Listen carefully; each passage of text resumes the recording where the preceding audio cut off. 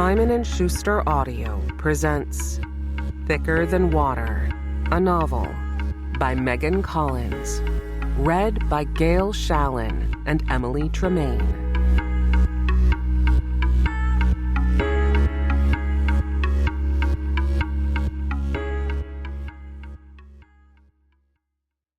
In memory of Nicole Whitfeld, who spoke with strength and stunning clarity, lending her voice to those who had not yet found their own, and who was fiercely defiant in the face of injustice. Chapter 1. Julia. We don't talk about the wallpaper. Not its age, 30 years, hung there by Sienna and Jason's mother when they were still in grade school. Not its condition, faded in places, peeling in others. Not even its pattern. Fist-sized splotches of blood. "It's not blood," Sienna said the one time I mentioned it, 2 weeks into my marriage to her brother. Her eyes tightened with irritation, and that was enough for me to clamp my reply between my teeth. She was right, though. It isn't blood. It's roosters. Dark red roosters with bulbous chests and feathery combs, stamped onto gauze white paper that lines the family room walls.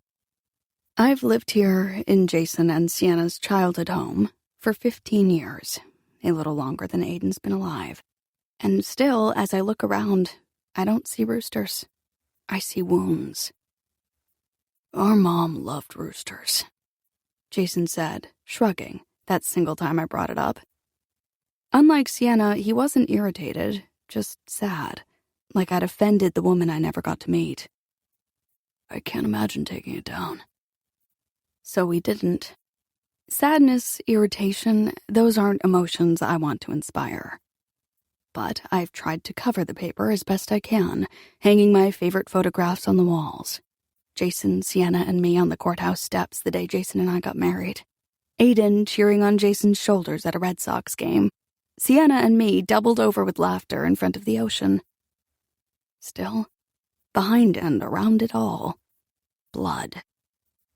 "Jules, are you listening?" Sienna asks now. "These people think a woman did it." It being murder. The reason I'm watching the walls instead of the news. On Friday night, someone stabbed Jason's boss, Gavin Reed, then smothered him before sewing up his lips like a rip in a seam. "Only a woman has that much anger," Gavin's neighbor tells the reporter, averting her gaze. Just before the camera cuts away, it catches her swallowing, and in that swallow, there are words left unsaid. I recognize it immediately, her stuffed-down silence. Another neighbor, a man this time, agrees the murderer was female. He chuckles before launching his opinion. "Everyone's still all Me Too these days. He probably called her sweetheart or something." Sienna scowls at the TV. Fucker. Gavin's murder has been the lead story in Connecticut ever since his body was discovered 2 days ago. Like these neighbors, people have been quick to theorize, desperate to make sense of it, how a successful, respected businessman can turn up dead. And not just dead. Sewn. We're breaking the rules, I say. Movie night is for movies, not TV, not even the made-for-TV movies we like to dub with our own script. Sienna's specialty is turning crime stories into sitcoms. I like making every character Swedish. But when we turned on the TV and heard Gavin's name, Sienna stiffened, and my eyes drifted. The roosters snagging my gaze. "Shh," Sienna says. The reporter is reminding viewers of the facts of this case. Gavin Reed's body was found in the backyard of his lake house. He was 40 years old, owner of Integrity Plus Home Services, a home improvement company he took over after his father's death 6 years ago. Gavin was last seen leaving a regional sales conference. Jason's conference, I reflexively think. On Friday.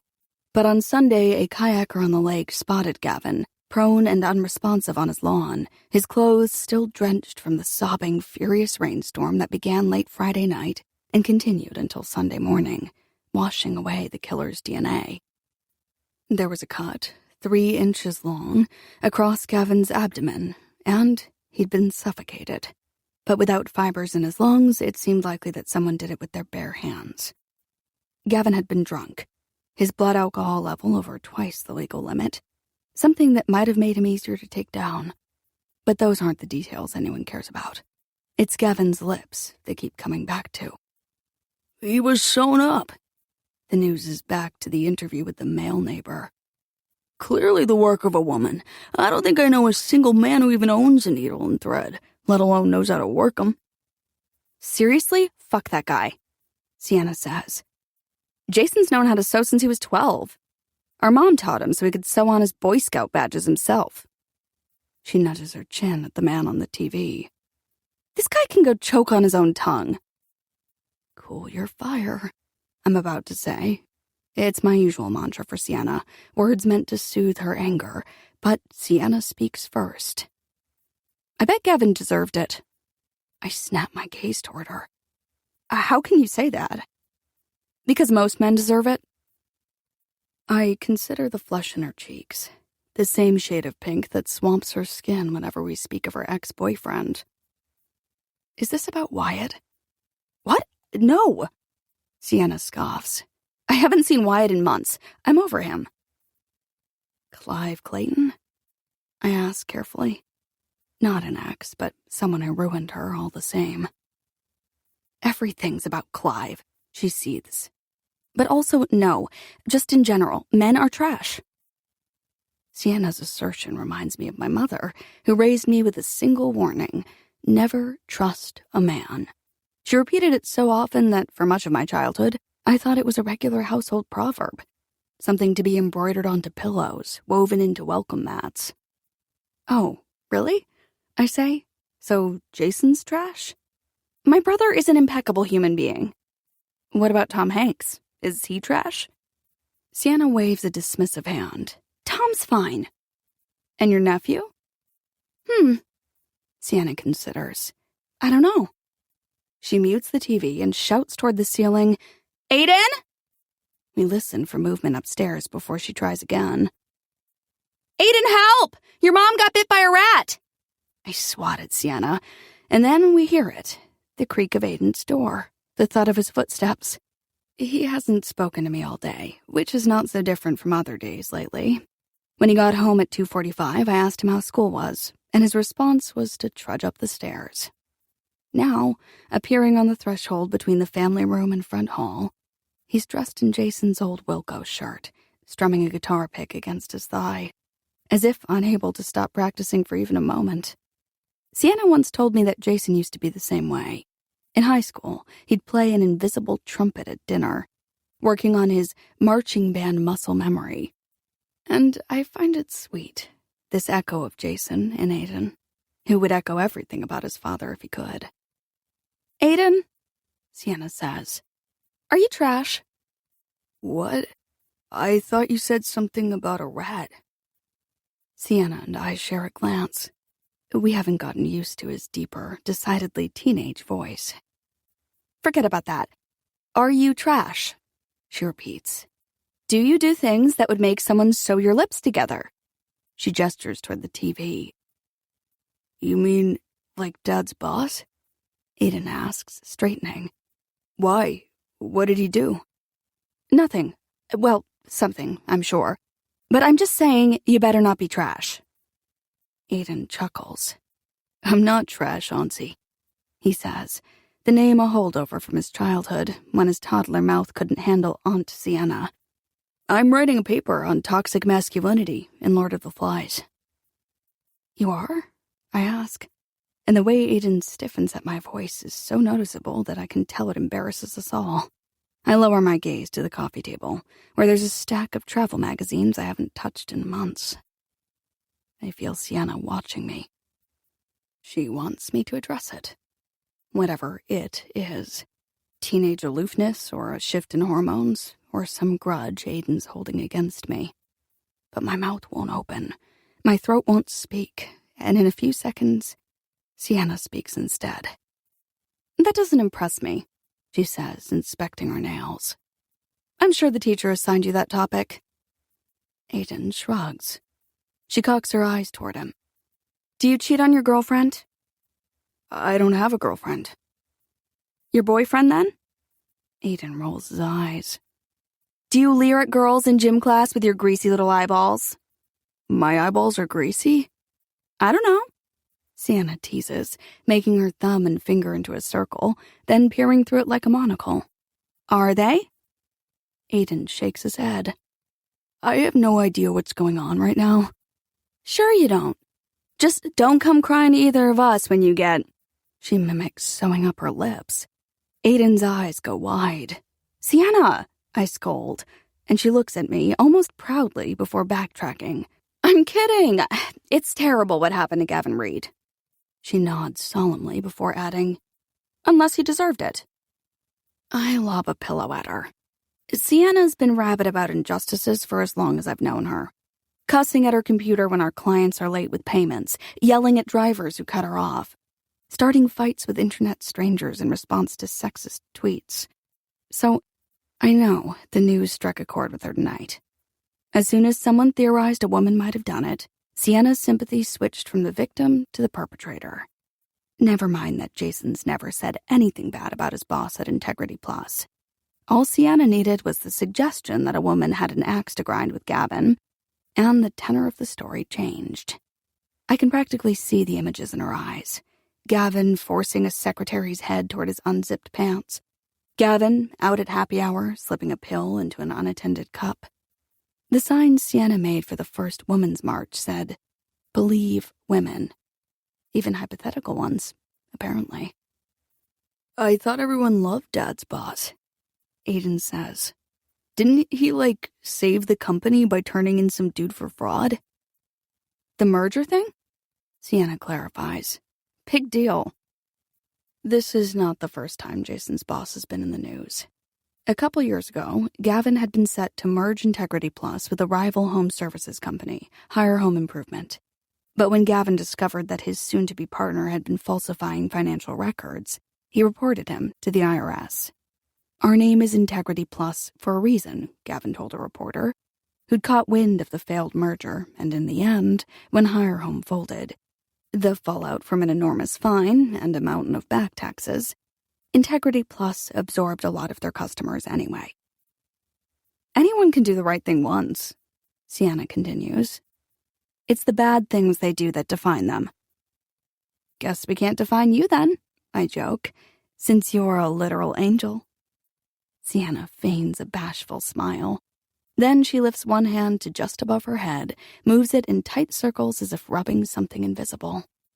I'm polishing my halo, she explains. It's very pretty. Here. Sienna mimes, plucking the halo from the air and placing it above my head. You should borrow it, since you're an angel too. And your halo is... at the cleaners, she improvises.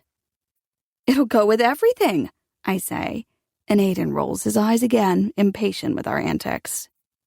Can I go now? He asks. Sienna dismisses him with a wave. Aiden takes a couple steps, but stops before turning the corner. Without looking back, he asks, When's Dad getting home? It takes me a moment to realize he's addressing me. Oh, probably not for another hour.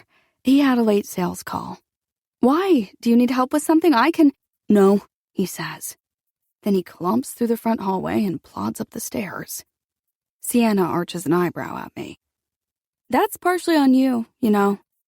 What is? That. She gestures to the space where Aiden stood. You need to speak up. Tell him he's being weird and dismissive and it's bumming you out. I shake my head. I don't want to make it worse. Jules, did you learn nothing from Liar Liar? We just rewatched it. She shoots her arms above her head, affects Jim Carrey's shrill, victorious voice from the final courtroom scene. And the truth shall set you free! He could be depressed or something, I say, and I'm not sure how to navigate that. I've been thinking I should call his doctor. Sienna drops her arms. Maybe. What's Jason say?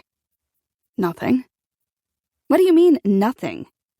I haven't brought it up. And he hasn't seemed to notice. He's been distracted lately. Even before what happened to Gavin. He's up for that big promotion. Although who knows if that'll even be a thing now that his boss is dead. And he and I stopped myself from mentioning it. The night in December that unraveled something between us. And you and him what? Sienna asks. She never misses when I swallow my words. Jason and I haven't spoken of it much, except for his assurances that I'll make things right. Still, it's shadowed our interactions for months. Quiet dinners, Aiden's head shooting between us as if keeping score of our silence. The flinch of my hand whenever Jason reaches for it.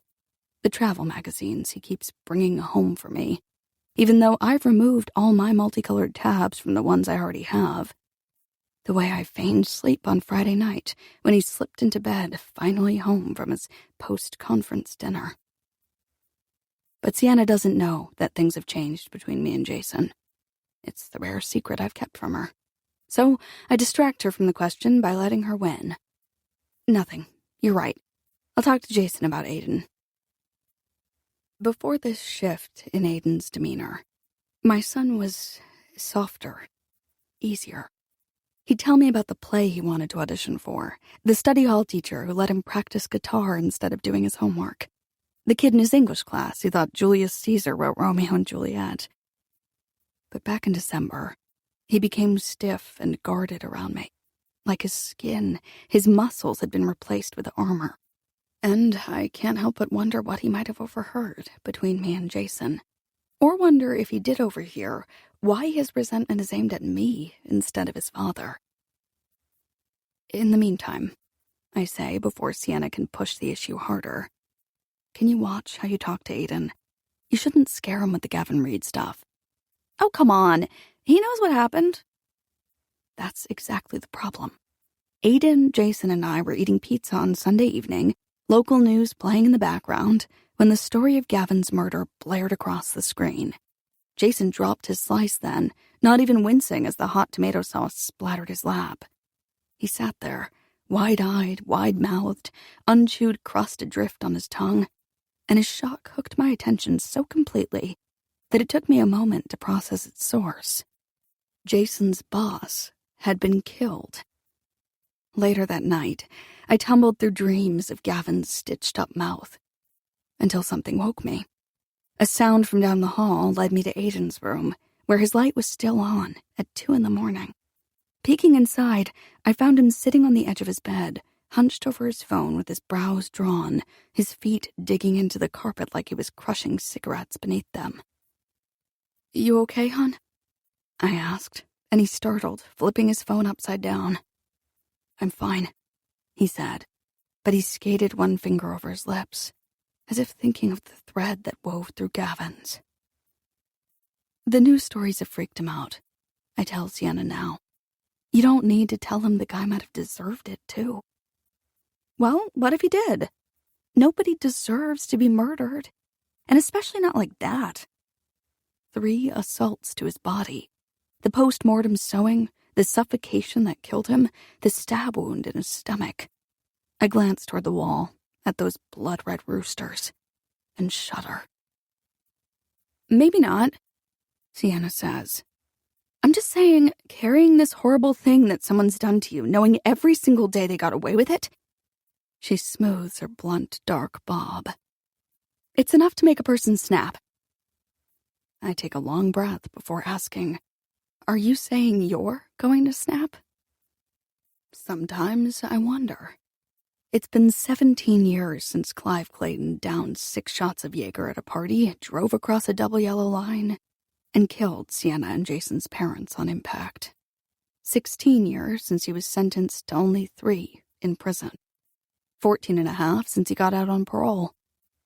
But it was just last week, working on the splash page for a new A&A client, that I saw Clive's Instagram among the open tabs in Sienna's browser. And yesterday, Sienna scowled at a post about his new car, a growl low in her throat. "No, I won't snap," Sienna says. "I have you." She boops my nose. But not everyone has a Julia to hold them together. She reaches for my hand, and it takes less than a second for our fingers to lock together, perfectly grooved to each other like gears in a machine. The first time we held hands like this, we'd known each other less than 2 hours. We were 22, Jason 24, and I was pregnant, though nobody but Jason and I knew that yet. I'd only been dating him for 3 months, and I was hoping that meeting his sister would solidify a connection with him. I liked him, of course, was probably going to love him, but everything had happened so fast, and his proposal had been with a twist tie shaped into a ring. I wasn't wearing it the night I met Sienna, dinner at Olive Garden, because I hadn't answered him yet. I'd only kissed him when he asked, smiled without my teeth, and told him I'd think about it. The dinner was awkward to start. Small talk and small laughs. When the waitress asked what I'd like to drink, I was about to second Sienna's order of a Cosmo. Maybe it would relax me, turn me into someone more interesting to Jason's cool, tall sister with the blistering blue eyes. But then I remembered the 2 lines on the pregnancy test, shaped like a road I'd travel forever. And I switched to cranberry juice. So we went on. Small talk, small laughs, until Jason, spearing a tomato with his fork, proclaimed, "These are good potatoes." At Jason's fumbled word, Sienna and I looked at each other, sharing a panicked gaze as we struggled to pinch back our laughter, our mouths filled with fresh sips. But as soon as Jason corrected himself so earnestly, "Tomatoes, I like these tomatoes," we exploded into simultaneous spit takes, spewing bright red juice all over our salads. The night rushed ahead after that, with Jason edging more and more toward the periphery. Sienna and I leaned toward each other, hunting for everything we had in common. We both love foods that are sweet and savory. We later dipped our breadsticks into the raspberry sauce on our cheesecakes. We both graduated from UConn. Our names both end with A. A fact that Jason contributed dully, as if it barely warranted a mention. But Sienna and I latched onto it, latched onto each other too, our hands locking together for the very first time across the table. And 4 years later, when naming our 2-person brand development business, Sienna as designer and coder, me as copywriter, it took us only 3 minutes to decide on A&A brand. On the ride home from Olive Garden that first night, I said to Jason, "I love your sister."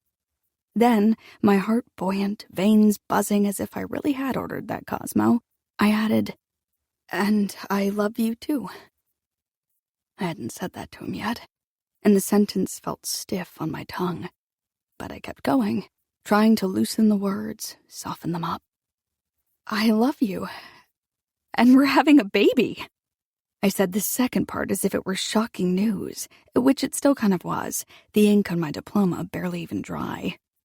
"I love you, and I think we should get married." I didn't allow myself to wonder. If I hadn't just bonded with Sienna so intensely, would I still be saying yes to Jason? Or, in time, would we decide to raise our son in separate houses, loving each other, but not in love? Jason jerked to a stop on the side of the road, cupping my face in his hands. He told me he loved me too. But then, because he knew about my mother, the phrase she'd repeated my entire childhood, drilling it into my head like an emergency phone number, he asked if I was sure. And briefly, like so many times before, I heard my mother's warning. Never trust a man. I silenced it with another kiss. Now, Sienna nods toward the TV, where the news has moved on from Gavin's murder. "We should start the movie," she says. "But first, potatoes." Since our initial Olive Garden dinner, Sienna and I have referred to food as potatoes. It doesn't matter what kind. Soup is potatoes, cupcake, potatoes, nachos, potatoes with cheese. Jason always rolls his eyes, but Sienna and I smile every time. "What do you want?" I ask. "Chocolate popcorn or pretzel cookies?" I need comfort food right now. Something to distract from the warning that's wormed its way back. Never trust a man. Never trust a man. My mother's been dead for 8 years, but in the wake of that December night with Jason, my laptop open between us, my fingers shaking as it aimed at the screen, I've been hearing it more and more. And every time, it's as clear and precise as if she's standing beside me, whispering it into my ear. Pretzel, Sienna starts, but my phone cuts in. The ringing fills the room like a siren. I squint at the screen, not recognizing the number, but pick up anyway. I have to answer unknown calls. Jason's always letting his cell phone die, forgetting to charge it or just not caring to. So there's always the possibility he could be calling from someone else's phone. But the person on the other end isn't Jason. It's a woman. And as she speaks, something turns off inside my head. I don't hear the caller's voice, or the ghost of my mother's, or even Sienna's as she registers my expression. What's wrong? Who is it? I read on her lips. I ask the woman to repeat what she said, and as I press the phone tighter to my ear, I can just make it out. Jason's name. Then, hospital. When I hang up, I say only this. Jason's hurt.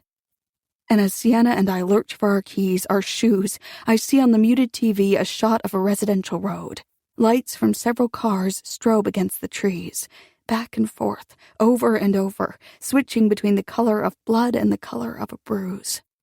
They're pulsing, insistent, will not be ignored. Blue and red, and blue and red, and blue, red, blue, red, blue. Chapter 2. Sienna. I don't recognize my brother. His face is bruised to deep indigo around his nose and eyes. There's an IV taped into place on his hand, which is specked with blood the nurses missed. A bandage circles his head, the gauze stretched tight, and his body is hooked to so many wires he looks like a fuse box. Strangest of all is his mouth, stuck open with the plastic tube snaked into his trachea. Julia and I stare at him, holding hands so tightly we feel each other's pulses. Julia's hammers, mine whips. The air in the ICU is colder than it should be, especially for April.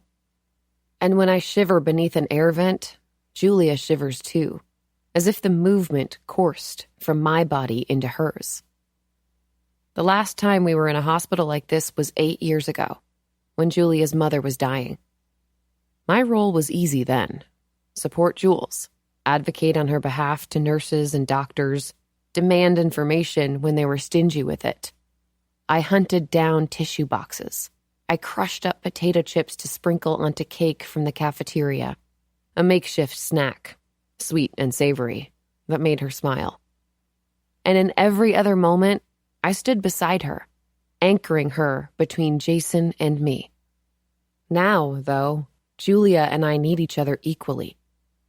Her hand in mine is the only thing holding me together as Dr. Brighton, a woman we've waited hours to see, explains the mechanics of Jason's crash. How he drove off the road and slammed into a tree. How his head snapped forward as his airbags deployed, breaking his nose and the bones around his eyes. How the paramedics intubated him at the scene. Was there another car involved? The question squeezes my throat. Identical to the one I asked 17 years ago, the night Jason called me at college to tell me our parents had been killed in a crash. It's a reflex. How quickly I picture Clive Clayton, his suit and smooth hair at the sentencing. My entire body clenches, waiting for the doctor to answer. Same as it clenched in the courtroom, waiting for the judge to speak. They said there were no signs of another vehicle, Dr. Brighton says, and I loosen, just a little. It's possible he was driving distracted, though. On his phone, maybe? No, I say, resolute. Jason doesn't text or call while driving. Jason hardly texts or calls at all. He treats his phone like it's the same one our parents bought him when he first got his license. An early, clunky model that was only for emergencies. Dr. Brighton continues, this time with technical stuff. And here is where her words dissolve for me, where each syllable is only a sound floating from her mouth, reaching me slowly, liquidly, as if I'm listening from underwater. Bilateral, subdural, hematoma. These are words from another language. When she says subarachnoid, I picture spiders, then blood spidering through my brother's brain. Because that's what Dr. Brighton is talking about. Brain bleeds, brain injuries. They have him in a medically induced coma now. The doctor emphasizes medically induced as if to soften the blow of coma. She tells us what drugs he's on, but the names mean nothing to me. Every morning, we'll turn down the anesthetic to reassess his neurological function, Dr. Brighton says, and at that time, we'll recalculate his GCS score. GCS? I'm not even sure which of us asks it, me or Julia. Dr. Brighton smiles politely. I see it in her face. She's explained this already. Glasgow Coma Scale. It's how we measure the level of consciousness in a patient after a traumatic brain injury. We nod. Right, one of us says. We'll repeat this process, Dr. Brighton adds, until he's responsive enough and breathing well enough on his own for us to take the tube out. And when will that be? I look at my brother, the blue mosaic of his face. Can he hear us talking? If I bent toward his ear, said, Hey, punk, I'm gonna freeze your bra if you don't wake up soon, would he want to roll his eyes, tell me that surely, in a hospital of all places, I can lay off him for a while? We can't say for sure, Dr. Brighton answers, and I can't promise anything, but we're hopeful we'll see improvement over the next few days. She leaves us then. No closure to the conversation. I crane my neck, watching through the doorway as she leans across the counter of the nurse's station, reaches for a cup that one of them holds out to her. When I hear laughter from Dr. Brighton or a nurse or some inconsiderate visitor, I grip Julia's hand like a stress ball. I can't believe this, Julia murmurs. She's staring at Jason, who's still unfamiliar, still bandaged and tubed like a goddamn extra on Grey's Anatomy. And what if she's wrong? What if he doesn't improve? Hey, we can't think like that. But the same questions pound through my head. I know, but he looks so bad, so wrong, almost like a stranger. He's not, though, I say. He's still Jason. Just the hospital chic version. New wardrobe, new color palette, new... My gaze lingers on the gauze around his head. Accessories. The joke, painfully inappropriate, doesn't land. Julia's face remains tight with anxiety. It's just, she says, what if that's it? What if he never wakes up and everything between us is still... She stops herself, and, like always, I can practically see the words she's forcing back. I don't know what they are or why she won't say them. I only know they're stuck inside her throat. Everything between you is still what? I prompt, picking up the scraps of her sentence. She shakes her head, already downplaying whatever it is. Jason and I have just had trouble connecting lately. He's been so busy with that promotion he wants, and you and I have been slammed with work, and we haven't spent much time together. Well, you will. Soon. He'll wake up and the two of you can get back to planning your big trip. You'll have tons of time to connect in Paris, and Venice, and Prague, and wherever else you've added to the list. Usually just the thought of their second honeymoon is enough to make Julia smile. When she and Jason got married, they were more concerned with affording a stroller and crib than a lavish vacation, opting instead for a couple nights at a Berkshire's cabin. But their 15th anniversary was in January, and Julie has been collecting travel magazines and curating Pinterest pages since at least their 10th, all in preparation for their European tour later this year. Now, though, Julia's face darkens even more, as if I've only reminded her of something else she might lose. He's going to be okay, I assure her. Assure myself, too, because it's difficult to fathom okay with Jason's body laid out like a corpse in front of us. I lean closer to inspect his face. Did our parents look like this? Purple and bloated, after Clive Clayton drove drunk and killed them? Or did the stopping of their hearts keep their capillaries from breaking, their blood from pooling? By the time I saw them in their coffins, they'd been scrubbed clean, made up, had their organs scooped out. Only their fingertips, tinted the faintest blue, outed them as dead instead of sleeping. He has to be okay, I insist, because I can't stop thinking about Clive Clayton. I know this is different, but... I pause as Julia squeezes my palm. I can't lose another family member to a car crash. Jason's the only reason I survived the last time at all. When our parents were killed, we inherited our childhood home, and my brother urged me to ditch my campus apartment to stay with him there. I only lasted a few weeks in my old bedroom, haunted by phantom echoes of my parents. But during that time, Jason shelved his pain to make space for mine.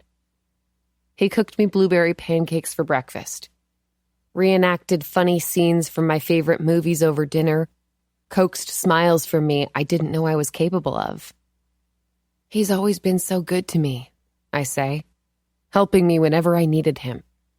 And I can't do anything for him now. With her free hand, Julia strokes Jason's arm, careful not to disturb his IV. Then something like a laugh gurgles in her throat. What? I ask. Nothing. It's not appropriate. Say it. It's just that story you guys tell, about him putting dead bugs on your pillow. Don't forget how he also named them, so I'd feel sad about throwing them out. Julia rubs the space between her eyes. Another laugh escapes her, breathy this time. You said he's always been so good to you, and that popped into my head. The bug pillows, which is not being good to you. A chuckle punches out of me. To be fair, I put bugs on his pillow first. She's right, though. As kids, Jason and I tortured each other. I'd spit in his cereal bowl. He'd spit on my toothbrush. I'd hide the controllers to his video games. He'd hide under my bed and grab my ankles. In the backseat of our parents' car, we were always poking and pinching each other, twisting each other's arms. But you know what I mean, I say. He's been good to me since Clive. Julia nods. She knows this story, too. Knows I'm not thinking of my parents' crash anymore. I'm thinking instead of a night 6 years before that. The first time Clive Clayton tried to wreck my life, and the night that changed everything between Jason and me. Something beeps on one of his machines, yanking me from the edge of that memory. A nurse bustles in to fiddle with Jason's IV, check his tube, press something on his monitor before exiting with a smile. I'm jealous of her knowledge, her easy ability to quiet a machine, keep my brother breathing. Oh, God, Julia says, startling. I have to call Aiden. It's been hours. Earlier, as we scrambled out the door, Julia yelled up to him, voice choked with fear, to come down for a minute. Instead, he stayed at the top of the stairs, staring at us warily, and Julia told him that Jason had an emergency, that she'd call when we knew more. It's okay, I say. He's probably asleep by now. Julia shakes her head. He was up late the other night, 2 a.m, on his phone. For all I know, he's up late all the time now. He's a teenager. That's what teens do. She stops, mid-ramble. With the hand not holding mine, she grabs her phone then gapes at it like she has no idea what it's for. She looks at me, hazel eyes wet and red. What do I say? Even now, I test her. 1, 2, 3. I count like this, slow and steady in my head, whenever I'm hoping she'll find her own words and feel confident enough to speak them herself. Normally, I make it the whole 3 seconds, uninterrupted, which always disturbs me a little. The way she's so content to be quiet, to keep such distance between her thoughts and words. This time is no different. On 3, she's still just blinking at me, lashes dewy with tears. For now, just text him that you're on your way back. Julia's gaze darts toward Jason. I can't leave. Not yet. You heard what the nurse said earlier. They recommend we go home overnight. I'll stay, though. You go tell Aiden in person. And try to get some sleep. Jason would want that. But what do I say? Julia asks for the second time, and I give her a script, parceling it out slowly so she can rehearse each phrase aloud. When she repeats the final sentence, don't worry, Dad will wake up soon. It comes out shaky, unsure. You've got this, I say. Drive safe. I'll call you if anything happens. But our hands won't come unclasped. We look at them, then look at each other. And when we separate our fingers, slowly unstick our palms, it's like we're ripping stitches that have sewn us together. Just before she leaves, we hear a couple nurses in the hallway, gossiping about Gavin Reed. We share a final glance, and I know Julia is thinking the same as me. It was only hours ago we were talking about Gavin ourselves. But with Jason in this bed, hooked to these machines, his boss's murder no longer has anything to do with us. So they stabbed him, suffocated him, and sutured his lips? One of the nurses says. Why all 3? And why bother with the mouth at all when they'd already killed him? I don't know, another answers. But speaking of mouths, that cut on his abdomen, I hear it looked like a smile. 24 hours after we first arrived at the hospital, my brother's condition remains unchanged. We've spent the day staring at Jason, pinching off bites of muffin from the vending machine, walking loops around the long hallways, just to feel our legs again. Not once today have Jason's eyes so much as flicked, with dreams beneath his lids.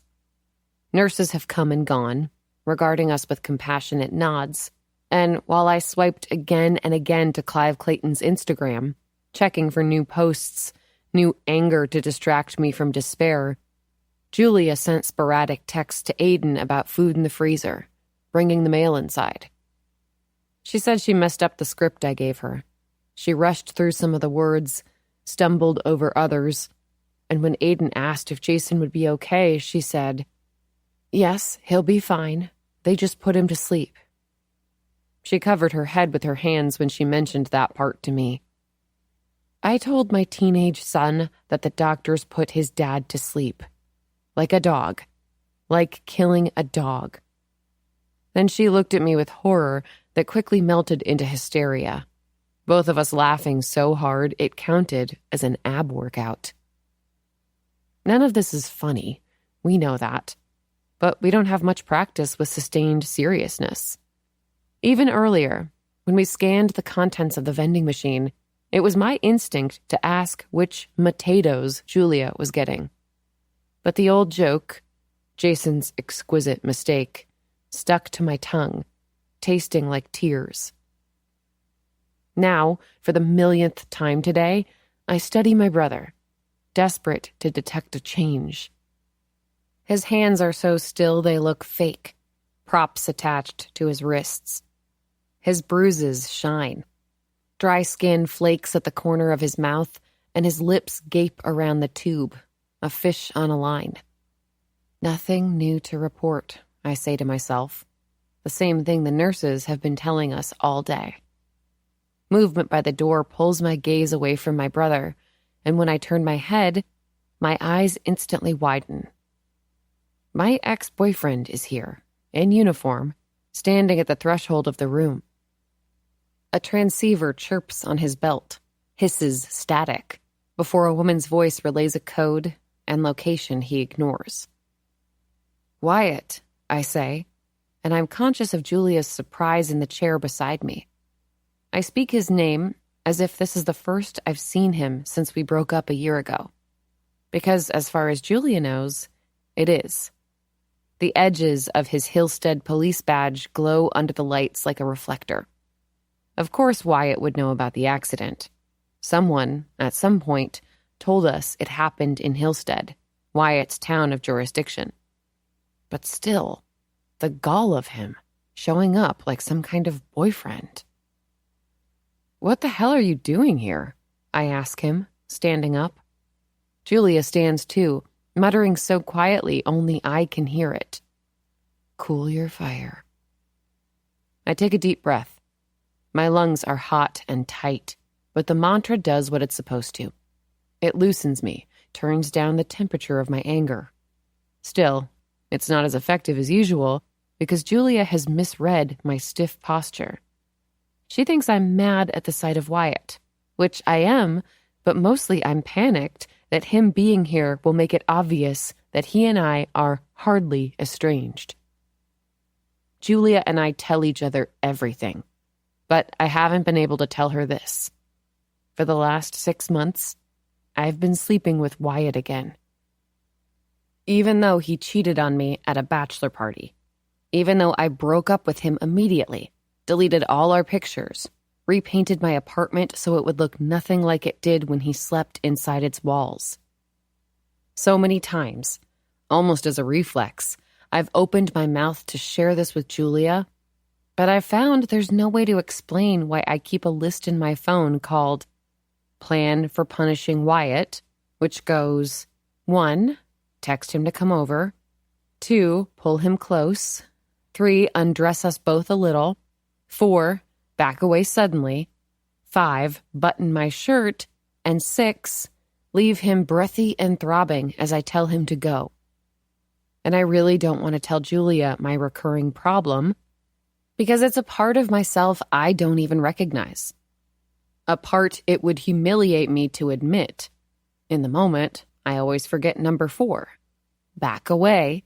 And then the next thing I know, I've got my legs clamped around Wyatt's hips, my teeth sinking into my bottom lip, his words hot against my ear. "I've missed you, C. I miss you all the time." "Sienna," he says now, and I'm relieved he's using my full name for Julia's benefit. I've made clear to him that she needs to think we're still estranged. "I've been calling you." Julia shoots me a puzzled glance. Every time Wyatt's name lit up my screen today, I flipped the phone upside down. "And I've been ignoring you," I say. But there was part of me, damn it, that had wanted to pick up, wanted to place my pain in Wyatt's hands. "In case you can't tell," I add, "I'm busy." Wyatt looks over my shoulder, his eyes landing on Jason, comatose and discolored, and he swallows. He lingers on my brother for a few moments, then shakes his head. But the expression on his face isn't one of sympathy. It's the one he wore that night he confessed to cheating on me. It's a mix of anguish and dread, a crinkle around the eyes that usually accompanies his laughter, but on that night was the wince of knowing he had to hurt me. "I'm actually here," Wyatt says, "on official business. The calls were, I wanted to warn you." "Warn me about what? Is this about the crash? Did they find out somebody hit?" No. Wyatt turns to scan the hallway before facing us again. "Listen, Beck's in the bathroom. I was supposed to wait for him, but..." "Beck? The detective?" Jerry Beck, one of Wyatt's colleagues. I hung out with him several times over the 2 years Wyatt and I dated, department barbecues where I was a reluctant +1. and his presence, loud and commanding, desperate to be the smartest person in the room, always rankled me. But why is he here? "Spit it out," I say when Wyatt hesitates, and my heart thrashes, an echo of the night he told me about the woman at the bachelor party, whose name he didn't even remember, whose body he only knew he entered because of the condom he woke up wearing in her bed. "It's not even supposed to be me," Wyatt says. "I'm only here because Sam's kid got sick, but God, I don't want you to hear it from Beck first, so I... For fuck's sake, Wyatt. Jason's a suspect." Julia and I exchange a look, brows equally furrowed. "A suspect?" I repeat, whirling back to Wyatt. "A suspect for what?" He rubs the back of his neck, shifts from side to side. "The murder of Gavin Reed." Chapter 3. Julia. I choke on my own gasp. "What the hell, Wyatt?" Sienna says, pounding on my back. "Is this a joke?" "I wish it was." Wyatt watches me, waiting for my fit to pass. When I gulp in a breath, then successfully push it out, he continues. "But with the crash yesterday, they found evidence linking Jason to Gavin Reed." "Of course he's linked to Gavin Reed," Sienna hisses. "Gavin's his boss." Wyatt glances into the hallway, sweeping it with his eyes. "They found a knife in Jason's car that..." "You mean his pocket knife? Our dad gave it to him. He carries it everywhere." "They found traces of blood on it." Blood? Jason uses that knife to tighten screws on Aiden's desk, to open packages, to snip loose threads from his sweaters. "And the blade itself," Wyatt adds, "is consistent with Reed's wound." My mouth pops open again, but nothing, neither words nor air, comes out. "So?" Sienna says. "Now everyone with a pocket knife is a suspect?" "No, but..." Wyatt lowers his voice. "They also found Gavin's phone in Jason's car." I stare at Wyatt, forcing myself to breathe. But Sienna takes only a second to absorb this information. "That makes my brother a murderer?" "No," Wyatt says. "It makes him a suspect." "Yeah, of murder. That's what you said. That my brother, the same guy who had to close his eyes during the Red Wedding on Game of Thrones, somehow stabbed his boss? And smothered him? And stitched up his lips?" Wyatt shakes his head. "All they have right now is the knife and the phone. They've submitted the blood for testing. They should know within a few days if it's a match, but..." "It won't be," Sienna cuts in. "But for now," Wyatt continues, "protocol dictates that..." "I don't care about your protocol. Wyatt, you know Jason." "How well do you know this man?" I touch my left temple, where my mother's voice rings loudest. It's what she said to me years ago when I told her I was marrying Jason, defying her warning to never trust a man. A conviction she clung to after marrying my father at 21, then losing him at 22 when he went out for diaper cream and never came back. For most of my childhood, my mother wore her misery and regret like a too-tight wedding ring. And instead of confetti or well wishes, she threw doubt on my decision to commit to Jason. "I understand there's a baby involved," she said. "But really, Julia, how well do you know this man?" It disturbs me how the question comes back to me now, as Sienna's ex-boyfriend, an officer of the law, informs us that Jason is somehow, impossibly, a suspect in a murder investigation. A voice rumbles in the hallway, where a stocky man with salt and pepper hair leans across the nurse's station. Wyatt whips his head toward the sound, then back to Sienna, piercing her with his stare. "Try to be calm when Beck's here," he whispers. "Otherwise, he'll keep you in the dark." He turns toward the man, Beck, apparently, who's approaching us now. "I figured I'd wait for you up here," Wyatt says. "No problem." I saw a doctor I knew from an old case on the way up, so it took me His gaze snags on Sienna.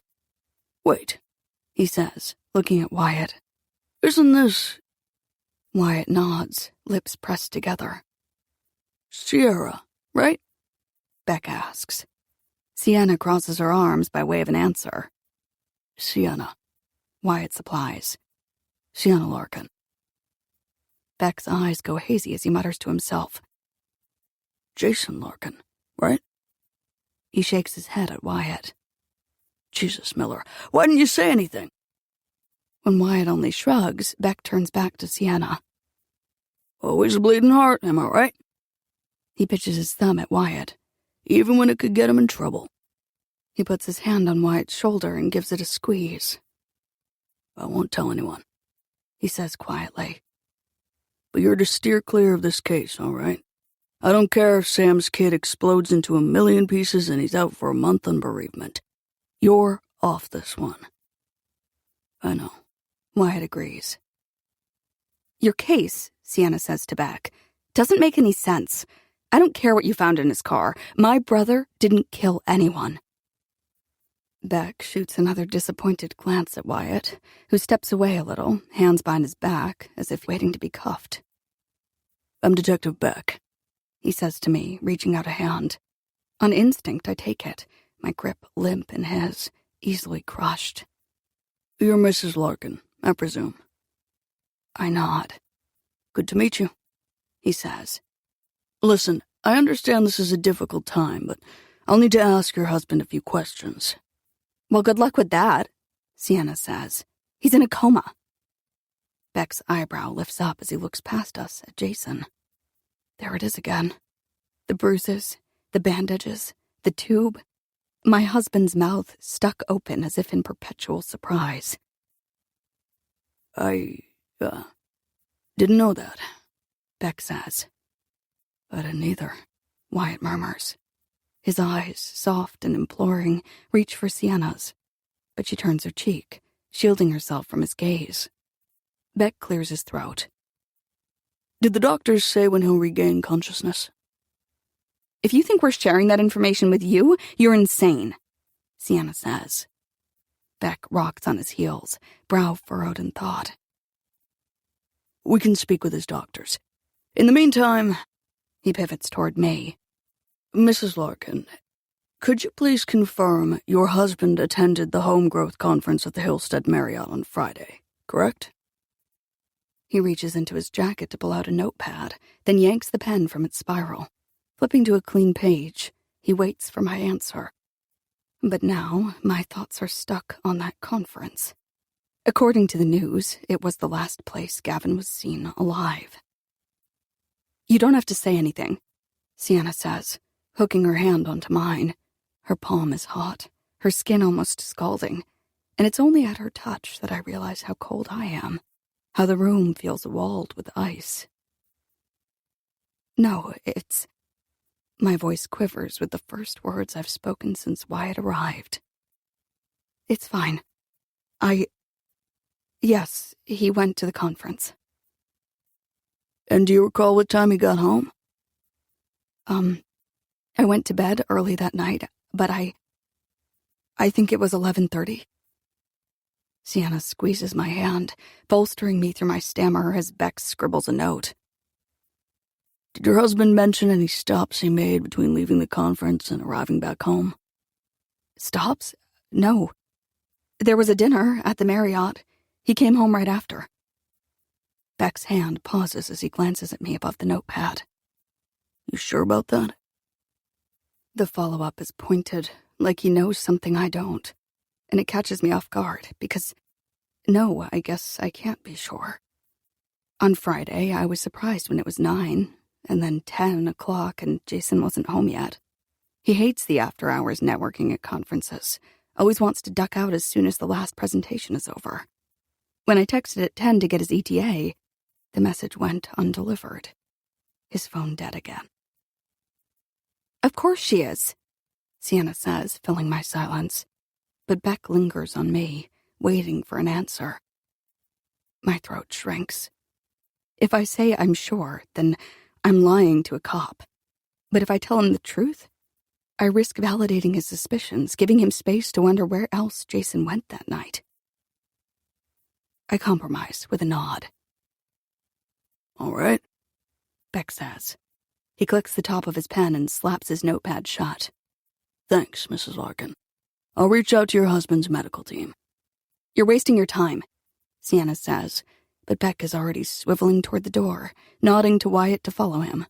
Wyatt hangs back, though, and Sienna continues her thought, aiming it at him instead of Beck. Jason has nothing to do with what happened to Gavin. He stretches out a hand, as if his instinct after all these months is still to touch her, but he drops it at the sharp lash of her gaze. Miller, Beck calls to Wyatt. let's go. And then we're alone again. Sienna and me, our hands knotted together. Jason laid out behind us like a body in a morgue. I never loved our house. As we pull into the garage, this is what I think of. Not Jason's coma, not the blood on his knife, not the dead man's phone in his car. The house is too big, too boxy, too similar to all the others in our town of Willow Creek. But when Jason first invited me to move in with him, I was soothed by the message it might send my mother. See, it doesn't matter how well I know him, he's not going to leave me. He'd have to leave his own house, his own history, too. So I kept my opinions stored away like a box of childhood mementos I brought with me. I pretended not to mind the pea-colored tile in the master bath. Pretended it didn't haunt me to sleep in his parents' old room. Day after day, I looked at the rooster wallpaper downstairs and I said nothing, pretending it didn't look like a crime scene. For a moment, though, this house I don't love is a comfort, a thing unchanged when everything else is warped and wrong. There's the dent in the garage's drywall where Aiden, careening in from the driveway, crashed his bike when he was 8. There's the fort, stacks of brick and wood Jason helped him make in the corner at 10. And there's the spot, empty now, for Jason's car, which is smashed up somewhere, a gnarl of seats and steel. Evidence, apparently. I stare at the vacant space, lingering behind the wheel even as Sienna rips off her seatbelt beside me. Come on, she demands. Numbly, I follow. Inside, Sienna slams her purse onto the counter. This is so stupid, she says, a proclamation she threw out repeatedly on the drive back. Who the fuck does Beck think he is? Cool your...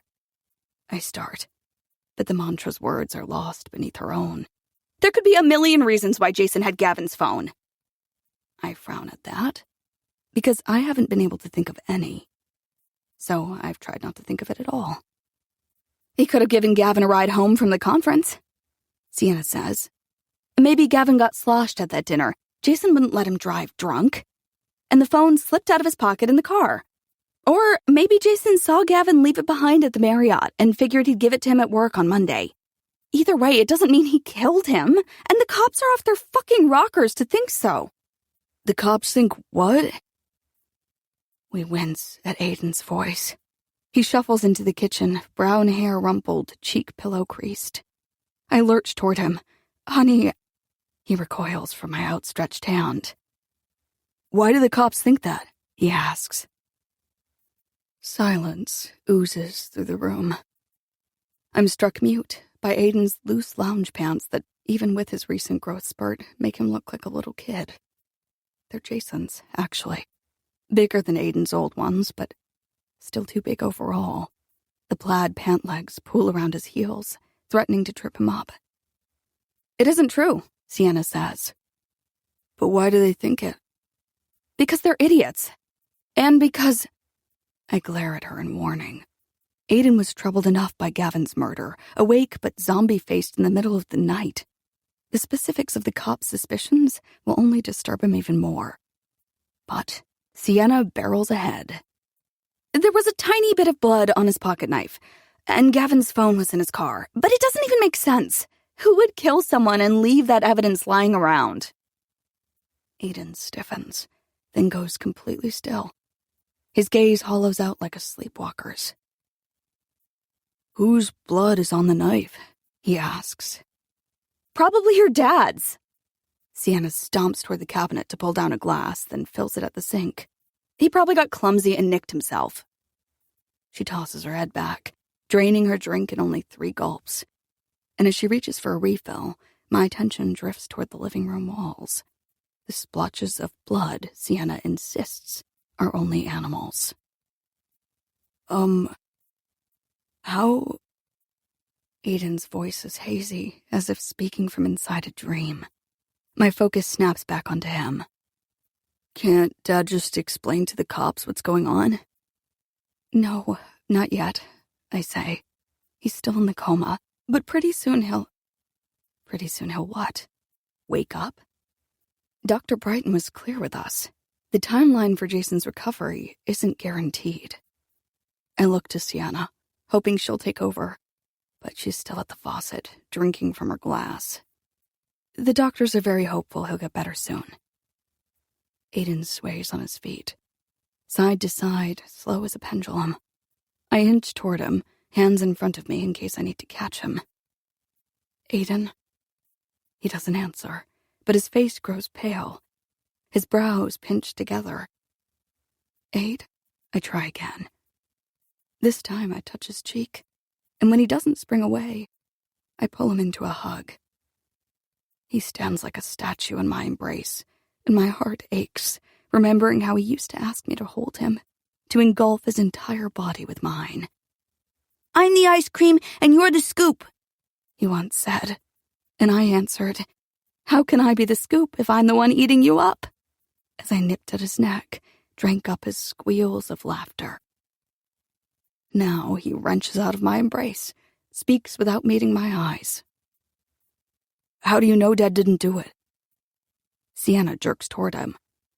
Do what? Kill his boss? Aiden nods, and I step away from him, blown back by the question.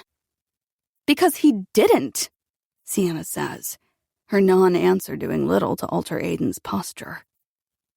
Because he's Dad, I try. Because we know him. Because Jason would never hurt someone. Quite the opposite. He obsesses over keeping people safe. He bought me an escape tool for my car on the off chance I ever drive into a lake and need to break the glass. He mostly ignores his own phone, but he figured out how to set up parental controls on Aiden's so if our son ever edges too close to danger, we'll be alerted. And it's not just with us. He missed Aiden's 5th birthday party because he witnessed a hit and run. And even after the police took his statement, he drove to the hospital, sitting vigil for the victim, who was a 20-year-old woman with no family in the area.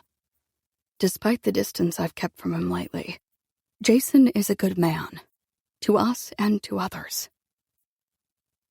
Maybe you don't know him as well as you think you do, Aiden says. The sentence clangs inside me, ringing a bell whose sound is too familiar. What? Sienna says. Why would you say that? The hair on my arms lifts up, hundreds of tiny antennas. He knows. Our walls aren't particularly thick. He easily could have heard Jason and me the night we fought in December. I tried to be quiet, to say as little as I could, but my voice was shrieky with the shock of my discovery. $10,000 missing from our bank account. It was almost a fluke that I noticed it at all. Jason handles our bills and transfers. It's not very often I log into the accounts. But our 15th anniversary was approaching, and I was eager to finally start booking the second honeymoon Jason had promised me since our 10th. That year, we marked the occasion with takeout at home, candles on the table, an impromptu slow dance in the kitchen. Then, in a whisper against my ear, Jason told me he'd opened a new bank account, one specifically allotted for the big multi-city European vacation I'd always dreamed of. Growing up with a single mother who could barely afford vacations in New England, let alone other countries, I never had a chance to travel. And after we had Aiden, the farthest we went was Virginia Beach. But Jason planned to change that. He told me he'd already deposited his recent bonus in the new account, and for the next 5 years, we'd save as much as we could. I want to dance with you, he said, his palm warm on my back. just like this, in as many countries as I can." The line was clearly rehearsed, but still so sweet. And it reminded me that I'd been right 10 years before to commit to a man I'd only known for a handful of months. But this past December, I was checking the account's balance. And instead of all deposits, I saw a stunning withdrawal. Its zeros lined up like beads in an abacus. I pointed it out to Jason, at first imagining that he'd booked our trip himself, planning, perhaps, to give me the itinerary for Christmas.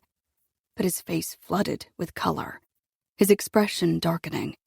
And I knew then, before he explained anything, that whatever he'd done with the money was not a surprise, but a secret. Instantly, my mother's voice, bitter and suspicious, barged into my head. Never trust a man. He called it a bad investment, one that had been pitched to him as a sure thing, a way to double what we'd saved. Well, then uninvest, I say. Get the money back. We can't go anywhere with this. I gestured to the amount left, barely enough for plane tickets, and Jason paused for a long time, chewing his bottom lip, something like fear streaking through his eyes. Then he told me that someone had screwed him over. Those were his words. "He screwed me over. The money's gone. I'm so sorry." And he got on his knees in front of me like a strange proposal, promising to fix it, to work like hell to get the promotion he was up for, the salary of which would earn back our honeymoon money in no time. Since then, I haven't asked him more about it.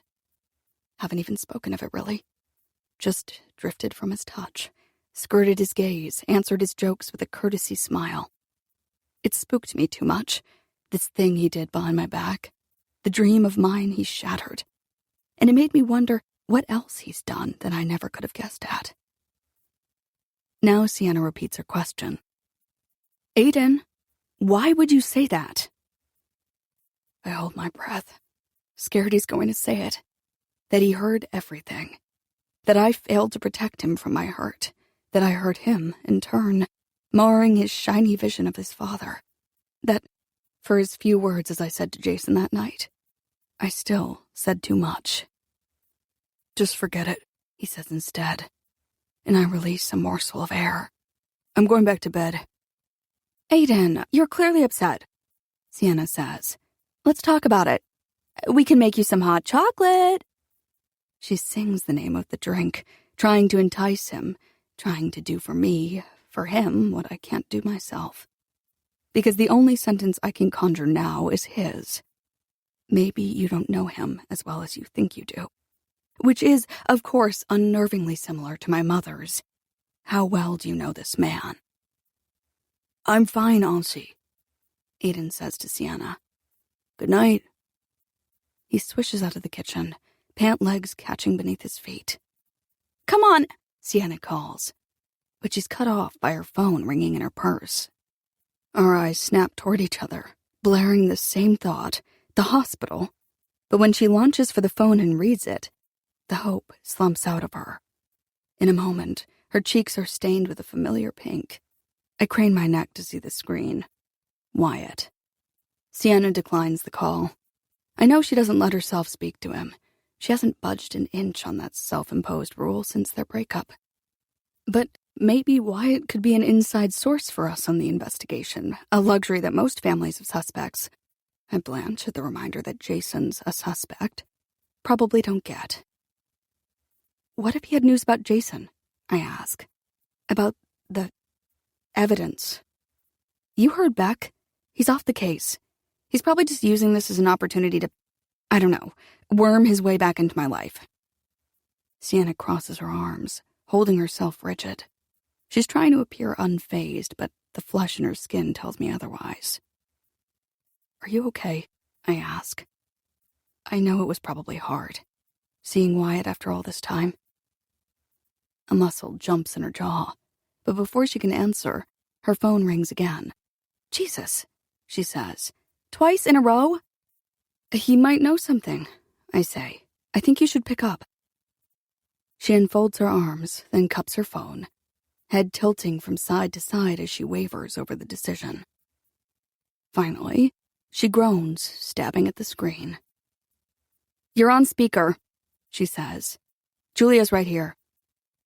It's an odd cut to the chase greeting, but then again, any exchange with Wyatt probably feels too long for Sienna. "Oh, hey," Wyatt says. "Do you know something?" she says. "Did the blood come back on the knife?" No. That'll probably be a few days. I wanted to tell you something before I left the hospital, but Beck had me on a short leash after warning you about the evidence." "Okay, well, what? Why are you calling?" There's a hiss of static as Wyatt blows out a breath. "I think you should get a lawyer." Chapter 4. Sienna. On Thursday morning, Gavin Reed is everywhere, in posts on the Nextdoor app. "Be careful, everyone. That stitched-up mouth? That screams serial killer to me. I wouldn't be surprised if..." On the TV in the hospital lobby. Police say they're continuing to follow leads, and while they don't believe Reed's killer poses a threat to the public, they're cautioning. On the lips of people in the cafeteria. "The woman who does my hair? Her father-in-law lives on the victim's street, and he said he's seen someone skulking around at night, and I just know it's..." But inside Jason's room, Julia and I haven't mentioned Gavin's name. We've been too busy watching the nurses, beaming them hopeful looks whenever they check on Jason, then deflating when they note no changes in his condition. We've also been pecking at our laptops, fielding messages from clients we've ignored over the past couple days. In between, I've been on my phone, waiting for it to glow with one specific call, and fuming over Clive's Instagram. Early this morning, he posted a picture where he's crouched beside his toddler daughter, his back to the camera, pointing at the sunrise like his kid couldn't find the sky without him. "Light of my life," he captioned it. And as I scan it again now, I feel the sun in every part of my body. A nuclear fusion setting me on fire. How dare he enjoy one moment with his daughter when my parents can't enjoy any with theirs? How dare he have any light at all, other than the kind in prison cells? I picture him in a space like that, dim and desolate, and try to relish the image. But too quickly, it gets away from me, morphing to a moment from my freshman year of high school. Clive's voice in the dark. A postered wall, my pulse thumping. First to some distant music, next to some internal alarm. Then Jason, out of nowhere. "What are you doing?" Julia asks, cutting the memory short. My thumb hovers above Clive's head like a laser sight on a gun. I point the screen toward Julia, showing her the photo for the second time today. "Nope," she says, "back to work." Huffing out a breath, I set my phone aside, then force my attention back to my laptop. I groan at our inbox, where Dale Stapleton is impatient for an update on when his new splash page goes live. "What's the out-of-office message?" I ask. For our brother/husband is in a coma and the cops think he murdered someone, so give us a break for a while? "I wouldn't lead with brother/husband, Julia says. It sounds gross. I pout at her. "You don't want to be my sister wife?" "Ew, please stop." I chuckle deviously before turning back to the email. "I'm telling Dale we have a family emergency, and also that he can suck it." Julia's fingers pause on her keypad. "I know you're joking, but I also know you're stressed. So let's be careful not to have a Lashley incident." The reference tugs a smile for me. Ashley Latari was one of our first clients. She was getting her salon off the ground the same time Julia and I were learning how to run a business together. So far, our journey had been relatively bump-free. No surprise to us. Our closeness and complementing talents made us uniquely qualified for partnership. But when Ashley's check bounced, after we'd already sunk weeks into her project, my eyes burning from perfecting each pixel of her Lashley logo, I didn't even think. Just reached for my laptop, then funneled my rage into an email, caps lock engaged. When Julia caught sight of my screen, she gasped and grabbed my hand. "Cool your fire," she urged. And I took a moment, breathed in the mantra like it was oxygen, and deleted the draft so Ashley would never receive it. Not even moments later, our email pinged with an apology. "I'm so sorry, I think my check bounced. There was a delay on my recent deposit, but it's all set now. I'll drop off a new check today." Julia and I gaped at Ashley's message, processing the split-second sequence of events. "Oh my God," Julia said. "You almost blew up our business before it really began." Uh-huh, I said, not bothering to deny it. "That's a fair assessment of what just happened. But hey, this is why we're partners, right? So you can keep us unblown up?" Our eyes slid to each other and we shared an uneasy silence. Then we burst into laughter, giddy with relief at the near miss. "As long as Dale behaves," I tell Julia now, "I won't have to Lashley him." Her gaze dashes toward me to make sure I'm joking. On the armrest of my chair, my phone lights up. I slap my laptop shut. It's Lou. Lou Ackerman, my dad's old golfing buddy, and a defense attorney. Last night, I'd resisted Wyatt's recommendation to get a lawyer. Actually, according to Julia, I sniped at him about it. But the suggestion stabbed at me. How could Wyatt, whose life Jason literally saved one time when Wyatt choked on a hot dog, think that Jason was capable of murder? "That's not what I'm saying," he insisted. "But it's in Jason's best interest to have someone representing him before this gets worse." "Lou, hi," I say into the phone. "Did you talk to the cops? Did they give you anything?" When I spoke to him a few hours ago, he was shocked to hear that Jason was a suspect. "Jason's a good kid," Lou said, as if my brother were 13, not 39. But his next sentence, "Don't worry, I'll take care of him," relaxed my spine for the first time since Detective Beck trudged into Jason's room. Yeah," Lou says, voice deep and gravelly, just like I remember from my childhood. I switch to speaker so Julia can hear. "I'll be able to do more once the blood from the knife comes back, but in the meantime, do you know where Jason went on Friday night after the conference?" Julia and I hold each other's gaze over the phone. "He went home," I say. "We already told them that." Turns out that isn't true. Police have footage from the hotel security cams that show Jason leaving around 8:30 p.m. The cameras don't have the best view of the parking lot, so they can't tell what direction he went, just that he left at 8:30. Julia's forehead scrunches. Yesterday, she told Beck that Jason got home at 11:30. "We didn't know that," I tell Lou. "But I'm sure it's nothing.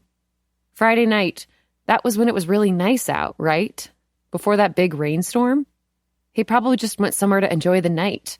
Or maybe he grabbed a beer with a coworker before going home."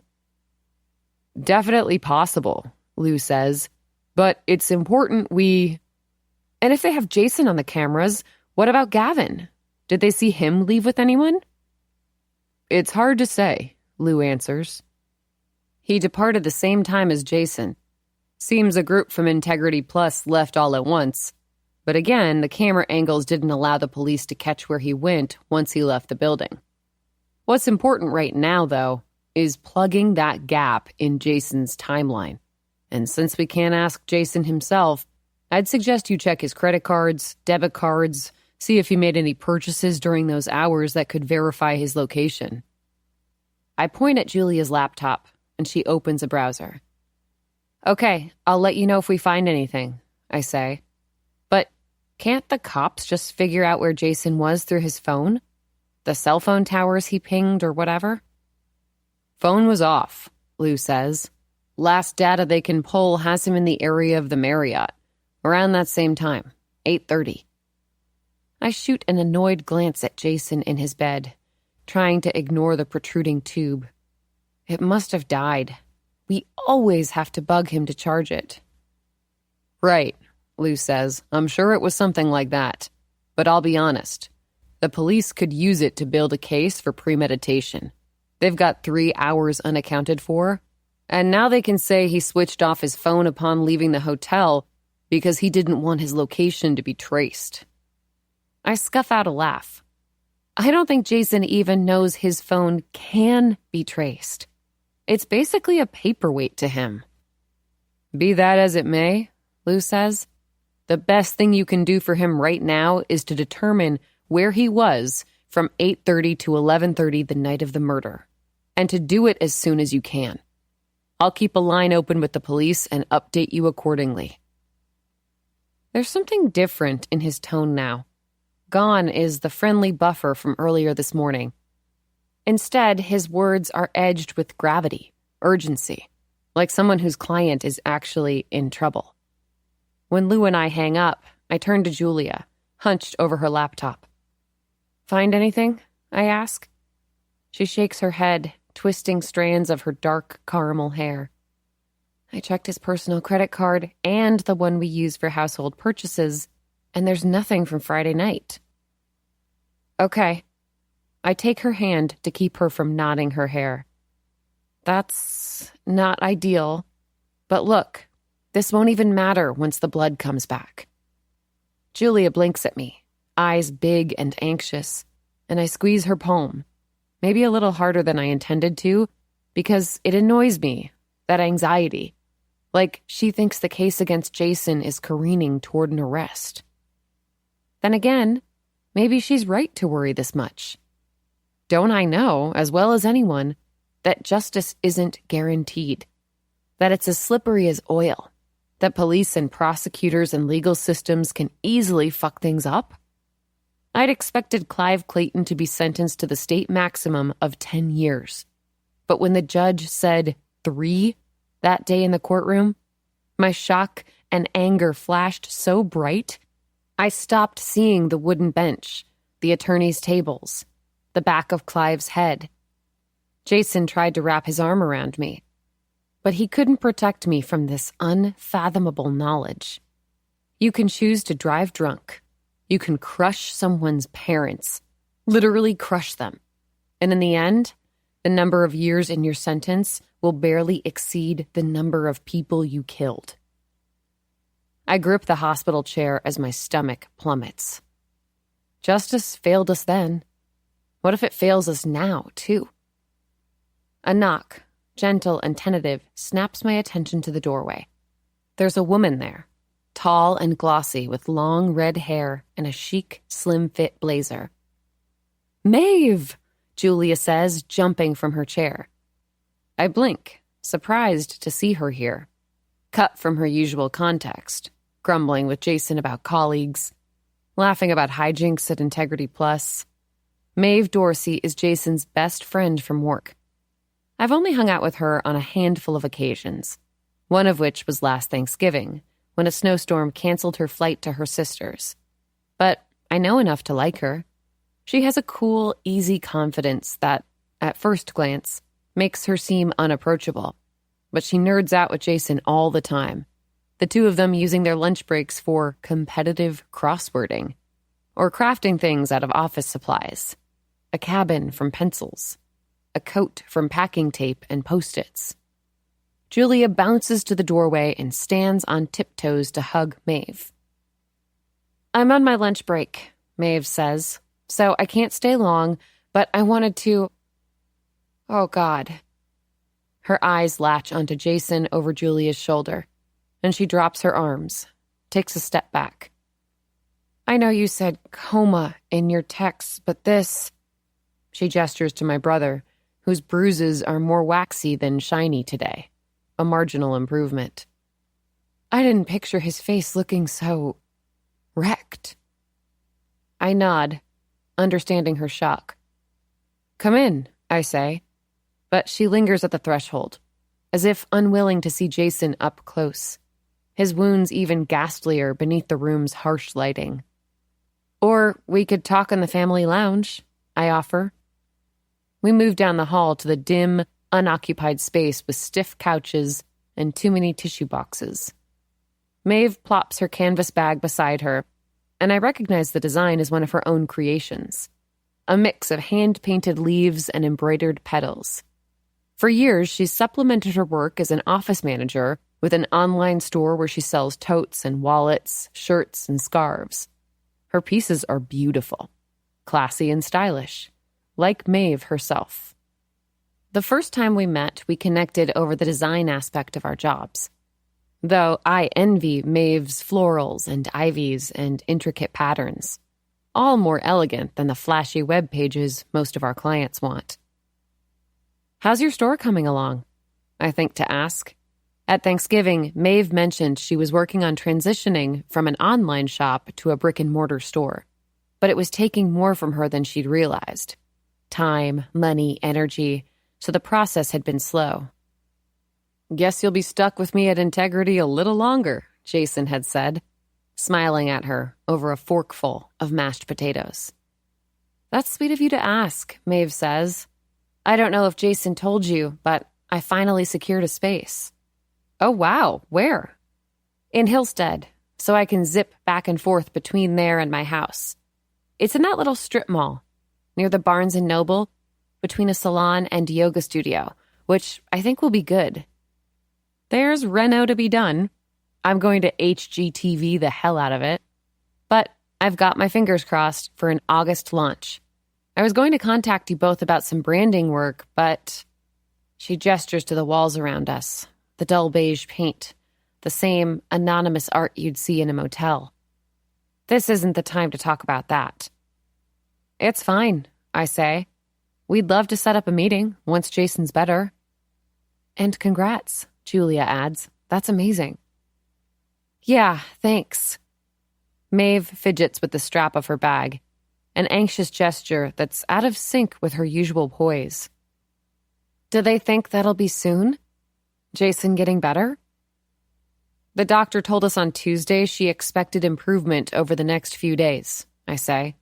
But it's been 2 days already and nothing's changed, so it's agonizing. I bet, Maeve says. I still can't believe it. Jason was fine on Tuesday, and now, God, his face. She shakes her head. This has been the craziest week. What's it like at work? Julia asks. With Gavin gone. Maeve lets out a breath. The police were there Monday and Tuesday taking statements, searching his office, and the phones have been ringing off the hook. If you can believe it, this has actually been good for business. But it's so weird there. Everyone's just tiptoeing around, almost like they're suspicious of each other, as if one of us was the one who killed him. A shudder ripples through Maeve, but Julia and I stiffen. Do you think that's possible? I ask. Is there someone at work with a grudge against him? The police asked the same thing, but I don't think so. Nothing I noticed, anyway. A lot of people still treat him like he's a god because of the whole merger thing. Remember that? How Integrity was supposed to merge with Higher Home Improvement, but Gavin turned the owner into the IRS instead? I'm sure Jason told you that Integrity was struggling before that. We were heading toward layoffs. But then Gavin managed to get most of Higher Home's customers without having to split any profits. So some people still really respect him for that. But others... She trails off, shrugging one shoulder. Others what? I press. I don't know. He can be... Maeve pauses, searching for the right word. Inappropriate, making jokes about women during sales meetings. Not to their faces. All our sales reps are men right now. But Jason's told me stories. Like, Gavin will talk about someone he rode up an elevator with, saying he wouldn't mind giving her a different kind of ride. Ew, Julia and I say together. And at the dinner after the conference, he was downing drink after drink, which isn't that weird. A lot of people get pretty loose at those dinners. But he kept trying to chat up the women from other companies, inviting them to keep the party going back at his lake house. My pulse thrums beneath my skin. Do you know if any of them did? Maeve shrugs again. I doubt it. I think of the news story from Tuesday night, the interviews with Gavin's neighbors. Everyone's still all me too these days. He probably called her sweetheart or something. It boiled me up at the time. That absurd, reductive take on the movement. But even then, something about it resonated. The brutality of the murder. Those stitched-up lips. Like someone was punishing Gavin for something he'd said. Only a woman has that much anger, another neighbor told the reporter. And I know what she means. Maybe a woman from the conference went home with Gavin for a nightcap, for the promise of a great view, the lake behind his house sparkling with stars. And maybe Gavin crossed a line, first with his words, then with his hands, and maybe by the time the woman left, there was a body, stabbed and smothered and stitched, lying in his backyard. The theory zips up my spine, a tingle of potential. So you were at the conference? Julia asks Maeve. It wasn't just Gavin and the sales team? Yeah, Gavin likes me to get some FaceTime with the vendors, since I'm their main contact at the office. Okay, so... Julia clears her throat. Do you know what happened with Jason that night? My head whips toward her. What do you mean? Maeve and I ask at the same time. Julia looks at me, brow puckering, before returning her attention to Maeve. Did you see Jason leave? Do you know where he went after the conference? Maeve's eyes fog over a little, as if perplexed by the question. Jason? No, I assumed he went home. She tilts her head. Why? I stare at Julia, her parted lips, the flick of her tongue behind her teeth. Is she actually planning to tell her? We didn't discuss it, but I assumed we were on the same page. Lou's the only person outside the family we're sharing this with. Nobody else, certainly not Jason's colleague, good friend or not, needs to know what the cops are so stupid to think. The police are investigating him, Julia says, and a flicker of something like a pilot light ignites in my chest. Jules, I say. For what? Maeve asks, frowning. Then her mouth pops open. Wait, for Gavin? As a suspect? She swivels toward the door as if Jason might be standing there, waiting to explain. Why? I laser a look at Julia, but if she feels the heat of my gaze, she simply ignores it. And she tells Maeve everything. Gavin's phone in Jason's car, the blood they're testing, the time we can't account for. I study Maeve's face as she listens. Her eyes bulge. Her features contort with horror. But that's impossible, she says. They can't seriously think it was Jason. I relax a little. She's on our side. Jason's side. And it feels good. Her sputtering disbelief. The validation that the cops are out of their minds. Especially after Lou's terse phone call. His insistence that we plug up Jason's timeline like it's a leak in a boat. Julia was right to include Maeve. Do you know why Jason might have had Gavin's phone? Julia asks. Sienna thought maybe Gavin left it at the Marriott and Jason picked it up for him? Or maybe he drove Gavin home that night and he lost it in his car? Maeve is slow to shake her head, eyes pinned to the wall as if watching her thoughts play out there. I don't know. Gavin might have left it behind, I guess. But I seriously doubt Jason would have given him a ride home.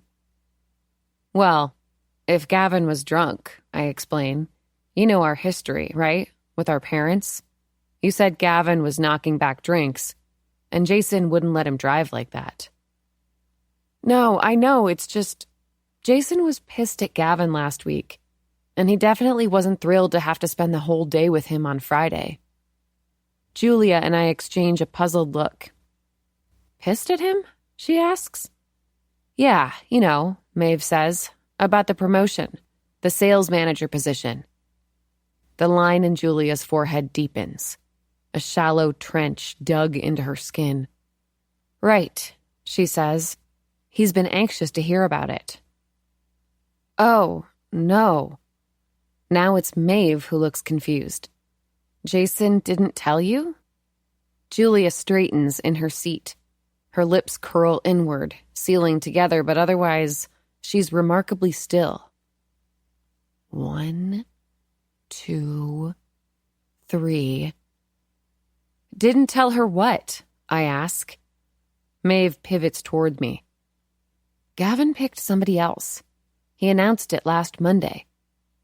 Julia's lips part, her eyebrows cinch together. Oh, she says. I sit back in my chair, sympathy whooshing through me. For months now, Jason's been talking nonstop about that promotion.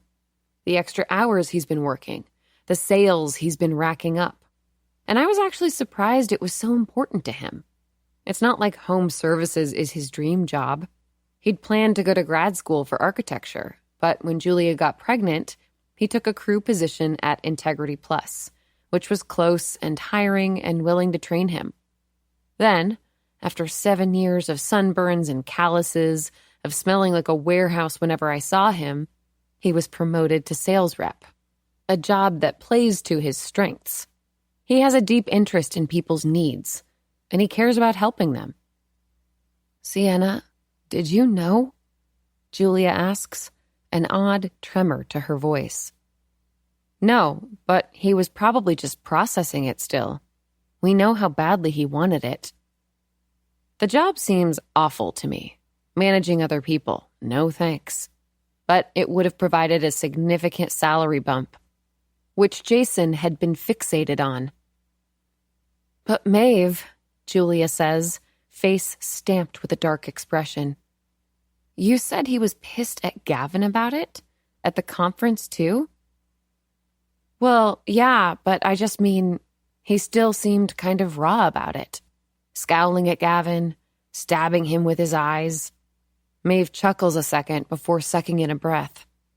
Oh, God, terrible word choice, with the knife and the blood and everything. I didn't mean it like that. He was upset about it, sure, but he wouldn't... I didn't mean he'd... It's okay, I say. It sucks that Jason didn't get the job, but that had nothing to do with Gavin's death.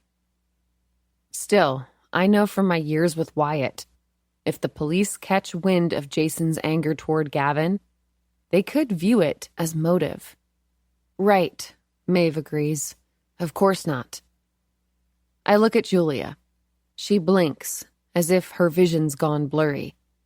Then, meeting my gaze, she gives a curt nod. Of course not, she echoes. And I don't understand it. The speckle of doubt I see in her eyes. Chapter 5. Julia. By the time Sienna drops me off at home, street lamps halo the sidewalk. I head to the front door, ignoring the newspaper tossed onto our driveway. I already know its headline. Community on guard as killer of local business owner remains at large.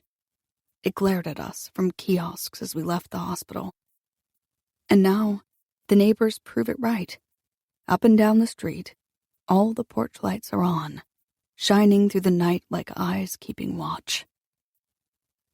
Sienna's high beams swish over me as she reverses out of the driveway. I told her not to come in. Told her I wanted to talk to Aiden, make sure he's okay. But our house is dark, the shades pulled tight. He must have gone to bed early. And it's terrible how relieved I am. How I can breathe a little easier than I did in Sienna's car. How do you know Dad didn't do it? Aiden asked last night. And I'd never heard him sound so cynical or suspicious about his father. It's made me worry what else he might press me about, what other questions he might have when my mind already swarms with so many of my own. Sharp, stinging ones I've tried all evening to swat away. Inside, I linger in the foyer, pressing my forehead against the front door. pushing back against the ache that's pulsed there since Maeve's visit. Why didn't Jason tell me about the job? For an entire week before his accident, he knew he didn't get the promotion, but he never uttered a word. I try to think of the last time he mentioned it, how the new position would fix everything, how it would allow us to replenish our honeymoon savings, fund a trip even bigger and better than the one we'd planned. But in truth, I'd started to tune those comments out. Because even though I'd been anticipating our vacation for years, learning basic phrases in French, Spanish, and Italian, doodling the Eiffel Tower in the margins of grocery lists, it wasn't the money, the lost trip, I was most concerned about. It was the furtiveness of it all, the fact that he hid it from me, that his story about the bad investment, the secret someone who'd lured him into it, was so vague and incomplete that it seemed obvious there were even more secrets he was squirreling away. I know Sienna's suspicious of my reaction. At red lights on the drive home, I felt her examining my face, wondering about the tight, agitated expression I'd been struggling for hours to loosen. But more than ever, I can't tell her about those $10,000. Can't explain why Maeve's revelation about the promotion has me so rattled. Sienna's already on the defensive, deflecting details that continue to confound me. Gavin's phone in Jason's car. The gap in his timeline. If I told her what he did, how he explained it, she'd skip right over Jason's betrayal of my trust and focus only on the way he got hurt. The part where someone screwed him over. The injustice would be too much for her, and her reaction, defending Jason instead of supporting me, would only devastate me more. So I've buried my discontent from the beginning, entombing it deep inside me. I lock the front door, shuffle into the kitchen to set the timer on the coffee maker, then head upstairs. Jason's absence is everywhere. It thickens the air like humidity. Working from home, I'm used to being here without him. But that's during the day, when his return is a promise. Now, his absence feels more like a presence, a shadow hovering above me, even as I flick on the stairwell light and darkness skitters away. The door to Aiden's room is ajar, but when I peek in, I find that his bed is empty. I look across the hall at the bathroom. Empty too. And concern seizes my throat. Aiden? I choke out. I yank my phone from my pocket, hoping for a text, a missed call, a voicemail in which he begrudgingly keeps me in the loop. Maybe he went to a friend's house after school, got picked up by someone else's mother. But I have no messages. No notifications. I type out a text to him, pausing only at a sound down the hall. A drawer sliding open. I whip my head toward the master bedroom. A crack of light leaking through the space where the door isn't totally closed. I hurry to my room, push inside, and finally breathe at the sight of Aiden, his back facing me, earbuds in, hands rummaging through Jason's nightstand. Aiden? He doesn't respond. I touch his shoulder, and he jolts like I've electrocuted him. Jesus, he says, ripping out an earbud. Sorry, I was calling you, but why are you home so early? His question is sharpened to an accusation. It's not early. It's 8:45. What? No, it's not. Aiden pulls his phone from his hoodie, pauses his music, then squints at the time. Whoa. He takes a step back, setting a hand against the wall. He looks disoriented, suddenly unstable. I leap forward to support him. Honey, are you okay? He jerks upright. I'm fine. I just didn't realize what time it was. His gaze drops to the open drawer of Jason's nightstand. He closes it with his thigh, then stares at his Converse, the white toes marked by handwritten band names. I stare at them too. I've seen these sneakers hundreds of times, but suddenly, there's something about them that gives me pause. A vague anxiety hums in the back of my mind. Are you sure? I stall, waiting for the thought to clarify. Aiden digs the toe of his shoe into the carpet, like he's squashing a bug. And that's when it strikes me. A detail I didn't register until now. On Sunday night, when Aiden couldn't sleep, spooked by the news of Gavin's murder. He was wearing these sneakers. But it was 2:00 when I found him like that, hours since he'd gone up to bed. "Did you go somewhere Sunday night?" I ask. His brows knit together. "Huh?" I point to his sneakers. "You were wearing those when I talked to you. In the middle of the night. Did you leave the house?" I'm careful not to say sneak out, which is what teenagers do, right? It never occurred to me that Aiden would, but he's been so bristly lately, so unlike the boy I've known. And now I wonder what he does when he thinks we're asleep. "No," Aiden says, scornful, as if I'm being ridiculous. But I see his shoulders stiffen. "Why were you wearing them then?" "I wasn't. You must have imagined it. You were like half asleep." I shake my head, but I can't exactly prove I'm right. It nags at me, an odd sense of unease, but I table it for now, turning my attention to Jason's nightstand, still open a crack. Gently, I ask, "What were you doing in here?" "Nothing, just looking for something." "For what?" Aiden's foot scrapes the carpet again. "Dad's cufflinks. The semi-formals on Saturday, and he told me on Monday I could borrow them." The semi-formal. I completely forgot, and only a week ago I had Aiden try on his suit to make sure it fit. "You still want to go?" I ask. "It'll probably be stupid, but..."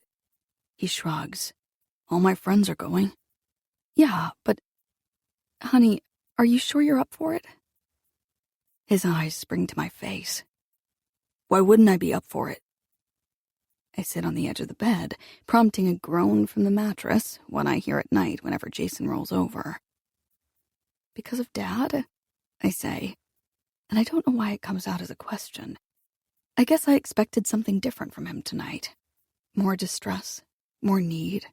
At the very least, I assumed he'd ask me about Jason. Did he wake up? Is he still a suspect? I knew not to picture him throwing his arms around me, but I still thought this week, these astonishing troubles, might be a bridge between us. When he was a baby, Aiden's innate neediness clawed at me, leaving me shredded. My nipples felt like spigots, nothing more than a mechanism of my breasts, even as they stung from Aiden's tiny gnawing mouth. Sleep came only in snatches, the slippery pauses between Aiden's endless cries. In my worst moments, I resented him. I was barely out of college. I should have been sleepless by choice, from staying out too late, from talking to men I'd later gossip about with friends. But then I'd nuzzle into Aiden's neck, inhaling his milky smell until my annoyance softened into awe. Now, I wish his needs were as simple as they were back then. Food, comfort, love. But this, his forced coolness, signals a darker, more nuanced need. One I don't know how to approach, let alone fulfill. Still, I try. "Do you want to talk about any of this? We haven't really discussed it much, and I know it's really upsetting." Or, I pivot at his visible apprehension. "If you don't feel comfortable talking to me, I could always find someone else for you to speak to." Aiden's eyes narrow. "Someone else like who?" "Like a doctor." "A shrink?" His voice spikes in pitch. He stuffs his fists into his pockets, backing away as he shakes his head. "No! No, Mom, stop! Can't you just... let me pretend this isn't happening?" My heart contracts. My arms ache to hold him. "I don't know that that's the healthiest idea, sweetie." "Why not? You do it all the time." His words land a punch. I stare up at him from the bed, struggling to absorb the blow. "What does that mean?" He answers my question with one of his own. "Did Dad do something bad?" "What? No, he didn't kill Gavin, honey. The police just..." "Before that," he interrupts. "Like, a week before Christmas. I heard you argue about something, and since then, you've been weird and distant with Dad." My stomach drops. "So? What did he do?" Aiden asks. "Did he cheat on you?" Oh, God, no. I stand up, cup his shoulder with my palm. No. He pulls away, so my arm drifts back to my side. Then what? I sink onto the bed again, the same place I perched, gut-punched and stunned, that December night. Jason knelt down in front of me then, hands on either side of my body, as I asked how he could do this. And when I saw that he didn't have an answer, only a promise to make it right, fear tornadoed inside me. How well do you know this man? Buckling the foundation of what I believed. It was so unlike him, this secrecy, disloyalty, because loyalty is as much a feature of Jason as his blue eyes, his dark hair. It's one of the qualities that made him so easy to love. Back when I was newly pregnant, when I decided to commit to him and needed that love to follow. Jason still sees the same dentist he did when he was a kid, despite the tremors in Dr. Tatro's hands. He still buys a dozen bagels a week from the bakery in town because it was something his mother did, and when she died, he didn't want the shop to lose the sale. Every time it snows, he rushes out to shovel our elderly neighbor's driveway, even though she's offered to hire a service to do it. But gambling away $10,000 of our money we'd saved together for an experience I'd been dreaming of my whole life? Where was the loyalty there? As Aiden waits for my response, dread covers me like a lead blanket. It's a familiar feeling, one I get whenever I have to, or should, say something important, something that might make waves, might expose a painful, unchangeable truth. And now, I can't bear to burden Aiden with another thing. His father's in a coma, a suspect in a murder. He doesn't need my own hurt to be heaped onto his plate. Doesn't need a reason to re-examine who he thought Jason was. I want Aiden to always see Jason the way he did as a kid. When he'd follow him around the house, dubbing him president of everything, or would vault into his arms, his eyes glittering with delight as soon as Jason got home. Even after Jason missed Aiden's 5th birthday party, choosing instead to stay at the hospital with the woman whose hit-and-run he witnessed, Aiden welcomed his dad home with the widest grin, the widest arms. It was nothing, I say. I overreacted about something. Aiden crosses his arms. Overreacted, he repeats, voice coiled with contempt. I nod, then pick at my thumbnail, expecting him to push it, to demand to know what that something was I overreacted to. Instead, he chews the inside of his cheek, eyes avoiding mine as he shakes his head, and in his silence, I hear the grumble of his stomach. Have you eaten? I ask. I could order takeout. I'm fine. I found a frozen pizza. Found it, huh? I try for levity. I thought I'd lost a pizza. When he doesn't respond, I walk to the dresser, on top of which is a small black box where Jason keeps his tie clips and cufflinks. I would have thought Aiden knew about that. As a little kid, he used to watch us dress for date nights, deeming himself a fancy man as he clumsily pinned Jason's clips into his hair. Longing pumps through my chest as I pick out a pair of cufflinks. I return to Aiden, and when he holds out his palm to receive them, I cradle the back of his hand. For a moment, he does not draw away.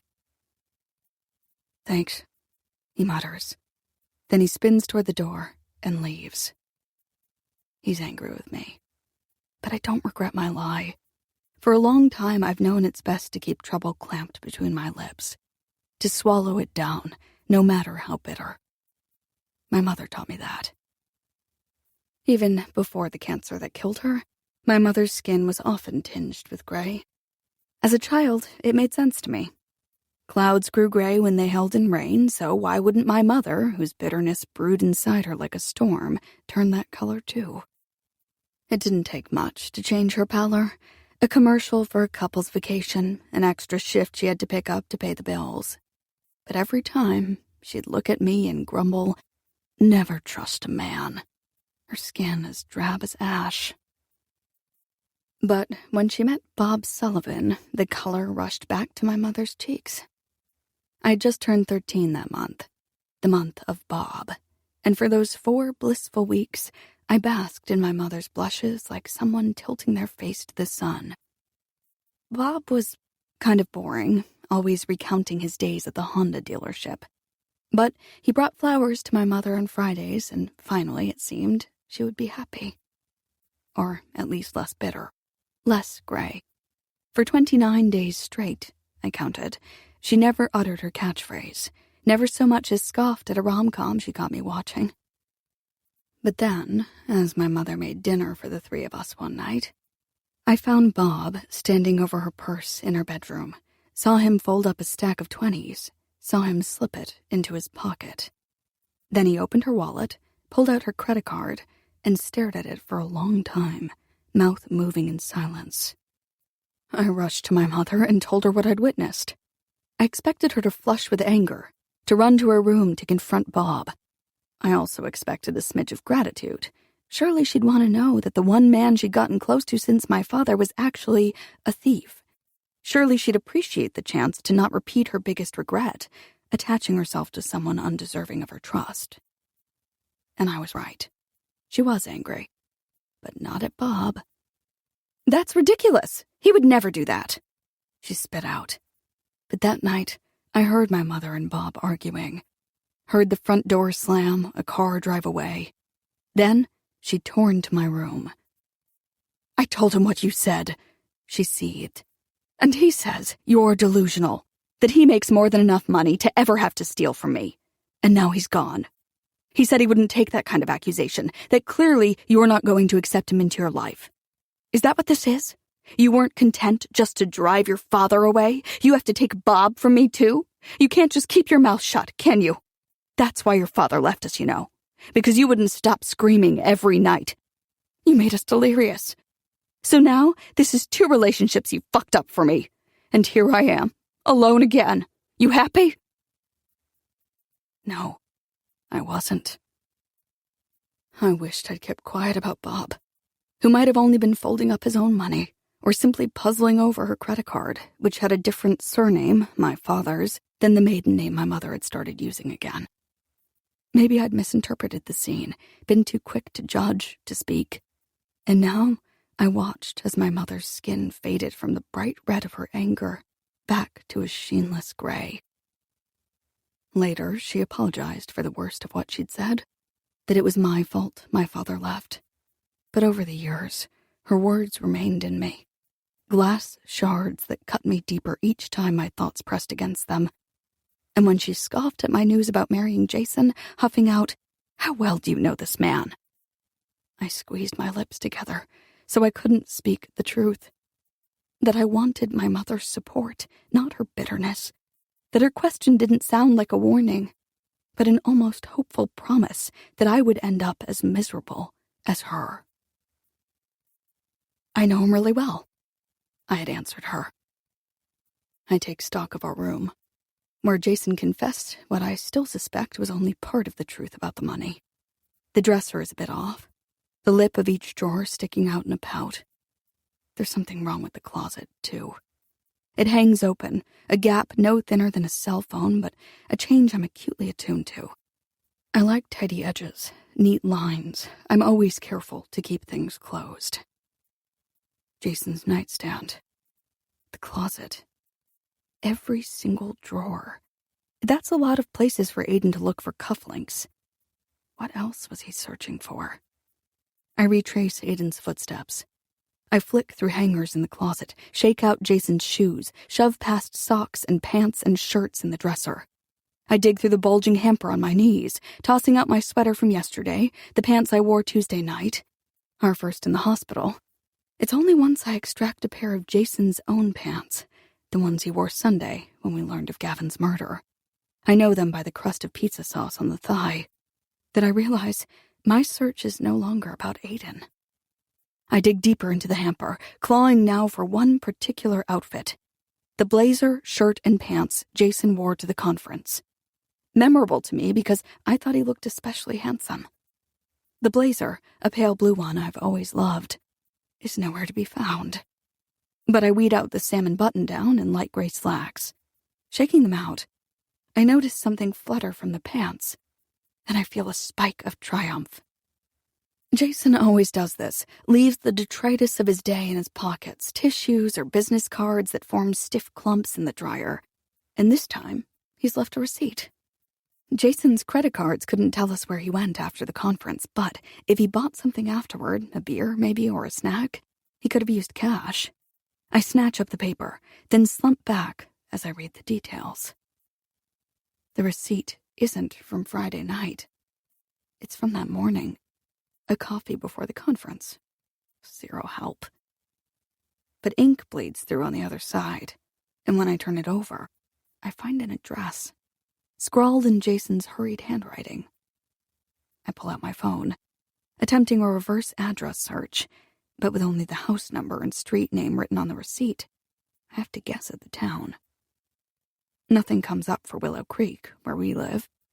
I try Hillstead, where Integrity Plus is, where the conference was, where Jason crashed his car on Tuesday night.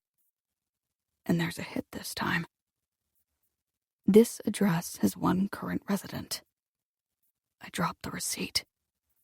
It's the address for Gavin Reed. Chapter 6. Sienna. My pulse is ticking, hot and fast. I feel it in my neck, my fingers, my temples, the countdown to an explosion. There it is, a few driveways down. Clive Clayton's house. This isn't my destination.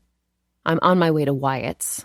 I called him after dropping Julia off, asked if it was okay to stop by, and he said, "Of course, can't wait to see you."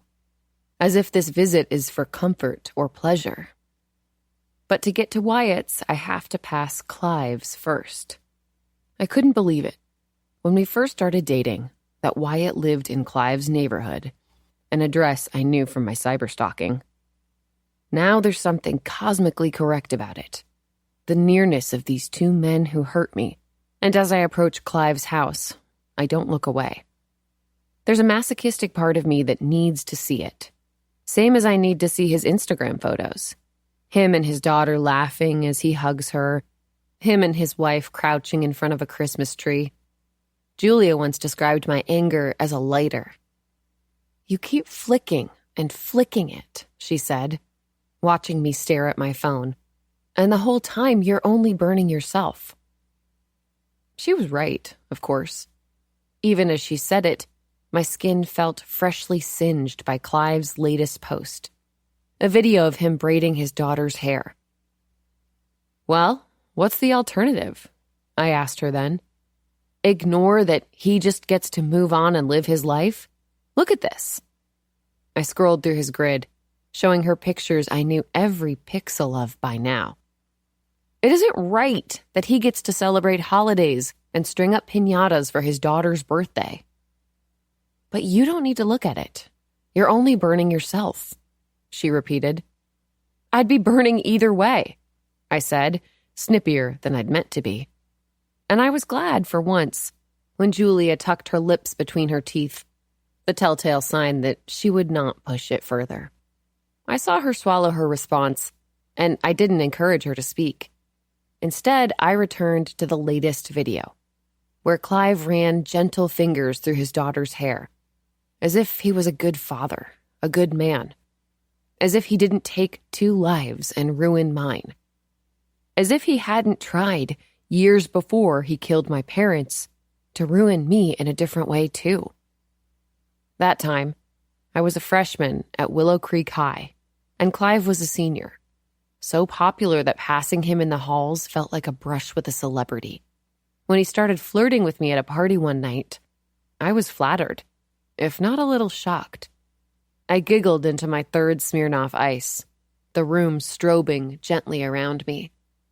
Clive slid his arm over my shoulders, asked if I wanted to go upstairs, and I nodded, then leaned against him as we climbed each step.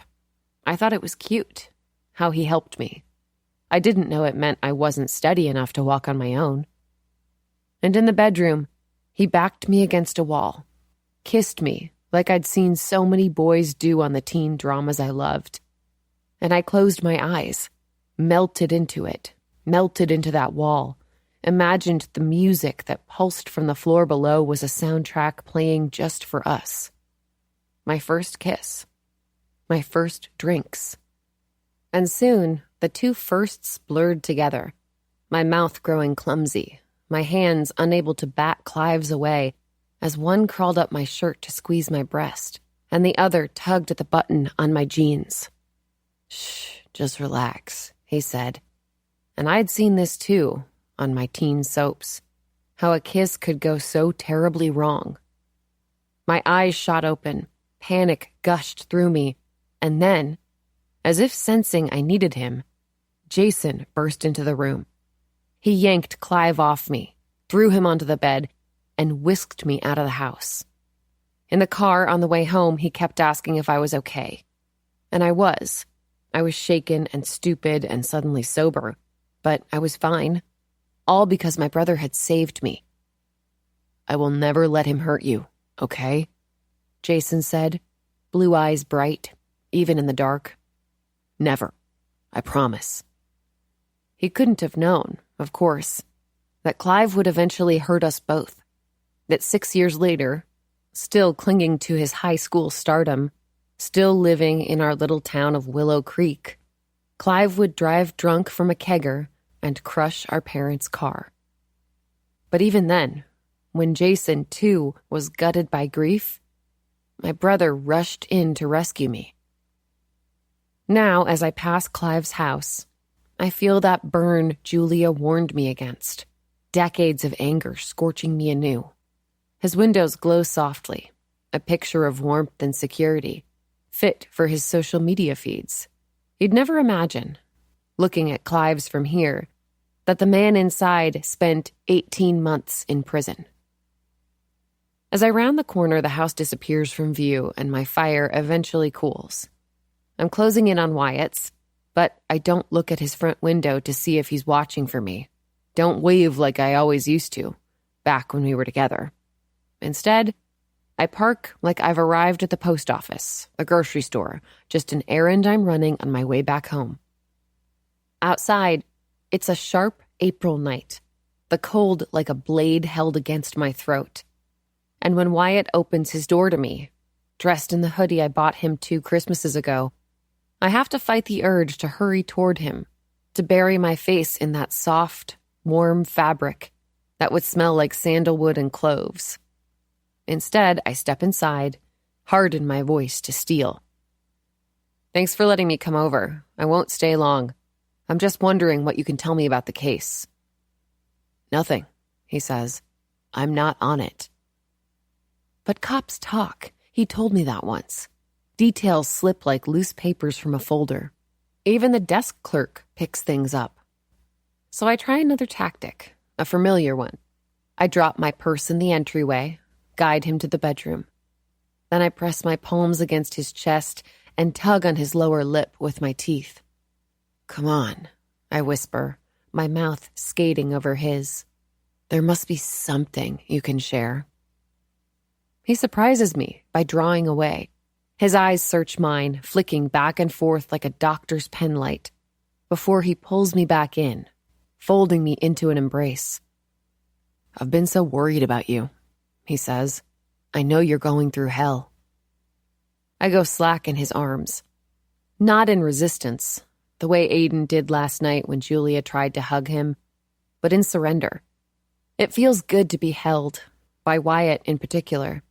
He straps himself to me like his body is a life jacket, the air and ocean, and all I have to do is float. A moan of release slips out of me, and he responds by holding me tighter. My eyes snap open, reminders flooding in. I picture the woman he cheated on me with, even though I have no idea what she looked like.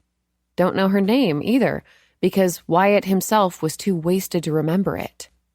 He'd always been an affectionate drunk. Just a few beers and he'd turn boisterously sweet, complimenting everyone, pulling his friends in for hugs. But I never could have imagined he'd take it so far. A year later, and it's still embedded in me, the hot knife of his betrayal. I push him away. His expression flickers between surprise and confusion before settling into empathy, resignation. See, he tries, but I shut him up, thrusting him onto the bed, where I climb on top of him, pulling my shirt over my head. If sex with that woman had been nothing, then I can be nothing too. I rock my hips, arch my back, imagine myself weightless, bloodless, heartless. When Wyatt reaches up to stroke my cheek, I clamp my hand around his wrist and pin it to the bed. Afterward, I roll off him, sweaty and panting, my body returning to me in a rush. Fuck, I mutter. Wyatt hums in agreement, misinterpreting the curse as one of satisfaction. He turns onto his side, skims my arm with his fingers. I feel the admiration in his gaze even as I stare at the ceiling. That was awesome, he says. You're amazing, see? I grope for my shirt on the floor, livid with myself for fucking up this visit. When I'm clothed again, from the waist up, at least, I swivel toward him. Wyatt. Sienna. He gulps from a glass of water by his bed, then holds it out to me in offering. He always used to get us beers after sex, whatever new IPA he was obsessed with, usually from a brewery we'd recently toured.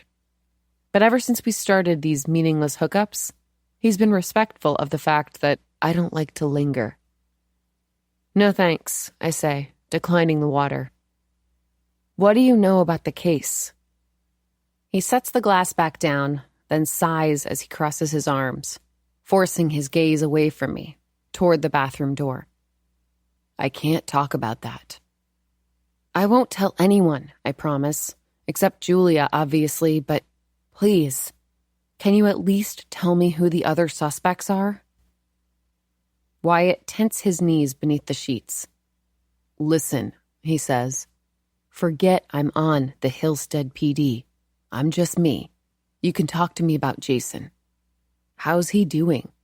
How are you doing? He rubs my back the way I like, thumbing circles beneath my shoulder blades. But I hold myself still. I cannot, will not sink so swiftly back into the comfort of his touch. I'll be a lot better, I say, as soon as I know this nonsense with Gavin is tied up. Because it's a lot, having no idea when Jason's going to wake up. And on top of that, I've got Lou acting like it's life or death that we know every single step Jason took on Friday night. Who's Lou? Our lawyer. He seems all concerned that there's a few hours missing from Jason's timeline. Exaggerated, sarcastic air quotes. And Julia seems all nervous too. And it would be great if I could put her mind at ease by telling her that Jason is not the only suspect in this case. Wyatt pulls his hand from my back, his eyes probing my face. Finally, he exhales, resistance hissing out of him like air from a tire. They have looked into other people, he says. My stomach fizzes. Great. Like who? Other Integrity Plus people? Wyatt hesitates. I really shouldn't talk to you about this. He pinches his lips together, reminding me of Julia. Wyatt, please. I hear the pleading in my voice, the second please I've uttered in minutes, and swallow back a surge of self-hatred. I'm not supposed to need him. That's the rule I set for myself, the way I justify responding to his texts, initiating messages of my own. I can scratch an itch with him. I can punish him by offering my body while withholding my heart. But I can't be vulnerable. Can't relinquish my sense of control. It's working on him, though. My sticky, acidic need. I see it dissolving his remaining reluctance. There was someone they looked into right after the body was discovered. Did Jason tell you about the guy who accosted Gavin about a week before the murder? I straighten and shift on the bed. Accosted him where? At work? No. At a restaurant where Gavin was eating. Wyatt tilts his head in confusion. Jason didn't mention it? My grunt is hoarse with annoyance. Wyatt, no. Jason doesn't talk to me about Gavin. Beyond being the guy who signs his paychecks, he's not an important part of Jason's life, which is why the idea of him killing him is so absurd in the first place. So keep going. What happened at the restaurant? Wyatt watches me a moment, eyes conflicted, before blowing out a breath. The guy had some kind of beef against Gavin, saw him there while he was a few drinks deep at the bar and began shouting at him. A server called the station, and he was still causing a scene by the time the officers showed up. They arrested him on drunk and disorderly. That's perfect. Someone with a motive, a recent incident of abuse against him. I wouldn't call it abuse, Wyatt says. The guy was just a mess. His life imploded recently. His wife left him. Left him for Gavin? Is that why the guy wanted to attack him? No, it was nothing like that. It sounded more financially motivated. And I think he just saw Gavin there that night and jumped at the chance to express his anger. I narrow my eyes. You're being pretty sympathetic towards someone who got arrested. Wyatt shrugs, but it's not a casual movement. The gesture is heavy, like it takes some effort to hike up his shoulders. Alcohol makes people do crazy things. Things they'd never dream of doing otherwise. He's talking about himself, the party, the woman. Or it brings out something that's already there, I say, my tone appropriately thorny. But I need to skip past this. Can't let this potential lead get lost in the rubble of us. So, who was the guy? Wyatt dips his head and shakes it, as if chastising himself for sharing so much. I can't tell you that, and it doesn't matter anyway. He has an alibi for the night of the murder. My shoulders sag. What kind of alibi? I've already said too much. I want to be here for you. You know I do. But you can't. I can't. He lifts a hand into the air, a gesture of helplessness, and I pinch the space between my brows. I know he's conflicted, between loyalty to me and loyalty to his department. But it's times like this when Wyatt's job gets under my skin. I went into our first date already holding it against him. He'd sent me a message on a dating app, and when I saw his occupation in his profile, I was about to delete his words unread. All I could think about was the cop who'd been called by the prosecution to testify at Clive Clayton's sentencing, only to behave like a minion for the defense, describing the agonizing wail Clive emitted, the sound of true despair like I've never heard before, as Clive realized the results of the crash. The results. But something about Wyatt had hooked me anyway. In his profile picture, he had the gently scruffy face of an LL Bean model, but he was wearing an Eeyore t-shirt, which was so dorky and adorable, I couldn't help but look twice. Under the prompt, I can't live without, he didn't try to be clever like some men who made me gag with answers like, oxygen, baby, or you, I hope. Instead, his response made me laugh. I can't live without ranch dressing because, at this point, my blood is like 60% Hidden Valley. I liked that he used punctuation correctly, that his message asked what my favorite board games were, that he explained, in a later response, his career was something he'd never expected. He'd been coasting through business school when a police officer saved his father's life. After that, he wanted to pay it forward, protect someone else's parent if he could. Our first date was at a restaurant we deemed hipster Italian. When Wyatt's prosciutto appetizer arrived with 2 pale, skinny breadsticks crisscrossed over the top, he eyed the dish like he was apprehensive about it. Okay, he said, I'm not really sure how to do this. Then he picked up the breadsticks, wielded them like chopsticks, which I suddenly realized he thought they were, and flinched in surprise when they snapped between his fingers. For our first anniversary, I bought him actual chopsticks, not breadsticks, scrawled in a tiny font across the wood.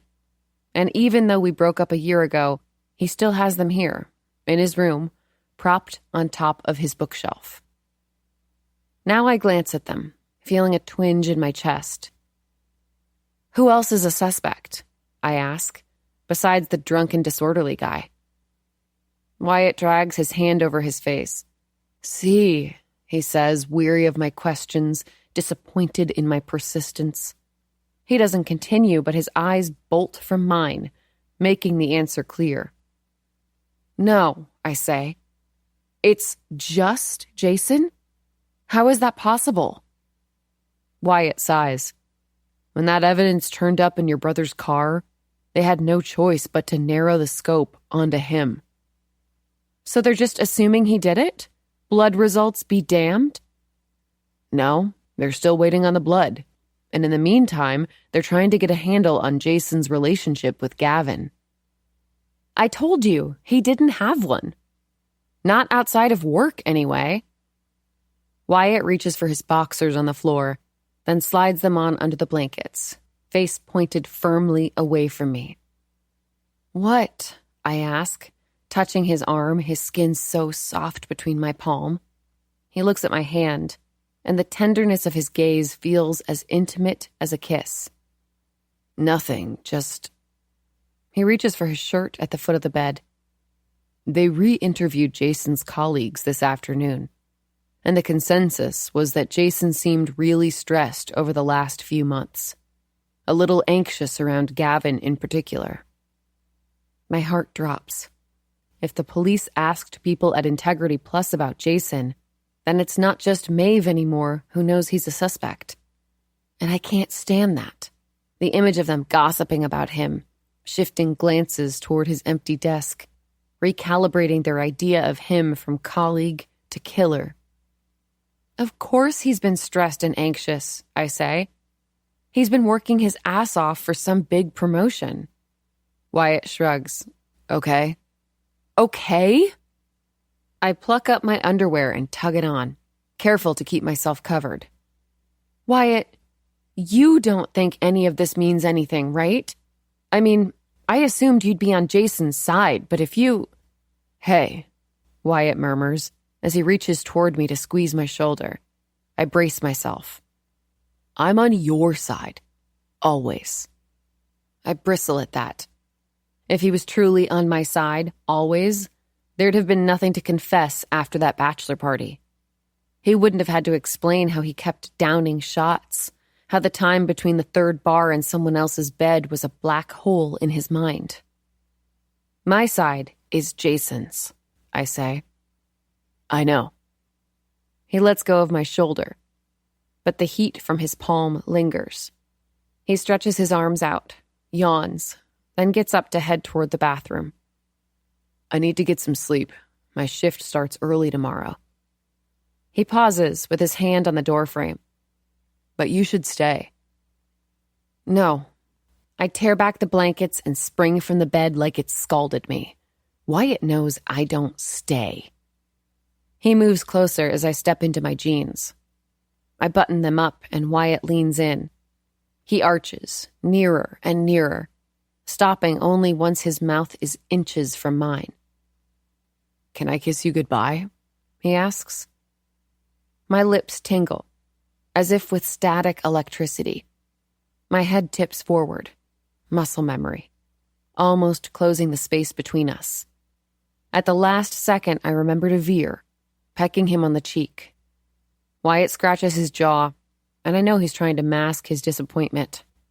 My chest pings, a single note of pain I do my best to mute. Thanks for the info, I say, sliding into my jacket, zipping it up. I know you could get in trouble for that, so I appreciate it. On my way to the front door, I pick up my purse, Wyatt shadowing me to see me out. But when the police get that blood test back, I add, turning back for a moment, they're going to kick themselves for wasting all this time. Because Gavin Reed's killer is still out there, and he's not confined to a hospital bed. Chapter 7. Julia.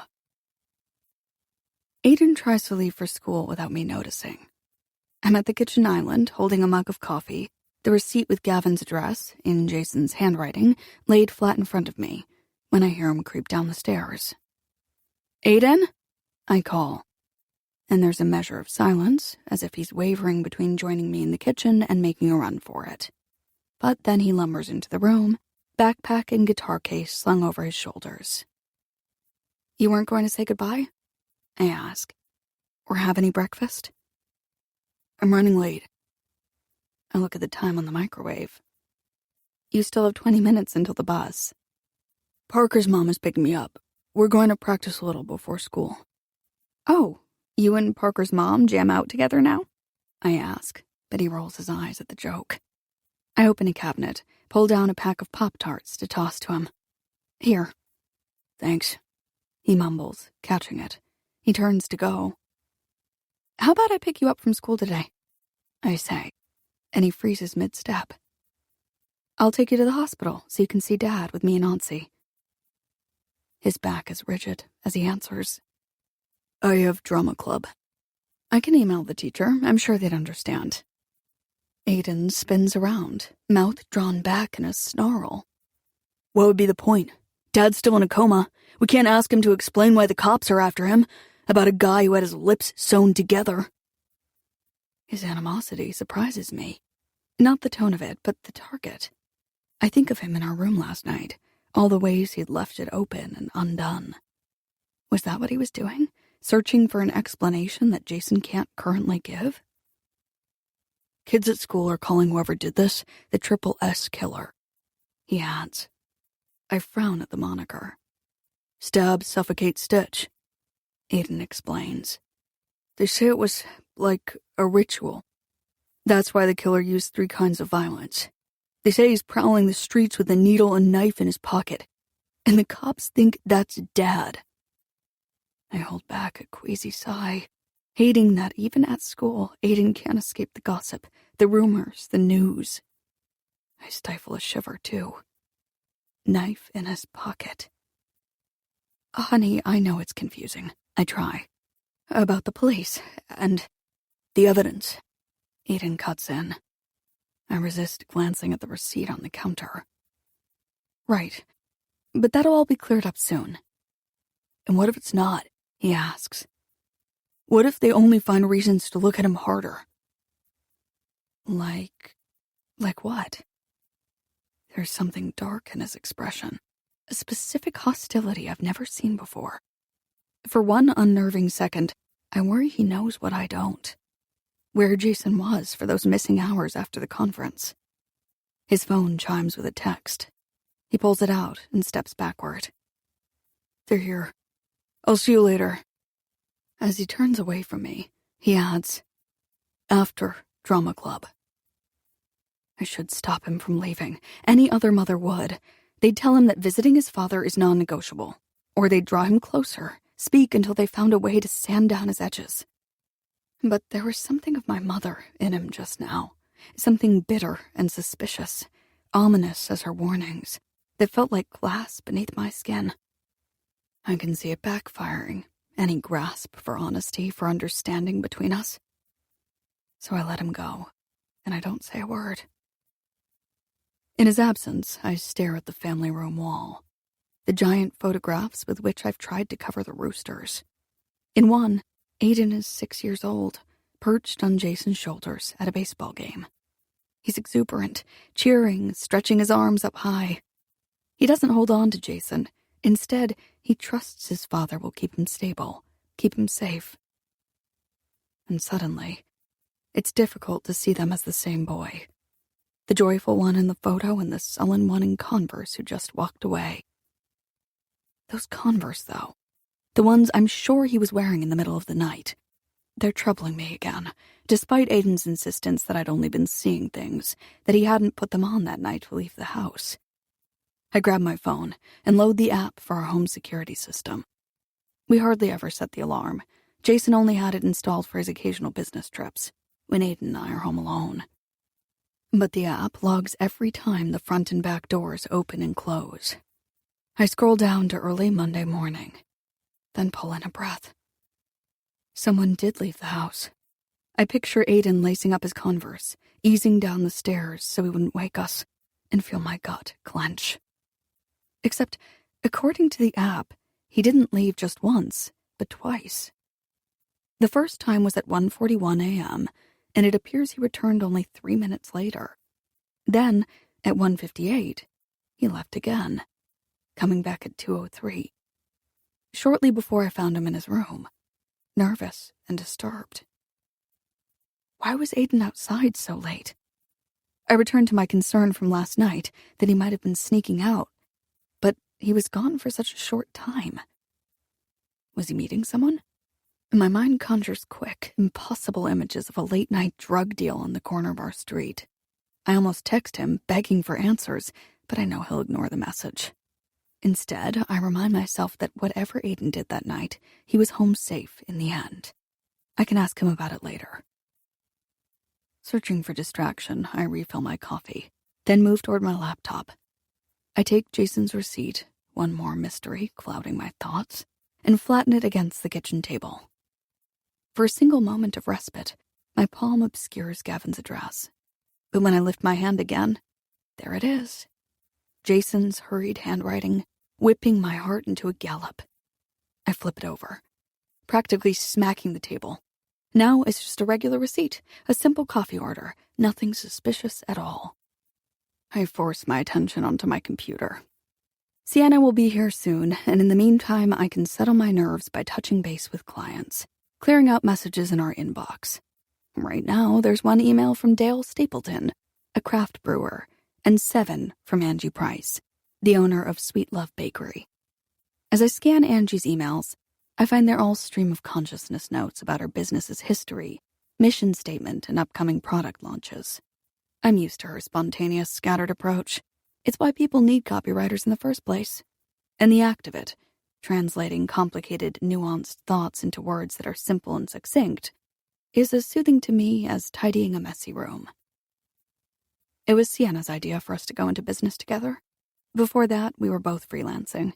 Sienna made graphics for marketing agencies, and I wrote ad copy for talk radio. It was a good way for me to stay home with Aiden while he was young, and sometimes, when Sienna felt cooped up in her apartment, lonely without coworkers, she'd bring her laptop and sketchbooks over so we could work side by side while Aiden played at our feet. The days felt easier with her around.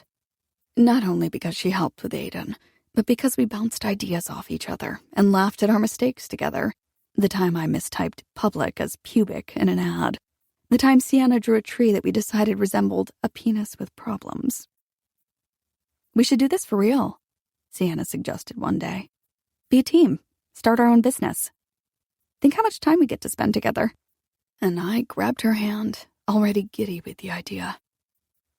Jason was skeptical at first.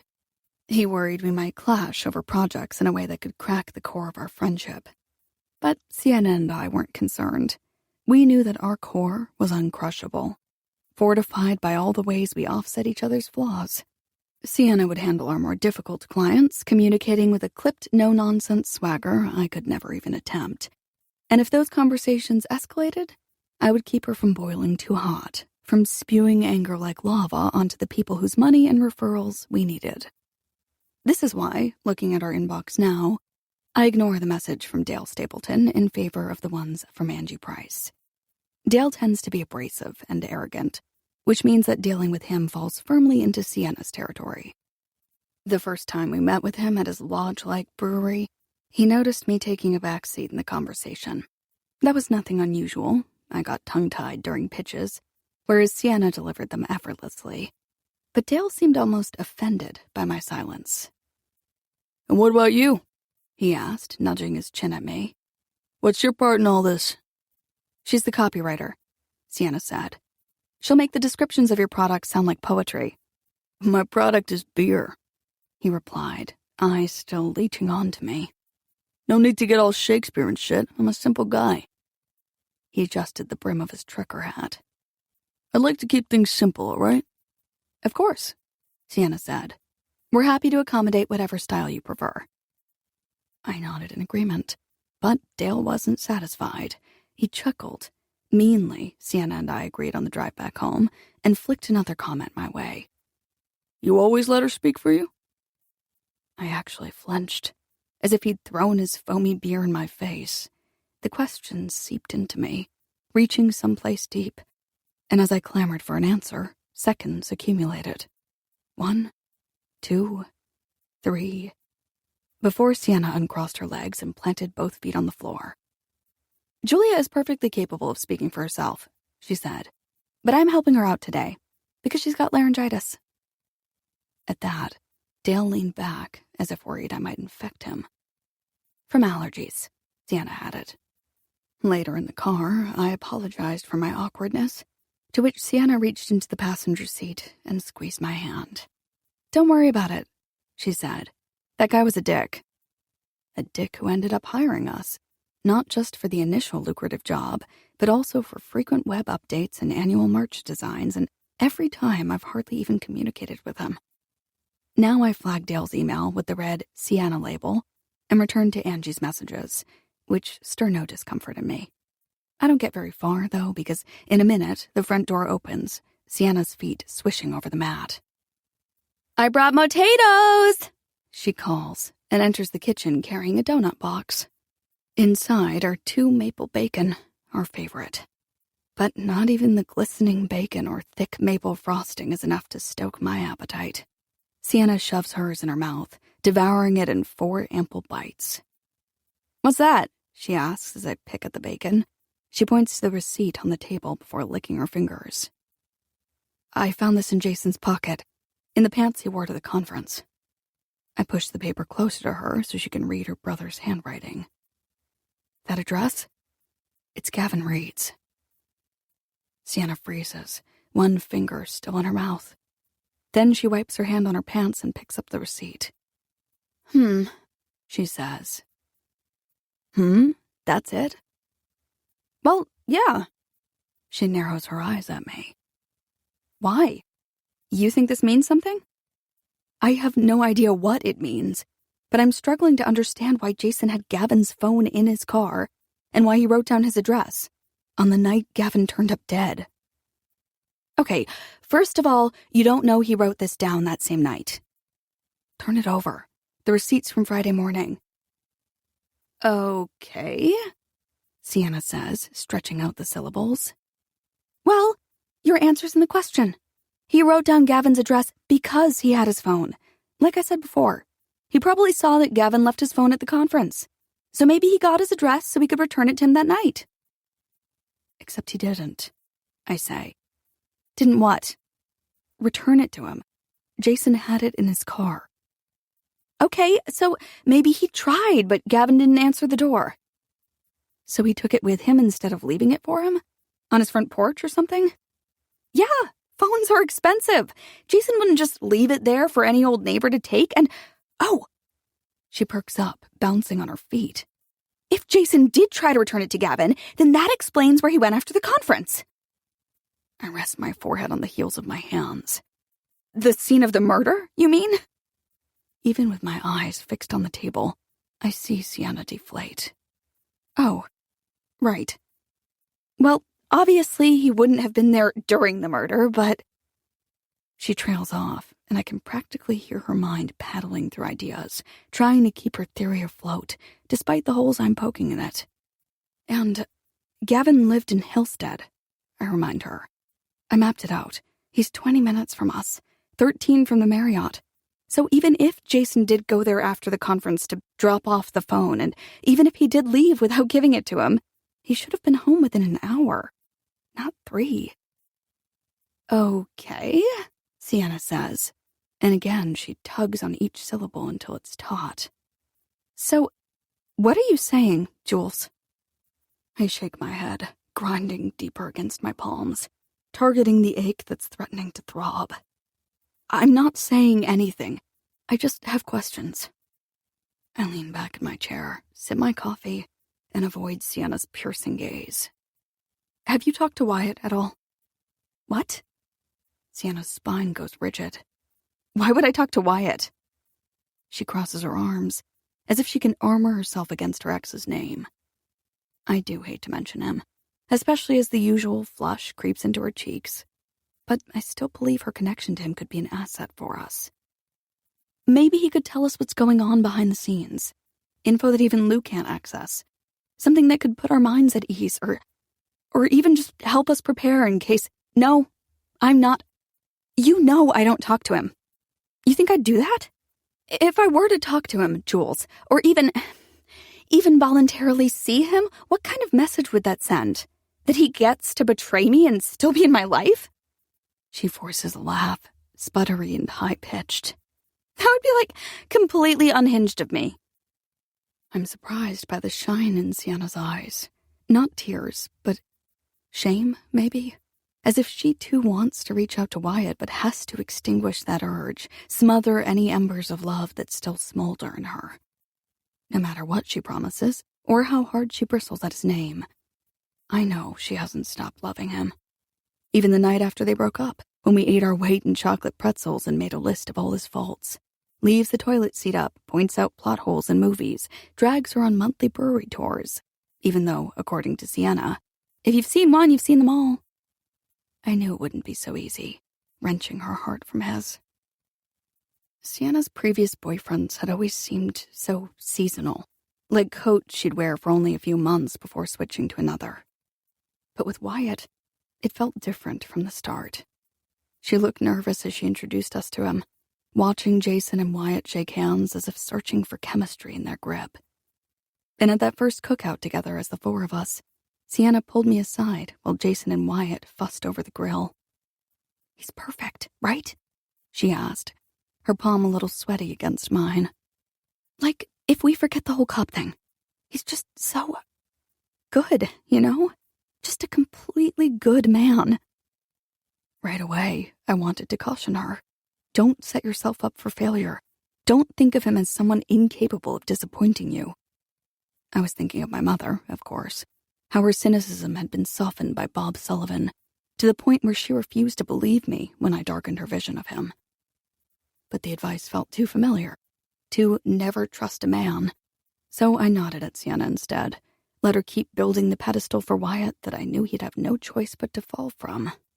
Not that his betrayal was Sienna's fault, or she was wrong to break up with him, but over this past year, I've seen her work so hard to pretend she only hates him, and I can't help but wonder if she hadn't thought of him in terms so absolute, completely good, perfect, the same way she thinks of Jason, would she be better equipped to admit to herself that it's possible to love someone who did something bad? Okay, I say now. We won't go to Wyatt. I'm sorry for suggesting it. It's fine, she says, waving a hand.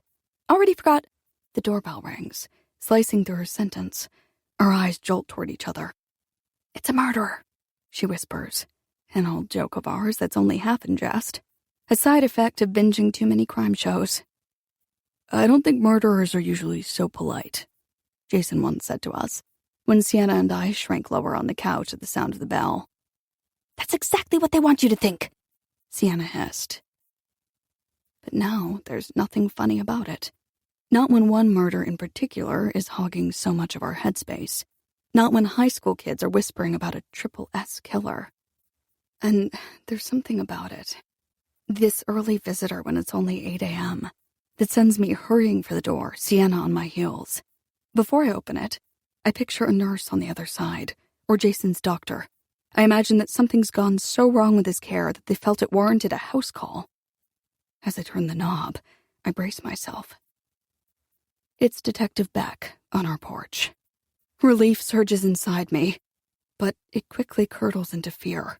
He's flanked by 2 other officers, and there's a strange but subtle smile on his face, one he tries to cover by scratching at the gray hair near his temples. Good morning, Mrs. Larkin. His voice booms as he holds up a piece of paper. We're here with a warrant. Chapter 8. Sienna. Beck's smile bleeds into a smirk. Julia gapes at him, and I don't measure her silence. Don't count to 3. Don't waste a second waiting for her response. A warrant for what? I demand. He hands it to Julia, and I squint over her shoulder at print that's mockingly small. For seizing Mr. Larkin's computer and his financial records from the last 3 years. Financial records? I spit out. What the hell do you need those for? He ignores my question to address Julia instead. Tax records, as well as credit card and bank statements. If you don't have hard copies, you can turn them over electronically. He pulls a flash drive from the pocket of his suit, holds it up like a winning hand in poker. Again, why do you need that? I ask. How could that possibly help you? Mrs. Larkin, Beck says. Julia's still staring at the warrant, and I don't know if she's even registered his voice. If you could lead the way, please. Lead the way? I repeat. You want her to escort you like you're fucking guests? And it's that, the swearing, I think, that jumpstarts Julia's attention. She's seen me curse at cops before, like the time one pulled me over for going 5 miles over the speed limit when a guy in a growling pickup had just blown past me, or the time one hit on me while writing me a ticket for a broken taillight. Are you fucking kidding me? I asked both times, prompting Julia to seize my hand, same as she does now. Her skin is cold against mine, her eyes almost pleading. Cool your fire. But unlike those times in the car, when I had been speeding, when my taillight had needed to be replaced, the mantra's power fizzles out, like a hose only trickling water. My fire's pretty fucking warranted, I mutter. Then I hurl my gaze onto Beck. There's an actual killer somewhere out there roaming free, and instead of searching for them, you're standing here asking for... I laugh, a grating, scraping sound. For my brother's taxes? We can search for everything ourselves, he says, sidestepping my question, avoiding the accusation of incompetence. But this will go a lot easier if we have your cooperation. You do, Julia says before I can respond. Everything's upstairs. You can follow me. My mouth drops open. Jules. Music blares from the kitchen. My phone's ringtone. Call me maybe. Sends me stomping away from the door. Carly Rae's bouncy vocals needing to be silenced. But when I see Lou Ackerman's name on the screen, I accept the call. The cops are here with a warrant, I say. Their footsteps thud up the stairs. I picture their shoes tracking dirt on the floral runner my mother once installed. Yeah, that's why I'm calling. I just got off the phone with the PD. They want his computer and financial records. But why? My assumption is they're looking for motive, other connections between Gavin and Jason besides Integrity Plus. Now, is there anything you can think of that they might find? For motive? Heat rockets through me. My eyes fall on the receipt Julia found in Jason's pants. I snatch it up, shove it in my pocket, glance toward the front hall to make sure no one saw. For possible connections, Lou says. I'm telling you, Lou, Jason hardly ever talks about Gavin. That's why this is so ridiculous. I mean, what do they think they're going to find on his computer? A Word document with a 10-point murder plan? And in his credit card statements, a charge at Joanne Fabric for the thread from Gavin's lips? The statements and tax records are for motive, too. I don't know the specifics, but it seems there's a possibility Gavin was involved in some shady financial dealings. Okay, and why would that have anything to do with I stop before I finish my brother's name, because that phrase, shady financial dealings, has pinged against a memory. Wyatt in bed last night, telling me about the man who accosted Gavin a week before his murder. He was financially motivated, Wyatt said, but he hustled me away from the subject as soon as I pressed for more. If Gavin was doing something shady, I tell Lou, Jason wouldn't go near it, especially if it had to do with money. He's way too responsible. Like, pays his bills the second they come in responsible. And he definitely wouldn't do anything illegal.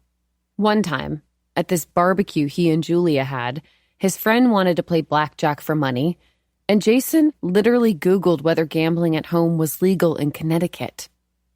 Lou chuckles. Smart man. Sure, smart, lame, tomato, matato. My point is, if Gavin had some financial scheme going on, Jason's not the one with ties to it. And the police should be looking at whoever does, because maybe they're the real killer. Before I continue, I turn toward the entryway, making sure Julia can't hear me. She isn't there, of course. She's upstairs, giving the cops her cooperation. Still, I lower my voice. Please don't repeat this in front of Julia, but I talked to my ex, who's a cop, and he said that someone recently attacked Gavin, verbally, but still, and it seemed to have to do with money. He also said the guy had an alibi for the murder, I admit, but it still seems like the police should be looking closer at him. Look, Lou says, I haven't seen your brother in years, but from what I know about him, I agree that it seems unlikely he'd be tied up in any financial crimes. It's not unlikely, and that there certainly could be people who are connected to Gavin in that way. People who might have an incentive to hurt him. But the issue here is, right now, the police believe they have a lot of reasons to be suspicious of Jason in particular. The phone, the knife, the mystery of his whereabouts on Friday night. So that's why their focus is on him at the moment. And they're going to keep digging until something, the blood test, we hope, disproves their assumptions. I don't like how he says that. We hope. As if he worries the blood on Jason's knife might actually turn out to be Gavin's.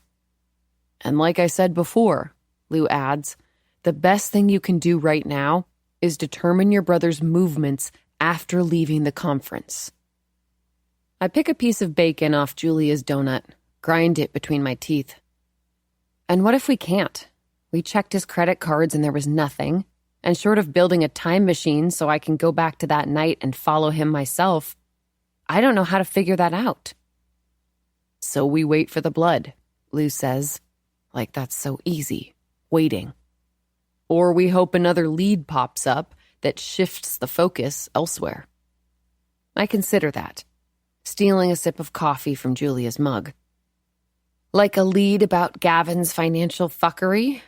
Oh, pardon my French, Lou, but a lead about that, and whoever might have actually been tied up in it? There's a pause before he answers. That would be helpful, yes, if it points away from your brother. And there it is again. If, another uncertain word. My hand tightens around Julia's mug. But I should caution you, Sienna, not to go investigating into anything like that on your own. For one thing, it could hurt your brother's case. The police might wonder why you're getting so involved, what you're trying, perhaps, to cover up. And another thing, it could be dangerous. You don't want to risk catching the attention of Gavin's killer. I think it would be obvious why I'd be getting so involved. They're after the wrong guy. At the top of the stairs, Beck's voice rumbles, and I cock my ear, listening for his dissent. Lou, I've got to go. Thanks for the info. Keep me posted. The rumble was a false alarm. 15 minutes pass before anyone comes down, and I spend them sitting with my arms crossed, squinting at the ceiling whenever I hear footsteps above me. When the officers finally march down the stairs, I spring toward the entryway, where Beck holds the door open for his men. Thank you, Mrs. Larkin. Sienna. He nods at each of us, Jason's laptop tucked under his arm in a clear plastic bag. You have a good day now. Oh, you too, I call out as he leaves. Just a sparkling, spectacular day. In fact, Julia closes the door before I can say more. Misery swims in her eyes. I can't believe you handed it all over, I say. Her brows spike. They had a warrant. I didn't have a choice. Still. I head back toward the kitchen. You didn't have to make it so easy for them. But listen, Lou called, and he said that Gavin might have been involved in something shady, financially speaking. which is great information because I also found out that I stopped myself. I can't share what Wyatt told me without outing myself for talking to him in the first place. A thing I swore to Julia in this very kitchen that I would not do. But I'm also struck by Julia's reaction. Her eyes have shot wide and her face looks drained of color. What? I ask. They think Jason's involved with that? With Gavin's financial stuff? Her gaze goes distant, obscuring whatever thoughts are leaping through her head. I wave away her worry. They're grasping at straws. Lou says they're looking for motive. But listen, I think we should look into this. Did Jason ever tell you he thought Gavin was doing something sketchy at work? Or even outside of it? Julia shakes her head slowly, eyes attached to the wall behind my head. No, she says, something a little haunted in her tone. Jason never talked to me about money. I take her hand, which is limp and clammy. It does not grip me back. Jules, are you okay? She blinks, which seems to focus her, and her fingers fold around the back of my hand. Yeah, it's just not every day the cops arrive with a warrant. I purse my lips, narrow my eyes. There's something she's not saying. Her silence forces a gap between us, a disconnect, even as our hands remain linked. Still, I carry on. No time to waste. Which is why I think we should get a little more proactive, I say. Do you think Maeve would have an idea what Gavin was up to? She's the office manager, so she does the bookkeeping, right? I wonder if she's noticed anything off. I think we should call her. It's before 9, so she might not even be at work yet. Do you have her number? Well, yeah, but great. I drop Julia's hand to swoop up her phone. Then I punch in her passcode and call Maeve, putting it on speaker. Julia? Maeve answers. Is everything okay? Did something happen with Jason? Her words are blurred with fear, all of them mashed together in a breathless rush. Oh, no, sorry, I say. Jason's the same, and this is Sienna, actually, but Julia's here too. We wanted to ask you something. Maeve's exhale shushes against the phone, and in her moment of hesitation, I imagine her with her hand on her chest, settling her surge of nerves. Okay, what's up? It's about Gavin. Have you ever seen him doing anything suspicious at work? There's a beat before she responds. Define suspicious. I'm not sure exactly. Something to do with Integrity Plus's money? At Maeve's silence, I look at Julia, who doesn't return my gaze. She's staring at the table, her palm pressed against it, like she's propping herself up. Maeve? I prompt. Yeah, sorry. I do the bookkeeping, and everything's always above board with it. The cops took a look at it all on Tuesday. I hope you know I would never let Gavin put me on the hook for something illegal. I plop into the nearest chair. Right.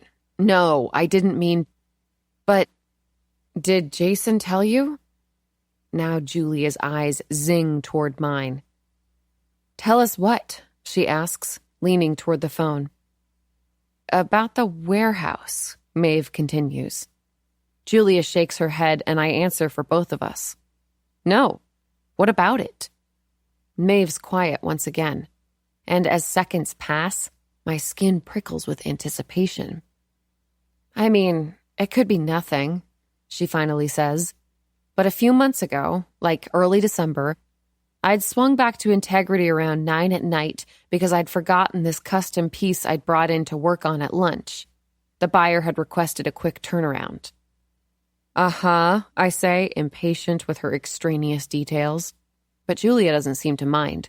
Her gaze is hooked to the phone again, her brow dented in concentration. And as I was leaving, I drove out the back way, which takes you behind the warehouse. And I saw that the door was ajar, which I don't know if Jason mentioned it, but in November, Gavin had to fire a crew member because he'd caught him stealing from the warehouse. So I was nervous he might have come back, or someone else might have been stealing. Who was it that got fired? I ask. Dave Morgan, Maeve says. I look at Julia, who shrugs. The name is unfamiliar to us. So I checked it out, Maeve continues. I had my phone in my hand, ready to call the cops if I needed to. But then I heard this sound, like a metal clang coming from the boneyard. The boneyard? I repeat. It's this corner in the back of the warehouse where they store things too big to throw out. Damaged inventory, broken power tools, and ladders. There's even stuff from the office itself. Old desks, obsolete printers, it's all junk. The crew strips things for parts sometimes, but mostly it just keeps accumulating. But when I heard the clang from that area, I crept in deeper to get a better look. And it wasn't Dave Morgan or another member of the crew. It was Gavin. Doing what? I ask.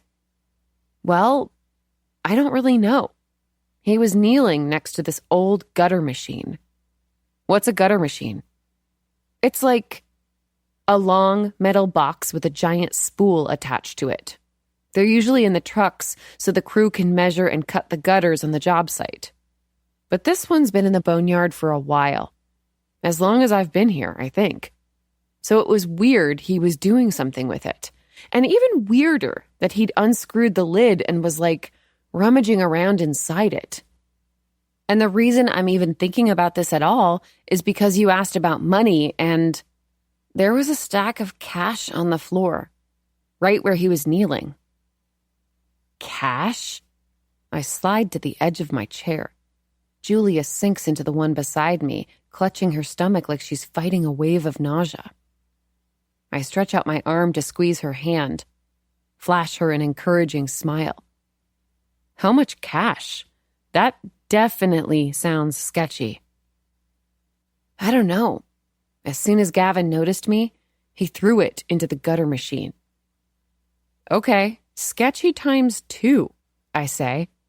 Did you ask him about it?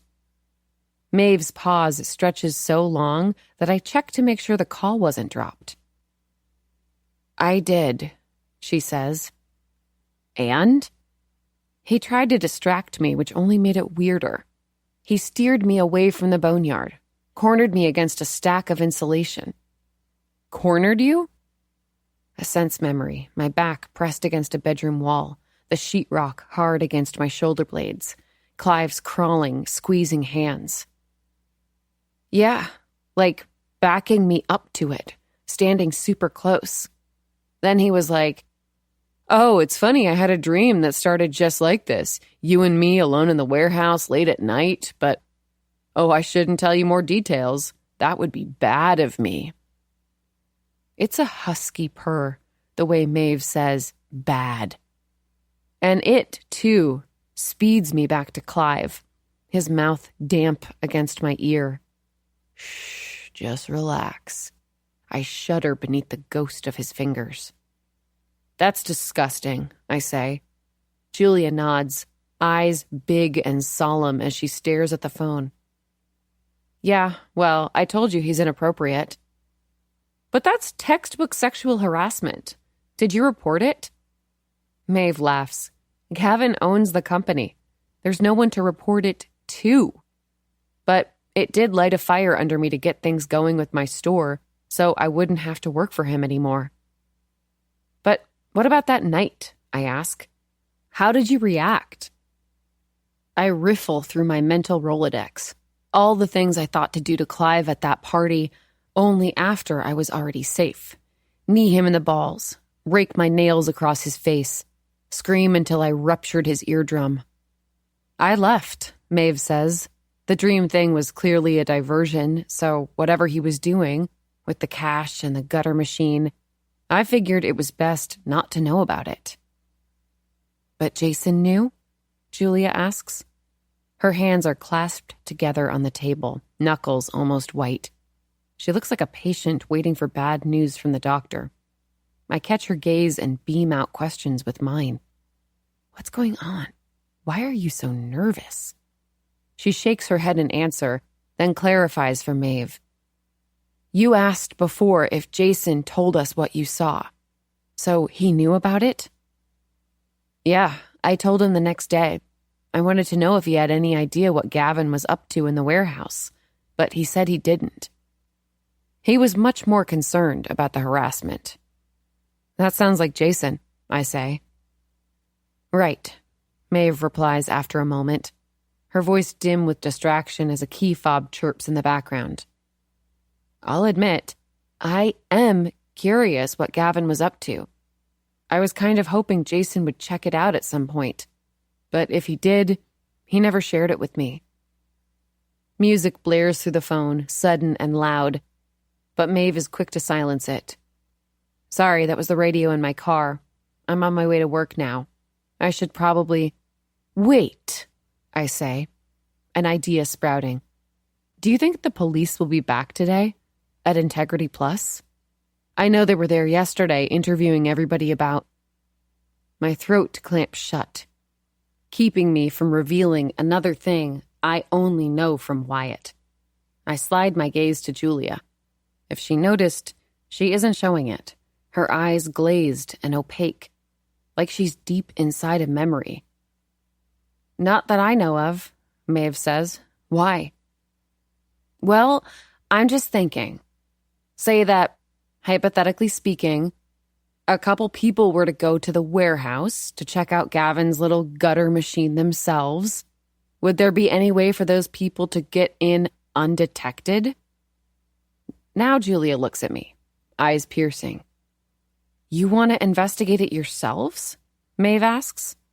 There's a clash of notes in her voice, dubious and intrigued. It feels like we have to. I meet Julia's stare. The cops came with a warrant for Jason's financial records. Our lawyer said they're fishing for a motive, so if they think the killer might have had financial ties to Gavin, maybe there's something there, in whatever sketchy thing he was hiding in the warehouse, that could point their attention to someone else. As Julia shakes her head, she doesn't blink. Her gaze stays fastened to mine. And I know what I'm proposing, sneaking around, searching for Gavin's secrets, will not be an easy sell. It's the only lead we have, I say, to her as much as to Maeve. And I'm sick of sitting around, waiting for the cops to be proven wrong. If I were in trouble, there's no way Jason would just sit back, twiddling his thumbs. He'd do anything to help me. The memory flashes, Jason wrenching Clive away from me. In that moment, it felt like he was freeing me from a room that had caved in on top of me. Clive had 3 inches and 20 pounds on my brother, but Jason tossed him aside as easily as debris. On the other end of the phone, Maeve is silent. I picture her squinting at the road with a skeptical gaze. But when she finally speaks, it's exactly the answer I want. Don't show up before 10 this morning, she says. After that, the crew will be out at the job sites, and it'll give me a chance to warn you if the police are there. But if all seems clear... As Maeve pauses, I smile across the table at Julia, whose face is still tight, whose lips tuck inward. I'll leave the door unlocked for you. Chapter 9. Julia. What if we get caught? I'm holding onto the door handle as if I might thrust it open and roll from this moving car. I watch the speedometer creep 10, then 15 miles above the speed limit. We won't, Sienna says. The warehouse will be empty, and Maeve will warn us if we need to leave. We should be at the hospital, though, with Jason. I've been trying to picture him there, alone, sunlight rolling across his bed as the day drives ahead. Since the moment the cops asked for Jason's financial records, my nerves have been rattled like chains, my mind worrying with things I don't want to wonder, things I can't even discuss with Sienna. Still, I hate to think of it. Jason lying in that room, bruised and tubed, with nothing but sterile air to hold his hand. We'll go there after, Sienna says. She readjusts her grip on the steering wheel as if she's worried it might squirm out of her grasp. But right now he doesn't need us there. What he needs is for us to get the cops off his back. That way, when he wakes up, he can recover in peace without Jerry Beck and his smug little warrants. For a moment this morning, as he stood in my doorway, Beck's mouth had curved into a smirk. But up in Jason's office, where I uploaded files onto the flash drive, the detective's lips were pinched with pity, and I can't decide which expression was worse. But, I say to Sienna, I'm still not sure what you're hoping to find. She heaves out a sigh, her answer laced with impatience.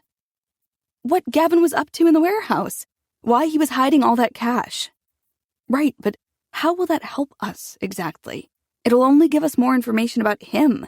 We won't have anything that can clear Jason's name or provide an alibi.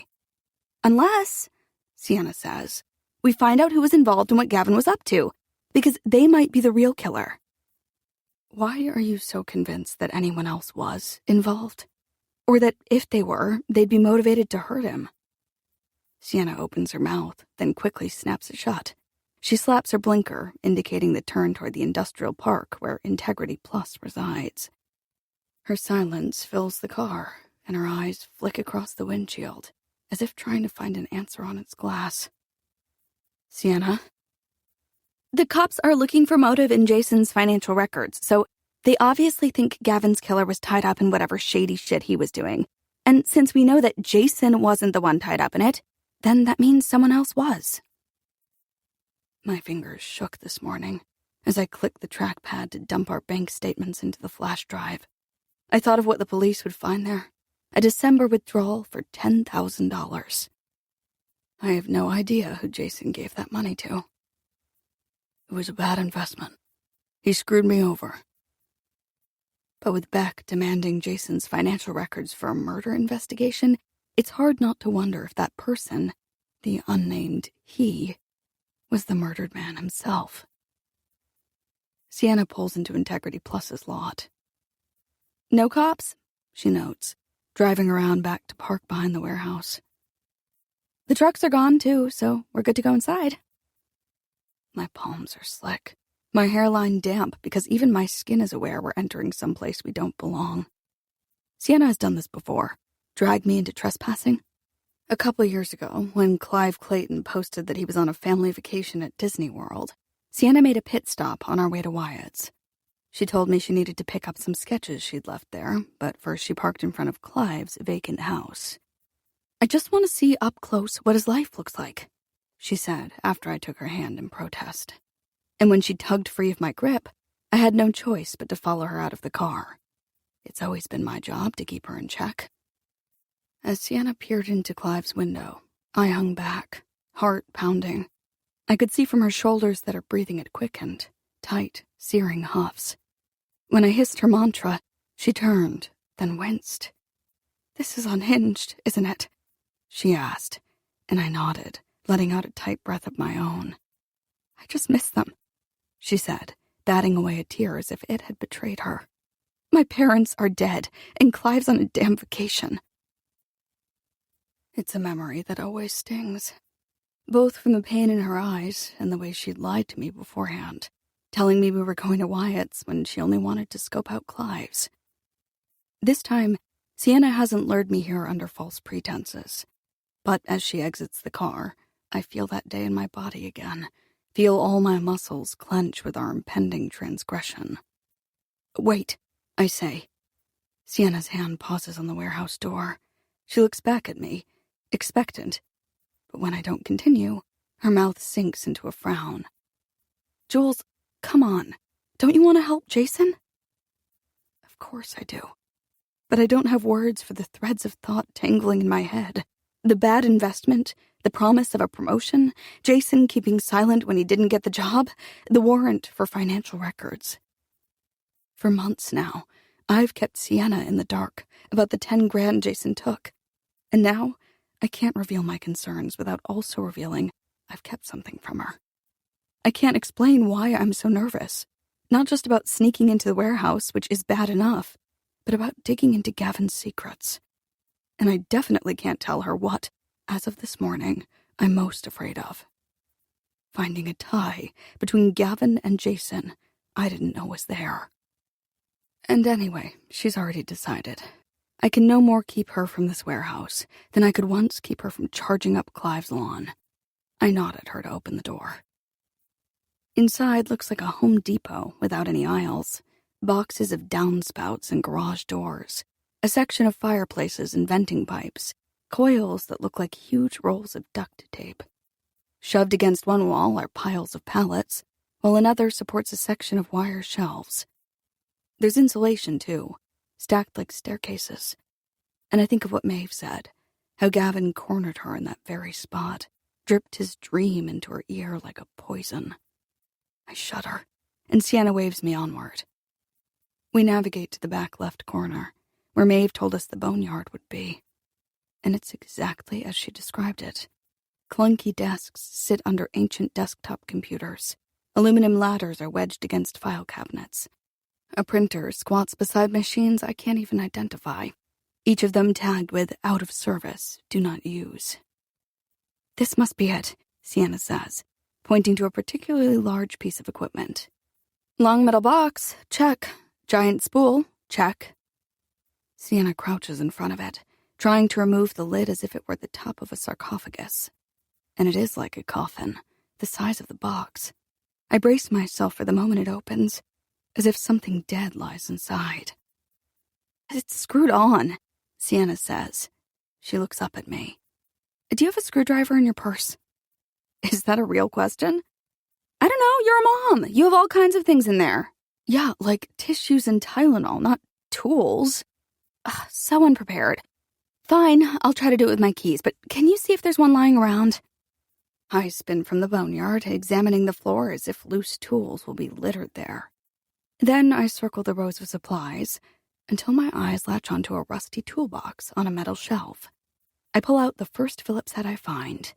Here, I say when I thrust it at Sienna. Thanks. She drops her keys, and as she works at the screws with the correct tool, I wander far enough away so I can watch all the doors at once.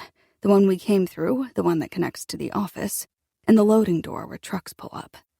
Even though Maeve assured us we'd be here alone, my heart rate spikes as I imagine tires on gravel, the beep of a truck reversing, the pop and slide of a door suddenly opening. I focus on breathing to steady myself. The warehouse's air sharp in my nose. I've never been here before, but the smell is so familiar. It transports me to my early days with Jason, back when he had just joined the crew and I was still getting used to it all, loving him, caring for Aiden, being a wife and mother at only 23. Every evening, Jason would come home with this same warehouse scent on his clothes, a strange mixture of mustiness and burnt cookies. As I hugged him hello, my own clothes stained with Aiden's spit up, I'd make a show of holding my nose, and Jason would tear off his t-shirt, then chase me around the room as if the dirty cotton were a net he would catch me with. Inevitably, I'd melt into laughter, and Jason would wrap his shirt around me, roaring with delight. It's been a while since Jason and I greeted each other playfully. Over time, he's taken to squeezing my shoulder as he passes me in the kitchen, my hands busy with whatever I'm cooking, and in return, I mime a kiss in his direction. These last few months, it's been even less. When he isn't talking up the promotion, he's cautious around me. He walks through the door and only waves hello, as if I'm on a phone call he shouldn't interrupt. I could ask for more, set aside the vegetables I'm chopping and wrap my arms around his waist. But I haven't known how to be close to him. His betrayal's still a phantom space between us I can't bring myself to cross. Jules, come here, Sienna calls, and I return to her at the gutter machine, where she's cupping a palmful of screws. She sets them down, then attempts to lift the lid again. This time, it actually budges. Here, help me, she urges. And I hold back a sigh before grabbing the opposite end. Together, we place it on the floor, then step forward to stare into the cavity we've exposed. Shoeboxes? I ask. There are 7 in total, and as Sienna reaches in and opens one up, I think at first that there's really going to be shoes inside. Beige paper conceals the contents just like they do in stores. Sienna peels back the paper, and even though Maeve mentioned this on the phone, we both gasp. bundles of cash, held together with rubber bands. It looks like a shot from a movie, one Sienna and I might stumble upon as we scroll through our options on TV. One where nefarious people do nefarious deeds, and the pile of cash is the first damning clue. I blink at the shoebox, as if doing so might switch the channel, but the scene remains unchanged. Sienna opens the other boxes too, careless with the lids. It's all the same, down to the color of the bands that keep the stacks neatly in place, and Ben Franklin's face, over and over and over. There must be tens of thousands of dollars here. I don't get it, I say. Why is this here, in this defunct machine of all places? Sienna sits back on her heels, forehead scrunched in thought. Well, she says, he's obviously doing something illegal. Maybe he's pulling a Breaking Bad, selling drugs, using Integrity Plus as a front. I don't know, but this is a pretty brilliant hiding spot. Brilliant? It's an odd word for something illegal. Think about it. If the cops ever caught wind of what he was up to, they'd search his home, his office, maybe even the warehouse, but they wouldn't think to unscrew a broken machine sitting among all these heaps of junk and check for mounds of cash inside it. They'd look for safes, right? False panels in the wall, that kind of thing. But he's been hiding it under everyone's noses. You sound impressed, I say. Not impressed, excited. Sienna picks up a stack, flicks through it with her thumb. Someone might have killed Gavin for this money. Someone who's not Jason, obviously. A chill curls around my spine, but before I can even shiver, I notice something else in the gutter machine, standing flush against one of its sides. What's that? I ask, pointing. Oh, good catch. Sienna reaches in and extracts the object, a leather notebook. She holds it out with flattened palms, expression almost reverent. How great would it be, she says, if this was like a journal confessing to all his dirty secrets.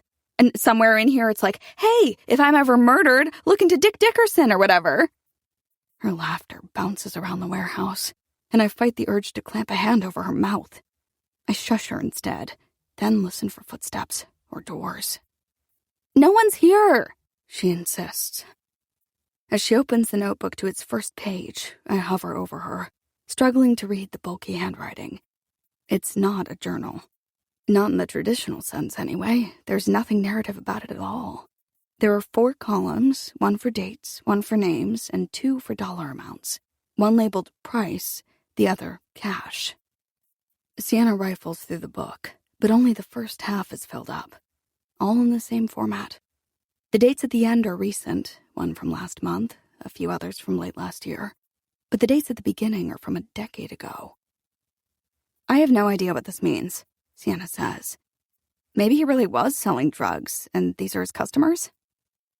She returns to the final columned page, and I squint at the list of names. No, look, I say, pointing to one in particular. I don't think it's individual people. Linear, that's a new gym in Hillstead.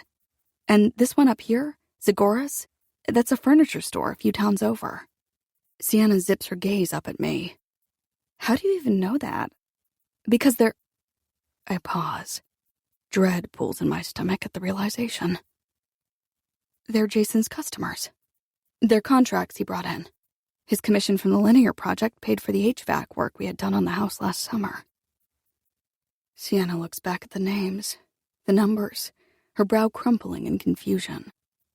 These are all Jason's customers? My legs are shaking now, rickety as an old ladder. I kneel down beside Sienna on the cement floor, grateful for its stability. I glance at the shoeboxes of money, my insides churning before skimming the column of names again. Those are the only ones I recognize. Okay, so why would... Sienna starts, but the rattle of a doorknob silences her. We grab hands, eyes flitting over the gutter machine, open like a body during an autopsy. We don't have time to cover it or return the lids to the boxes. The door, the one connected to the building, hidden by view from the stacks of insulation that border the boneyard, pops open and footsteps clap inside. We lurch in sync toward the section of discarded desks, then crouch behind them, our hands tight as vices around each other. The footsteps draw nearer, hurrying their pace, an exact match for my heartbeat. Sienna narrows her eyes, pointing them toward the approaching sound, and I try to quiet my breathing, which tumbles out of me in panicked huffs. The person stops, the silence as sudden as a light switched on, and though we can't see them from behind these desks, I know they're staring into the gutter machine, taking stock of the screws Sienna removed, the lid we pushed aside, the money in all those boxes. Julia? I spill out another breath, my lungs loosening. My hand releases Sienna's as she slumps in relief. We take a second to recover, then spring up in unison. Jesus, Maeve says, hand flying to her chest. You scared me. You scared us, Sienna says. I came to check on you, see if you found anything. Maeve looks into the gutter machine, shaking her head in bewilderment, disbelief. I guess you did. That is a lot of cash. Yeah, but look at this, Sienna says. She picks up the notebook and opens it to the page with Linear and Zagoras. Nausea swims inside me at those familiar names. Does this mean anything to you? Sienna holds the notebook out to Maeve, who takes it with a skeptical squint. As she scans the page, I focus on swallowing. It kind of looks like a job log, Maeve says. But these dollar amounts, why are there 2 for every date? She chews on her bottom lip as she continues to read. Her finger runs across the page like a highlighter, pausing at times to linger beneath a name, then speeding up again. Finally, she sucks in a breath, her eyes flashing bright as high beams. Oh my God! What? Sienna and I say together. Sienna lurches closer to Maeve. I think Gavin was cooking the books. Look, for every row, there are $2 amounts, price and cash. And the price is always greater than the cash, see?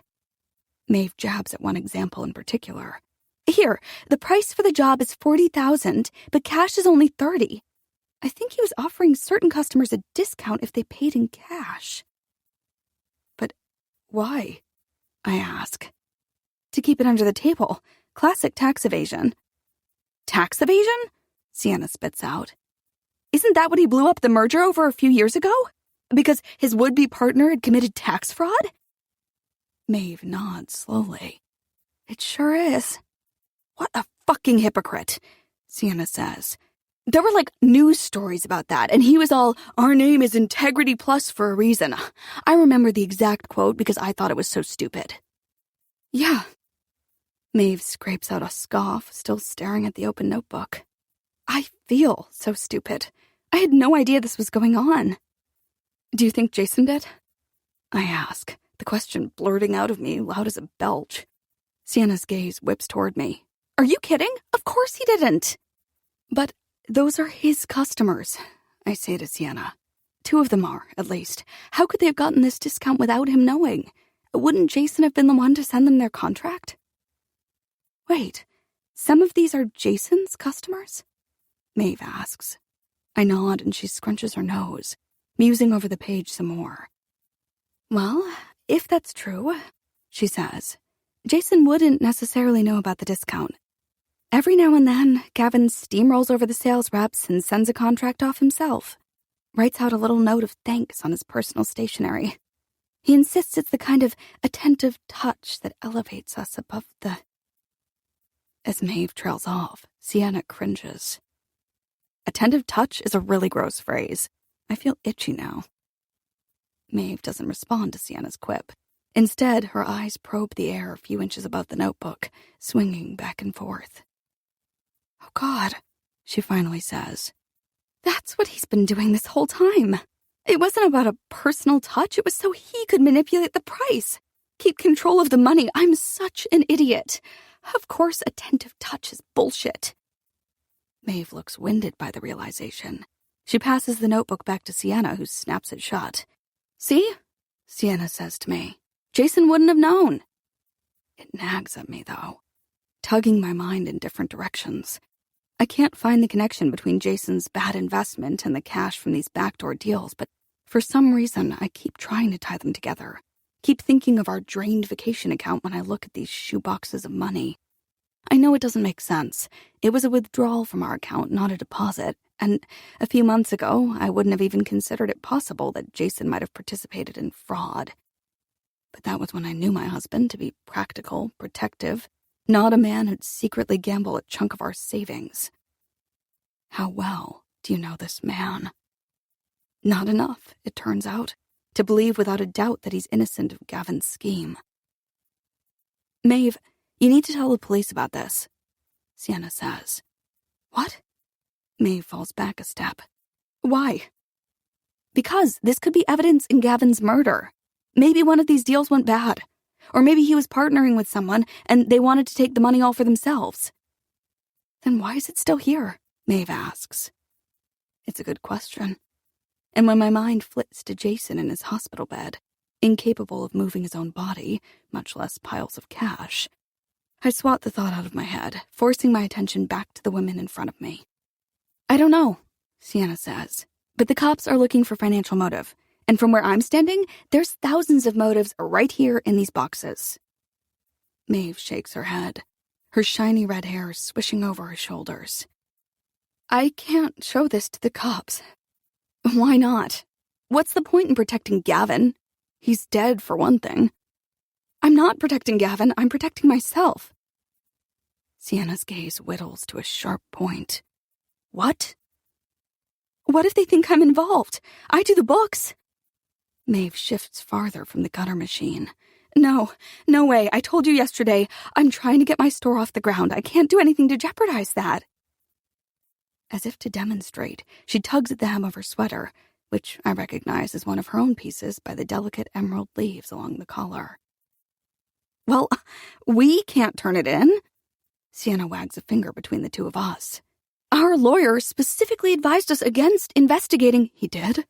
I interject. And it'll be suspicious as hell if the family of the primary suspect just happens to stumble upon all this evidence. Well, what was your plan then? Maeve asks coolly. Why'd you come looking for this if you can't do anything with it? I was hoping, Sienna says, to find something that pointed toward a specific suspect, which, okay, maybe that was optimistic of me, but it's not like I have practice investigating murders. She runs her hands through her hair, her fingers raking over her scalp. And anyway, you were the one who tipped us off in the first place. You left the warehouse unlocked, so you made yourself involved. I wasn't thinking that this... Maeve gestures to the gutter machine, her arm arcing wildly. I didn't know he... Look, Sienna tries. Can't you just call it in anonymously? Can't you? Maeve retorts. Sienna grunts and spins away to pace through the narrow gaps in the boneyard. Jules, she says, help me out here. Tell her she needs to do this. My lips stick together like Velcro. I don't dare tell Sienna what I really think. Turning in the evidence is not Maeve's responsibility, and more important, it might only hurt Jason's case in the end. But I don't know what to say instead. I'm used to opting for silence, but Sienna's staring me down, her eyes like sirens blaring her need. My phone rings then, barreling through my quiet. I fumble for it in my pocket, expecting to see it's the hospital or even police calling. But the number on my screen is the one that, before this week, I dreaded most, believing its appearance in the middle of the day would signal some unbearable tragedy, or, at the very least, some trouble. I look at Sienna, whose face is already mirroring the concern I feel. Hello? I say into the phone. Hi, Mrs. Larkin? Yes? This is Mona Pickett, assistant principal at Willow Creek High. We need you to come here as soon as you can. There's been an incident with your son. Chapter 10. Sienna. Julia keeps her hand on Aiden's back as she guides him into Jason's room. My nephew's steps are so reluctant. He looks like a prisoner, cuffed at the ankles, led by a guard. He hasn't explained the incident yet. Not beyond what the assistant principal told us.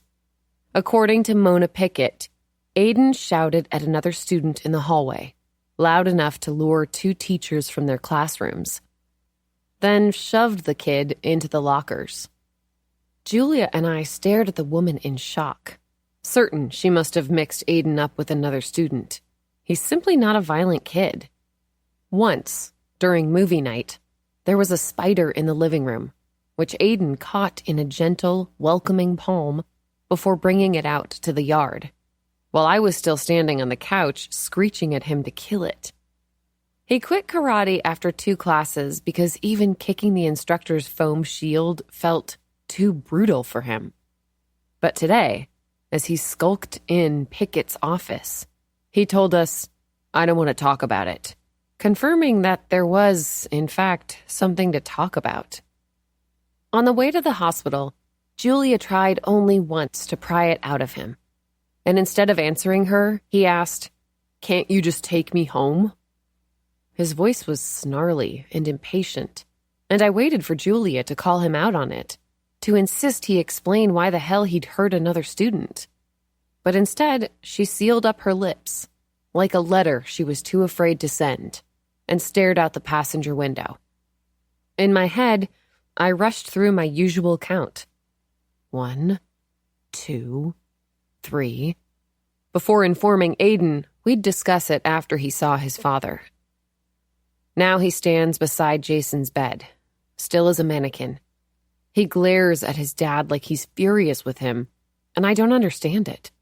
Not the scowl puckering his mouth, not the tightness of his body or the dip of his brow. I get that Aiden's a teenager, mad at the world, mad at the shitty situation. But why does he seem mad at Jason? His eyes could drill holes in his dad's face. "Okay, fess up," I say, since Julia clearly isn't going to. "Why do you attack that kid?" He slaps his attention onto me. "He attacked me first." "He pushed you?" Julia asks, palming his elbow. "No.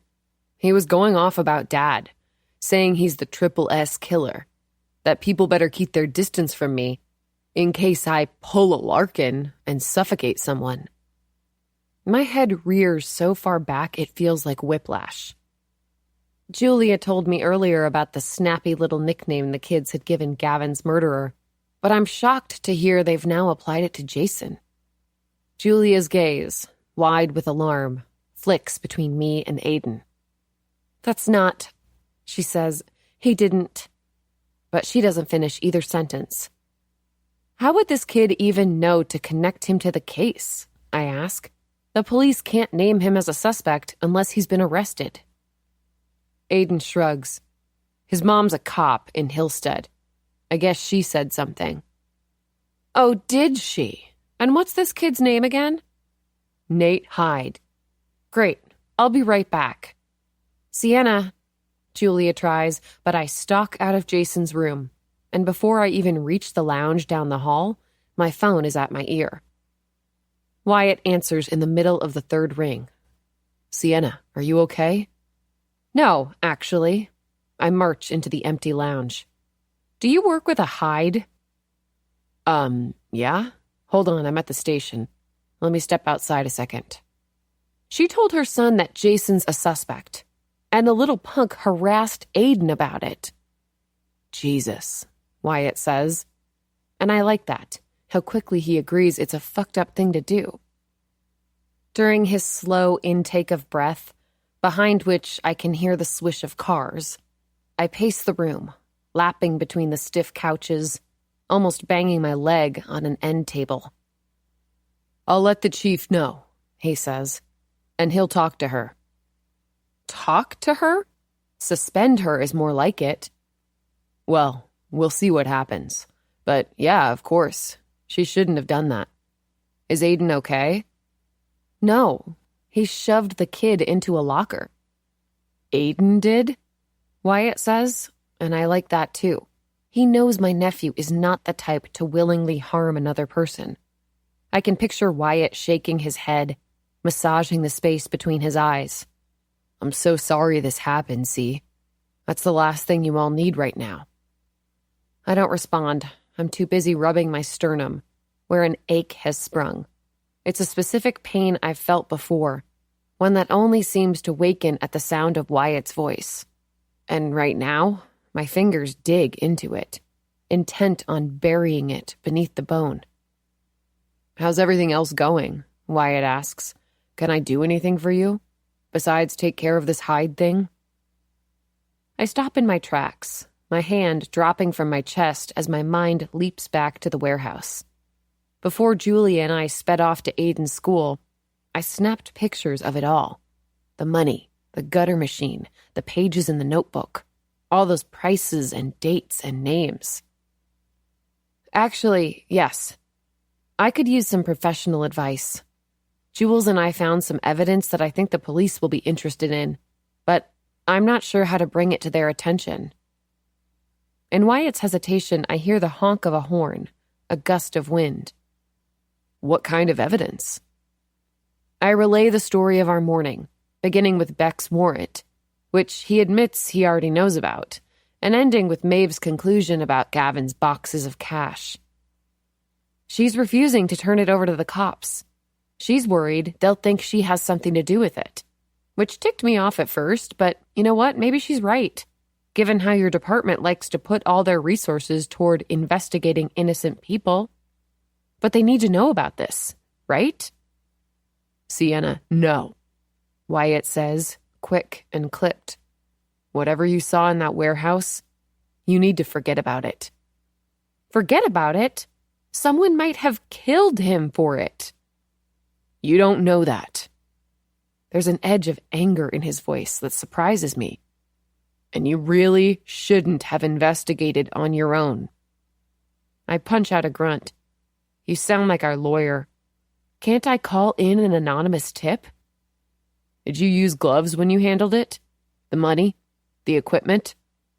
"What? No." "Then your prints are all over it. Not exactly anonymous. And you get how that would look, right? That the suspect's sister has touched it?" I pause at that. It never occurred to me to be so careful, to snap on latex gloves like a detective, to protect the evidence, and protect myself, my brother, against it. "And not just touched it," Wyatt adds. "Planted it, maybe." "You think I've planted boxes of cash?" "Not me, but they might. They could see it as you trying to stir up suspicion elsewhere, sending them on a wild goose chase away from Jason." "That's ridiculous. And anyway, it's not like my prints are in the system. I've never been arrested or anything." "Doesn't matter. It's too big a risk. Just forget you found it, okay?" "Are you fucking serious? This is a lead. I know it is. It's..." "Hold on. Yeah?" He responds to someone who's called out to him. Their words burble through the phone, swift and indecipherable. "Got it. Be right there," he says after a moment, and when he returns to me, his voice is low but firm. "See, I have to go, but promise me you'll stop digging. Figure out where Jason was on Friday night. Follow his movements, his actions, but stay away from warehouses and anywhere else associated with Gavin. Do you understand?" Chest searing with every breath, I don't reply, and in a few seconds, I end the call. I burn my mouth on molten cheese. We're back at Jason and Julia's, huddled around a Hawaiian pizza, and I'm not like Aiden or Julia, who blow on each steaming bite to cool it down. My teeth are tearing through dough and ham and pineapple, because any minute now, Lou Ackerman's going to call me back. I contacted him right after hanging up with Wyatt, but his assistant told me he was in meetings all afternoon and would reach out after 6. That was at 2 o'clock, and 4 hours seemed an impossibly long time to wait. As I watched my brother in his bed, noting the changes in his bruises and bandages, the tick of my pulse felt like the tick of a clock. Each second wasted, each second another chance for Nate Hyde to taunt my nephew, for the cops to get this wrong. Julia's phone pings with an email. "Oh," she says as she reads it. "Good news. Ms. Pickett says they're still letting you go to the semi-formal tomorrow." She beams at Aiden, forcing cheerfulness. but Aiden only chews his pizza, avoiding her gaze. She says she understands you've got a lot going on and they'd be happy for you to make up for the fight with 2 detentions next week. Does Nate Hyde have detention? I ask. Julia's smile slips a little. She didn't say. But that's good, right, Aid? I know you were excited about the dance. I'm not excited about it. It's just a thing to do. But all people are going to be talking about now is Dad. Nate was telling everyone he's the Triple S killer. Take it back, I say. Detention's too good for Nate. Let's send him to the stocks. Or, hey, how about that island where the Lord of the Flies kids go? I lean toward Aiden to nudge him with my elbow. His lips twitch for a second, but he doesn't smile. Look, I try instead. If Nate or anyone else gives you any shit, just tell them the truth. Yeah, Aiden says. And what's that? There's venom in the question. It feels like poison spit in my face. I look at Julia, but she's focused on her pizza, scrutinizing the cheese, picking at the crust. That your dad is innocent, I say. That the cops are complete and total screw-ups. And anyone who would act like Jason's been convicted when there hasn't even been an arrest is just a know-nothing lowlife who's talking out their ass. That the last person on earth who would ever hurt someone, let alone kill them, is your dad, because he's good and kind and, okay, Auntie, stop, Aiden cuts in. He jolts his chair back, the legs scraping against the floor with all the suddenness of a record scratch. He stares at Julia. Can I eat in my room? Julia blinks at him, as startled as I am by the interruption. Sure, honey, she says. Just take some extra napkins. He picks up his plate, grabs the stack she holds out to him, and stomps away from us. I wait until he's out of earshot before whirling toward Julia. Take some extra napkins? In case he gets pizza on the carpet.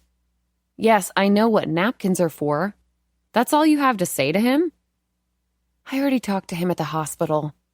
She takes a large bite, then chews and chews and chews until I'm sure the pizza is nothing more than mush in her mouth. While you were reporting Nate Hyde's mom to the police chief, she finally adds. I hold my gaze steady, gesturing for her to continue. When I lied to her, back at Jason's room, telling her it was the police chief I'd called instead of Wyatt, I felt a pinch of guilt at how easily she believed me. It was mostly true, though. Wyatt said he'd tell the chief, so I simply revised the story to cut out the middleman. No need to explain why my ex was the first person I thought to call, or what he said about the money in the warehouse. And I told Aiden, Julia says, that violence is never the answer, even if he was provoked. Okay, but what about the way he keeps talking to us? Or even how he's talking about Jason? He seems so pent up with anger. Not that I blame him, but he doesn't need to be angry at us. It's not Jason's fault he can't defend himself. And you and I are doing everything we can to prove his innocence. Julia stalls by taking another bite. I wait her out, crossing my arms, but just as she swallows, my phone rings on the table. I spring up from my chair, jabbing at the screen to accept the call. Hey, Lou, thanks for getting back to me. Of course, he says, but I'm sorry to tell you I don't have anything new to report.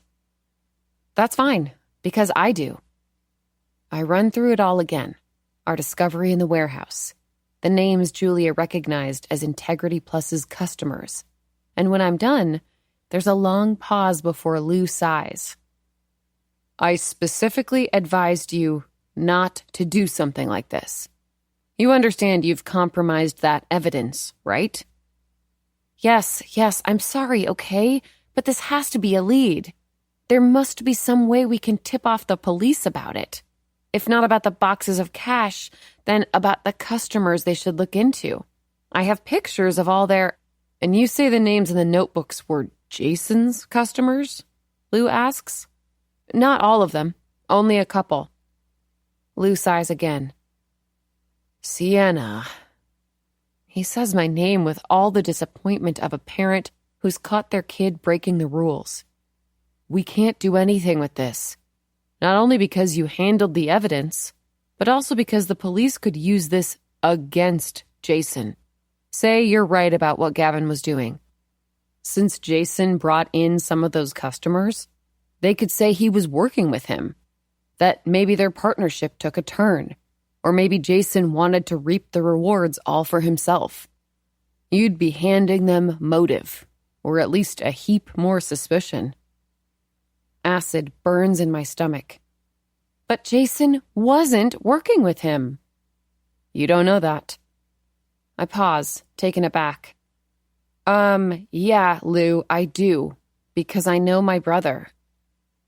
Regardless, if this makes it to a courtroom, a prosecutor could still construct a narrative in which Jason was very much involved with Gavin. I march into the family room, circle the coffee table like it's a suspect I'm questioning. So what am I supposed to do? I know this is connected. I can feel it. And what did you expect when you told me Gavin was into something shady? How could I not look into it? I understand you're anxious and frustrated. Lou's voice is pinched, like he's biting back a stronger retort. But you can't be inserting yourself into the investigation. Is that clear? His tone needles me, so similar to Wyatt's from earlier. Do you understand? Like I'm a child in need of chiding. Even still, I do understand. From now on, whatever leads I follow, I'll have to be more careful. Lou continues through my silence. You need to leave the issue of Gavin's finances and anything else that comes up to the police. But why are they suspicious of his finances in the first place? Because it doesn't seem like the cops have found what's in the gutter machine. At the kitchen table, Julia has set aside her dinner in favor of her laptop. She hunches close to the screen, forehead pleated with confusion, or maybe concern. Lou waits a beat before answering, as if reluctant to move on from scolding me. Well, he says, you actually mentioned it yourself this morning. There was an arrest made a week before Gavin's murder. A man lashed out at him in a restaurant, causing a scene. Hope bolts through me. And you know why the man attacked him? I haven't seen the arrest report yet, but I got a brief rundown. When they booked him, he kept urging them to look into Integrity Plus's finances, insisting Gavin was committing some type of fraud. My assumption, since the police are interested in Jason's financial records and how they might tie him to Gavin, is that they have reason to believe the claims were credible. I shoot my fist into the air, miming my triumph.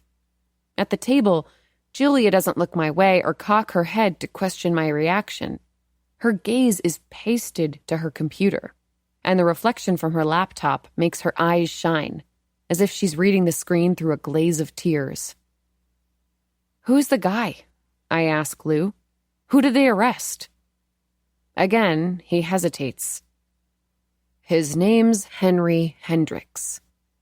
My fist loosens. Wait. There's something familiar about that name. The alliteration, the obnoxious repetition. Maybe it was in Gavin's notebook, one of the customers he offered a discount. I'm about to pull up my pictures from the warehouse when Julia releases a groan so deep in her throat, it sounds like she's wrenched it straight from her heart. Jules? Her mouth is twisted in horror, her expression haunted. My skin breaks out in goosebumps. I rush toward her, Lou's voice already shrinking in my ear. Sienna? Sorry, Lou, I've got to go. Thanks. I drop the phone onto the table. Jules, what is it? At first, her mouth moves without sound. Then she manages some words, so tortured and raspy, they sound like a wretch. I'm in Jason's email. What? Why? A tear slices down her cheek. I wanted to check his Google Drive, the names, his customers in Gavin's notebook. See if he kept documents about them. On his personal drive? Why would he? Why are you bothering with that? We know he had no idea what Gavin was up to. Julia shakes her head. The cops took his laptop. I wanted to see what they might find, but I saw his email and... She trails off, then presses her hand against her mouth like she's going to be sick. She stares up at me, her wet, worried eyes rendering her a younger version of herself. For a second, I'm thrust back to the day she was in labor with Aiden, when a nurse snapped at Julia for asking what time the doctor would arrive. "Oh, come on, don't be one of those," the nurse spat. "He'll get here when he gets here." And it wasn't Jason gripping her right hand who Julia turned to. It was me, on her left. She signaled the same panic she's showing me now, and I chewed the nurse out, promised her I'd file a complaint if she spoke to Julia like that again. That day, Julia's need was easy to translate from only a single look, but I'm not sure how to read her now. "And what, Jules? Come on, finish your sentence." She still doesn't speak. Her fingers cage her lips. But she rotates the laptop toward me and points to the screen. I bend toward it, where an email thread is open. A quick scan reveals a brisk back and forth between Jason and Maeve, but I hold off on reading the messages before checking the date for context. Last Saturday at 3:52 p.m. Jason emailed first. "I want to apologize again about what happened last night, and I need to know that you're okay. You're not answering my calls, so if I don't hear back from you soon, I'm coming over." Maeve was quick to reply at 3:55. "Don't come over. I told you when you left the house last night that you need to stay away from me from now on, and I meant it." I narrow my eyes at the screen, pull the laptop closer. "This whole thing was a big mistake," Jason responded, "but I'm hoping we can find some way past this. You mean too much to me. Please, let's talk. I need to know that everything's okay." When I back away, Julia's wiping her cheek with her wrist. "I don't get it," I say. "What is this about?" Julia's answer is choked. Her words are thick with misery. "Jason cheated on me." I leap back a step. "What? No, he didn't. How did you get that from this?" "Something happened between them at Maeve's house, it sounds like. Something he felt the need to apologize for. Something he's worried about losing her over. What else could it be?" Literally anything else," I say. But as I reread the thread, I understand her thought process. The pieces are there. "A big mistake. You mean too much to me. I told you when you left the house last night." But Julia's conclusion doesn't make sense when applied to Jason. They did not have an affair, I promise her. Because Jason isn't the guy who cheats. He's the guy who gave me half his allowance one summer when I knew he was saving up for a pair of purple Skechers. He's the guy who slept on my bedroom floor for 3 nights in a row after he rescued me from Clive at that high school party. He's the guy who checks my smoke detectors whenever he's at my apartment, who covers me in our mom's quilt when I fall asleep on his and Julia's couch. Jason is thoughtful and dependable and so thoroughly good. There's no room for infidelity in a man like that. Only a year ago, he comforted me about my breakup with Wyatt. He's a wimp for blood, but he pushed for slasher films during movie night and encouraged me to picture Wyatt's face on every corpse. There's simply no way he watched what I went through after Wyatt cheated on me, then turned around and did the same to Julia. Jason wouldn't. He wouldn't. But Julia's still staring at the messages, her eyes pinched with anguish.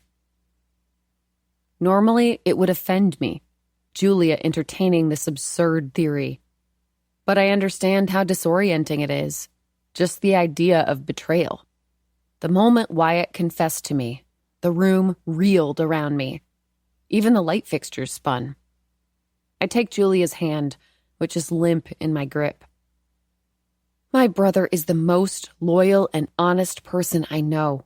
You know that, Jules. Come on. I'm not so sure anymore, she says, her voice distant now. He's kept so much from me. Maybe an affair with Maeve is just another of his secrets. I tilt my head in confusion. Huh? What secrets has Jason kept from you? The promotion? Where he went after the conference? The money? He didn't know about the money. Not Gavin's money, Julia says. Or, I don't know, maybe it was Gavin's money. Maybe that's who he gave it to. Huh? I say again. I let my hand separate from hers. Who he gave what to? I don't know what you're talking about. And in terms of where he went last Friday night, we've been over that. He was probably just... Our eyes jerk toward each other. Hers damp, mine wide. I can almost hear the synchronized click of our minds as the timeline. The conference on Friday, the emails from Saturday, Jason's apology for what happened last night snaps into place. Oh my God, I say. Jason was with Maeve after the conference. Only, that bitch, we specifically asked her at the hospital if she knew where he went. And she told us no. And then, when you told her the cops were focused on Jason, she was like, that's impossible.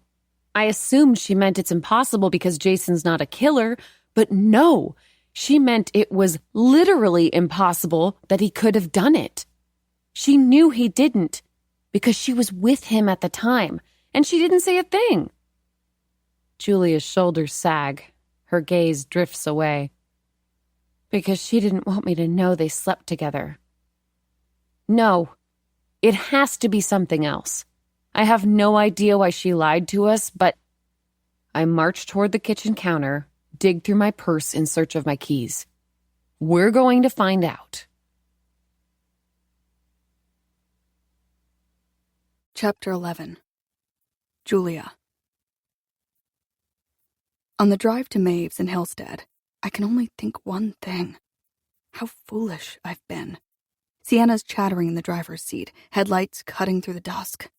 Again and again she tries to convince me that Jason would never cheat. But my body tells me otherwise. Reading those emails tonight, I felt the same punch in my gut as I experienced in December, when Jason explained what he'd done with our Europe fund behind my back. And now, the betrayal sits hard and huge against my belly, as if I'm held to this seat by a boulder instead of a belt. Even with my mother's warnings, I never saw this coming. Not when Jason bought Maeve a birthday present, some earrings from a farmer's market we went to together. Not when he invited her to Thanksgiving last year, even before a snowstorm had canceled her flight to her sister's. Not when he paused movies, retracted his arm from my shoulder to return Maeve's texts. If my mother were still alive, she would have sniffed this out a long time ago. Never trust a man. Pregnant at 22, I was desperate not to repeat her misery. So, I opted for the opposite. I buried my feelings that even with Aiden growing inside me, marriage was too sudden a step, and I decided to trust Jason. Then, I latched onto that trust as if it were a trapeze, like if I ever let go, I'd plummet through the air with nothing to catch me. In December, my grip began to slip, fingers loosening, palms sweating. And now, I'm no longer suspended there at all. My nausea feels like a free fall, like a crash is coming. I grip the door handle to brace myself, watching the GPS close in on our destination. When Sienna parks in front of Maeve's townhouse, I don't move to unbuckle my seatbelt. The house has a gray brick facade, its windows and door bordered by sleek black trim, sharply lit by the porch light. Last time Jason and I were here, I remarked how well suited to Maeve the place is. Classy and stylish, just like her, I said, and Jason hummed his agreement. Now I wonder how many times he's been here on his own since then. Was it only last Friday? Or have he and Maeve been sleeping together for a while? Hey, Sienna says, squeezing my hand. I really do think there's another explanation for why Jason was here that night, but I know this isn't easy right now, coming here when you're misinterpreting the emails like that. So I'll take the lead in there, okay? I'm grateful and annoyed. I love that she knows I need her to be the one to speak to Maeve, but her phrasing just now, misinterpreting the emails like that, feels like she's invalidating my response, like she's stuffing my voice even deeper down my throat. It's my fault, though. How can I expect Sienna to imagine her brother being unfaithful when she has no idea about the money he's siphoned from our account? Or that this is not the first time he's betrayed me in the last few months? And this is good, Sienna says, voice springy with excitement. We're about to get Jason's alibi. Opening the passenger door, I'm overwhelmed by the need to run. Instead, I follow Sienna up the walkway, then stand in her shadow as she rings the bell. Come on, come on, come on, Sienna mutters, bouncing on her toes to peek through the window at the top of the door. I close my eyes against a surge of vertigo, praying that Maeve isn't home. But then I hear the swish of the door opening, and there she is, Jason's girlfriend, lover, the woman I hugged just yesterday in the hospital. Hey, guys, Maeve says uncertainly. She swapped the work clothes we saw her in this morning for a pair of black leggings and a white t-shirt, through which I glimpse the outline of her black bra. Her hair is pulled back in a ponytail and she's removed her makeup, but she still looks beautiful. Her skin clean and bright, a stray red lock framing one side of her face. For a second, I pictured Jason sliding that hair behind her ear and flinched so hard that Maeve must notice. What's going on? She asks. Her expression clouds with concern. Is it Jason? In a manner of speaking, Sienna says. You lied to us, Maeve. Before Maeve squints in confusion, I think I see a flash of panic in her eyes. What? She starts, but Sienna breezes past her. Maeve remains still for a second before following Sienna into her own living room. I trail behind, gaze pinned to Maeve's slippers, gray furry things that remind me of Aiden's old Bugsy bear. Has Jason ever seen them? Did they make him think of Aiden, who once howled himself hoarse when I put Bugsy in the wash? Or did he not even consider his son at all? These slippers just the things that Maeve kicked off before she and Jason, kissing, laughing, rushed into bed. Lied about what? Maeve asks. The living room floor is cluttered with tote bags, which transform the hardwood into some kind of garden. Hand-painted hydrangea and peonies, branches of cherry blossoms and wisteria. Sorry, Maeve says as Sienna navigates the mess. I'm doing a shop update and we know you were with Jason last Friday, Sienna says. After the conference. Maeve's lips pop open. No, I wasn't. Don't. Sienna takes out her phone and pulls up the shot she took of Jason's emails, then aims it at Maeve. Maeve leans toward the screen, eyes flicking back and forth across the messages, until they stop, freezing in recognition, in fear. We asked you yesterday, Sienna says, if you knew where Jason went after he left the Marriott. You told us no. And just hours ago, you helped us look into Gavin, which we wouldn't have even needed to do if we knew Jason's alibi. An alibi you've been keeping from us. And I sure would like to know why. With each new sentence, Maeve takes a step back, her feet tangling with the tote bag strewn across the floor. When her legs collide with an armchair, her knees give out. She falls into the chair like a marionette whose strings have been snipped, but her spine remains erect. Across from her, I let myself sink onto the couch. Only Sienna stays standing. Julia has a theory about why you haven't told us, she says. And it doesn't paint you in the most favorable light. As Maeve shoots her gaze to me, color floods her cheeks, blaring her guilt and shame, staining the air I'm trying to breathe. Even without her saying a word, that blush is all the confirmation I need.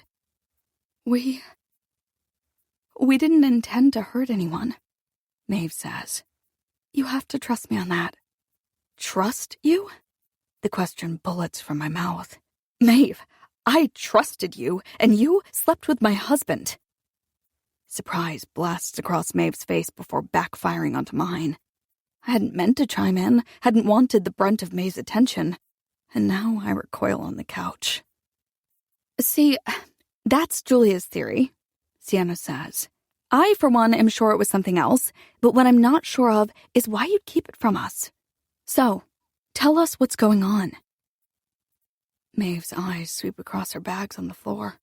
Her brow pushes down in sync with the pull of her mouth. Then she chews her lip, teeth digging so deep I'm sure they'll draw blood. She's silent for long enough that Sienna takes a step forward, sucking in a breath to prompt her again. But Maeve returns her gaze to me, the blush on her face now bleached to a clammy gray. "I'm so sorry," she says. "It didn't start. We didn't. I just invited him over to show him the designs for my new store. I'd received the mock-ups from the designer the day before, and I figured he deserved to see them after everything he did for me to get to this point." Even as pain lashes me, I cock my head at that. What had Jason done for her? "And after he looked them over," Maeve continues, "we moved to the couch and—" She stops, wincing, and it takes me a second to realize why. It happened on the couch, where I'm sitting now. Right away, the cushion burns beneath me. I want to leap away, but I'm pinned into place by my imagination. I see them, only inches from me. Maeve straddling Jason. Jason dragging his lips along her neck. Maeve gripping his shoulders, hips rocking and rocking. As my mind forces me to watch, tears simmer in my eyes. "I had a couple drinks," Maeve rushes ahead. "And then, I don't know, something came over me and I just kissed him. I don't know what I expected. I didn't think we'd... But he surprised me by actually kissing me back. And then one thing led to another and we slept together." "Wait, what?" Sienna says. She laughs for a second. "You can't be serious." "I'm so sorry," Maeve says again. The words are a rush of desperation. "Like I said, we didn't intend to hurt anyone. It wasn't planned. We never so much as flirted before that, but I think I..." She looks into her lap, where her hands are clasped together, and for a moment, I don't even recognize her. The vulnerable hunch of her shoulders is a posture I've never seen her wear. "I think I'd had feelings for him for a while," she finishes. "Ever since..." "I don't give a fuck about your feelings," Sienna fires. "Jason wouldn't... He would never..." But Maeve cuts in, as if committed to shattering my heart. "We knew it was a mistake as soon as it was done. He made me promise I wouldn't say anything, that we'd act like it never happened." Maeve swallows, nodding and unknotting her fingers. "Which was fine with me because I was so ashamed. I am so ashamed. I'm not the type of woman who..." She shakes her head, cowardly, unwilling to name the things she's done to me. "I told him we couldn't be around each other anymore, that we should keep our distance at work, too. And he agreed that was for the best. But then he sent me that email the next day, to check on me." She scoffs then, something bitter in the sound. "As if I'm so fucking fragile." She focuses on me again. "He doesn't love me, Julia. He loves you, and Aiden, and your life together. He'll hate me when he finds out I told you. He'll deny it, I'm sure. The last thing he wants is to lose you. But I can't pretend I haven't been conflicted this week. Every time I've seen you, spoken to you, he's hidden something so huge from you."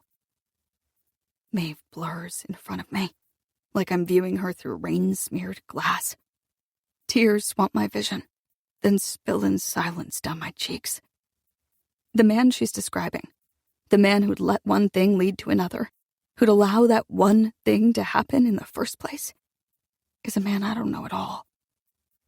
Even after Jason lost our money, I never considered I'd end up here, listening to the story of his adultery.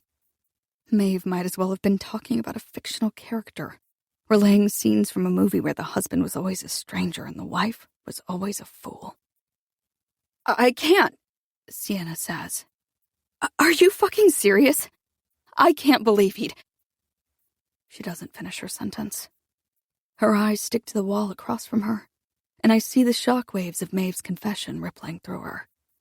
I lean forward, my hand wanting to latch onto hers. We've both lost something. Twin chasms have opened inside us, and our connection, our fierce and faithful love, is the only thing that can keep us close to whole. I stretch toward Sienna, but she doesn't notice. She drops into an empty chair, then puts her elbows on her knees, her head in her hands.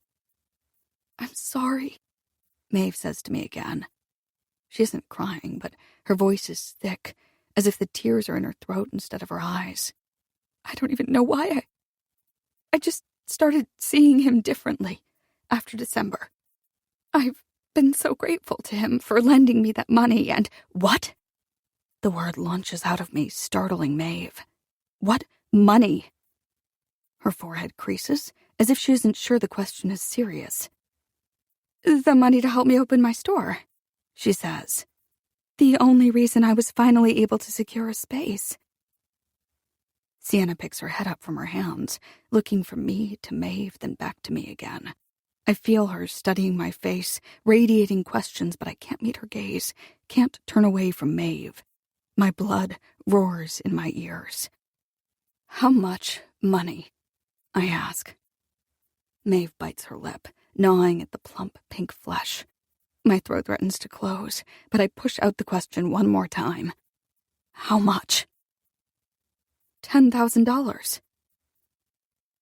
The room shrinks, walls tilting, ceiling sinking, breath tumbles out of me and my heart wavers on the verge of collapse. This is where the money went. It wasn't a bad investment. It wasn't linked to Gavin Reed or tied to the shoeboxes of cash. It was something Jason gave to Maeve. A startling sum, stolen from our special account. "Jason gave you 10 grand?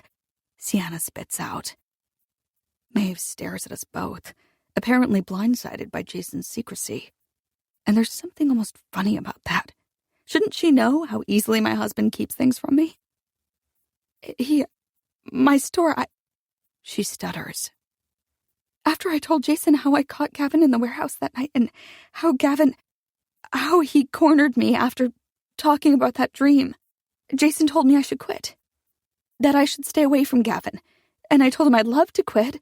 I'd wanted to for a while anyway so I could start my store, but I didn't have the money to make that happen yet. So Jason gave you the money? Sienna asks, incredulous. But then she straightens in her chair, as if buoyed by a thought. Actually, you know what? That's the first thing you've said tonight that actually sounds like him. Sienna's right. Jason's always rushing to people's rescue.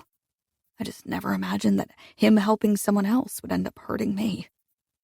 But even as that thought crosses my mind, I'm wondering if it might not be true.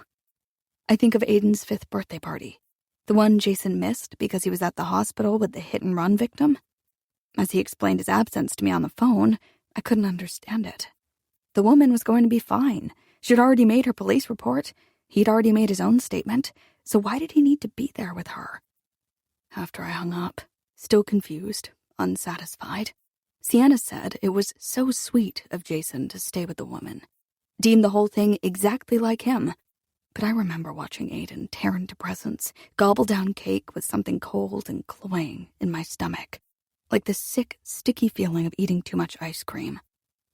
And that's not the only example.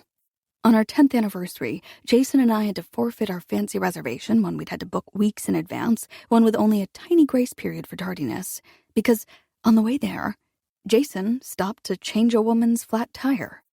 It's okay, the woman said, seeing Jason's suit, the shoes he'd recently shined. I can call for roadside assistance.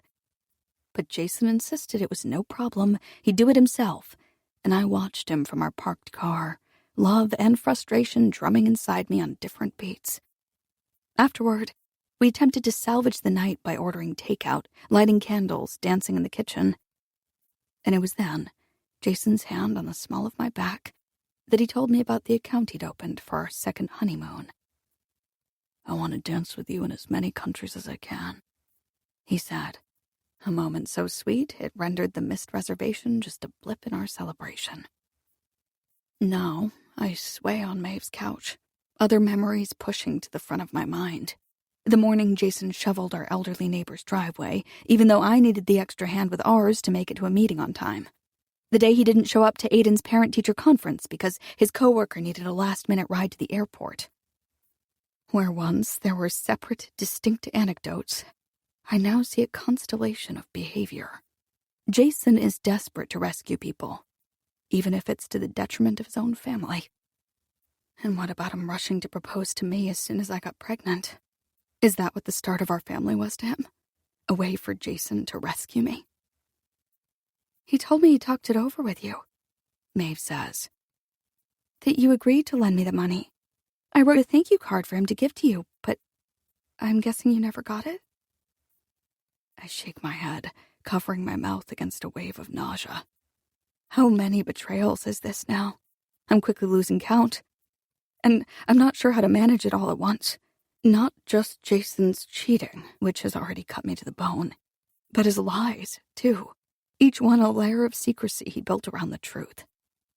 Wait, Sienna says to me. Jason took $10,000 out of your account, and you never even noticed? I bristle at that. The implication that it was my fault for missing it. But I know she's struggling, same as I am, to understand how Jason could be this man. Duplicitous and cruel. I noticed. My voice is small, barely a shard of sound. But when I questioned it, I guess he lied to me. He told me someone talked him into a bad investment. And when I told him to get the money back, he said he couldn't, because the person he gave it to had screwed him over. Maeve's eyes bulge. I didn't screw him over. No, you just screwed him. Sienna's comeback is quick and vicious, like a cat batting a mouse. Maeve's gaze darts to her lap, instantly chastened, but it's me who feels the swipe of Sienna's claws. Fighting more nausea, I grip the arm of the couch, a move that draws Sienna's attention. She's at my side in less than a second, blanketing her hand over mine. Jules, are you okay? I don't respond, but she nods as if I had. She can read my posture, my grimace, the room. Of course I'm not okay. You did this to her, Sienna says, whipping her head toward Maeve. She's only ever been kind to you, and this is how you repay her? By sleeping with her husband? Did you even think about her that night? No, Maeve says without hesitation. I wasn't thinking at all. I was only acting. Yeah, acting like a... Whatever insult Sienna's about to hurl is cut off by a shrill ring. Maeve frowns toward the entryway, then scurries away to answer the door. Out of sight, there's the rumble of a man's voice, followed by the clumps of footsteps. I straighten, swiping tears from my face, uncertain who we're about to see. And for a dizzying second, I think it's going to be Jason. I think I'm about to see him and Maeve laugh and twirl into the living room, tangled in each other's arms. But the man who enters is not my husband. It's Detective Beck. Oh, thank God, Sienna says. Finally, you're on the right track. You saw the emails, right? When you searched Jason's computer? We beat you to it, but she's his alibi. She can account for his missing hours on Friday night. Sienna points to Maeve, and though her finger is stiff and accusing, it's clear that her anger is short-circuited. It's rewired into something lighter, giddier. The pitch of her voice is high with anticipation, and I want to wince at it like it's a shriek of feedback. Instead, I keep my face blank, my own voice tucked inside my throat, and I try not to feel Sienna's thrill as its own kind of betrayal. Beck turns to Maeve, whose gaze darts across the floor. Is there somewhere we can speak in private? He asks. No need, Sienna says. You can talk to her all you want. We're done with her. She casts a blistering glance at Maeve before pulling me to my feet. Then she kicks through tote bags, purposefully sending them askew to guide me past Maeve and Beck. As my shoulder brushes Maeve's, I shrink into myself, my skin feeling scraped beneath my clothes. I let Sienna lead me to the front door, which she thrusts open before nudging me through. For the record, I don't care that he's my brother, Sienna says as she slams the door shut. I'm furious that he cheated on you. I'm 1,000,000% livid with that idiot. But she isn't. I know Sienna's fury, and this, her jaunty steps down the porch stairs, isn't it. Because Jason hasn't been unfaithful to her. He's disappointed her, sure, likely ripped open her Wyatt wounds, but no matter what, he is still her family, her blood. He didn't break any vows the two of them made. Mine and Jason's had been generic, in sickness till death, because we hadn't been together long enough to be more specific. It was only on our 8th anniversary that we opted for a do-over, each of us scrawling into cards the promises we now knew to make. That night, beneath our blankets, we read our do-overs aloud, Jason laughing when I said I'd always warn him from now on when the avocado he thinks he's about to eat is actually a chunk of wasabi, and me rolling my eyes when he said he'd love me even when I left him sleepless during allergy season by snoring like a clogged tuba. And now I'm the one who'll be sleepless, tortured every time I close my eyes by Maeve's couch. Jason's lies. It's impossible to reconcile. Jason's promise to always save the first dip into the peanut butter jar for me with someone who could be so reckless with my trust. I settle clumsily into Sienna's passenger seat, my legs heavy and cumbersome like columns of granite. Sienna eases in. "We didn't intend to hurt anyone," she says, mocking Maeve's voice, the excuse she first gave us, as if intention means anything, as if their sex was so fiery it burned all thoughts of me from their minds. What a bitch. She pivots toward me. But now we have an alibi, and this will all be over. So at least there's a silver lining to Jason's affair. It snatches my breath. How insensitive she sounds. Not to mention inaccurate. Jason's affair, God, his affair, has already plunged me into such darkness that the silver can't possibly shine through. As I buckle my seatbelt, I don't respond, because I shouldn't be surprised. Sienna is hardwired to love her brother. She simply isn't equipped to criticize him for long. But there's something else, too. A question that's slow to form, gummy from my grief. If Maeve is Jason's alibi, why did he have Gavin's phone in his car, his address in his pocket? Could it be as simple as Sienna originally said? Maybe Gavin forgot his phone at the hotel. Maybe Jason picked it up to drop it at his house. And maybe, my stomach twists, Jason forgot that errand after leaving Maeve's, his mind fogged by sex and guilt. "Jules," Sienna says, squeezing my hand. "Why didn't you tell me about the money?" Even in this lightless car, I see her face darken with confusion and hurt. "I saw you in there," she continues, "when you figured out what Jason really used it for. You seemed almost as upset about that as you did about him cheating, and you've known about it for, what, months now? But you never even mentioned it to me." For a moment, my knuckles pinch in her grip. I adjust my hand, forcing hers to loosen. I don't tell her the real reason that comes to mind. That I was sure she'd take Jason's side, stung by the injustice of someone screwing her brother. Instead, I tell her a different truth. He took the money from our Europe account. There's barely anything left. Sienna's jaw drops. "Oh my God." "And what am I supposed to make of that?" I continue. "He was the one who called the trip our second honeymoon. He knew how much it meant to me, and he just took it. I didn't want you to think he and I were having problems, that our marriage wasn't..." Without warning, I gasp out a sob. Then I hunch forward, twist my hand out from under Sienna's, and cry into my palms. My despair ricochets, a desperate sound that bounces off the walls of the car, crashing into our ears. "Oh, fuck, Jules. Fuck, fuck, fuck!" Sienna rubs the length of my spine, nestling her forehead against my shoulder. I hiccup breaths, my back lurching as if with dry heaves. "I love you," she says. "I'm here, I'm sorry. I love you." She stops speaking to let me sob, and I love her too, so much, because she doesn't try to shush me. Despite her knee-jerk allegiance to Jason, I know that she's still devoted to me, that she understands exactly what I need right now, to curl up with this anguish, to feel it fully, to figure out the future, mine and Jason's, another time. But then she says one more thing. "You and Jason will work this out." And I feel walloped anew, deep in my stomach, as my sob trembles with a sigh. Chapter 12. Sienna. I wake up in the wrong bed. Sunlight needles through the windows, gritty and intrusive as sand in my eyes. Wyatt's arm snakes around my body, tightening the space between us as he breathes against my shoulder. I pick up his wrist and move his arm away. It was such a sloppy move, coming over 2 nights in a row.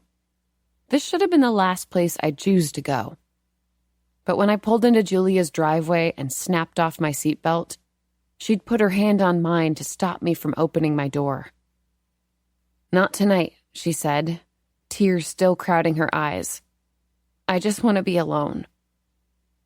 I nodded at first, because for a few seconds, I didn't comprehend what alone really meant. To me, it meant Julia and me together, nobody else. But as she unbuckled her own seatbelt, opened her own door, planted one foot on the pavement, she said she'd drive separately to the hospital tomorrow. And I knew then what alone really meant. Julia wanted me gone. But I'd tried to be strong for her. I'd promised that everything would be okay. I'd reminded her that, if nothing else, Jason would be safe from the police's suspicion, now that he had an alibi. I'd framed it for her as a silver lining, a shimmering strand of hope. But as I reversed out of her driveway, all I saw was a swamp of darkness. And I knew then that to survive the night, I'd need a distraction. I'd need to dissociate from my scuffed-up heart, keep my mind from circling that alibi and everything it meant, keep my mind from doing anything at all. I'd need to be only a body, hot skin and fiery nerve endings and loud, pulsing want. I drove on autopilot to Wyatt's. When I passed Clive Clayton's house, I swallowed the sharp ache in my throat, suppressed the memory of Clive's hand on my breast, the well-worn image of his car crossing a double yellow line. Because thoughts of Clive would lead to thoughts of Jason, how my brother pulled me from that man's wreckage again and again. And I didn't want to think of Jason. Didn't want Maeve's confession to keep on skinning me raw. Now Wyatt nuzzles against me, his fingers inching up my arm before working at the space between my shoulder blades. It feels good, and I almost lean into it, reach back to clamp him closer. But the sun stings my eyes, a reminder that I shouldn't even be here. "No," I say, "it's morning." He retracts his fingers, but his laughter tickles my neck. "I can only touch you at night?" "Yes. No. I don't know." I tear off the sheet and fumble for my clothes. Walking around the room half hunched, I pick them up piece by piece. Wyatt rolls onto his back, setting his eyes on the ceiling. He's seen all of me, every scar and freckle and unruly hair. But he's giving me the illusion of privacy. I step into my underwear, clasp my bra, then shove my head into my sweater. "We could do this more often," he says, voice slow and distant, like he's slipping back to sleep. "I love waking up with you." I pause, my jeans halfway up my hips. I didn't intend to stay the night. But what did I intend to do? Blunt my pain with sex? Drown out my thoughts? Check and check. But what does it mean that I found out my brother of all people, was a cheater, and I ran straight to the man who cheated on me? "It was a mistake," I say. Wyatt's face tightens, almost a wince. His eyes close as if he's steeling himself.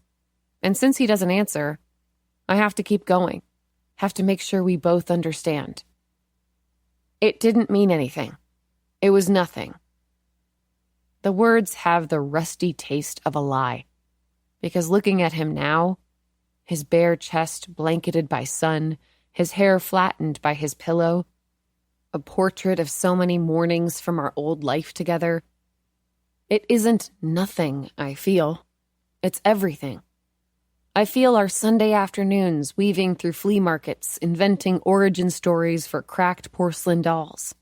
I feel our Saturday nights, playing one-star bartender, a game to see who could mix the most repulsive drink before we'd abandon our tumblers, kiss with boozy lips, whisper laugh against each other's mouths the names we'd given our concoctions. Dizzy ostrich, jaunty street sweeper, bashful teacup. I even feel the plush skin of Wyatt's earlobe, which I'd tug sometimes when we were in public, a signal that I wanted him, that we should hurry off together, find some private space. For a moment, I want all of it again, as equally, perhaps, as I want to run out the door. Sorry for accidentally crashing here, I say. I have to go, though. I need to shower and change before I leave for the hospital. His eyes still shut, he shifts his jaw back and forth, as if considering whether to speak. What? I prompt. Nothing. I know you'll say no, but just so it's clear, you can always shower here. Your extra change of clothes is still in your drawer. My gaze jerks to the drawer he's referencing, the top left of his dresser. I dig my thumb into my palm, my hand remembering the shape of the drawer's knob. You kept that? I ask. He turns his head, opens his eyes. I kept everything. My palm throbs beneath my thumb. I swallow before asking, like what? Well, there's the proton pack you built me for Halloween. I dig harder into my hand.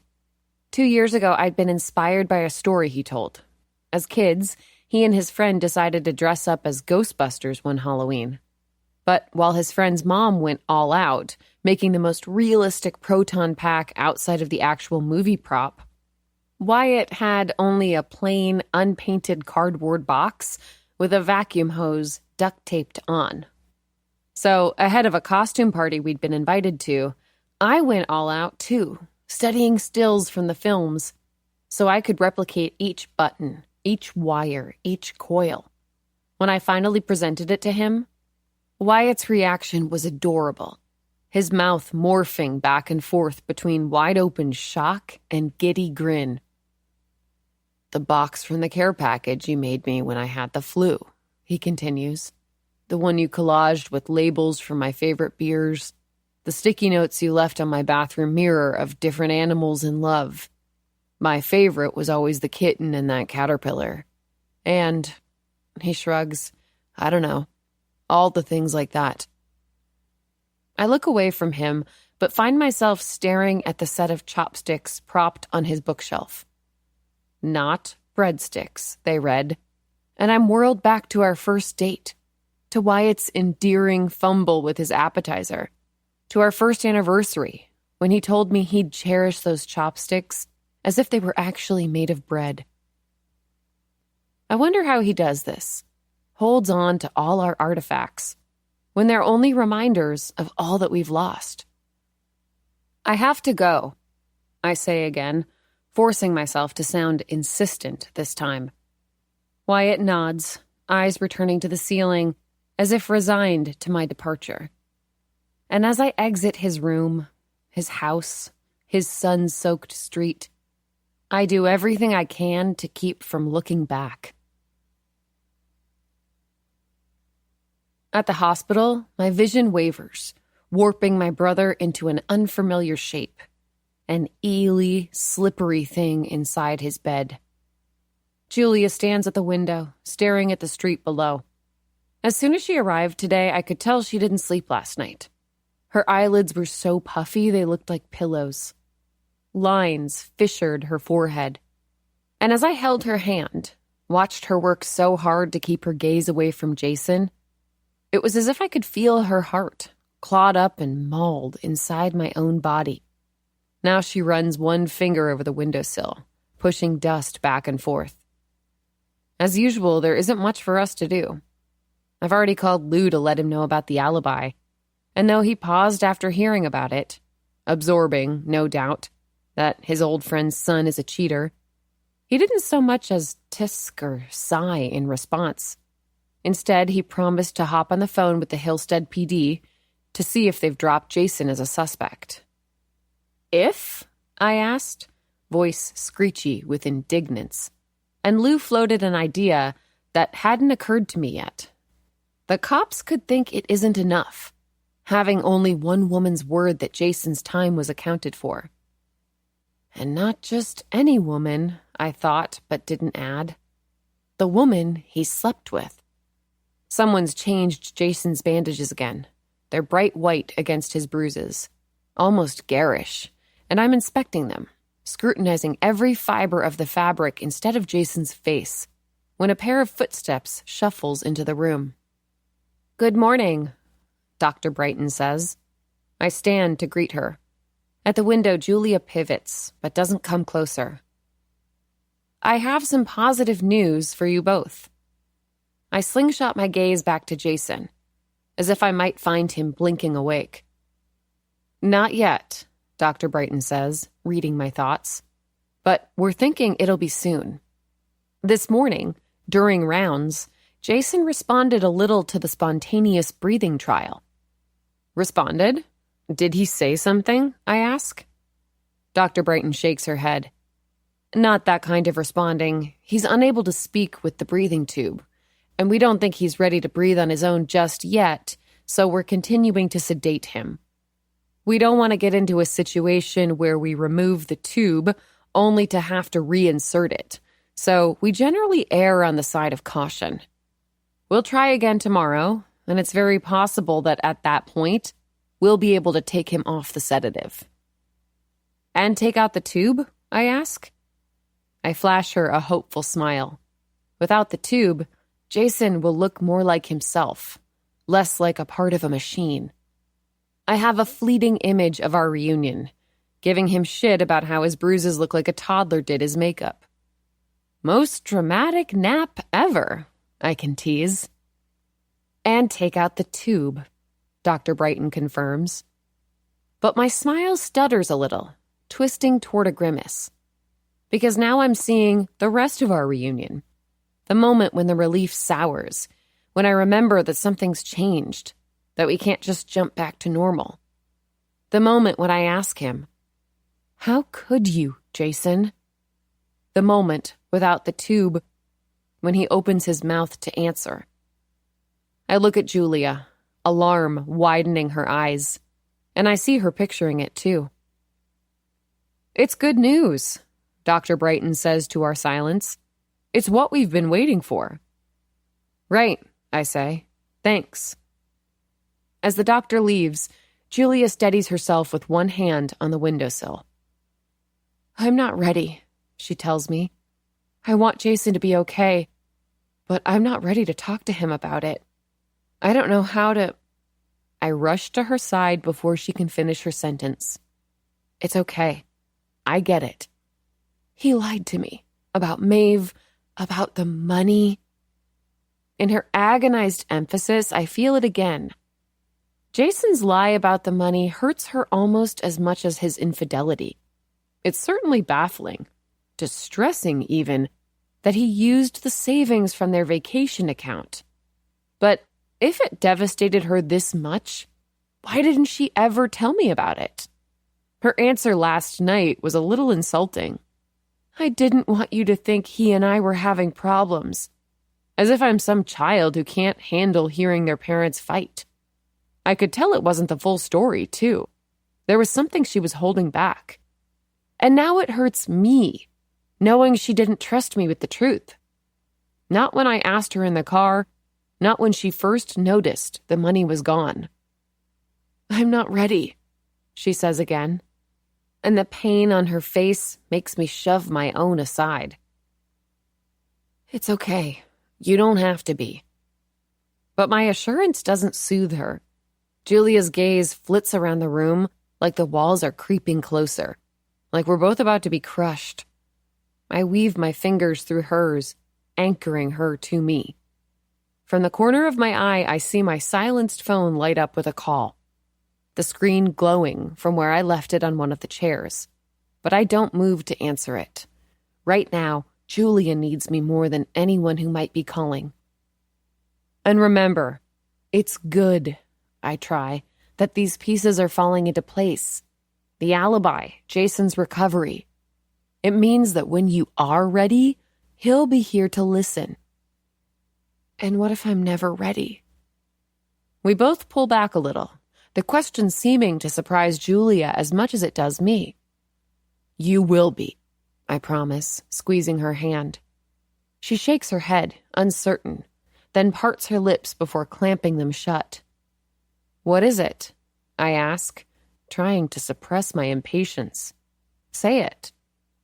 It's just, how do you know? You've never been ready with Wyatt.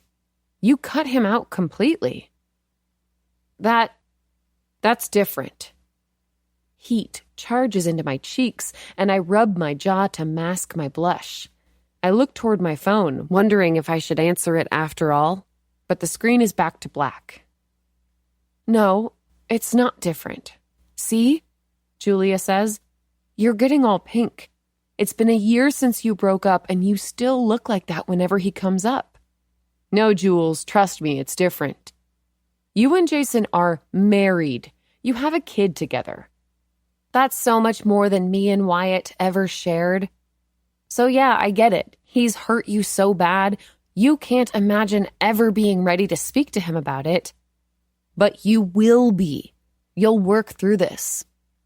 She shakes her head again, and I nod emphatically, trying to cancel out her doubt.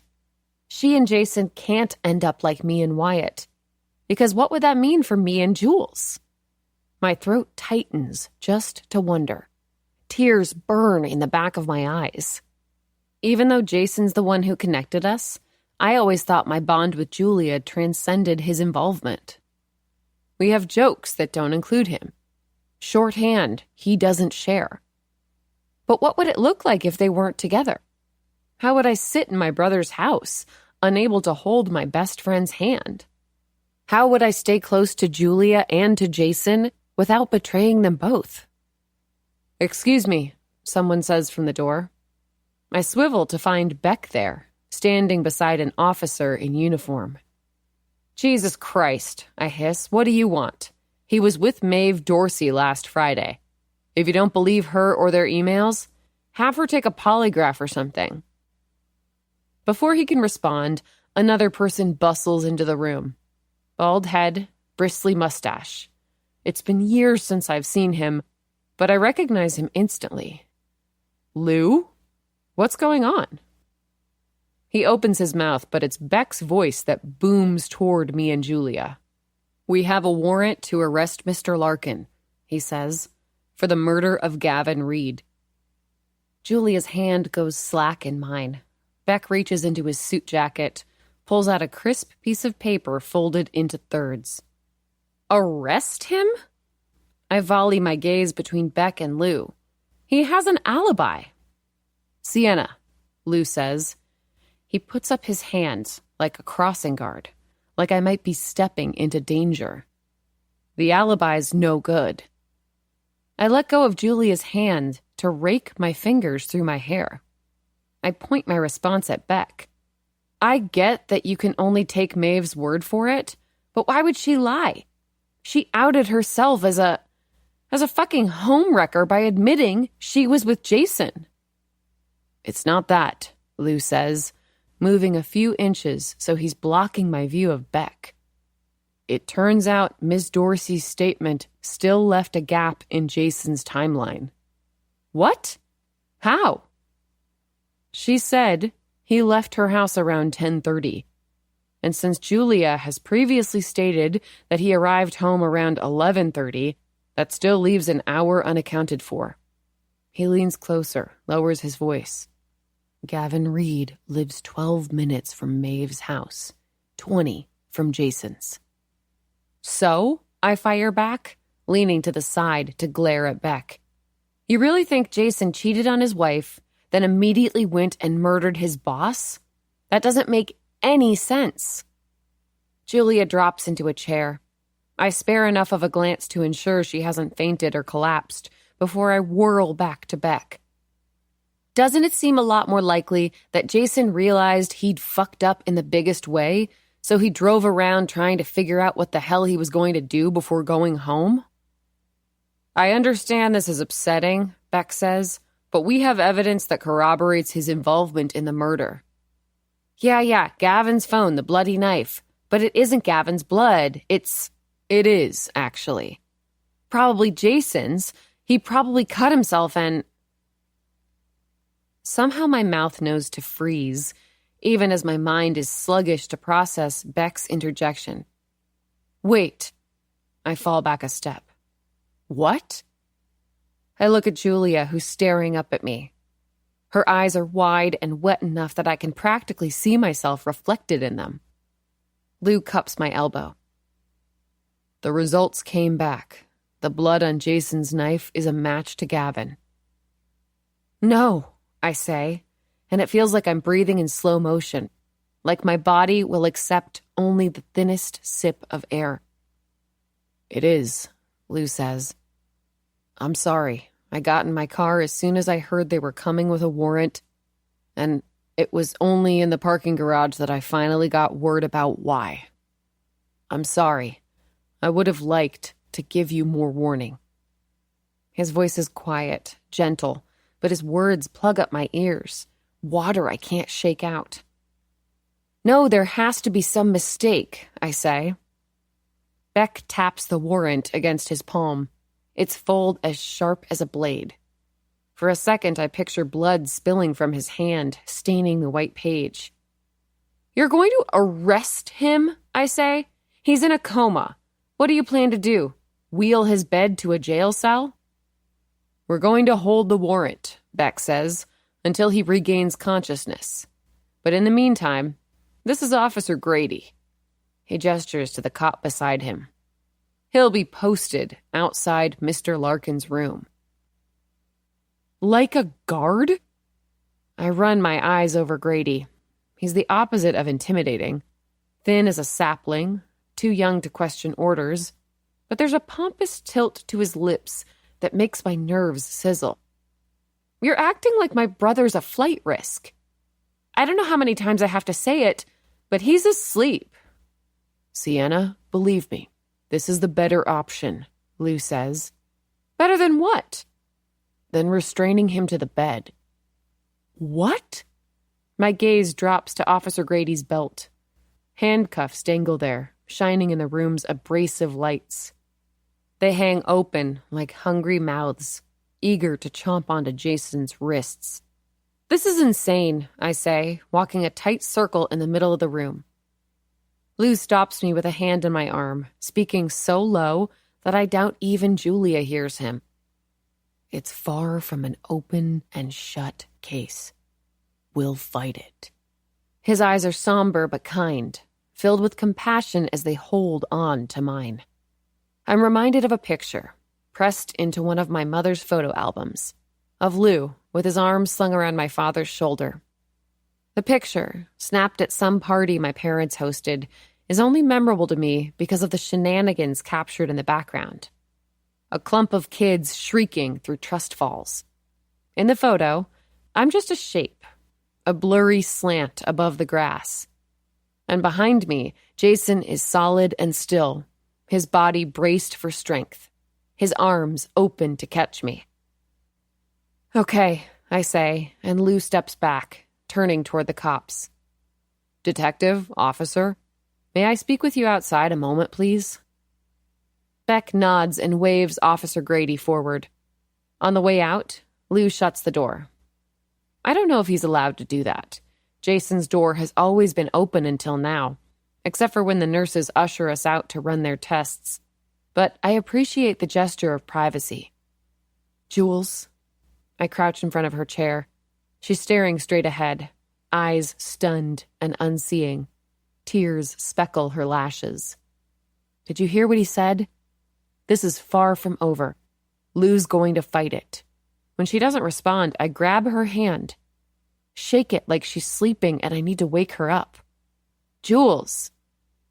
Finally, she blinks, tears spilling onto her cheeks. I wipe one away, but they keep cascading, silent and steady. Lou will figure this out, I say. He'll make this go away. Julia releases a jagged breath. No, he won't. Of course he will. Why would you say that? As her lips curl inward, sealing her answer inside her mouth, I shake her hand again, harder this time. Hey, don't do that, I say. Talk to me. She drags her gaze to Jason, and as she watches him over my shoulder, her eyes swim with fear, as if it's not her husband she's seeing, but a ghost. Lou can't make this go away, she says. Maybe at a trial. Maybe he can make a case for reasonable doubt. Reasonable doubt? He can do a hell of a lot better than that. But this won't even go to trial. He'll figure it out. How? Julia asks. Gavin's blood was on Jason's knife. Jason had his phone. He was in the area at the time of the murder. The evidence is there. Yeah, but there's gotta be some other explanation. Even if there is, Julia says, and I flinch at that if. The doctor said she thinks Jason will wake up soon. Tomorrow, maybe. This won't be fixed before then. He's going to be arrested for Gavin's murder. No. Flames lick my stomach as I think of those handcuffs, see them snapping around my brother's wrists before Beck hauls him to a jail cell. We'll figure it out, I tell Julia. I drop from a crouch to a kneel, tightening my grip on her hand. Before Jason wakes up, we'll spend all day on it. We won't sleep. We won't stop. Not until we find out what happened to Gavin. We still have those names from the warehouse. I know we got sidetracked by Maeve yesterday, but that cache is still a lead, and we know Jason's innocent. We know he is. I don't think we know anything anymore. The sentence, quiet as it is, knocks me back on my heels. What? My voice is barely more than a whisper. What are you saying? Julia tucks her chin toward her chest, eyes scurrying across the blank tiles on the floor. What are you saying? I repeat, firmer this time. You think he did it? She shakes her head quickly, as if to say, no, of course not. But the gesture doesn't look like denial. It looks like defeat. I don't know, Julia says. You don't know? I can't. Julia heaves in a breath. How else do you explain everything? I almost laugh. You explain it literally any other way than by believing Jason killed a man. Julia shakes her head again, confusion stamped onto her face. I guess, but it's not just the blood or the phone, is it? There's also that paper from Jason's pocket, the one with Gavin's address on it. It's all, when you put it all together, the picture is pretty damning. But there's zero motive. Jason had no reason to want Gavin dead. We don't know that. There's so much we don't know. He lied to me over and over. He lied about the money he took from our account. He cheated on me with Maeve. And no, I never would have thought that Jason could commit murder, but I never thought he'd do those other things either. I don't think I really know him, Sienna. I don't think either of us do. I gape at her, blown back. One moment she was reluctant to speak, and now her words feel like matches struck against my bones. I know him, I manage. Because even though she's right about parts of it, he lied, he cheated, there's a world of difference between adultery and murder, a distance too huge for Jason to cross. He's my brother. My blood, I add. I fucking know him. And yes, he's made some terrible mistakes, but he isn't violent. He doesn't hurt people. He helps them. For the millionth time in my life, the memory whirs into motion. A film strip flickering on. Jason at that high school party, freeing me from Clive Clayton's grasp, saving me from the threat of violence. Shh, just relax. That Clive had hissed into my ear. That's what we thought about Aiden, Julia says. But he pushed that kid. One, that's nowhere close to the same thing. And 2, that kid provoked him. Maybe Jason was provoked. We have no idea what happened. And I'm not saying... She massages her forehead with one hand, wipes her tears with the other. It's not that I'm sure he killed him. I still don't know why he would. She lowers her hands to her lap, looks me right in the eyes. But I'm not sure he's innocent either. Pain blasts across her face, as if she only feels the impact of her doubt now that she's spoken it aloud. She pitches forward, her back heaving with sobs, her face becoming so twisted and strange. It's like I'm looking at her through glass spiderwebbed with cracks. And suddenly I get it, even if I don't agree. The second she learned Jason was capable of cheating on her, capable of hurting so thoroughly someone he loved, it became much easier to think him capable of the impossible, too. Which means, right now, I have to believe in Jason for the both of us. I look toward the door, on the other side of which stands a detective, a guard. They've been gone for minutes now, but their presence lingers like a cloying cologne. It clogs my throat, reminding me of the thick, dread-heavy air of my parents' wake. That day, Jason let me sit behind him in a chair, numb and immobile, while he shook an endless line of hands, dealing with the business of sympathy so I didn't have to. And now that Jason's the immobile one, I will swallow hot, jagged coals before I let him wake up to find he's under arrest. But Dr. Brighton has made it clear. I'm running out of time to point the police to someone else. Jason is innocent, I say to Julia. Her hands lie in her lap, palms facing the ceiling. And I promise you, I will prove it. Chapter 13. Julia. I'm not sure he's innocent. It's been 2 hours since I said those words. Their echoes should be long gone. I'm not sure he's innocent. Slumped on our family room couch, I'm studying my empty hands, which look wrong somehow, asymmetrical, like they belong to someone else. Even my wedding ring seems discolored.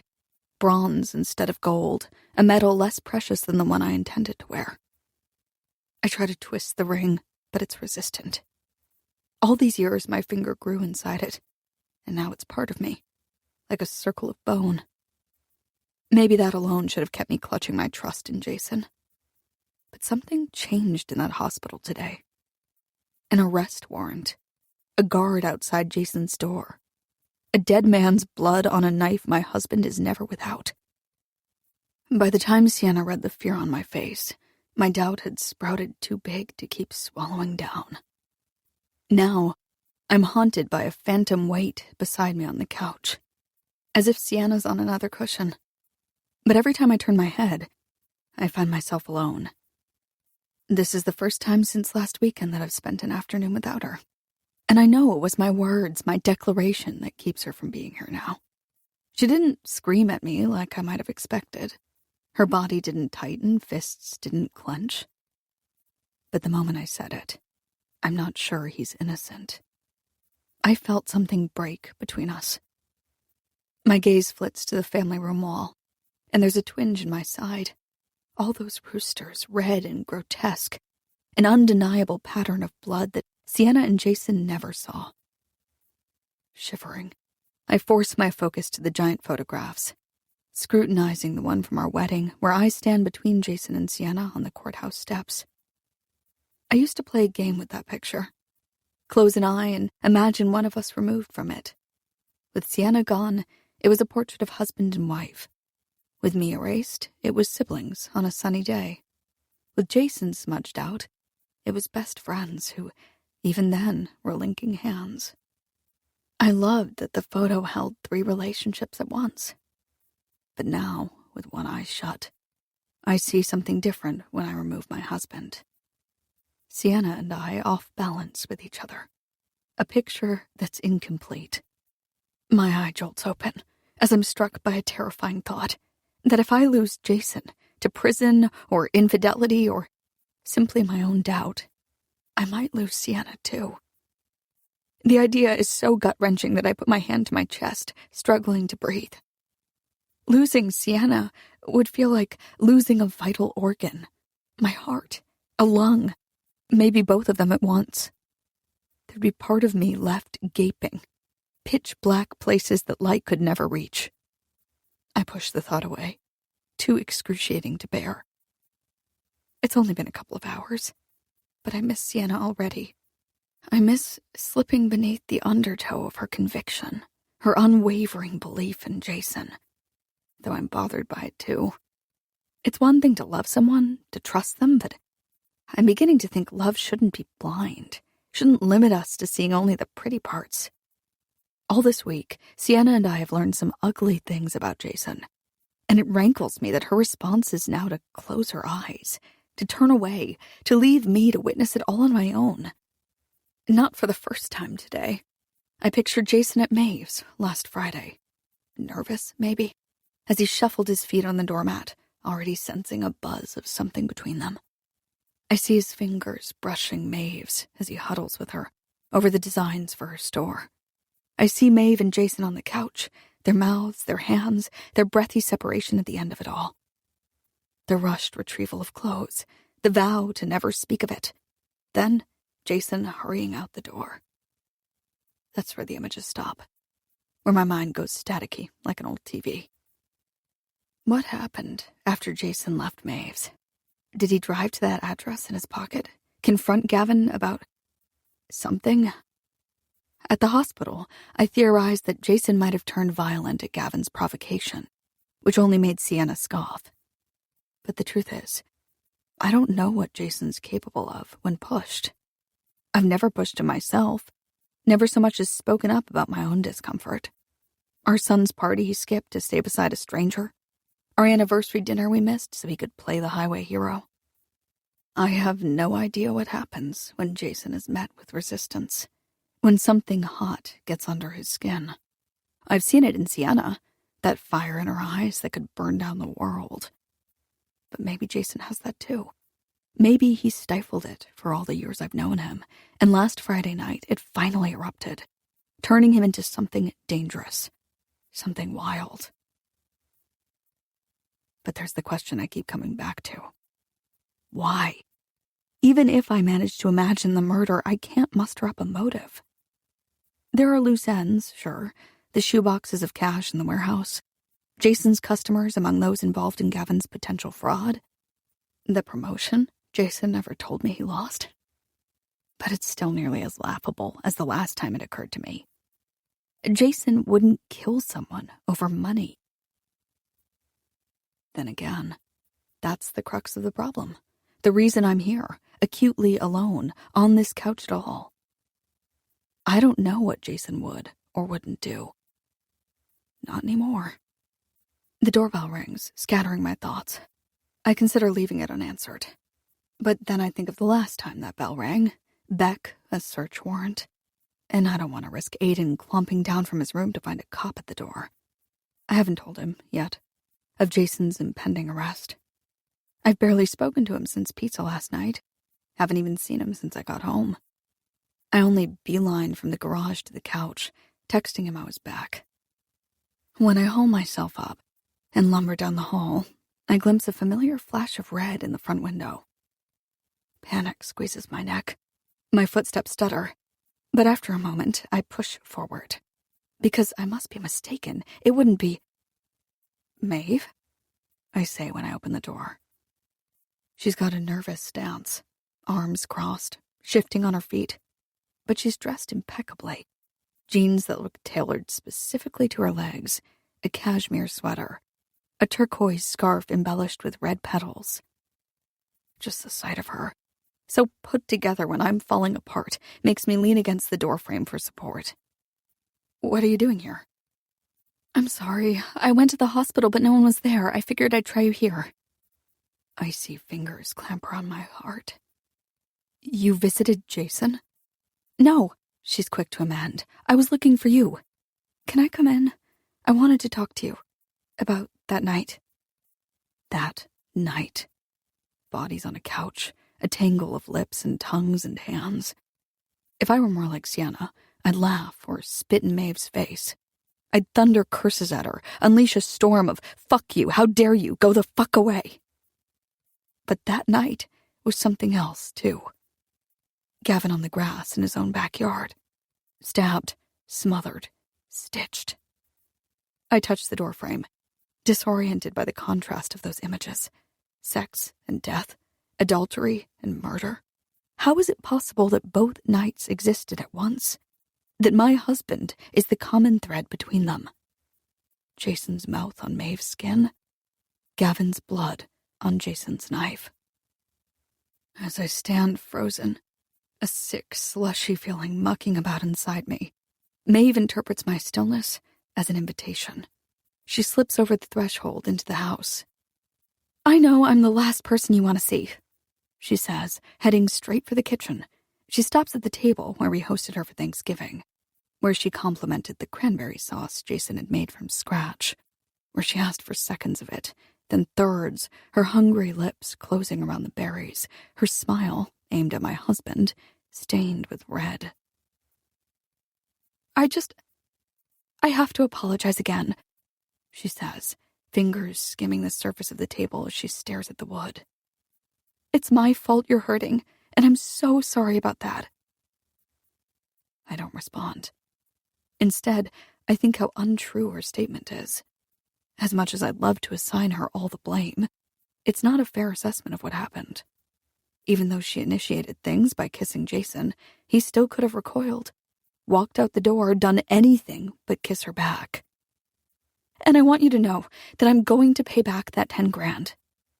She pulls a piece of paper, folded into thirds, from her canvas tote, and I'm dislodged for a moment, picturing the arrest warrant Beck extracted from his jacket. Maeve opens the paper and sets it on the table. It's a spreadsheet of dates and numbers. "I've made a repayment schedule. This is your copy for your records. I have the first payment due to you at the end of September. If that's too late, I can adjust it. Jason kept insisting the money was a gift, but I've always thought of it as a loan. So as soon as my store is open, I'll be setting aside— Wait. My stomach grows heavy, as if it's lined with iron. Jason said it was a gift? Maeve bites her lip. Maybe he didn't use that word.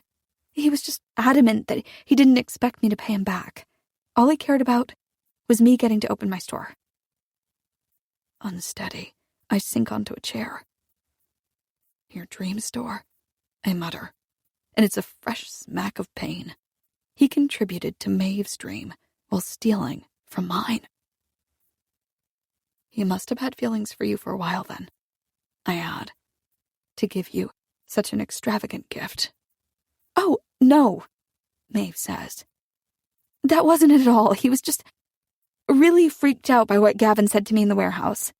He kept telling me I couldn't work for someone who'd treat me like that, and then I'd say, well, I need this job until I can save enough money for my store, and then he—" She stops as I wave off the explanation. He was rescuing her. Sure, that's what he does. But would one creepy incident from Gavin, one in which he didn't even touch her, really push Jason to give Maeve so much money, no strings attached, if he only saw her as a friend? "Maeve," I clasp my hands in my lap. "Tell me the truth. Did you sleep with my husband before that night?" She plunks into the chair diagonal from me, eyes swelling wide. "No, I swear." Before I can decide if I believe her, my phone trills with an incoming email. I glance at it on the table and feel a punch of dread at the sender's name. Dale Stapleton, our notoriously difficult client.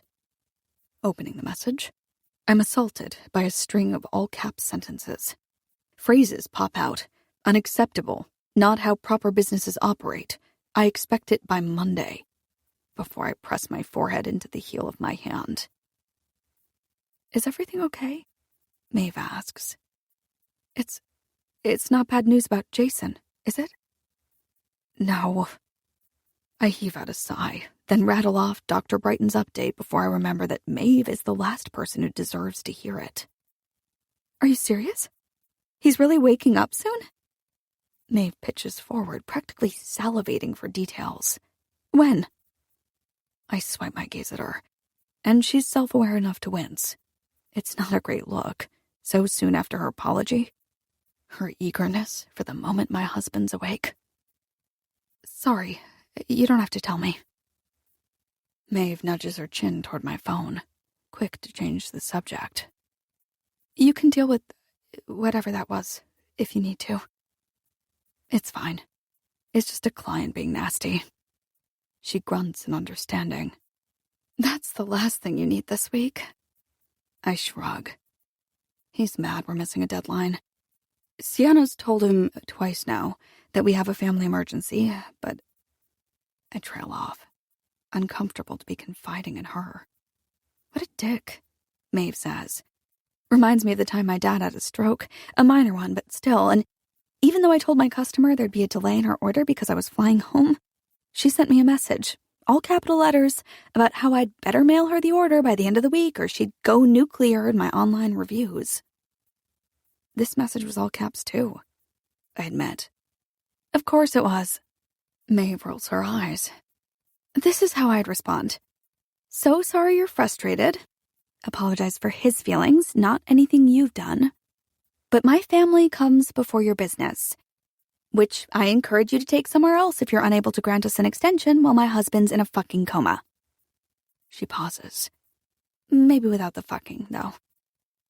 In spite of myself, I almost chuckle. I can imagine how nuclear Dale would go in our reviews if I swore at him in an email. Still, Maeve's suggestion might be a useful template. Dale is detail-oriented, often obnoxiously so, sending us more information than the average web visitor would possibly read. And I wonder now if the family emergency Sienna mentioned to him was too vague, if he interpreted it as a cop-out instead of a crisis. I open the email to type out a response. Hi, Dale. I am so sorry for your frustration. To clarify our previous messages, my husband, Sienna's brother, has been in the hospital since Tuesday. He had an accident and is now in a coma, and as such, we won't be able to complete your updates on time. You're certainly a valued A&A client, but family comes first for us, and we're hopeful you'll be kind enough to grant us an extension as we navigate this difficult time. Thank you, Julia. My finger hovers over send before pressing it. Then, with a definitive whoosh, the message zips off to Dale's inbox. Sorry you have to deal with people like that, Maeve says, on top of everything else. Her face scrunches with another wince, including me. I'm sorry to, bombard you with this visit. I just needed you to know that I'm serious about paying you back. And, of course, that I'm sorry. It might not mean much, but I fucking hate hurting you like this. Regret pools in her eyes, as tangibly as tears. Maeve's either Meryl Streep in the making, or she's being sincere. Either way, she's right. It doesn't mean much. I'll go, Maeve says, rising from her seat, but she pauses when my phone chimes with another email. Is that him already? She leans forward to read the screen. I pull my phone from her gaze, then brace myself when I see Dale's name. It is. His message is shorter this time. It's only capital letters, the ones at the start of each sentence. Oh, wow. Really sorry to hear that. I'm eager to get these updates done, but I understand you've got a lot going on. Let's touch base next week and decide on a reasonable deadline for the extension. My brows shoot upward. It actually worked. I read his response again, savoring the shift in Dale's tone, the way I nudged him from aggressive to acquiescent with a single message. Pulsing with pride, my fingers itched to text Sienna, tell her I handled Dale myself for once. Saw his caps lock, screaming, and did not flag it as a problem only she could solve. But even in the midst of my tiny personal win, there's something that feels like losing. Another tether between Sienna and me that's gone a little slack. My heart chafes at the thought. I managed this without her. Is he still pissed? Maeve asks. No, he backed right down. That was good advice. I wouldn't have... I closed my mouth, stopping short of thanking her. Happy to help. Maeve picks up her tote. I'll get going. Wait. Her presence makes the air feel heavy, but I can't deny she's just been useful to me. And there might be other ways she's able to help. They're arresting Jason as soon as he wakes up, I tell her. Her eyes flash with surprise. What? How? I told them he was with me that night. You told them he left at 10:30. According to the police, that still gave him time to murder Gavin. He didn't get home until an hour later. Slowly, Maeve descends back into her seat. Shit. I didn't know he had a receipt in his pants from that night. On the back, he'd written Gavin's address. Do you have any idea why? Maeve's forehead wrinkles. No. Do you know any reason he'd want to hurt Gavin? I expect even more confusion. I wait for her brows to squeeze together, her lips to pitch down. Instead, her expression smooths out, like a crumpled piece of paper carefully flattened. My heart kicks at how clearly I can read her expression. She knows something. Maeve, what is it? Face frozen, she stares in my direction. Hurt him? Her voice is distant, as if she's only mouthing the words while someone else speaks them. No, not really, but... Her gaze sharpens, her eyes clicking into focus, penetrating mine. You know Jason hates him, right? I straighten in my chair. What? Maeve nods, the movement tight and quick, like she's never been more certain of anything. He despises Gavin. Ice feathers over me, a layer of frost on my skin. What? I say again. But Maeve's answer only worsens my chill. I'm sure he's relieved our boss is dead. Chapter 14. Sienna. 2 hours after leaving the hospital, I'm at my desk, making a spreadsheet of suspects. I've typed in all the customer names from the gutter machine, and I've Googled them one by one, scouring for any red flags.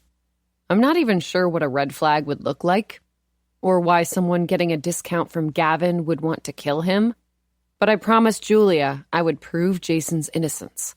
And the only place I can think to start is the last place we left off, when we were still trying to prove it together.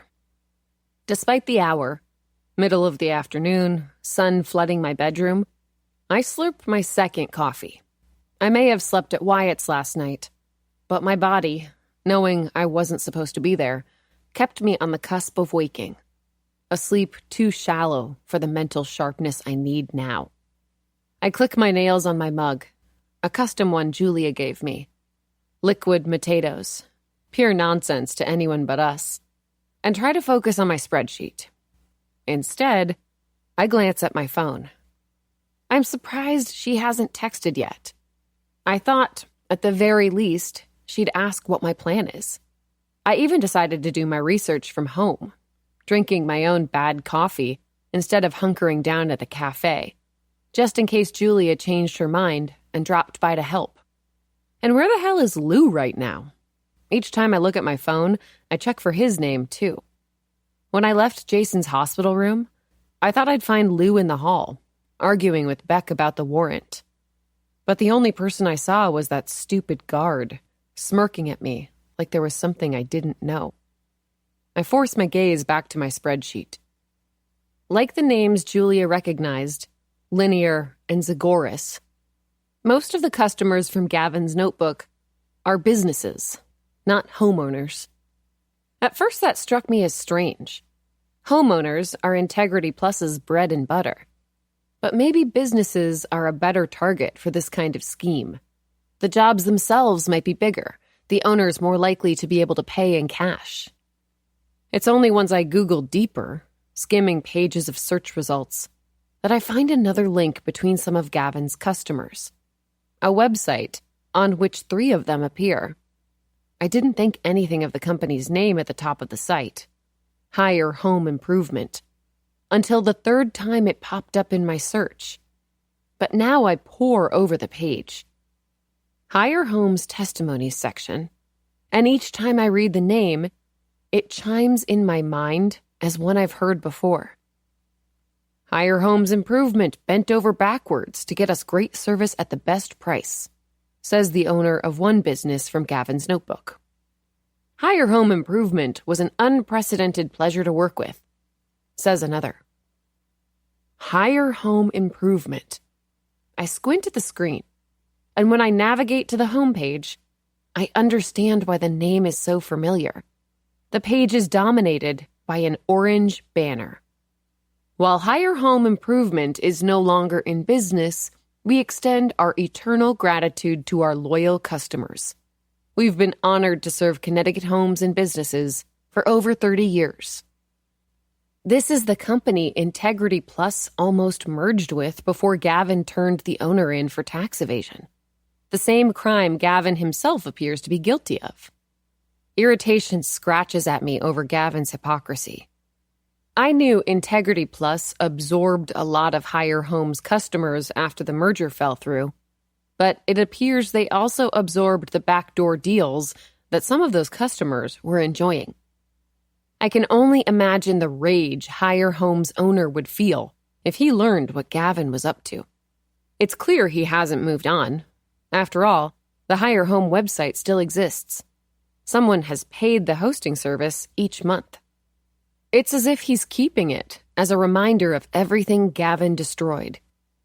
I pull up my spreadsheet again, add Hire Home Improvement to the list of names. My phone dings with an email, and my hand leaps for it. It's not Julia, not Lou either. It's Dale Stapleton, speaking of angry business owners, and his message is an onslaught of capital letters. "This is unacceptable," he screams in the middle of the email. "It's not how proper businesses operate." Heat builds in my stomach, boiling out toward my extremities. I already told Dale, twice now, that we're dealing with a family emergency.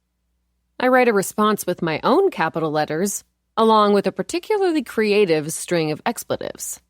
When I'm done, I read it over, finger hovering over send. Then I turn my head to the side, because it's pure habit, turning toward Julia. And I know this is the moment I should see my best friend. Should hear her muttering my mantra. Feel her taking my hand. Or, no, it's past the moment. If Julia were here, she would grasp my palm before I could even begin a draft to Dale. Let's not have another Lashley incident. But right now, my hand holds nothing. It's cupping only air. And for a second, I forget everything.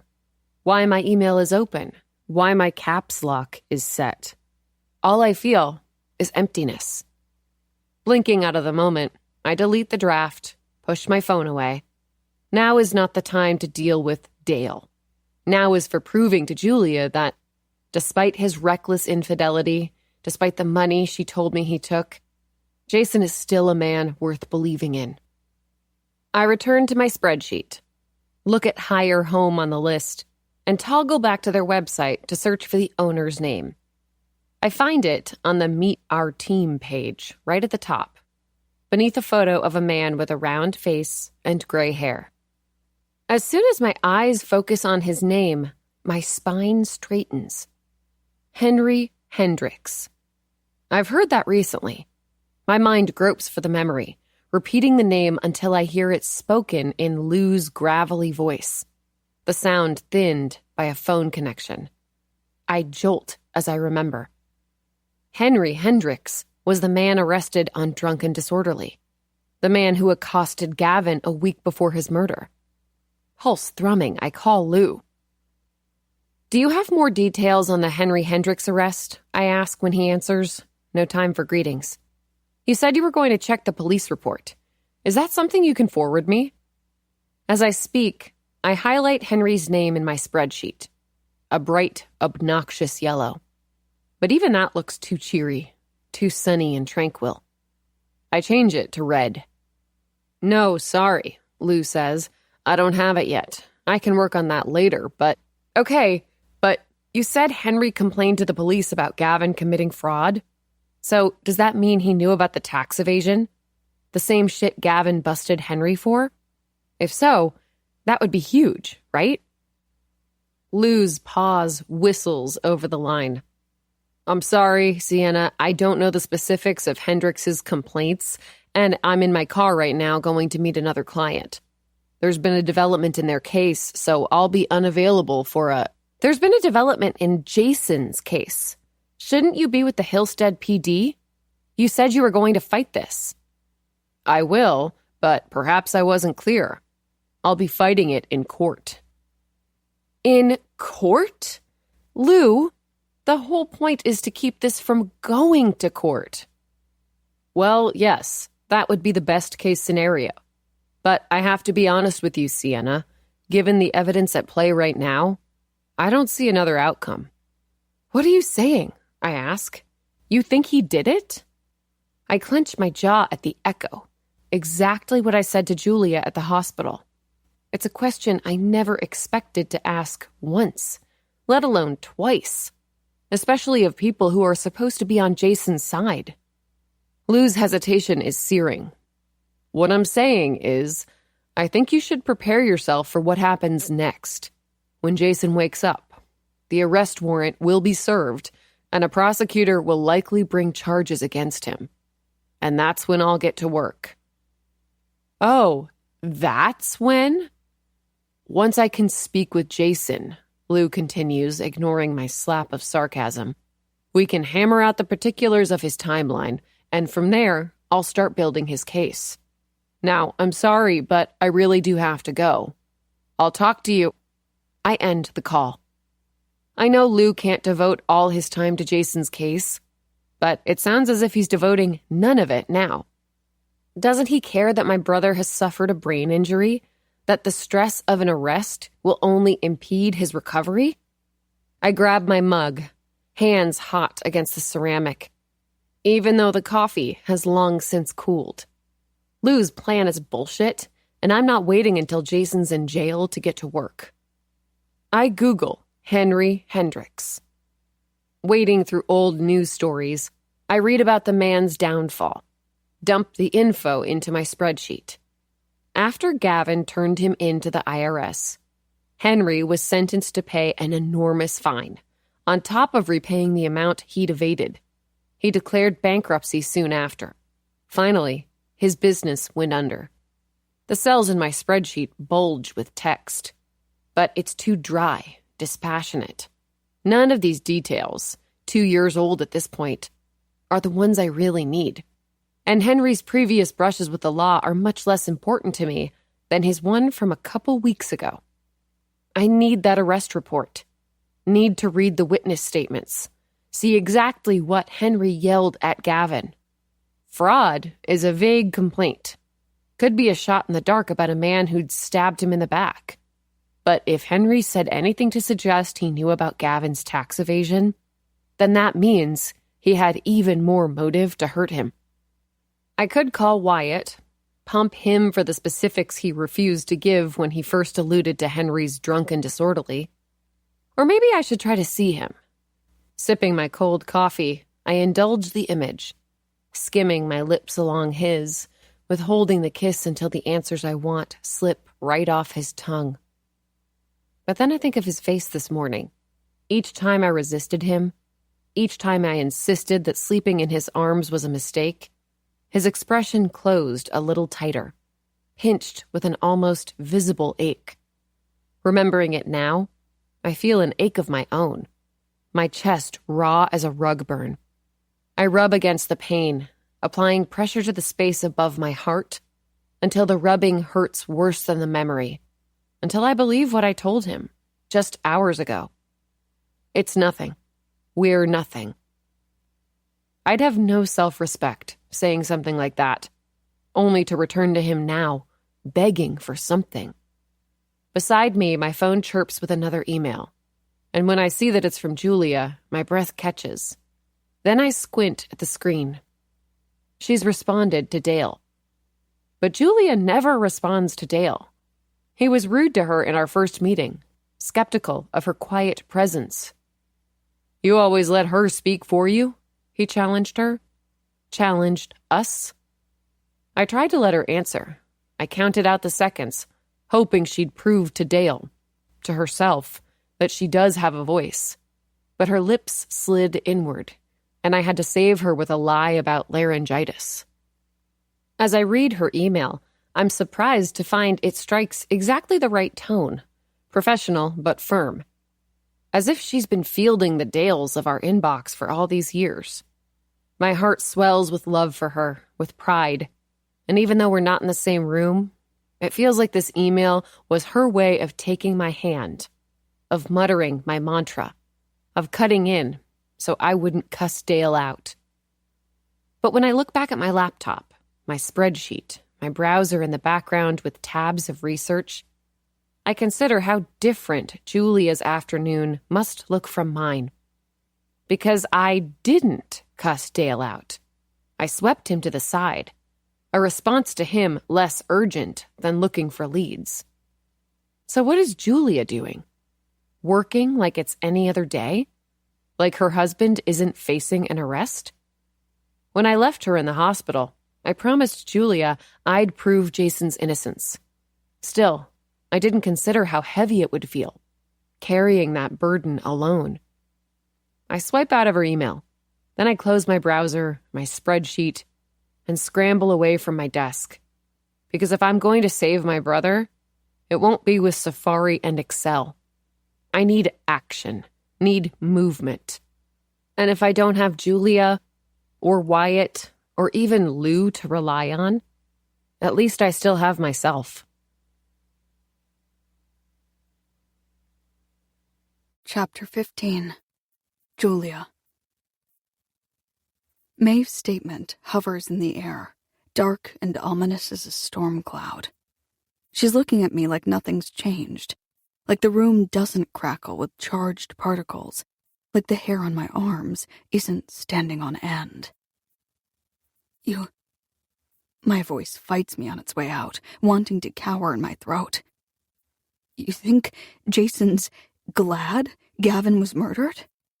Not glad. Relieved, Maeve says. But I don't see the difference. Head cocked, she watches me as if trying to determine something. Why did you ask me whether I thought Jason had reason to hurt him? Do you... Her eyes narrow. Do you think he did it? I don't know what I think. A creak on the stairs snatches the rest of my sentence. I jerk my head toward the front hall, straining for the source of the sound. But what follows is a nothingness so thorough, it's like someone's holding their breath. Aiden? I call. A pair of feet thunk down the steps before reaching the floor. Yeah? I spring from my chair and hurry down the hall, where Aiden's gripping the banister with one hand, knuckle bones white through his skin. Maeve's here, I say, in the kitchen. Did you hear us just now? Aiden chews the inside of his cheek, hollowing out one side of his face. It gives him a wounded look that compresses my chest. But when he speaks, his words are gruff with indignation. No, I wasn't listening to you. I was about to leave. Leave for where? It's only now that I registered Jason's garment bag slung over his arm. Parker's? A bunch of us are chilling there before the semi-formal. His mom's driving us to the school after dinner. Oh, well, I waver between asking for details and insisting he stay. If he did overhear us, there's so much I need to explain. But I don't have the words yet. Don't have Sienna to help me craft a script. Despite my recent victory with Dale, talking to my son about his dad's impending arrest is not the same as talking to a belligerent client. Does this mean you're feeling better about the dance? I ask. Last night you were worried about kids saying things about Dad. Aiden scrunches his nose. I wasn't worried. I'll be fine. But if someone does say something to you, I know. Violence is never the answer. He's quoting me, what I told him at the hospital after he explained the incident. I hadn't known what to say to him then, Couldn't grapple with the fact that my son, who still seems so soft-bodied and vulnerable to me, like a turtle without a shell, shoved someone into a locker. So I'd fallen back on a cliché, a phrase that tasted strange, and he wouldn't even look at me. Instead, he glared at Jason and muttered, "Then why the hell are we here?" "I'm gonna be late," he says now. "Do you have the cufflinks?" I ask. "Cufflinks? The ones you were looking for the other night, in our room?" "Oh, yeah. They're in here." He lifts the garment bag in a kind of shrug, then shifts his eyes to the banister. "Why did you ask if I heard anything? Did something happen with Dad?" "No," I say, too quickly, maybe. I hate to lie to him, but I hate to hurt him more. "No, everything's the same with your dad." Annoyance scribbles across his face, as if he senses all my secrets. Not just the arrest warrant, but Jason's infidelity, too. I've been wrestling with how, or even if, I should tell him about Maeve. Just the thought of saying it, "Your father cheated on me," makes my tongue feel thorned, the roof of my mouth riddled with cuts. And I wonder if it's better to never speak of it at all. But as I look again at his garment bag, I remember I'm not the only one who's leaving things unsaid. "Honey, let's step outside a minute." I open the door, and he hesitates, eyes wary before following me out. I wait until the door is closed behind us, Maeve no longer in earshot. "When you were looking for Dad's cufflinks the other night..." I let the sentence trail off, giving him space to anticipate my question. "What about it?"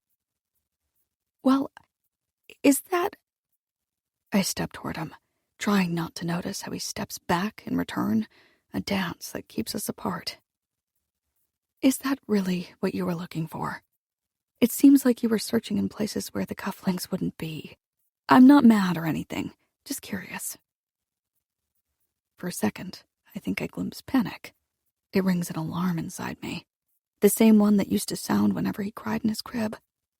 But it passes so quickly, replaced instead by frustration, which carves Aiden's features with creases he's too young to bear.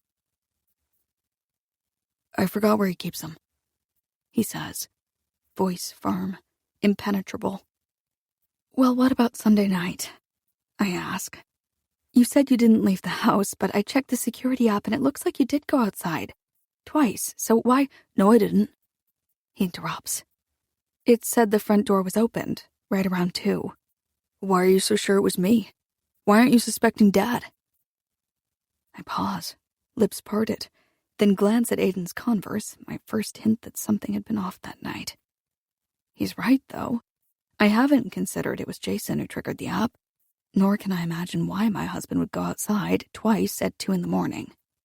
But as I look at Aiden, he seems so certain, even as his face remains a hard mask, still concealing something. "Aiden, is there something you want to tell me?" He doesn't answer. He only scrapes the porch with his shoe. "You can talk to me, about anything."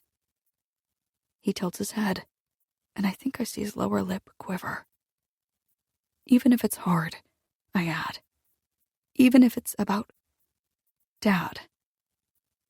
Silence pulls taut between us, and in the steel of his eyes, I'm alarmed to see myself reflected back. All his life, I've tried to protect him from the sharp edges of everything, blunting the corners of tables, passing him scissors with the blade in my palm. But now, I see it already inside him, that cut-up feeling I know so well, like his tongue is too sliced to speak. It guts me. Even worse, maybe, than the fact of Gavin's blood on Jason's knife. "Aid, my friends are waiting for me," he says. "Can I just go? I want to hang out with them. Please," he adds, so soft and young. It almost makes me cry. Him asking for something as simple and necessary as companionship. I nod, grazing his cheek with my knuckles. "What time should I pick you up?" "Ryan's dad is driving us home." "Okay. We'll talk tonight then?" After the semi-formal? Aiden shrugs as he steps off the porch. If you actually still want to, he mumbles. Walking away, his pace is leaden, and I'm more convinced than ever. My son has secrets weighing him down. If Sienna were here, she'd tell me to force them out, grab him before he goes too far, yank out the truth like a tapeworm. But I understand something Sienna never has. Silence can feel like power, like control. And I want that for Aiden, at least tonight. Which means I need to get the truth, a truth from someone else. Aiden knows something about Jason, but so does Maeve. When I return to the kitchen, her brow is furrowed with concern. I think he heard us, she says. Or is he always like that? Sorry, I didn't mean to eavesdrop. Is he always like what? Short, dismissive. The last dance Aiden went to was his 8th grade formal, before he was this prickly version of himself. He let us take pictures for that one, let me fuss with his tie, and after I posed with him for a photo, I hugged him tightly, something I forgot to even try to do before Aiden left this time. He's going through a lot right now, I say. But go back to what you said before. Jason hates Gavin? Why? I've barely heard Jason talk about him. It's embarrassing to admit that to her, that she knows things about my husband that are complete surprises to me. But as she drops her gaze, it's clear she isn't relishing that fact. I sit back down, and Maeve takes a deep breath, holding it a moment before letting it out. So, Jason didn't tell you about the office holiday party? The most recent one? I squint at her, trying to remember, but all I can conjure is a cozy image of me and Sienna. I'd been sick with a cold that night, and decided at the last minute not to go to the Integrity Plus party. Instead, Sienna came over to take care of me, bringing me sugar cookies to dunk in my chicken soup, queuing up Christmas movies we could fall asleep to. What about it? I ask. Maeve's discomfort is obvious. Her hands fidget in her lap, like she's knitting without any needles. I got really drunk, drunker than I'd normally get at an office party. But I'd heard some bad news a few hours before about my aunt, who's sick. I wasn't in the best place. She flattens her palms against her legs. I'd been hanging out with Jason for most of the night, as friends. We were just friends, and we were joking about how sloppy I was getting, spilling my drink, knocking over napkins. It was so unlike me that it was funny at first. But laughing with Jason is the last thing I remember. Because the next thing I know, it's morning, and I'm lying in my bed. Jason took you home? Against my will, I picture it. Jason's palm on Maeve's back as he guides her inside. Jason easing her into bed, tucking her in so tenderly, the way he does with me nights when I doze on the couch and he carries me to her room. No. Maeve's eyes harden, lead between her lashes. Gavin did. I frown. Gavin? That's what I found out the next day, from Jason. I was blacked out, which has never happened to me before. But I guess Jason went to the bathroom, and when he came back, I was gone. He said he asked people where I went, and they told him Gavin had noticed I was a mess and decided to drive me home. Her hands squirm on her lap again, playing with their invisible yarn. Her expression turns stormy, like she's stuck in the darkness of a memory, or the lack of one. My boss, she says, gaze drifting toward the wall, who sexually harassed me in an empty warehouse. He drove me home. Wait. Horror skitters up my spine. Are you saying? Did Gavin do something to you while you were blacked out? I don't remember. Her voice is eerily flat. She stares at something I can't see. All I know is, when I woke up, I was still in the dress and tights I wore to the party. She blinks hard, as if forcing the movement. Her eyes return to mine, glinting with determination. Which would mean he didn't, right? I open my mouth, shake my head slowly, relieved when she continues without an answer. When Jason called and filled me in about Gavin driving me home, He asked if Gavin had hurt me at all. And I told him the truth. I didn't even remember getting home. And Jason started freaking out. He said he'd noticed Gavin watching me throughout the party, and he thought I got drunk much quicker than I should have, given the number of drinks I'd had. He was suddenly so worried Gavin had slipped something into my drink. He wanted me to get a tox screen. Did you? No, I had a massive hangover. I wasn't getting out of bed for anything, and honestly, I thought Jason was being paranoid. Because, in a weird way, that incident with Gavin in the warehouse seemed to affect Jason more than me. He couldn't get past it. He obsessed over it. Like I said before, he gave me the loan because of it. And now he had it in his head that Gavin might have been biding his time at the party, waiting for Jason to leave my side so he could swoop in and... She swallows down the end of her sentence. But I told Jason that to the best of my knowledge, that did not happen. As far as I knew, I got in bed safely and alone. But he was convinced something happened that I couldn't remember. For weeks afterward, he kept asking me over and over exactly what I remembered, if any details of that night had come back. I bite my lip. What was Jason thinking? It's an invasive question to ask even once, let alone multiple times. It was like he was desperate to do something about it if his suspicions were true. Maeve adds, my tongue goes dry, sticking on one phrase in particular. Do something about it?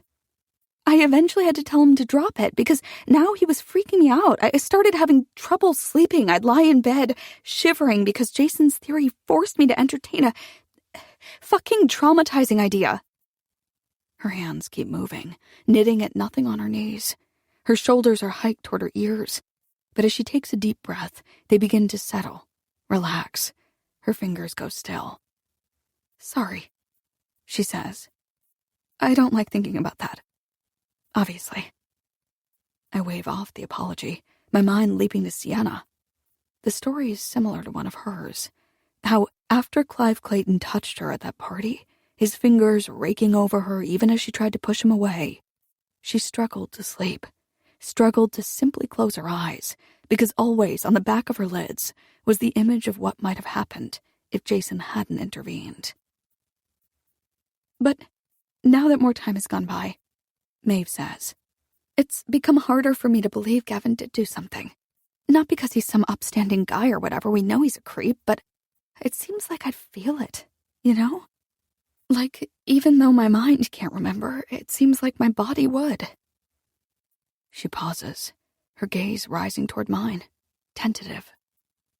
Don't you think? Sienna once told me that the memory of Clive's hands was like worms on her skin. She could feel them crawling there, maggoty, insatiable, months and years later. But what do our bodies record when our minds are tucked away? I think of Jason, miles from me in his hospital bed. When he finally wakes up, will his hand remember how many times I held it this week? Will it remember that I let it go? I don't know, I tell Maeve. She nods and shrugs at the same time. Yeah, well, that's why Jason hates Gavin. My skin buds with goosebumps. That word again. Hate. He doesn't trust him.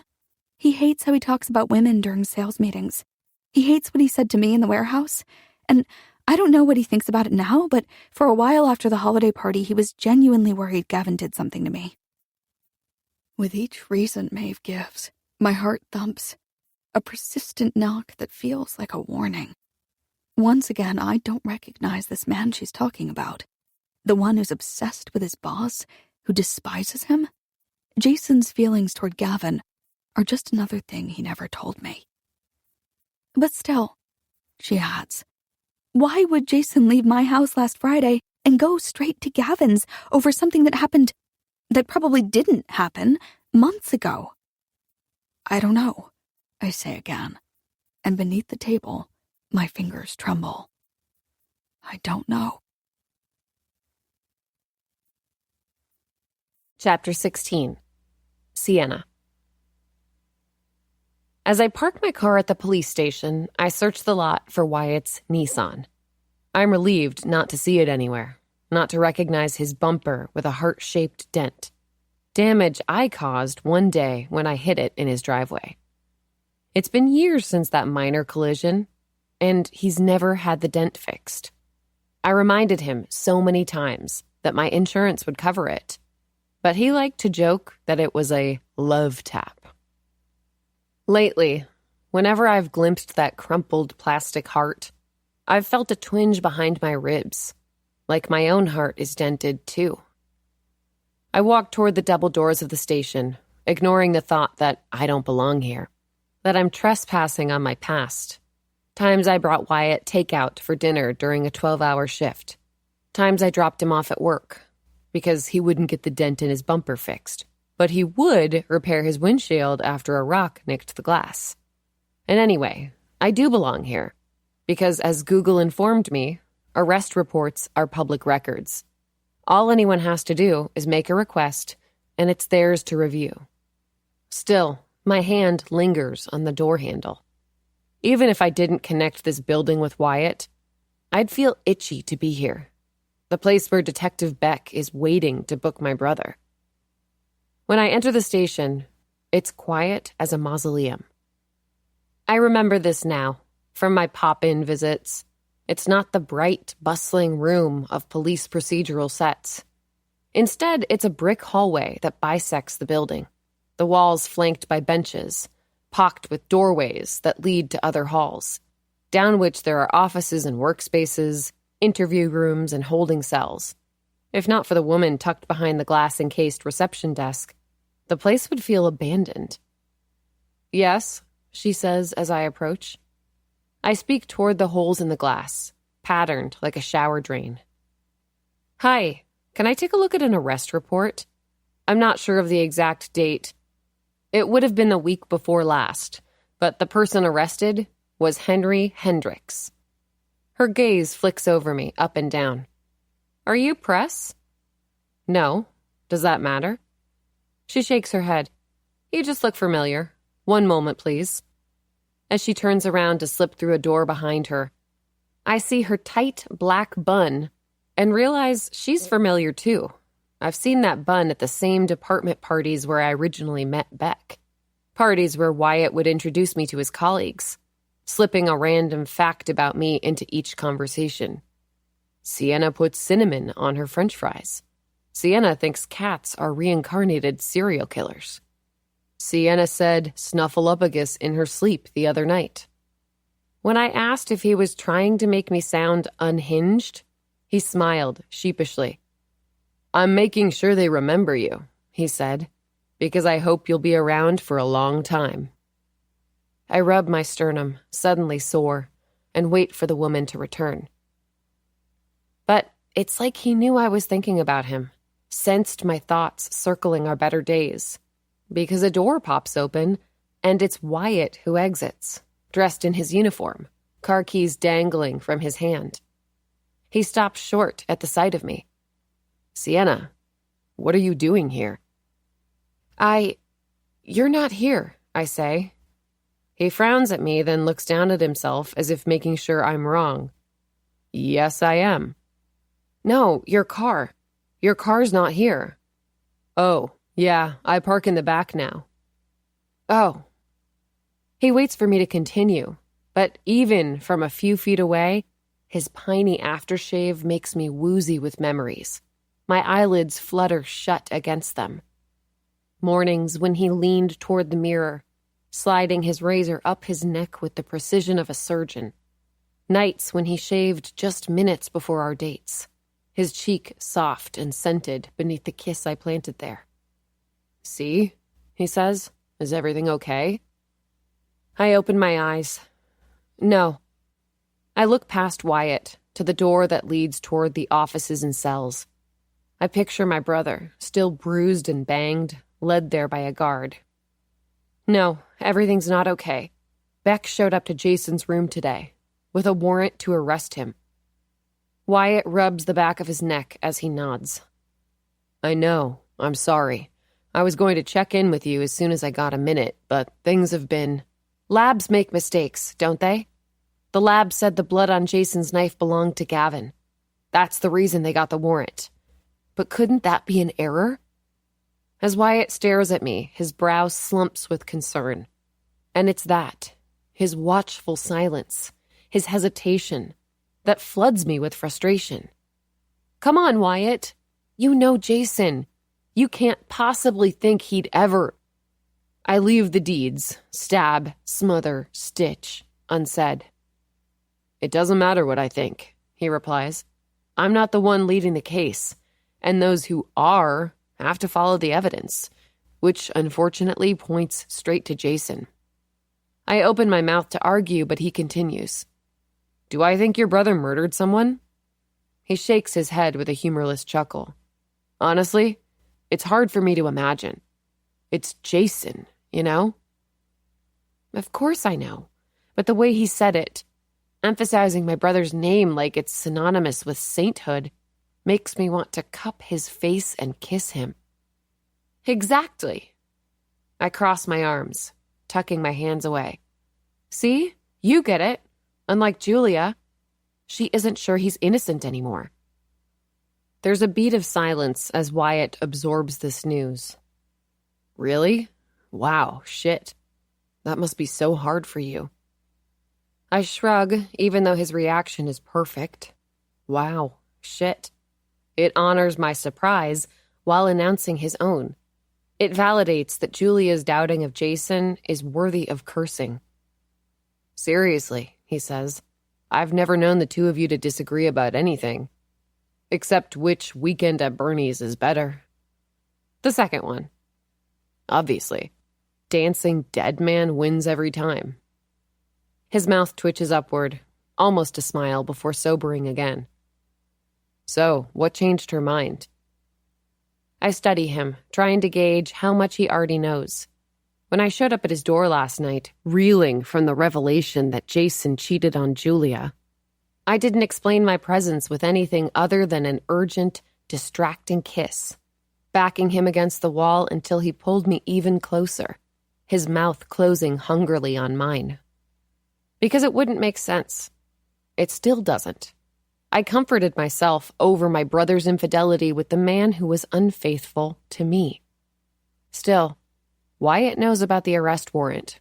He probably knows about Maeve's statement, too, and that fills me with so much shame I have to break our gaze. Here you go, a voice says, and we turn to find the woman back behind the reception desk, slipping papers through the gap behind the glass. She narrows her eyes at Wyatt, then flicks them over to me. Before she can piece together our former connection, I snatch the papers. That can't leave the premises, she warns. She nods toward a door directly across from her desk. But you can use that room to review it. Thanks, I say, then to Wyatt. I'll talk to you later. But as I cross the hall to the door, he's on my heels, stepping over the threshold only a half step behind me. What is that? He asks. The door closes, sealing us in a space that's little more than a closet. A desk is bolted to one wall, and I lay the arrest report onto it. Wyatt leans over, skimming the first page, then lances me with a look of concern.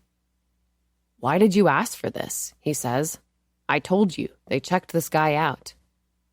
Yeah, but you didn't mention that he was Gavin's almost partner. So, what does that matter? Everything. I want to know what he said to Gavin when he was yelling at him that night. Those names in that notebook I told you about, with the boxes of cash. Wyatt whips his head toward the door, as if he could see through it to someone listening on the other side. Some of them used to be Henry Hendrix's customers. So if he knew Gavin was cutting deals with them after busting him for the same damn thing, that would make him furious, don't you think? Sounds like motive to me. Sienna, no. It's a dead end. Wyatt touches the report, as if he's about to pull it away, but I slap my hand on top of it. Maybe it is, but I have to do something. No one's doing anything. Lou's with other clients. Julia's sending work emails like this is no big deal. I can't rely on her right now. My voice wavers, almost a break. But Jason's relying on me, even if he doesn't know it. And anyway, you're the one who said I can't tell the cops about the money in the warehouse, so this arrest report is all I have. It's not all you have. You have me. You know I'm on your side, C. Always.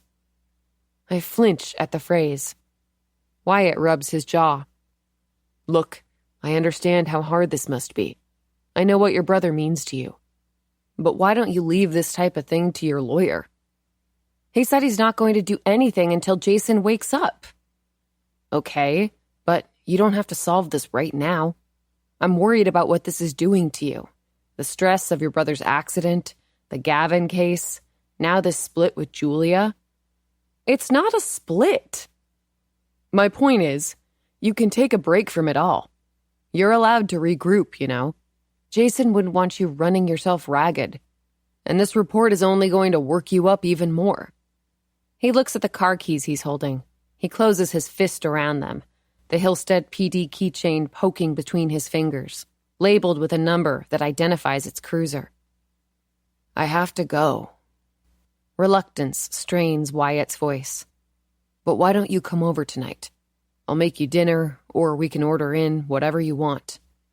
We can even watch Weekend at Bernie's too, and you can replay your favorite parts 100 times. No arguments from me. For a moment, I allow myself to picture it, enjoying the movie, my feet in Wyatt's lap, reprising our old game, 1-star bartender, mixing drinks so disgusting we spit them into the sink, cracking up at each other's concoctions.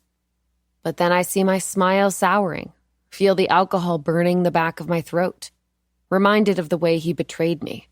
The shots at that bachelor party, the tequila and vodka and rum, the dizzy mix that spun him right into someone's bed. I shake my head, clearing the images like cobwebs. I've been over to your house 2 nights in a row. Oh shit, you're right, he says. Then he lowers his voice to a whisper, as if letting a secret slip. I won't tell anyone if you won't. His lips lift toward the hint of a smile, but his attempt at levity can't sway me. It only reminds me how serious the situation is. We're standing in a police station, where Wyatt works, where people in his same uniform are waiting to arrest my brother. Jason doesn't have time for me to relax, to regroup, to go to my exes and goof around. He needs me to stay in this room and review the arrest report, then follow wherever it leads. No, I say, more forcefully this time. I can't. Okay. Wyatt backs away, hands up in a gesture of surrender, one still closed around his keys. I'll just say one more thing. I know it's important to you to take care of Jason, but it's important to me that you take care of yourself. Go home. Get some rest. He opens the door, casts me one last look, a blend of empathy and affection, before disappearing into the hall. As the door clicks closed, I pull in a steadying breath.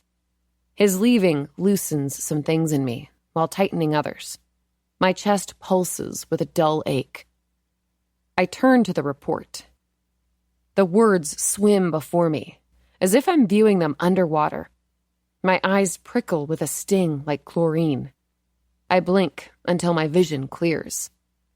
Still, it takes me a minute to focus. First, I have to filter out the facts that don't matter to me. Henry Hendrix's date of birth, height, weight. I flip to the section where the arresting officer described the scene upon arriving. Henry had been steered away from Gavin by then, drunkenly hunched against the hostess's podium at the restaurant. But he was still shouting accusations, snatches of which the police recorded. You should have kept your mouth shut. I trusted you and you ruined everything. We could have done it together if you just kept quiet. Now my wife up and left. You did this. You did it too. My heart drums. There's a lot to unpack in such a small snippet. You did it too could mean that Henry's not only holding Gavin responsible for destroying his business, but his marriage as well. Or it could mean Henry knows Gavin committed the same offense for which he reported him to the IRS. We could have done it together if you just kept quiet. I take a picture of those lines, then continue reading. I slow at a statement from the restaurant server who called the police. According to the server, Henry had been at the bar for an hour before the commotion began. While the server was taking an order on the other side of the room, he heard Henry shouting, saw him hovering over Gavin's table. When Henry grabbed a drink from Gavin's table and smashed the glass at Gavin's feet, the server rushed over. He asked Henry to leave, but Henry didn't budge. Instead, he hurled more words at Gavin. You expected loyalty from customers you stole? Smith told me everything. I snap a picture of that, too, my pulse percussing at a frantic pace. I don't know who Smith is. With a name so common, they could be anyone.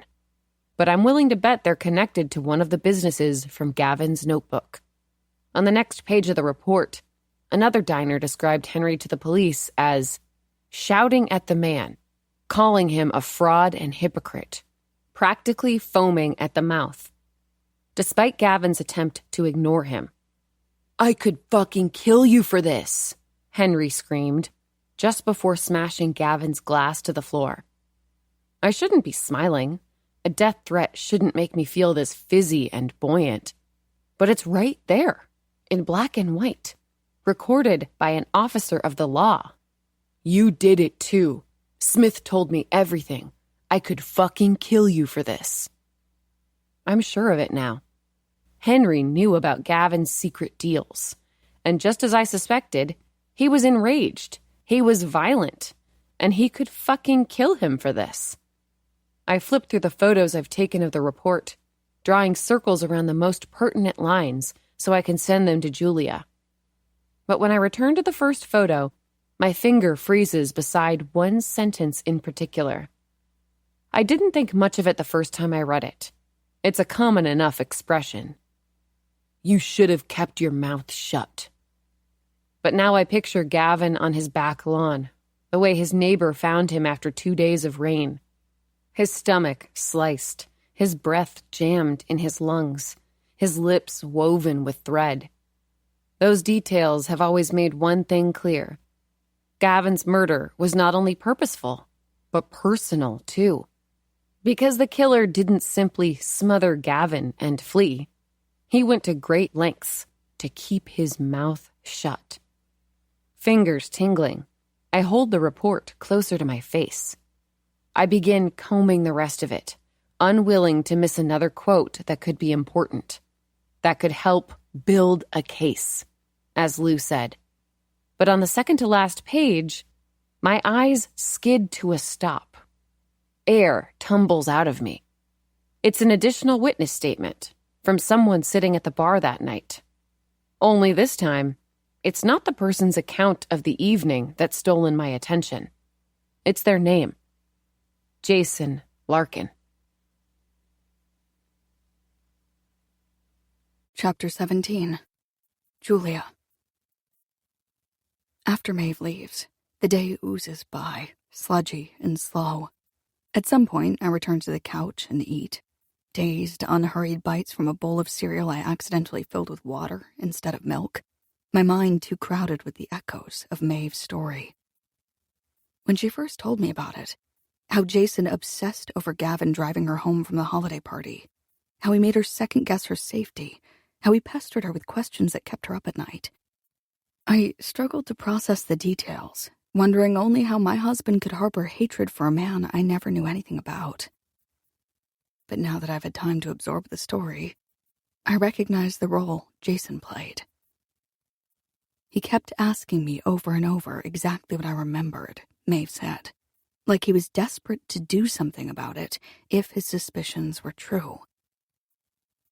Desperate to rescue her, she meant. It fits into the pattern that has only recently taken shape for me. I can imagine Jason, sleepless and tortured by his thoughts, grinding his teeth against that nightmare. Gavin slipping Maeve a drug, then touching her in places she could no longer feel. I can imagine, too, how that nightmare might have superimposed itself over another. The memory of his freshman sister, drunk and fumbling in a stranger's bedroom, as a senior boy held her against a wall. I see how Jason would obsess over it. The possibility that he didn't do for Maeve what he did for Sienna. That he failed to protect her when protecting people is what he does. But how far would that obsession take him? Beside me on the couch, my phone dings with a text. "Jules," Sienna's written beneath a group of photos. "I have so much to tell you. First, some context. Henry Hendricks, the hire improvement guy, the one Gavin turned into the IRS, accosted Gavin at a restaurant 1 week before his murder. These are from the arrest report, a drunk and disorderly offense. Henry knew about Gavin cooking the books. See the highlighted sections of Exhibits A and C, aka the first and third pics, for the smoking fucking guns." I zoom in on each photo to scrutinize the small print. As I read, I try to catch up with Sienna, to piece together the narrative she already seems committed to. Admittedly, my breath hitches on one line in particular. I could fucking kill you for this. But when I look at the other section she's highlighted, I don't understand the significance. "Why is 'you should have kept your mouth shut' a smoking gun?" I text her. Her response zips onto my screen. "Gavin's stitched lips!" I cock my head, unconvinced. "That's just an expression," I reply. But I don't add what else I'm thinking. So is, "I could kill you." "On its own, maybe," Sienna writes. "But with everything else? The report makes Henry sound insane with rage. He threw a glass. He's a violent dude who clearly had motive, and that's not all. Look at this." She sends another photo. And when I focus on the part she's circled, I stop breathing. My fingers shake as I type out a response. Jason was there? Not only there, a witness. He saw his boss get attacked, which he never mentioned to me, and made a statement to the police. Mr. Larkin said he didn't know Mr. Hendricks personally, but he'd been talking to him at the bar when Mr. Hendricks suddenly got up, crossed the restaurant, and started yelling at Mr. Reed. My grip on the phone loosens. Couldn't the cops use this? Jason's presence at another instance when Gavin was attacked? As more evidence against him? And why was Jason at this bar? He's not one for solo drinking. For a second, I see him there with Maeve.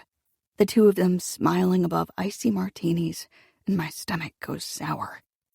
I look at the date on the report, but it doesn't ring a bell. He's worked late the past few weeks, gunning for that promotion, adding customers to his schedule well into the evenings. Or maybe that was another lie. "Jason was there," Sienna reiterates, and I'm not sure why she seems excited until her next text rolls in. "What if Henry's framing him?" I frown at the phone, the connection not computing, then respond with a question mark. "There's def more to figure out," Sienna writes. "But it's too big a coincidence to be nothing. Jason met Henry the night Henry first attacked Gavin. They talked at the bar, and days later, Jason became the prime suspect in Gavin's murder. Maybe Jason told Henry he worked for Integrity Plus. Maybe Henry thought he was in on Gavin's gutter machine scheme. Either way, he could have planted the evidence in Jason's car after he killed Gavin." I shake my head as I type my response. There's a giant hole in Sienna's hypothesis, and it's almost disturbing how thoroughly she's able to ignore it. How would Henry have planted traces of blood onto Jason's knife? For almost a minute, there's no reply, not even an ellipsis that would signal Sienna's typing. When the ellipsis does appear, it flickers like a dying light bulb. I picture her writing a word, then deleting it, writing and deleting again, face pinched with a scowl. "Like I said, there's more to figure out," she finally answers.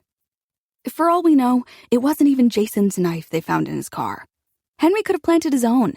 We haven't actually seen the knife. We just assumed it was Jason's because he usually carries one." I rub my forehead. I get why she's latching on to this idea. Gavin imploded Henry's life when he turned him in. The incident at the restaurant did happen weirdly close to the night of Gavin's murder, and it's unnerving that Jason was there to witness the scene. As unnerving, in fact, as him never talking about it. Still, there's so much Sienna doesn't know. In a rush, I type out what I've learned today. I explain the holiday party, Jason's ensuing obsession, his fears about what Gavin might have done to a drunk, unconscious Maeve. After I send the message, there's another long measure of silence. No typing. No response. I read the text again, trying to see it through Sienna's eyes. Maybe something in the story is resonating with her, too. Maybe her skin is prickling, just like mine, as she recognizes and then rethinks that need in Jason to always... You talked to Maeve? I stare at Sienna's question. Such a strange thing to focus on in light of what I've shared. She stopped by to apologize, I write, and to give me a schedule for repaying the money. And I asked her if she knew any reason why Jason would want to hurt Gavin. I study the message, anticipating how Sienna will respond. To be safe, I delete the last sentence. Even though it's the truth, it will only hurt her to learn I asked such a pointed question about her brother. And more than hurt her, it'll anger her, trigger her instinct to defend him against any implication of guilt. I don't think I could handle that today, on top of everything else. Sienna's rage runs as hot as a furnace, and I've been lucky for all these years to never have been directly scorched. She's been annoyed with me, frustrated with me, but never furious. I've always been the hand that cools her fire and does not fuel it. I revise the end of the message before sending. I asked her about Jason and Gavin's relationship. You asked Maeve? Sienna fires back. The woman who slept with your husband? Yes, thanks for the reminder. Sorry, she amends. I just mean, of all the people to talk to about this. But what do you think? I ask. About what she said. I think Gavin's an asshole, Sienna writes. And I really fucking hope he didn't do anything to her, even if she is enemy number one right now. But I don't see how it's relevant to Gavin's murder. Unless you're saying Maeve killed him. As revenge or something? My mouth pops open. It's almost acrobatic, the way Sienna contorts all blame away from her brother. Before I can type out a response, my phone rings in my hand. Sienna. Impatient as always, pressing for an answer I'm suddenly too exhausted to give. Is that what you think? She asks when I pick up. Because I see where you're coming from. The cops think Jason had time to murder Gavin because his house is only 12 minutes from Maeve's, but that just means Maeve could have gotten there too. And, maybe she planted the evidence in Jason's car because she got pissed at him for saying that sleeping with her was a big mistake, and... She gasps. Oh my God. Maybe she even caused Jason's accident so the cops would find the evidence. Whoa. I pump the brakes on her runaway theory. No, Sienna, stop. First of all, they said no one else was involved in Jason's crash. Yeah, but he doesn't drive distracted. It's never made sense to me that he'd just shoot off the road all of a sudden. Who does that? Plenty of people. But even this, the idea that Jason could be so human as to take his eyes off his windshield, to flick them toward his phone, same as any of us have done 100 times, is something Sienna isn't willing to entertain. Second of all, I add, the words coming out on a sigh, that wasn't what I was saying. Maeve isn't even the one who thinks Gavin hurt her. It's Jason who thinks that. Jason who wanted to do something about it. Sienna's silence is thick, like a cloth pressed against my ear. I hear nothing on her end, not the click of computer keys, not the chirp of birds outside. It strikes me suddenly. I have no idea where she is. Normally, it's like there's a compass inside me, pointed toward Sienna's location. But now, as I strain for any scrap of sound, she's so quiet it's as if she's disappeared. Sienna? So you're saying this is motive, she says, for Jason killing Gavin. My stomach clenches at her shift in tone. To anyone else, Sienna would sound icy, but I know her voice better than my own, and right now it's the opposite of cold. Within her words is a barely contained heat. No, I don't know. I'm just really confused. I hedge. I don't understand why he'd go directly to Gavin's house 2 seconds after... Sleeping with Maeve. Especially since the holiday party was months ago and Maeve's convinced that Gavin didn't. Exactly. Sienna cuts me off. So it doesn't make sense. But Henry Hendricks, his motive makes sense. I wish it were that easy. That one afternoon had given us all the answers. That despite everything that points toward Jason, Gavin's murder has nothing to do with anyone we know. Sienna's right about one thing, though. In terms of motive, Henry's is so much cleaner than Jason's. So much easier to understand. Money, rage, revenge. All the things that have driven men for centuries. Have you talked to Becca about this? I ask her. Your theory about Henry? I can't. I don't know how to bring up the tax evasion angle without revealing how we know that Gavin was cooking the books in the first place. And Lou told me yesterday that what we did in the warehouse would only hurt Jason's case. I press my lips together.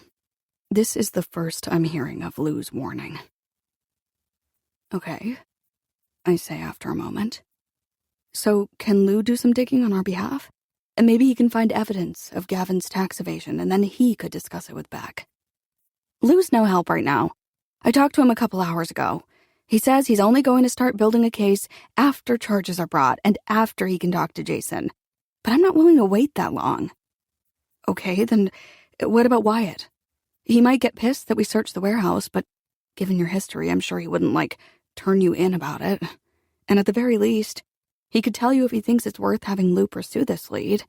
And who knows, maybe he'll give you some other info about the case, something else that could help us or insight into... Jules, no. I told you before, I'm not going to Wyatt. For this or anything else. I don't talk to Wyatt, I don't see Wyatt, I'm on a very strict no Wyatt diet. As she speaks, her voice climbs in pitch, as if her throat is closing around the words, forcing her to squeeze them out. And do you really think I'd just run right over to him, throwing away everything I believe in? You know me better than anyone. You should know I'd never do that. Everything I believe in. She means one strike and you're out. One wrong and you're gone. Except when it comes to Jason. Irritation twists inside me at this double standard. Our partners both cheated on us. But while Sienna's response is to cut Wyatt out of her life completely, she wants me to keep standing by Jason's side. Even when my faith in him has been shaken. Even when I'm no longer sure that his side is the right one to be on. And that's another way Wyatt could be helpful. If he thinks Henry Hendricks is a credible suspect, then great. I'd love to look in a direction that isn't Jason's. But if he doesn't, if he knows some reason to count Henry out, then it's validation, as gut-wrenching as it is, that I'm not wrong to be feeling so much doubt. I'll never get that from Sienna. Not when she sees words as smoking guns, not when she warps and contorts each fact until it supports Jason's innocence. I'm not turning to Wyatt, she reiterates. And that's fine. She doesn't have to. But that doesn't mean I can't. I park in Wyatt's driveway, behind his silver Nissan. Even in the fading light, I recognize the dent in his bumper, shaped like a lopsided heart. A love tap, he called it, when Sienna whacked it by accident. And I'm surprised to see it now. Surprised he didn't finally fix it after the two of them broke up. Instead, a year later, he's still carrying the mark she left. I ring the bell, then listen to Wyatt's footsteps inside, bounding closer. When he opens the door, his eyes are bright with anticipation, until his expression collapses, first with disappointment, then with concern. Julia, he says. Sorry. I thought you were... someone else. Is everything okay? Yeah, sorry to drop by unannounced. His eyes flit over my shoulder, as if searching his driveway for another visitor. Are you expecting someone? I ask. I can come back. No, he says, the word a little strained. No, I'm not expecting anyone. Come in. I follow him into his living room, then stop in front of the couch, awkward and unmoored. I've never been here on my own before. In the old days, Sienna would plop onto Wyatt's couch, then tug me down into the space beside her. She'd joke that Wyatt was our cabana boy and ask him to bring us some drinks. But now I don't know whether to sit or stand. I'm not sure what the etiquette is for visiting your best friend's ex behind her back. When I got off the phone a little while ago, I didn't tell her I was coming here. Instead, I invented an excuse, driving Aiden to his semi-formal, and tried to ignore the cramp of guilt. Have a seat, Wyatt says. As I settle onto the couch, he pitches a thumb over his shoulder, back toward the kitchen. Do you want anything to drink? I have water and... Well, water. Sorry, I don't have beer or wine or anything like that. No, I'm good. I decline. Thanks. Wyatt sits in a chair opposite me. How's Jason doing? As he drums his fingers on his knees, he seems to be sharing my awkwardness. I look at my hands, clasped tightly in my lap. Actually, the doctor thinks he could wake up as soon as tomorrow. Oh, wow. That's so great. Wyatt pauses, tilting his head. When did you hear that? This morning. I guess he responded to a test in a way that seemed promising. It's a moment before he replies, his face blank, as if processing my answer. That's great. He repeats, really great. but his enthusiasm doesn't reach his eyes. Instead, there's something like confusion there, or maybe a haze of hurt. It's an odd reaction, and when he sees me examining it, he clears his throat, clears that cloudy look from his eyes. How are you doing? He asks. With, everything. Not too well, I admit, releasing a small laugh. I'm just really confused. Which is why I'm here, actually. I was wondering if... Well, first, do you know who Henry Hendricks is? His brow twitches. Not quite a furrow, but a flicker of apprehension. Yeah. Okay, well... I pull out my phone, then bring up the photos Sienna took of the arrest report. Sienna has this theory, I say, and I explain it to Wyatt, his face almost blank as he listens, like he's working to remain neutral. When I'm done, I pass him my phone over the coffee table. It's the last 4 pictures. Sienna highlighted what she thought was especially important. He scrutinizes the screen, zooming in with his thumb and finger. When he finishes studying the final picture, he hands the phone back to me, still giving nothing away. I don't know why Jason was at the restaurant, I say, but Sienna thinks Henry might have framed Jason. That maybe Jason said something to him that night that made Henry think he was involved in Gavin's financial schemes. So, I'm wondering what you think, in your professional opinion. Is Henry a viable suspect? Wyatt sighs, dragging a hand over his face. I hold myself stiff to keep from squirming. No, Wyatt says. I'm sorry, but he's not. It isn't disappointment, exactly, that sinks through me, but it's coarse and heavy, like swallowing the pit of some fruit. It would have been so nice for Sienna to be right. I would have known then how to talk to Aiden tonight. I could have told him there's another suspect in the case, someone we'll make sure the cops consider. I could have given him the same hope his aunt already floats on. I could have kept him whole for a little while longer, distracted from all the evidence I don't know how to explain. But it's exactly that evidence that had me expecting this answer from Wyatt. And now I got what I came here for. Confirmation that I'm not wrong to dismiss Sienna's theory, to suspect my own husband.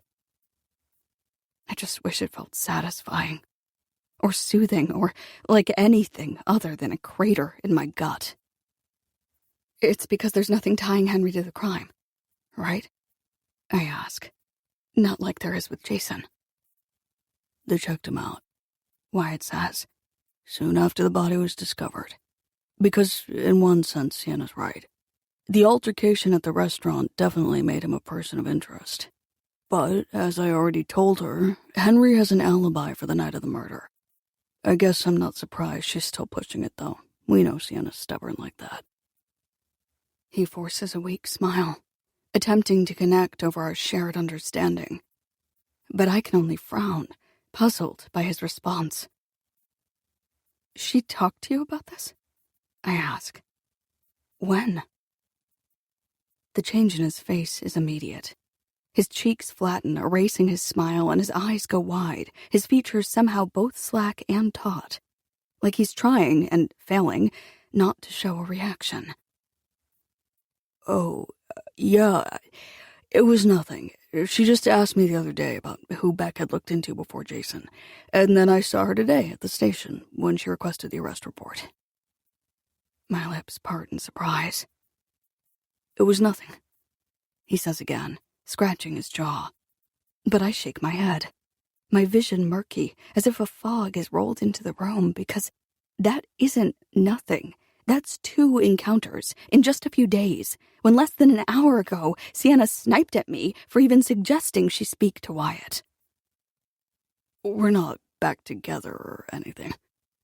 Wyatt picks at his pant leg, eyes roving across his thigh. Back together? The thought hadn't even occurred to me. I don't talk to Wyatt. I don't see Wyatt. I'm on a very strict no Wyatt diet.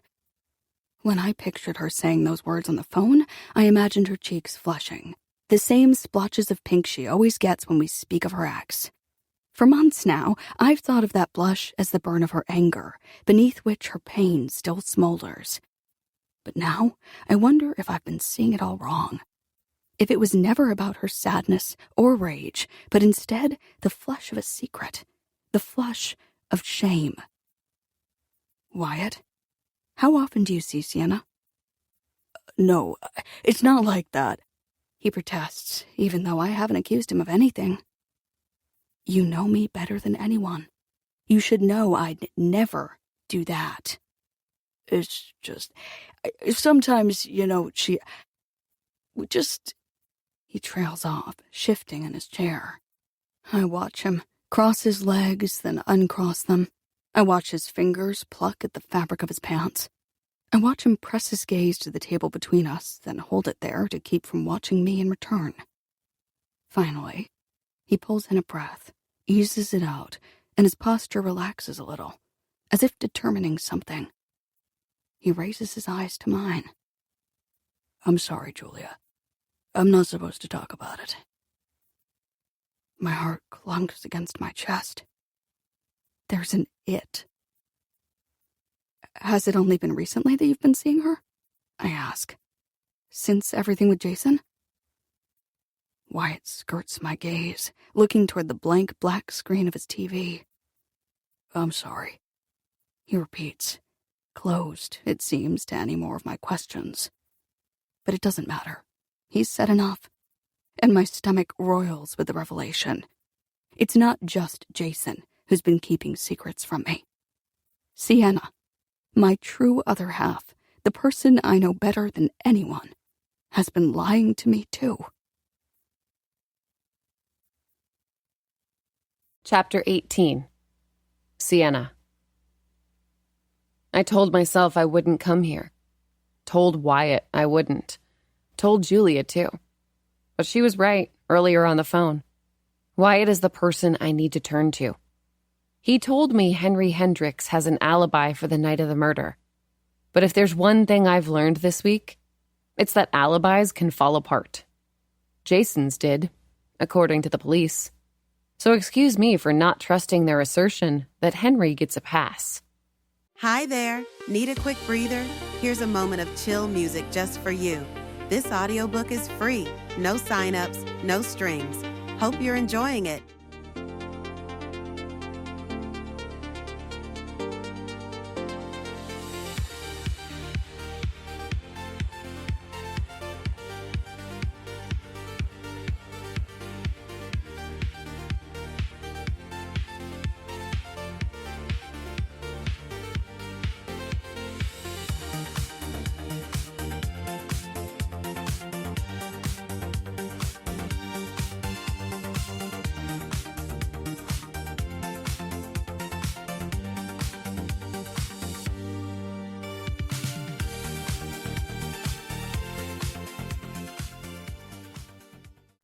I'm only one house away when I yank my foot off the gas. There's a car parked next to Wyatt's, and it looks like... I drive a little closer, peering through the dark at the license plate. When I'm able to read it, these numbers and letters I've seen 1,000 times, my heart bucks against my ribs. Julia. I pound the pedal, screeching down the street. Why the hell did she come here? As far as she knows, she's crossing enemy lines, having no idea how many times I've crossed them myself. I drive aimlessly, turning deeper and deeper into the neighborhood. I squint out the windshield and squeeze the steering wheel, trying to get my bearings. Julia was abrupt when she got off the phone, but she told me she was taking Aiden to his dance, which is nowhere near here. So either she dropped him off, then broke every speed limit on the way to Wyatt's, or she lied to me, driving to the one person I told her I wouldn't see. Which means I lied to her, too. In such a brief call, we deceived each other as easily as breathing. More than that, we've been deceiving each other for months. Me about Wyatt, her about the money Jason took that sent her reeling. I know why I've been hiding the truth, but her reasoning remains a mystery to me. And thinking of it now, I feel the sting of her secrecy all over again. Taking a sharp turn, I worm back through the neighborhood before parking a couple houses from Wyatt's. I stare at his front door, as if I can see Julia through it. Read every word on her lips. And as the minutes pass, my shock shrinks to curiosity. Maybe it's not a bad thing, her being here. She must be doing what I said I wouldn't. Asking Wyatt about my Henry theory. So doesn't that mean she's giving it a chance? That she's closer to believing, completely again, that her husband is innocent? I relax a little, calmed by the thought. Still, it hurts that she didn't at least warn me before heading here.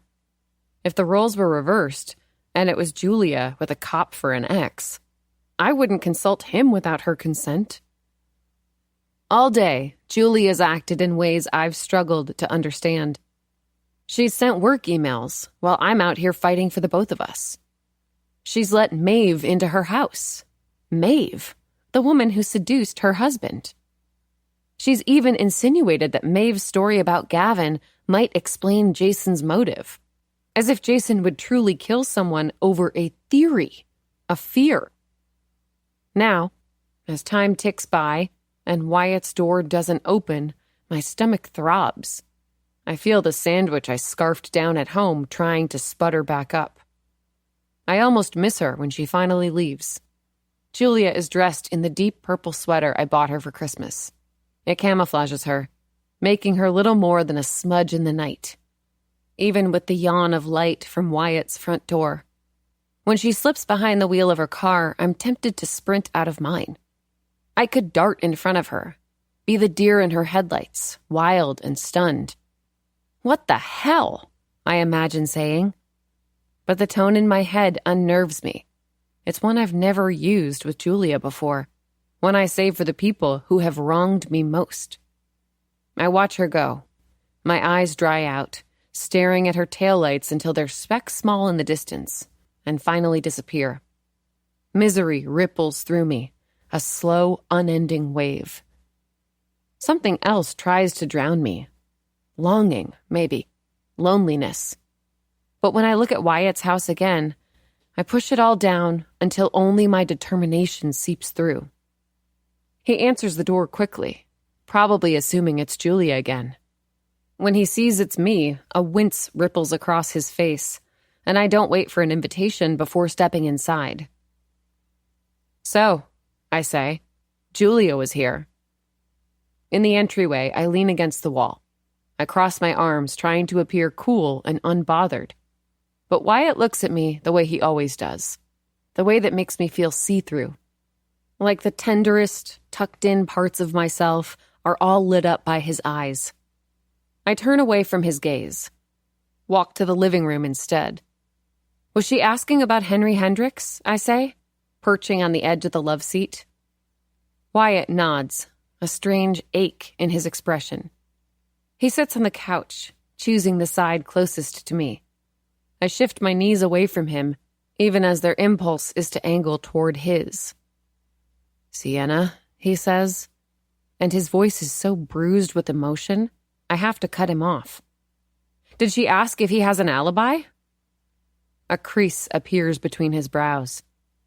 I told her he has one, yes. And what is it?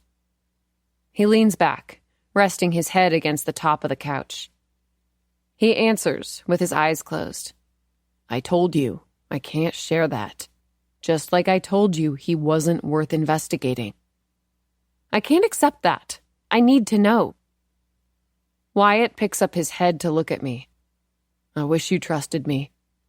I understand I made it so you felt like you couldn't, but it's been a year, Sienna. What are we doing here? It catches me off guard, the speed with which he spun this into something about us. Give me a reason to trust you, I say. You didn't even tell me Jason was a witness at the restaurant, but you've known since the beginning, haven't you? That's why you were all confused that Jason hadn't told me about the altercation. And then you didn't even mention it at the station because you knew I'd see it in the arrest report. Why? Because, Wyatt says, harder now. I don't know what to make of it. Jason being there that night. Jason speaking to someone right before they attacked Gavin, and then, a week later, having all that evidence in his car. I curl my hand into a fist, but I don't allow myself to be derailed by what I hear in Wyatt's voice. The same thing I heard in Julia's. Doubt. It's gotta be connected, I say. I don't know how or why exactly, but I think Henry could be framing Jason. And look, I know you're not allowed to tell me his alibi. I know as a person you have a strict moral code, but a bitter sound escapes me. You've broken that code before, right? That's how we got here, isn't it? I gesture to the distance between us, the closeness we lost the night he cheated. But my hand goes still at the change in his eyes, the hurt and shame that well there. Please, I say softer, tell me where Henry was that night, because my gut is telling me he's involved, and I can't just let that feeling go, not without knowing the whole story. Wyatt looks at the ceiling again, quiet for so long that I wonder if he's ignoring me. If I tell you, he finally says, will you let this go? Will you accept that it wasn't him? If the alibi seems sound, then yes. He presses his lips together, exhales through his nose. Fine. He was at work that night. Work? What work? Gavin blew up Henry's company. Sure, 3 years ago. I imagine he's had to make a living since then. Okay, I concede. So where does he work? That doesn't matter. The hell it doesn't. Wyatt, I'm 2 seconds away from doing some kind of... I grope for the right phrase. Stakeout on this guy. So if I have to follow him to work, I will. Do not do that, he cautions. He works at Home Depot, okay? You mean the place that closes by, 10 p.m.? The cops are saying Jason could have done it because he left Maeve's at 10:30. How does Henry working at Home Depot eliminate him as a suspect? Wyatt sighs. He didn't have a car that night. It was in the shop. A friend drove him home. And they have the friend testifying to that. A friend, I say? So his actual alibi is a friend? Wyatt pauses. A coworker. That is the flimsiest thing I've ever heard. How do they know his friend didn't drive him to Gavin's first? How do they know Henry didn't get, an Uber to Gavin's after his friend drove him home? And isn't that kind of a convenient excuse? His car being in the shop? Sienna, Wyatt says, voice weary. You said you'd drop this. If it's sound, I said. And this is anything but. I spring up, energized by this revelation. I pace the length of the couch, cycling through options, planning my next move. Do I want to track down Henry and talk to him directly? Or is it better to find the coworker who drove him home that night? Beck doesn't think so, Wyatt says. My footsteps stutter to a stop. If it hasn't been clear yet, I don't give a fuck what Beck thinks. Not when he also thinks Jason's a killer. He has to follow the evidence. I know, you've told me. But you understand, right? Wyatt says. Why Jason's a better suspect? I blast him a scorching look. Still, he continues. There's nothing physical tying Henry to Gavin that night. No means or opportunity we know of. But Jason had Gavin's phone and Gavin's blood and a missing hour in his timeline. I finish for him. Yes, I get it. I understand it looks bad for Jason. What I'm saying is there has to be more to this story. I resume my laps along the couch. Did you tell Julia about Henry's supposed alibi? Not specifically, just that he had one. And she was satisfied by that? The possibility claws at me that she might have let this go so easily, exactly like Beck. I don't know, Wyatt says. We didn't really get into it. So she didn't even press on it, didn't ask any follow-ups. I cross my arms, stopping again. She gives a complete stranger the benefit of some vague alibi, but when it comes to her husband, she... The energy drains from my body. I drop onto the couch, pressing my forehead into the heels of my hands. This is so fucked, I whisper. It wasn't like that, Wyatt says. She didn't accept it or not accept it. It's just... The conversation moved on to something else. I look toward him, just in time to catch him dodging my attention. Moved on to what?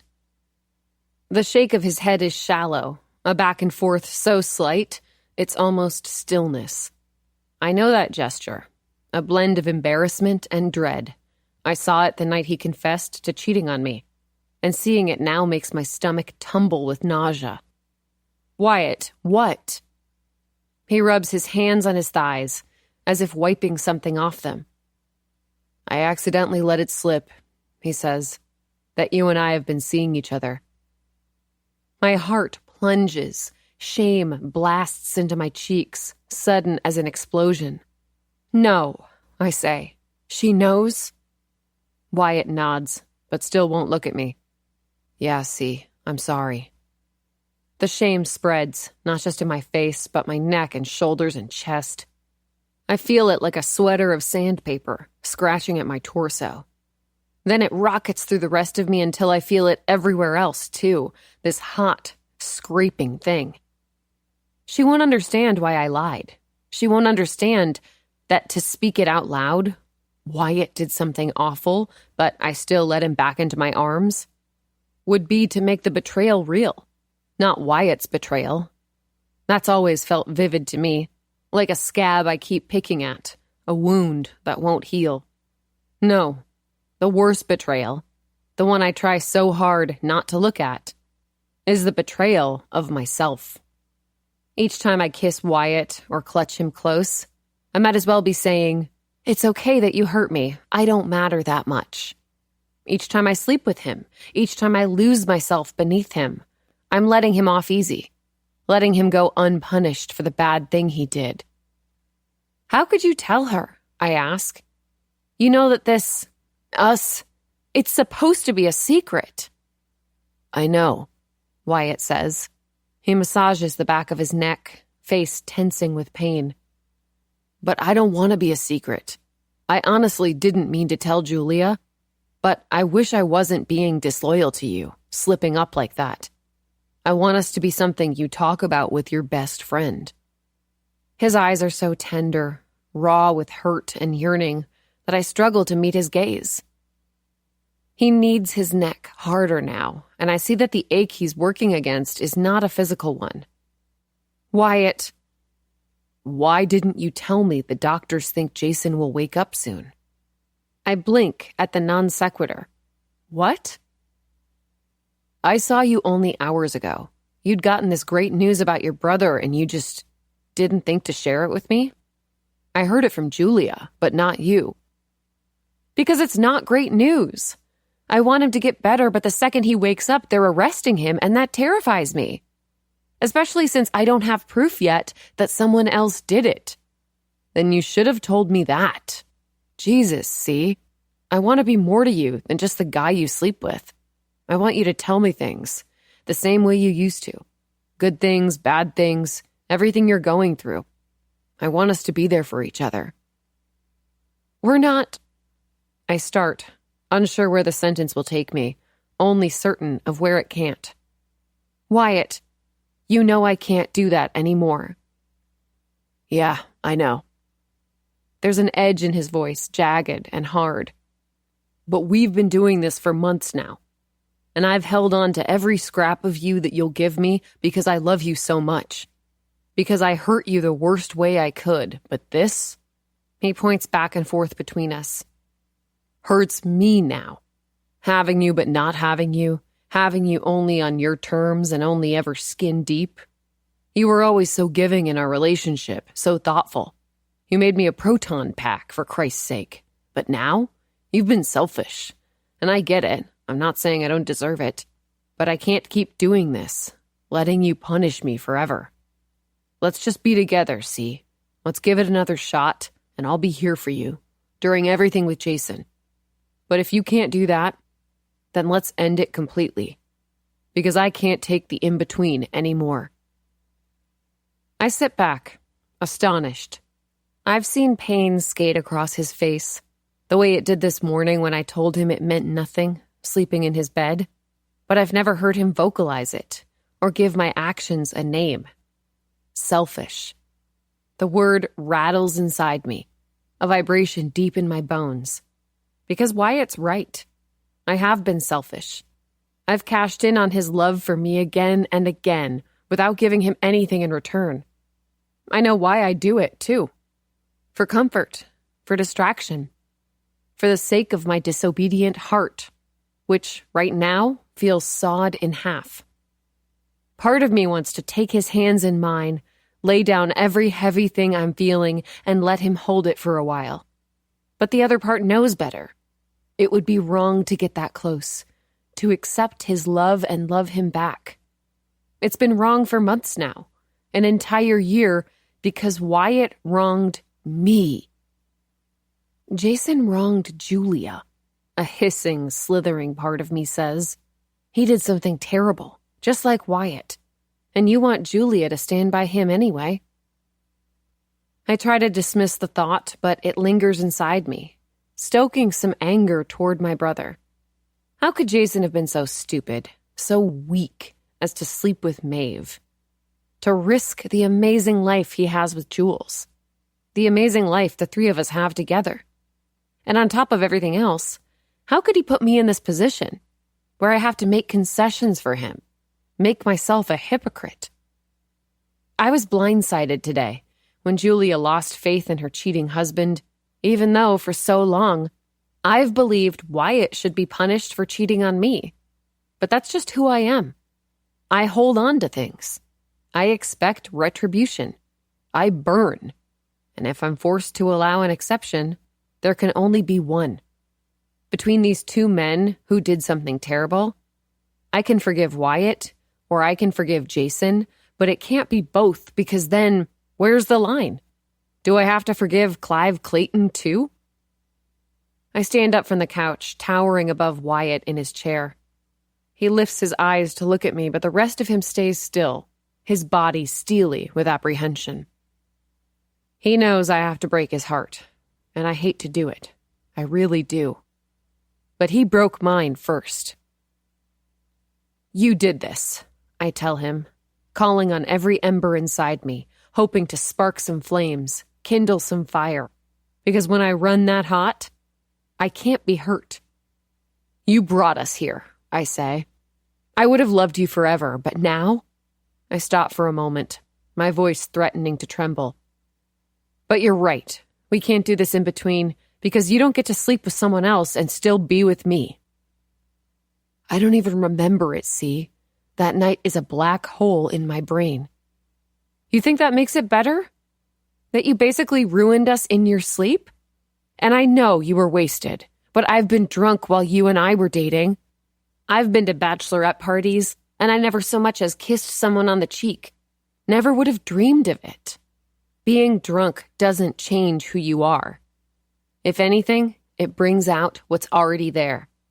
And it shattered me, Wyatt, to find out that you were someone who could do something like that. When I thought you were... I pull in a shaky breath. I thought you were good. So it doesn't matter to me that you don't remember, because I can't forget. Somewhere in my monologue, he stopped looking at me. His gaze is pinned to the middle of the room, his mouth a tight knot. So that's it? He asks. That's it. Seconds pass and he doesn't respond. His silence mushrooms between us. It's fine, though. There's nothing he can say to change the past. Nothing I can do but go. I walk toward the door and he doesn't follow. As I step outside, the April night tries to chill me, but I focus on the heat I carry, the torch I've willed myself to be. I head down the driveway, through the space where Julia was parked, and I focus on that, too, how she came without telling me, how she left with knowledge that should have been mine to keep or share, how her suspicion of Jason, however small, is still a betrayal, because no matter what weak, stupid, disappointing things my brother has done, murder would never be one of them. But when I reach the rear of Wyatt's Nissan, the sparks inside me sputter out. There it is, the heart-shaped dent in his bumper. And it shoves me back to the first time he told me he loved me. He whispered it in the midst of a goodbye kiss at his door. And I was so dazed, so dazzled by his declaration, that when I tried to leave, I forgot to put my car in reverse. Instead, I launched forward, and even as my bumper crushed his, I couldn't stop smiling. I was like a deranged crash test dummy, I said to Julia later that day, telling her the truth, like we always used to do. But I explained the collision to Wyatt with a lie. I said that my hand had simply slipped while switching gears, because even back then, I didn't want him to know the effect he had on me, the way he softened so many things inside me I was used to keeping hard. It's okay, he said as we surveyed the damage. I still love you. Now, tears crawl down my cheeks, icy where they should be scalding. Chapter 19. Julia. The house is dark when I return. I left in such a hurry earlier that I didn't think to keep a light on to guide me back. While the rest of our neighborhood gleams, porch lights on, windows glowing, our house is a gap of blackness, like a missing tooth in a grinning mouth. Still, when I step inside, I don't flip any switches, don't reach for any lamps, don't want to glimpse the blotchy roosters staining the walls. I feel my way to the family room with my hands, then collapse on the couch, where I remain for a long time. It took something from me, learning about Sienna's lie. Some essential energy, some intangible thing that's powered me for a long time. It's not even the lie itself. If she wants to see Wyatt, she should. It's the ferocity of it all. The intensity with which she insisted she never speaks to him. And the way I never thought to doubt it. Doubt her. Sienna's lie was so much smaller than all of Jason's. So why does it feel like it's clobbered me? Why do I feel like I can't even move? I guess, with Jason, I had some warning, even as I tried for years to ignore it. How well do you know this man? That old seed my mother planted. Not to mention the cliché of it all, one partner betraying another, their secrets as sacred to them as any vow. But Sienna and I, better than partners, better even than friends, were above all that. I can't see it in this night dark room, but in one of the photos masking the wallpaper, there's Sienna and me, palms clasped on the beach, mouths roaring with bent-over laughter as the ocean glitters behind us. In the past, whenever I looked at that photo, at our hands linked together, I saw only the places we overlapped, the spaces we filled for each other, not the cracks between us through which some things might slip. In a way, these family room photographs feel like ghosts. Sienna and me, standing on sand, Jason with Aiden on his shoulders, Jason and Sienna and me on courthouse steps. How many secrets are in each picture, pressed and preserved beneath glass? How much have we kept from each other? How well do you know this man? Or any of them? I can't help but think of my mother, the distrust that festered in her like an infection. My whole life, she was cured of it only once, briefly. That month she dated Bob Sullivan, the man I later found stealing from her. She screamed when I told her, yelled that I'd ruined a good thing, that I never knew how to just keep quiet. And I wonder now if she understood what that would do to me, how it would make me swallow my own voice, shudder my truths and suspicions. For the first time since it happened, I feel sad for her. That day I saw Bob pulling money from her purse, my mother learned there are two versions of the man she loved. The one who brought her flowers, made her blush, and the one I told her he was. A man who'd take from her. A man who'd waste the rare jewel of her trust. Maybe, then, when she screamed at me, she didn't do so in anger, but in horror. That the two versions could conflict so much. In the entryway, a key clicks inside a lock. The deadbolt flips back. The front door opens. "Mom?" Aiden calls. At first I don't respond. I stare into the darkness, my mouth open like a fish on a line. The discussion we need to have, a hook inside my lip. The pain, the danger of it, renders me silent. "Mom?" He tries again. "In here?" I say, my voice creaky, like a door that hasn't been opened in a while. Aiden's feet clap down the hallway, sounding dimly metallic in his dress shoes. When he flicks on the overhead light, I raise my hand to shield my eyes, then drop it to take him in. He's so handsome, so achingly grown, even if his pants are a bit short at the ankles, allowing a glimpse of his flamingo socks, a sight that nearly drowns me in affection. His hair is a little damp, sweat slick, and I hope it's because he spent the night dancing, because he laughed and joked with friends and for 3 hours didn't give a single thought to his father. "Why are you in the dark?" he asks. I don't know. I guess I liked it. He frowns at my answer, then swings his gaze between the family room and the kitchen. "Where's Auntie?" "I don't know," I say again, and he frowns at that, too. "Okay." He arches his neck to loosen his tie. "Well, I'm gonna go change. Come here a minute." I pat the cushion beside me.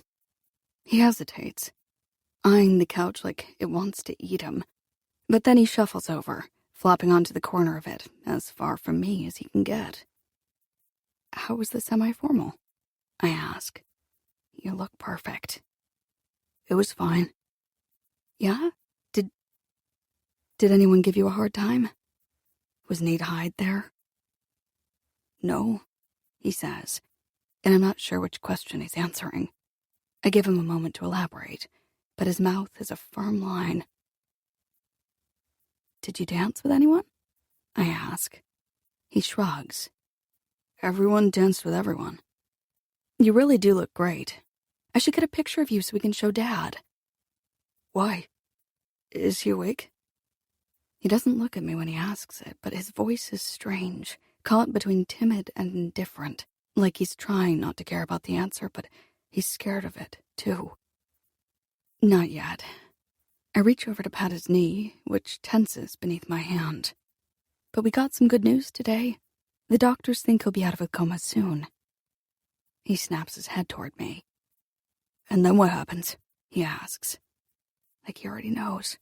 Like he understands the story doesn't end when Jason wakes up. I inhale deeply, wanting to delay this a little longer. But my lungs fill to capacity, tight and burning, and I'm forced to empty them, forced to answer. Unfortunately, sweetie, he'll be arrested. His gaze doesn't soften or sharpen. He doesn't spring back in surprise or even flinch. Yeah, I figured, he says. You did? His eyes slink away from me, burrowing into his lap. For several seconds, each so taut and heavy, he doesn't respond. So they have enough evidence? He finally says. Wasn't there supposed to be a test or something? Unlike the blood? I sip more air, steadying myself. There was. They got the results back on Dad's pocket knife, and it's a match. The blood is Gavin's. Aiden's face darkens, brows slumping deep enough to shadow his eyes. So he did it. A declaration, not a question. It practically strangles my heart. Auntie doesn't think so, I say. She thinks there's an explanation for all of this. I'm grateful in this moment to still have Sienna to fall back on, to be able to use her voice instead of my own. Maybe Aiden won't notice. Sienna and I have always been so linked that speaking for one of us usually means speaking for both, even when her words clash with the ones I won't say. I'm content to let it go, to let her thoughts sit in for mine. What kind of explanation? Aiden asks.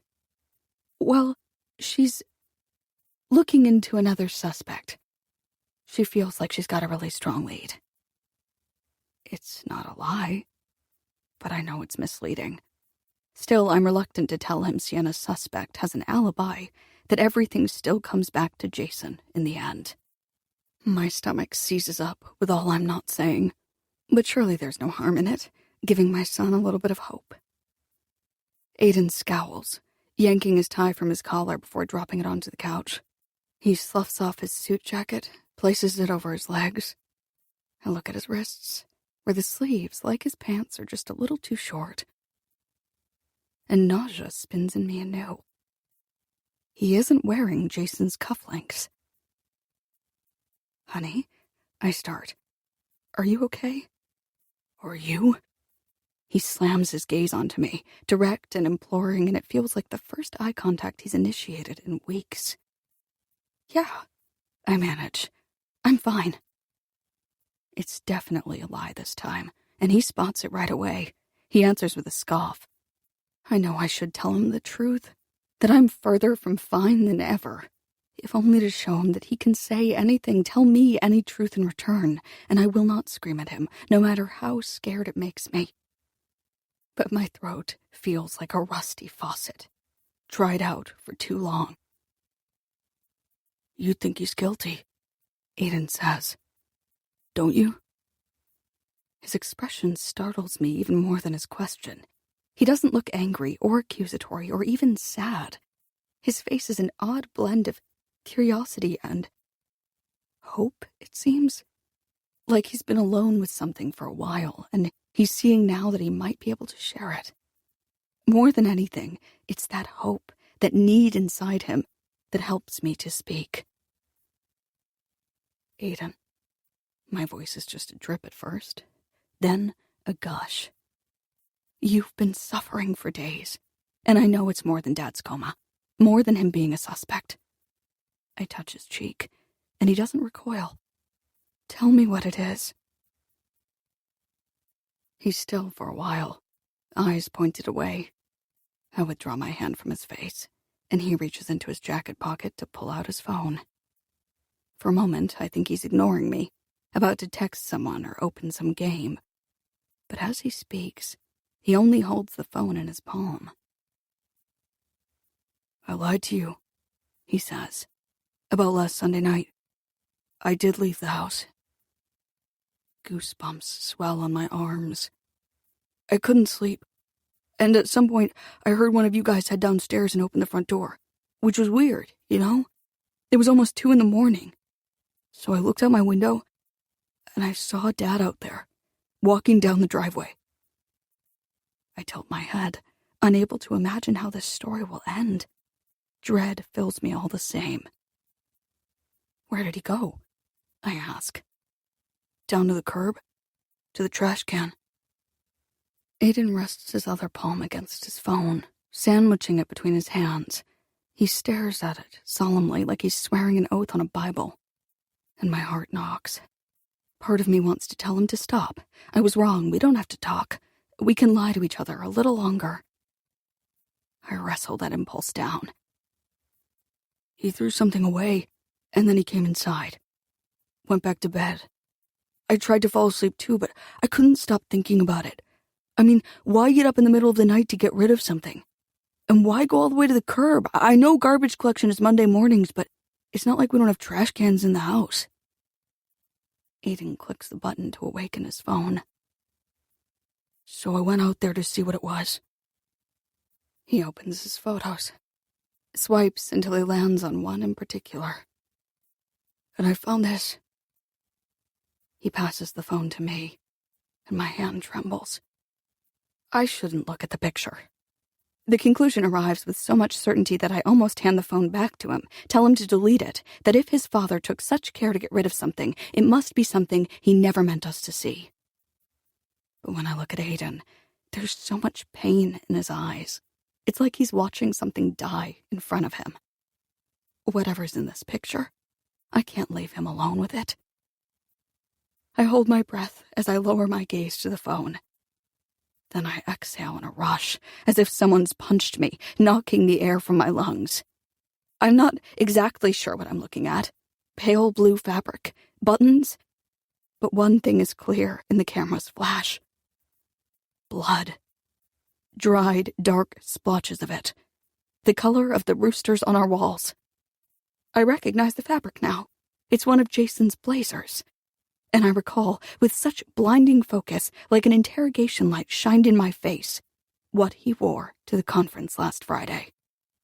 A salmon button-down, which is still crumpled in our hamper upstairs, gray slacks from which I pulled the receipt with Gavin's address, and a pale blue blazer, now spotted with blood. My heart isn't knocking anymore. It bangs. When I first saw this, I didn't know what to make of it, Aiden says. I'm not even sure why I took the picture, other than it was creepy, the timing of it all. Dad's boss getting murdered, Dad throwing this away in the middle of the night.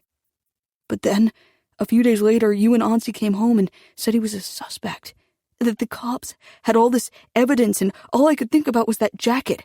I couldn't sleep, couldn't pay attention in class. It was killing me. Oh, honey. You know the other night in your room, when I said I was looking for cufflinks? I manage a wary nod, watching as color creeps into his cheeks. I lied then, too.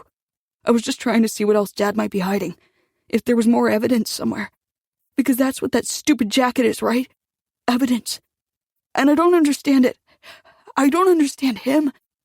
I don't know why how he could... He trails off, and I don't push him to continue. Over the past several days, I've searched for answers in our laundry and our credit card statements, in Jason's emails. Aiden, bearing his own agony, was searching through closets and drawers. I'm so sorry you've been carrying this alone, I say.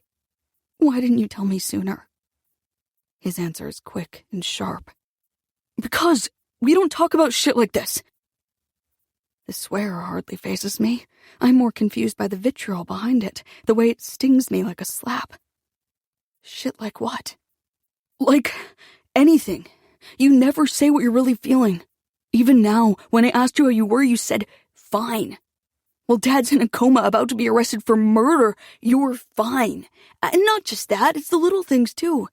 If Dad decides to, bring home takeout when you already made lasagna or whatever, you don't say, oh, I wish you'd talk to me first. I went to a lot of trouble making dinner. You just put the lasagna in the fridge and don't even mention it. But I've seen your face, Mom. Even if you only show it for a split second, it bothers you. I'm stunned by this example. It's one I never would have thought of when considering the ways I've silenced myself.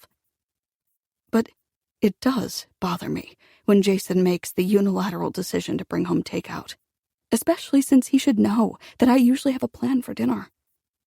I've never mentioned it to him because I know he means it as a kindness, and I didn't want to risk upsetting him, seeing his face spring back and hurt. So why would I show you this? Aiden continues. I thought you'd brush it off, or pretend it isn't obvious that this is blood. He zooms in closer on the splotches until they fill the screen with a rusty hue. Because that's what you do. You brush things off. You act like everything's fine. I even asked you straight up the other night what you and Dad fought about in December, and you acted like it was no big deal. You told me... His fingers hook into air quotes. It was nothing. I overreacted about something. Again, I'm thrown off kilter. I didn't know how carefully he was listening to me, enough to parrot my lie. I didn't know that. All this time, he's been recording my facial expressions, the lengths of my silences. Didn't realize the kind of example I'd set. That in not speaking the truth, I'd left no space for words at all. Not even for my son. I knew that was a lie, he says. The second you said it. Because you don't overreact to things. Most times, you don't react at all. My mouth snaps open, my eyes widen, and I can only imagine what he sees in me now. Surprise, distress, embarrassment. I don't bother to hide it or distract him with a denial. Because Aiden's right. How many times have I rearranged my face to not give anything away? How many times have I forced a smile, a nod, even as something gnawed me inside? I know you and Auntie have been trying to clear Dad's name all week. Aiden pulls the phone from my hands. I stop myself from latching onto his fingers, not to keep him from taking it, but to hold on to him a moment. The problem is, he adds, I don't think Dad can be cleared. The phone has gone dark, but he wakes it again. And there it is. Blue fabric and blood. Blood on this blazer. Blood on Jason's knife. Blood welling from Gavin's stomach. He killed him, Aiden says, and my heart splits open. Oh, honey, I whisper. I envelop him in an embrace, and he allows it. Even though his shoulders are stiff, he rests in my arms, so much bigger than he's ever been, so much older than I ever imagined him when he was a child. My entire body hurts, the way it did 14 years ago, right after I'd given birth. It amazed me then, how even my tongue ached from my labor, the soles of my feet, my neck and elbows. I'd given all of myself in order to bring our son into the world. And now, I squeeze Aiden to me, devastated by the ways Jason and I have failed him. Something like a whimper escapes me. I try to hold Aiden tighter, rock him like he's still a child, but he draws back until my arms loosen around his shoulders. You think so too, Aiden says. Don't you? I look at the photo one last time, a piece of evidence the police never had. And though my chest throbs, my lungs cramp, my eyes burn, I answer my son. I tell him the truth. I do, I say. I think your father killed him.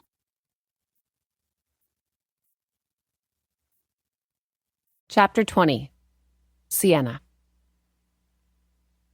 I head to Home Depot as soon as it opens.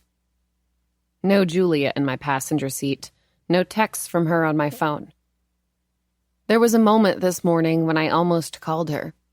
My thumb, moving by instinct, reached for her under favorites. Then I stared at her name, stunned by the emotions it conjured. Sadness, resentment, shame. And I couldn't bring myself to press it. Instead, I looked up Home Depot locations, 2 in a 12-mile radius.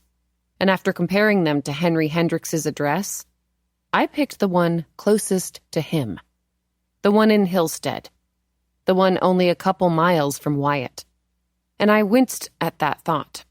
The nearness of him, like a reopened wound. As I pull into a parking space, I have to remind myself that nothing's changed. Wyatt and I didn't break up last night because we never got back together. We were over when I arrived at his house and over when I left it. It doesn't matter that afterward, in my restless, shredded sleep, I pictured myself returning to him, telling him I want him again, want him always on my side. I'm on your side, see? Always. That was what snapped me back to my senses. That sentence he said. He meant it as a balm, but it felt like a bruise. Because no matter how much he believes it, he's proven it isn't true. If he were on my side, he wouldn't have insisted Henry's alibi was solid when it seems anything but. Wouldn't have implied I give up like Julia and wait for Jason to be arrested. As the doors to Home Depot part, I'm smacked by the smell of lumber and must. It reminds me of Integrity Plus's warehouse. The gutter machine, the cash and notebook, the customer names that led me to Henry in the first place. This whole time, it's been a trail of breadcrumbs right to him. And no one can keep me from following it. Not Julia. How would Henry have planted traces of blood onto Jason's knife? And certainly not Wyatt. You understand, right? Why Jason is a better suspect? I check down each aisle, alert to anyone who resembles Henry Hendrix's picture. Round face, gray hair. The only men who fit the bill are clearly customers, not employees, studying the options for caulk in one aisle, doorknobs in another. And that's good. Preferable, actually. My plan will work better if he isn't here. At customer service, there's a skinny, pimply teen manning the counter. He's staring at nothing, chewing on a pen cap, and there's a smudge of blue ink in the corner of his lips. My first thought is to ask for his manager, but I reconsider. Someone this young, and maybe a little dumb, might be willing to cross more boundaries. Hi, I say, as bright and cheery as I can muster. Is Henry working today? I omit his last name on purpose. Henry and I are such good friends. Henry Hendrix? I add, like it's just occurred to me to be more specific. The kid's pen cap clicks across his teeth as he yanks it out.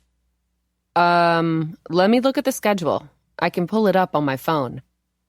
I smile at him. So easy.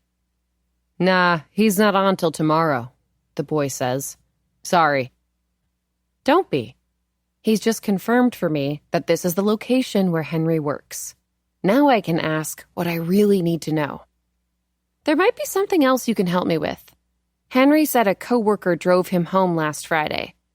He left something of mine in the person's car, and I'd love to get it back if they're here today, since I came all this way and everything. Who drove him home? I can check to see if they're... That's the thing. I'm not sure. He's been so hard to get a hold of lately. I make a show of rolling my eyes. You know how Henry is. Not really. We work different sections. Oh, well, is there anyone who might remember? Hey, Tony, the boy calls to someone behind me. I turn to find a man with an orange apron over a plaid button-down. Do you know who drove Henry home last Friday? Hendrix, the man clarifies. He doesn't work Fridays. Oh, but he did that night, I step forward to say. His car was in the shop, and his coworker gave him a ride. I'm trying to figure out who it was because he left my... Sorry, ma'am, the man cuts in. I cock an eyebrow. Hendrix doesn't work Fridays. But schedules change all the time, right? I try. Because I can't exactly say, I heard this straight from the police. Sorry, I don't mean to pester you. It's just, Henry was very clear that his coworker drove him home that night. Hendrix doesn't work Fridays, he says, for the third time. If one of his coworkers drove him home from somewhere, it wasn't from here. Are you sure? I bite back my frustration. Could you check with the manager, maybe? The man smirks. Honey, I am the manager. Then he strides away, too fast to feel the heat of my gaze. I swivel back to the teen, smiling obliviously, the ink like a bad piercing at the corner of his mouth. Yeah, he says, glancing at his phone. Henry wasn't on the schedule last Friday. They checked this guy out, Wyatt assured me. But I've been here 2 seconds, and Henry's alibi, already flimsy, has now completely dissolved, quicker than salt in water. Thanks, I mumble to the boy. Then I storm away. How did this happen? Clearly Henry lied about his alibi, but wouldn't the police have verified his timeline? They've certainly been obsessed with Jason's. And it's not just Henry who would have had to lie. Wyatt said they spoke to the friend who backed up Henry's claim. So what the hell happened? As I pound across the store's concrete floor, my phone's already in my hand. When the doors slide open to let me out, my fingers pull up Wyatt's name. I have to tell him the cops are wrong, but my thumb won't make the call. I'm not supposed to do this anymore. Run to Wyatt like a reflex. I swipe instead to Julia, but the thought of speaking to her now pumps my chest with pressure, a discomfort that compresses my heart. What could she possibly do to help? What would she even be willing to do? She doubted my Henry theory the minute I told her about it. How would Henry have planted traces of blood onto Jason's knife? As her question slices back into my thoughts, it's as if I can feel that knife on my own skin, making 100 little cuts. Who does that leave me with? Detective Beck? The man who fucked this up in the first place? The man with a warrant? Who considers this case already closed? I exit out of contacts to search for Henry's address. I assumed, the first time I looked this up, that Home Depot would be a better place to start. That I'd have more luck with the coworker side of the alibi than with Henry himself. Now that I know he lied to the police, I need another plan, another angle, another... I crash into someone, hard and sudden. We grunt in sync, our phones clattering to the ground. Sorry, we say as we stoop to pick them up. The person cradles my elbow as if trying to keep me steady. With their other hand, they fumble for their phone. We check our screens for damage. It's my fault, they say, still crouched. I was looking at my phone. Me too, I admit. We straighten, and then I freeze. The man freezes too. We stare at each other, as stopped as statues. It's the person I've seen in pictures, in windows, in memories of parties and courtrooms. The person I haven't stood this close to in decades. He knows who I am. The recognition flared so fast, I have to wonder if he's kept tabs on me. If every moment I've spent rage-stalking his profile, he was simultaneously hunting through mine. Sweat pools in my armpits. How many hours have I spent in his neighborhood? How many times have I slowed past his house? Yet it's only now, when I least expect him, that he smashes into me. A head-on collision. Something grazes my skin. A spider I want to swipe at. But no, it's Clive Clayton's hand, still on my arm, his fingers now twitching. Don't touch me, I say, wrenching from his touch. I'm sorry, he says. I'm sorry. Did I hurt you? Did you hurt me? The question shoots across the parking lot, bounces off the hoods of cars. Clive whips his head around to check for onlookers. Customers suspicious of the man who'd earned my scream. But it's early still. The lot is sparse. We're alone out here. Together. Sienna, Oh, you remember my name. How nice of you.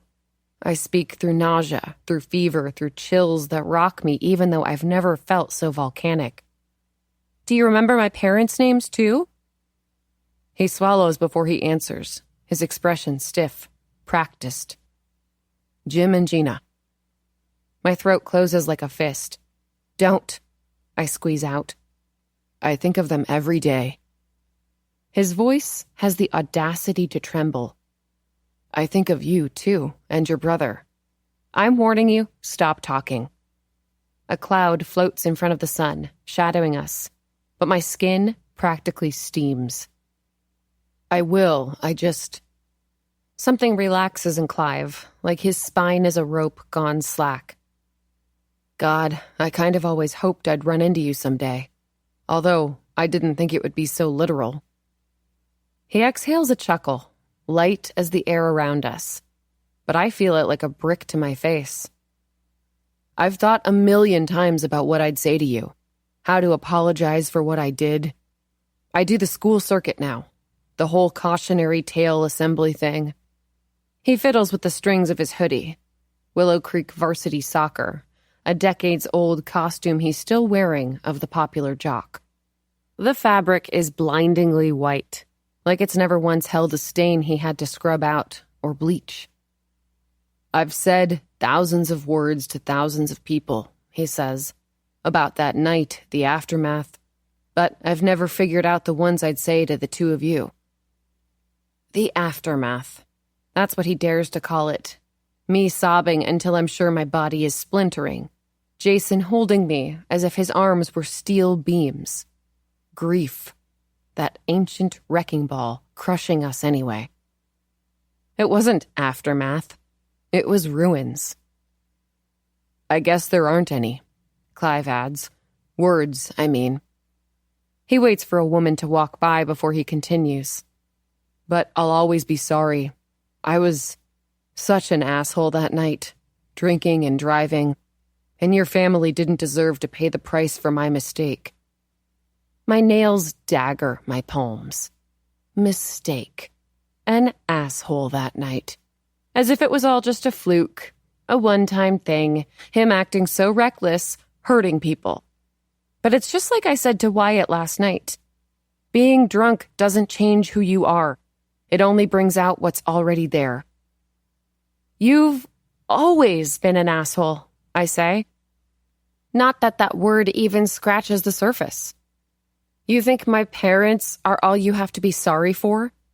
You think I really don't remember what you did to me in high school? And yeah, murder's worse than assault, but don't you dare stand here and act like, other than one night, you were a fucking saint. Assault, he says, and I could kill him for looking so surprised. Oh, fuck you. I was the one who was drunk at that party, and I still remember, so don't even give me that. Wait, you're saying I assaulted you? At a party in high school? Your hands were all over me. You said, shh, just relax, because you knew I didn't want you touching me anymore. And if my brother hadn't come in and thrown you off me, who knows what you would have done? Your brother? He says it slowly, each syllable distinct, like he's testing out the memory to see if it fits. Finally, clarity dawns on his face. Okay, yeah, Bill Stanton's party. You and I started to hook up. My fingers clench harder, my nails stab deeper. Look, I'm really sorry, he says, if I took things too far that night. I have a daughter now, and I'd hate to think that someone might. Do not go there. Go where? Telling me you have a daughter now, so you finally understand that women are people. That's not... I'm just saying, if I was out of line, I'm glad your brother intervened. Although... Clive crosses his arms, purses his lips in thought. I have to say, I remember now thinking that was a little weird. My brother protecting me? No. The moment he chose to. In my palm, there's a sharp pinch, like a needle puncturing skin. You mean the moment he figured out you brought me upstairs? Yeah, he rushed right in. Clive squints at me, even though the sun's still behind a cloud. That's not what happened. He opens his mouth to continue, then closes it again. He looks toward a row of shopping carts. But if that's what your brother told you, it's not my place to say otherwise. What the hell is that supposed to mean? Nothing. It's not my place, he repeats, eyes still pointed away. And there's something I don't like in them. An emotion that takes me a moment to identify because it's so out of place with what we're talking about. Pity. Clive's eyes are filled with pity. Not remorse for his actions, not even denial. Instead, he looks like he's withholding a piece of that night that would devastate me to know. But that's impossible. I was there. I remember every second. Clive's mouth on mine, his hand on my breast, my shoulder blades jammed against the wall, his fingers tugging the button on my jeans. Then Jason, out of nowhere, as if I'd conjured him through my panic alone, yanking Clive off me, saving me. Saving me. You're lying. My palms grow slick. My nails slip against skin that's wet and warm. Look, I'm sorry I mentioned it, Clive says. I'm sorry for a lot of things. I hope you're doing well, Sienna. Jason, too. He turns to go, but I grab him by the arm. Seriously? You're just going to walk away? Like he did from the party. Like he did from the crash. Like he did from prison. Each time unscathed, unscarred, unaccountable. Clive looks at my hand, my fingers bolted around his bicep, then looks at me. What else can I do? I grip tighter, but I don't answer. I hiss in breaths, huff them back out. My palm feels like an iron burning through fabric, straight to his arm. Hey, he says. Shit, you're bleeding. I follow his gaze, and when I see it, bright red smeared across the white of his sweatshirt, I leap back, checking my hand. There are semicircles gouged there, each one deep and dark. But only one of my nails actually broke the skin. I wipe at it, more curious than alarmed, but the blood doesn't stop. It wells in my palm like tears in an eye. As the sun skirts from behind the clouds, it shines on my wound. The red gleams in the light. I stare at it in awe. Shit, Clive repeats. And when a man exits his car and sees my cut, sees the scuff of blood on Clive's shirt, he approaches with caution, like I'm a rabid animal, unleashed and untamed. What's going on here, ma'am? Are you okay?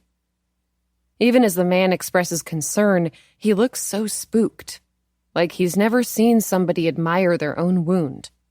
I glance at Clive and see the same fear on his face. He's shocked by my strength, my power, how exquisite it all is. And I could do anything right now. Leaving them there, I march to my car. I ignore the calls of ma'am and Sienna. That would only slow me down. In the driver's seat, I punch Henry's address into GPS. My fingers smudge the screen with red, giving it a glossy, angry sheen. And I love it. I love it. I might never clean it off. What else can I do? Clive asked. He can burn in hell. But beyond that, nothing. Because he can't go back to those nights, can't untouch me, unwhisper in my ear, unpress me to some stranger's wall. He can't undrink, undrive, unsentence himself to an insulting number of years. The damage he's done is permanent, fathomless. It's branded onto all of my bones. And I'll be damned if I let another injustice mark me like that again. I'm glad Jules isn't here. She'd only try to cool my fire. She's never understood that my fire is not a flaw, not a thing to be extinguished. It's beautiful and dangerous and fucked up and perfect. And it's fueling me now. 50 miles an hour on sleepy back roads. I won't let up, won't lift my foot from the gas, because the cops are useless, Henry's a liar, and I'm ready to do anything. I can do anything to smoke out the truth. Your destination is on the left, my GPS tells me, and I pull up to the curb on the right side of the street. It's a rundown house, a duplex with sagging porches and drainage issues from the looks of the swampy front yard. It's exactly the kind of place a bankrupt business owner would be able to afford. I rummage through my purse, looking for a napkin or tissue, something to wipe the blood off my hand before I head up Henry's walkway and knock on his door. Or maybe I should make sure he sees it, make sure he knows exactly what I'm made of. I waffle too long on the decision, because now the door to the duplex's garage is opening. Brake lights flash, and a car reverses down the driveway, quick and careless. When it swings onto the street, I'm close enough to identify the man behind the wheel. Shit. He's already getting away from me. Henry's timing is immaculate. Almost like he knew I was coming. Like he could feel my rage, my need, barreling closer, and decided to flee. As he takes off down the road, I don't think, don't plan. I only follow. We snake through quiet neighborhoods, pass through streets that are dotted with storefronts, until we're back in the bustling section of Hillstead. The Home Depot is up the road, half a mile away. Maybe that customer service kid was wrong. Maybe Henry is on the schedule today. But soon, he streaks past the entrance, glides through a green light, and keeps on going. When he finally makes a turn, it's toward a building I've never looked twice at. Hillstead Community Center. He parks, and I park, tucking my car into the row behind Henry's, and if he's noticed me following him, he doesn't show it. He only sits in the driver's seat. And when I crane forward to peer through his back windshield, I can tell he's scrolling on his phone. I drum my fingers on the wheel, smeared now with my blood. I lean back, stretch out my arms, feel my veins pulse and pulse, expectant and electric. I craft my questions, my line of interrogation. Where were you really last Friday night? Why did you lie to the police? Who's this friend who lied for you too? What did you mean when you told Gavin Reed you should have kept your mouth shut? Thud, thud, thud. My heart, my drumming hands. Thud, thud, thud. The rhythm stutters. Then it stops, because another car has just pulled into the lot. It passes Henry's, passes mine, parks diagonal from me with its bumper facing out. And on that bumper, a dent I'd know anywhere.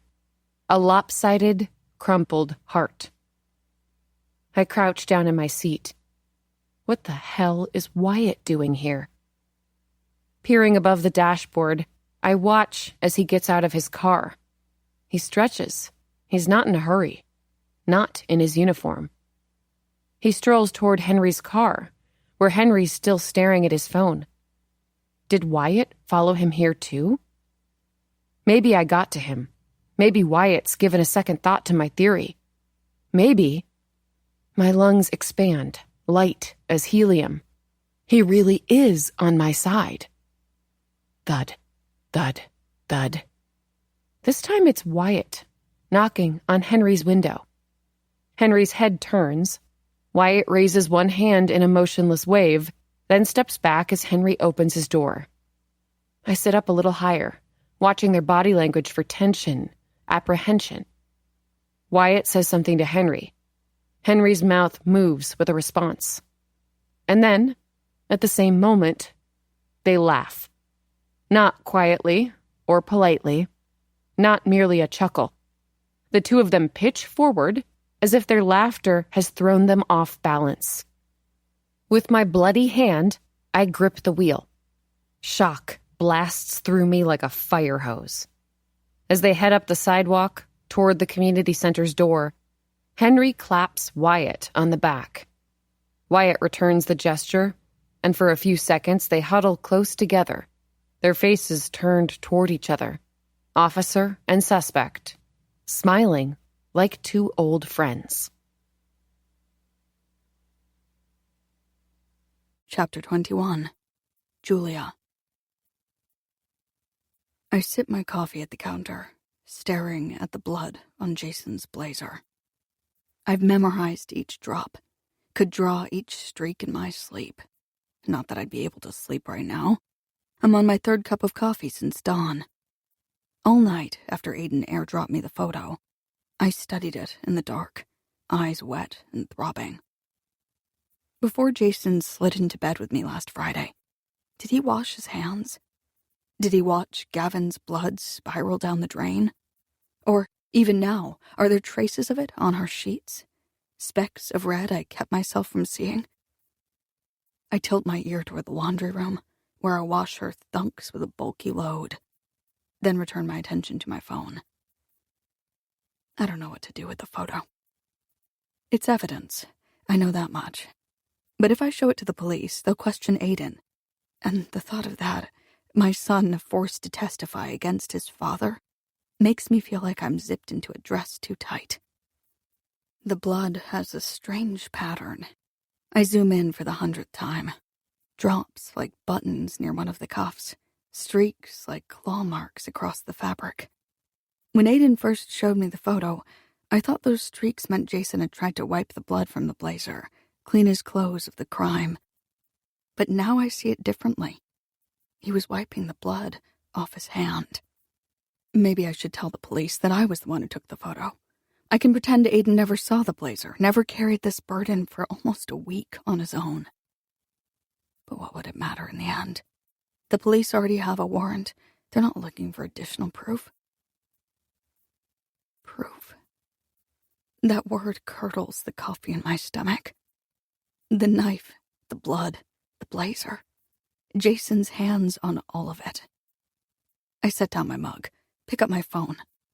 But suddenly, it's not Jason's hands I see. It's his face. Some future version of it, scuffed with hurt when he learns I turned in the picture. It shouldn't matter to me. He lied. He cheated. He killed. But somehow, it's still enough to give me pause. And then there's Sienna. She would never forgive me. We simply wouldn't survive it. There'd be no more movie nights, no jokes that feel like home, no hands that always find each other, even in the dark. She'd demand I move out, deem me unworthy of the house she grew up in. Our business would go under, our partnership severed, our days and lives instantly untethered. The thought of it almost doubles me over with pain. Strange that I don't feel this way when I think of losing Jason. It hurts to imagine life without him. It's dizzying, disorienting, but it isn't debilitating. It's not the crippling panic of losing Sienna.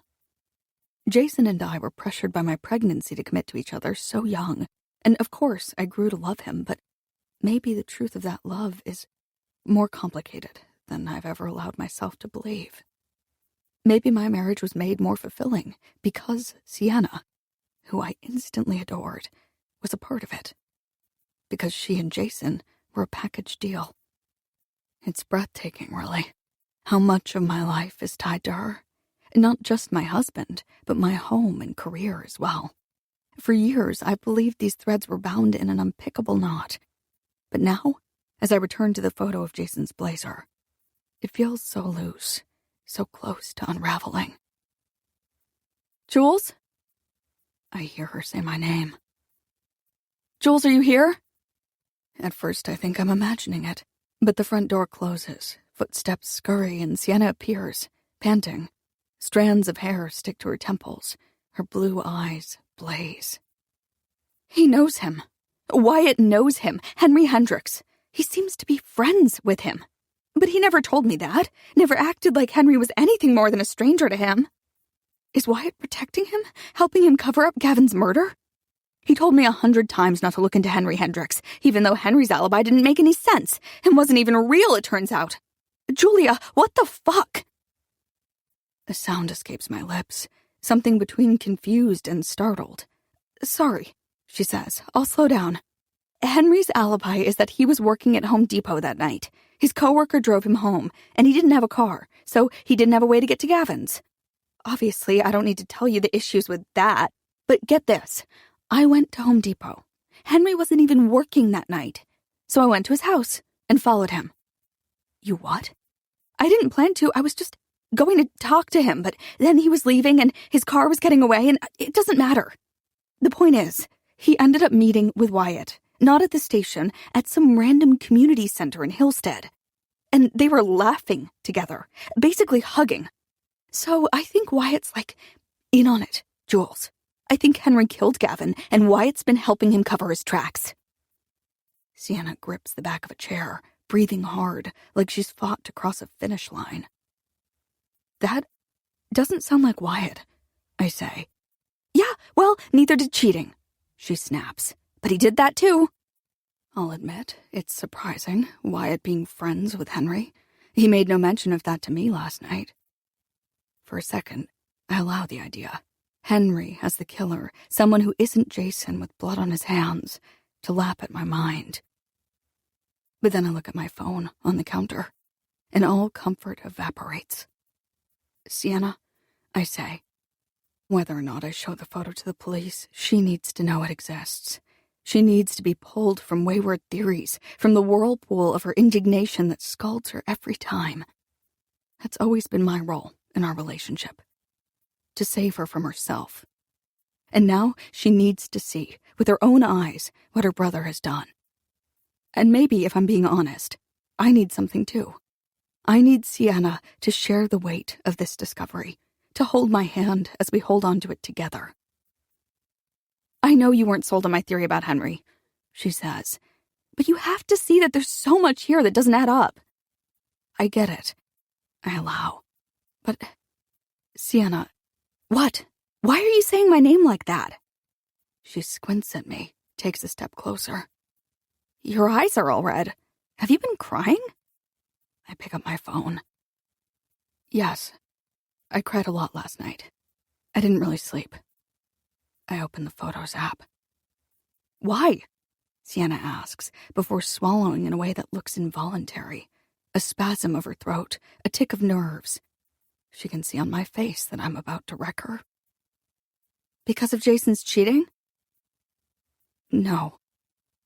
I hold the phone out to her. She looks at it warily, like I've offered her a weapon. Aiden showed me this. Yesterday. At her nephew's name, she frowns and takes the phone. She stares at the photo, zooms in, then out. What am I looking at? Jason's blazer. With blood on it. I say. Then, in a flood of words, I tell her about Aiden, about Jason carrying the blazer to the garbage can in the middle of the night, how it's the same blazer he wore to the conference. As Sienna listens, her lips separate in surprise. She looks at the photo again, brows shoved together, and I think she might actually get it this time, might finally allow the dots to connect. Already, I feel lighter, less strangled, less alone. But then Sienna shakes her head, and in that small gesture I see her disbelief, her refusal to believe. She returns her gaze to me, sharp as an ice pick, and passes back my phone. So, what? She says. You think this proves he... She pauses, expression shifting into something darker.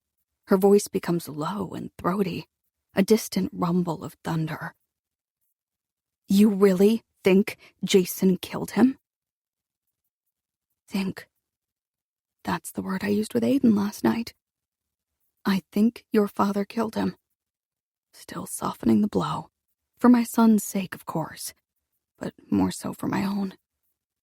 I know, though, that Sienna won't accept, I think. There's too much wiggle room in that phrase. Too much for her to chip away at. I think is almost maybe. Almost, I'm not sure. I don't know exactly what happened. I start, staring at my mug.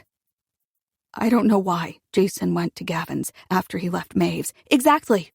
Sienna cuts in. Why would he? I lift one shoulder, a half shrug that takes so much energy, and I offer the only theory I've been able to piece together. Maeve said Jason thought Gavin assaulted her after the holiday party. So maybe he tried confronting him about his suspicions at that restaurant first, the night Henry Hendricks attacked Gavin. But then there was all that chaos and he lost his chance. And then maybe after sleeping with Maeve, Jason realized how much he cared for her, and he decided he couldn't wait for another opportunity. He had to confront him immediately. 1, Jason doesn't care for her, Sienna counters. Not like that. It was a moment of weakness, of stupidity. He loves you. 2, why would he try confronting Gavin at a restaurant or at his house when he sees him every day at work? And 3, confronting Gavin is one thing. Killing him is another. You can't really believe the evidence is there. The knife, the blood, the blazer. Gavin's phone in Jason's car. You can't keep ignoring it all. Why would he take Gavin's phone? Sienna fires. If he really killed him, why would he pick it up at all? Why not leave it with the body? I don't know, I admit. And if he was getting rid of evidence, why would he trash the blazer but not the phone? I don't know. And why would he wait till Sunday to throw it away? Gavin was killed on Friday. I don't know, Sienna. I don't know. That's because it doesn't make sense. He wouldn't have done it. She wants me to nod. Expects me to, I'm sure. Expects me to let her speak for both of us because it's what I've always done. Instead, I take a shuddering breath. I still have a million questions, but I meet Sienna's gaze. Jason did it. I truly believe he did. Sienna squeezes her eyes shut, as if absorbing the shock of my conviction. I see the pain on her face, and I wish I could peel it off her, scrub it like dead cells from her skin. But that wouldn't be enough, because beneath that pain, I see the flickering pulse of her fury. Wow, she says. When she opens her eyes, she keeps them narrowed. So, what did you do, Jules? Since you truly believe he did it, did you take that photo to the police? My hand tightens around my mug. No. Oh, really? You didn't say, show it to Wyatt last night? No, I didn't see it until Aiden got back from... I stop, the question fully registering. Wait, how do you know I went to Wyatt's? I guess I shouldn't be surprised. She and Wyatt talk all the time, apparently. I saw you there, and I can't believe you would go to him without telling me first, without warning me. I would have warned you. I would have done you that courtesy if I had any reason to even be in the same neighborhood as one of your exes. I huff out a breath. I was going to let it go. Her lie about Wyatt. We have bigger issues at the moment, but her choice of words is insulting. The courtesy? Like you did me? The courtesy of telling me you're back with Wyatt? I'm not back with him. We just have sex. I've been very clear with him that it doesn't mean anything. Right, I say, not bothering to hide my sarcasm. You still lied to me 100 times about it, and for no good reason. It's not like I would have judged you for seeing him. I judge me for seeing him, she bellows. I glance at the ceiling, listening for the groan of Aiden's mattress. All morning I've been trying to be quiet, tiptoeing down the stairs, avoiding the creakiest steps. I haven't wanted him to lose a second of sleep. The one place where he doesn't have to endure our new shared truth. That's not who I am, Sienna says. I'm not the woman who lets people hurt her and keeps them in her life. Sienna, you're exactly that woman. Why else do you cyberstalk Clive or drag me to his house to look in his windows? You can't bear to move on from him because then you wouldn't have that rage to hold on to anymore, and you would love that rage because it's easier than pain. Tears, big and abrupt, well between Sienna's lashes. She closes her eyes for a second, like clamping lids onto simmering pots. When she opens them again, the tears haven't dried or disappeared. They boil over onto her cheeks. That is so unfair, she says, but I'm not done. It's the same thing with Wyatt. You've been seeing him because you obviously still love him. But you keep your anger wedged between you, insisting it's just sex. It doesn't mean anything. Because if you ever forgave him and got back together, you'd have to live with the fear of him hurting you again. That's not true, and you're wrong. I don't love Wyatt. I'm just used to him. Oh, come on. You're not just lying to me anymore. You're lying to yourself, too. Sienna scoffs as she shakes her head. Well, Jules, it's not like you've been honest with me either. You've known since December that Jason took money from your Europe account, but I only heard about it from Maeve. Fists balled, she crosses her arms. You might never have told me, all because, how did you put it? You didn't want me to think you and Jason were having problems? That's such a bullshit reason. I'm aware, that no relationship is perfect. But you're not aware that Jason isn't. I take a deep breath, steeling myself as I admit the truth. And that's the real reason I didn't tell you. Not because I didn't want you to know we had problems, but because of how you'd react to the problem. Jason's story was that someone had screwed him over on an investment, and I knew if I told you that, you'd become so obsessed with the injustice against him that you wouldn't even recognize how hurt I was. You'd seethe about this nameless bad guy, and you wouldn't once consider how Jason had actually been the bad guy. Because it was Jason who betrayed me by taking that money. That's not... I wouldn't just blindly take his side. Air whooshes out of me, practically a laugh. That's exactly what you do. You're doing it right now with him and Gavin. If the evidence the cops have against Jason pointed to anyone else, if it was any other man about to be arrested because the victim's blood was on his knife, you'd be positive he was guilty. But because it points to Jason, you just disregard it? Jason isn't just any man. He's my brother. He's your goddamn husband. But he isn't perfect. And you have to see that. You have to stop doing this. Doing what? Picking one view of a person and acting like it's set in stone. Wyatt drunkenly cheated on you, so he's the worst and you can't be with him, even though you still love him and you want to be with him. I told you I don't... Sienna starts, but I barrel through her protest. Jason's helped you through some really hard times, so you put him on a pedestal where he can't do anything wrong. But Wyatt, Jason, they're both just people, which means they're more than one thing at once. Wyatt can make a colossal mistake, and he can be the best thing for you.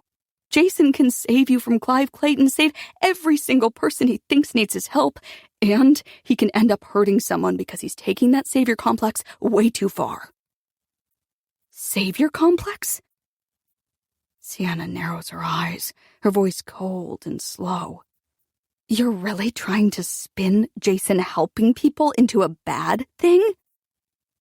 It is, if it means he gives Maeve money we've been saving for years without even consulting me.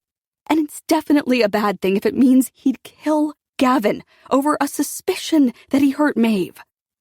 Well, if you're so convinced it's a fucking complex, then maybe Jason was actually trying to help Gavin that night.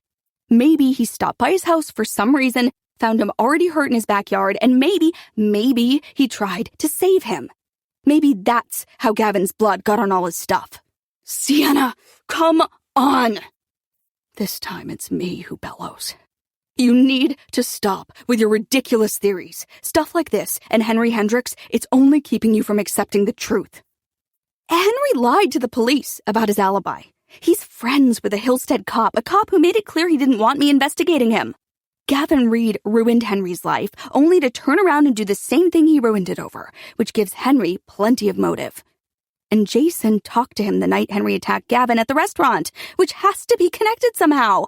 So the only thing ridiculous here is that even after knowing all that, you're positive it was Jason who killed Gavin. God, Jules, I can't believe you betray my brother like this. Yeah, well, he betrayed me first, multiple times. He took that money and then slept with the person he gave it to. But he wouldn't kill. And let me guess, when you were so upset about the 10 grand, you didn't even tell Jason, did you? You just stuffed down your feelings. I open my mouth to argue, but my response idles. She isn't wrong.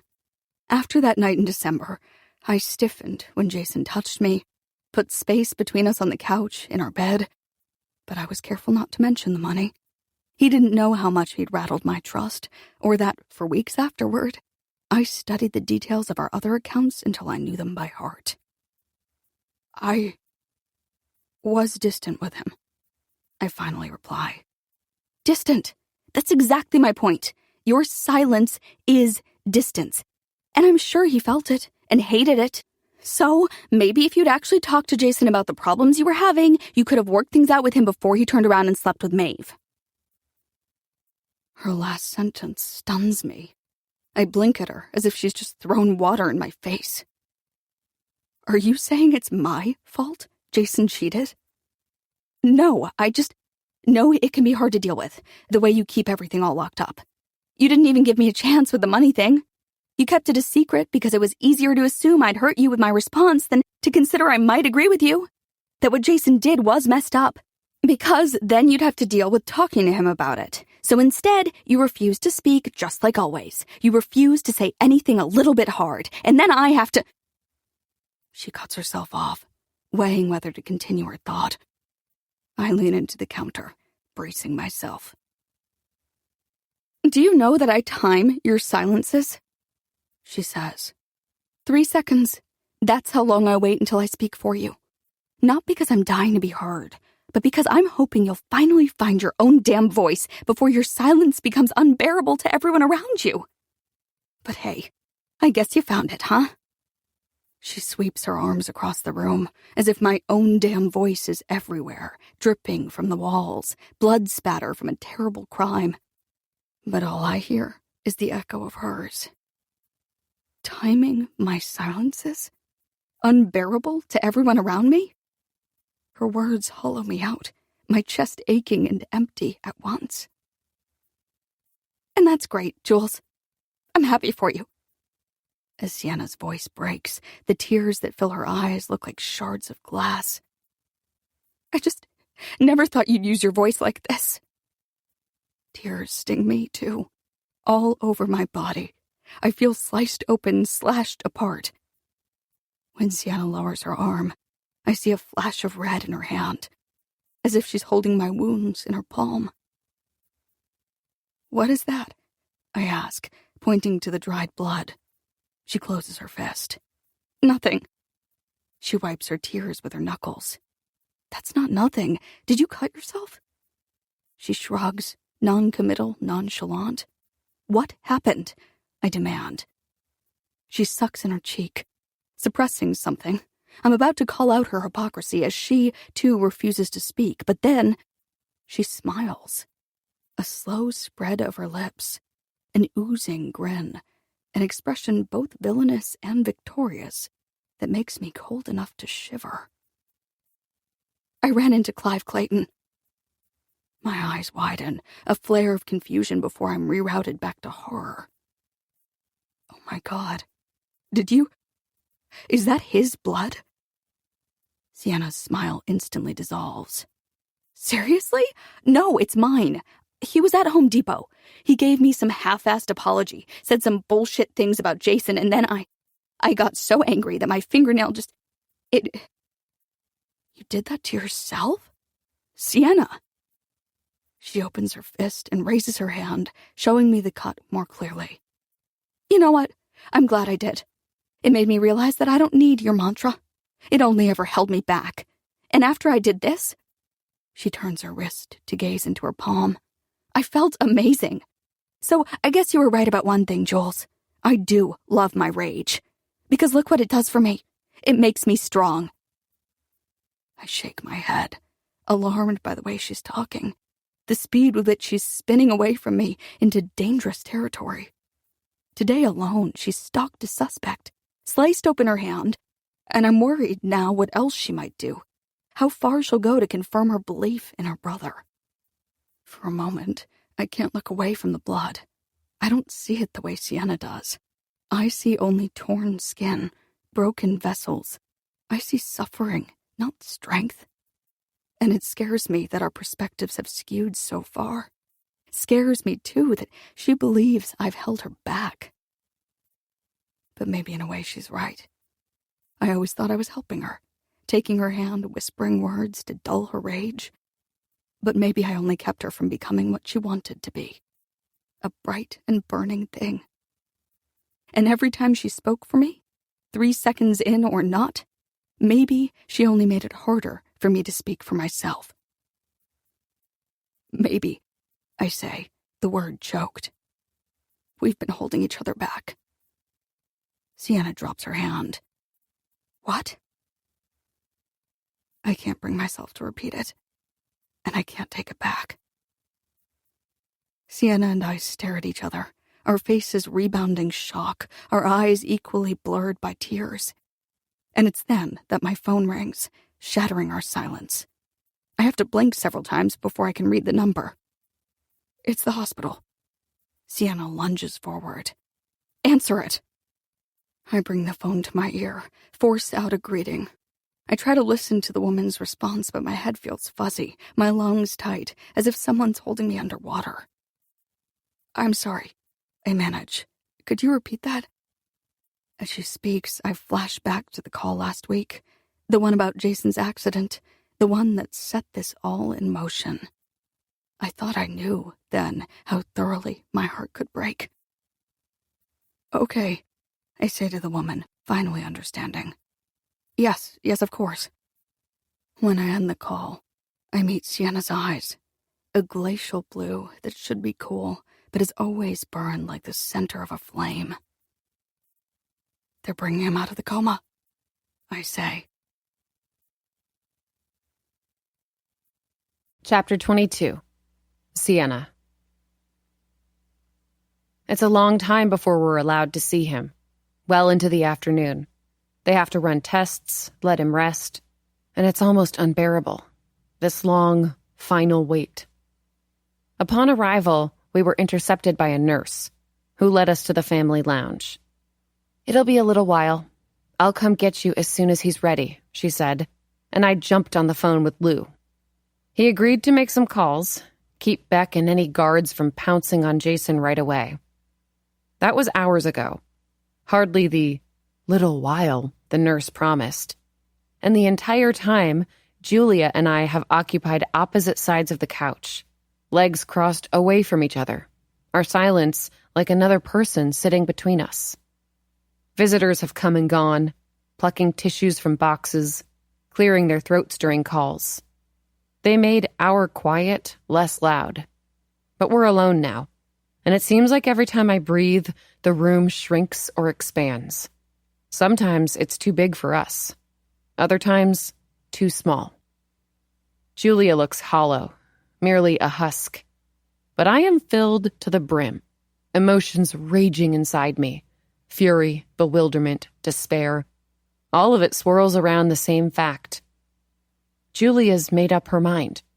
She believes my brother's a killer. But there's something else, too.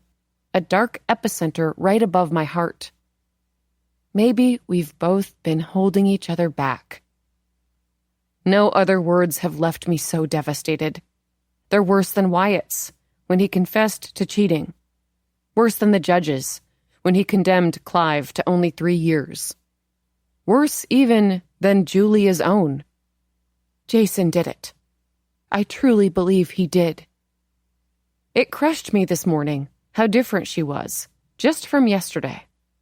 Her voice was firmer than usual, faster, like something had unclogged inside her. For years, I've waited for Julia to speak her truth.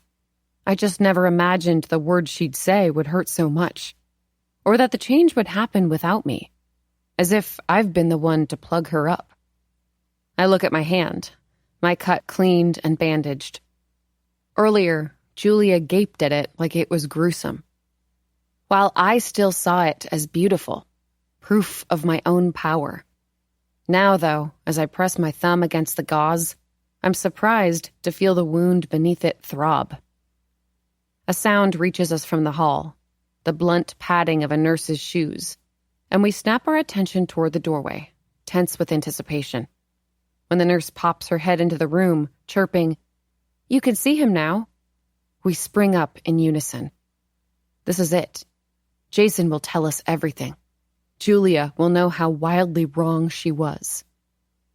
"He's alert enough to talk," the nurse says over her shoulder as we tail her down the hall. "Lucid, too. He's been asking about you both. But he's going to be weak, so we ask that you don't stay longer than 15 minutes to start. And we'll need you to do your best not to agitate him." Outside Jason's closed door, there's a tangle of suits and uniforms, Lou is here, speaking to Detective Beck, and behind them are 2 officers, hands on their holsters, like they expect to burst into Jason's room and find him armed. The sight of them flushes my face with heat. "Lou, you told me you'd hold them off." He swivels toward me, offering a thin smile to Julia and the nurse before responding. "Detective Beck has agreed to let you visit with Jason before he goes in." "Oh, you've agreed, have you?" I say to Beck. "How generous." A muscle twitches in Beck's jaw. "We're not obligated by the law to wait." "Well, were you obligated by the law to verify Henry Hendrix's alibi? Because you did a shit job of that. It took me 2 seconds to learn he lied to you.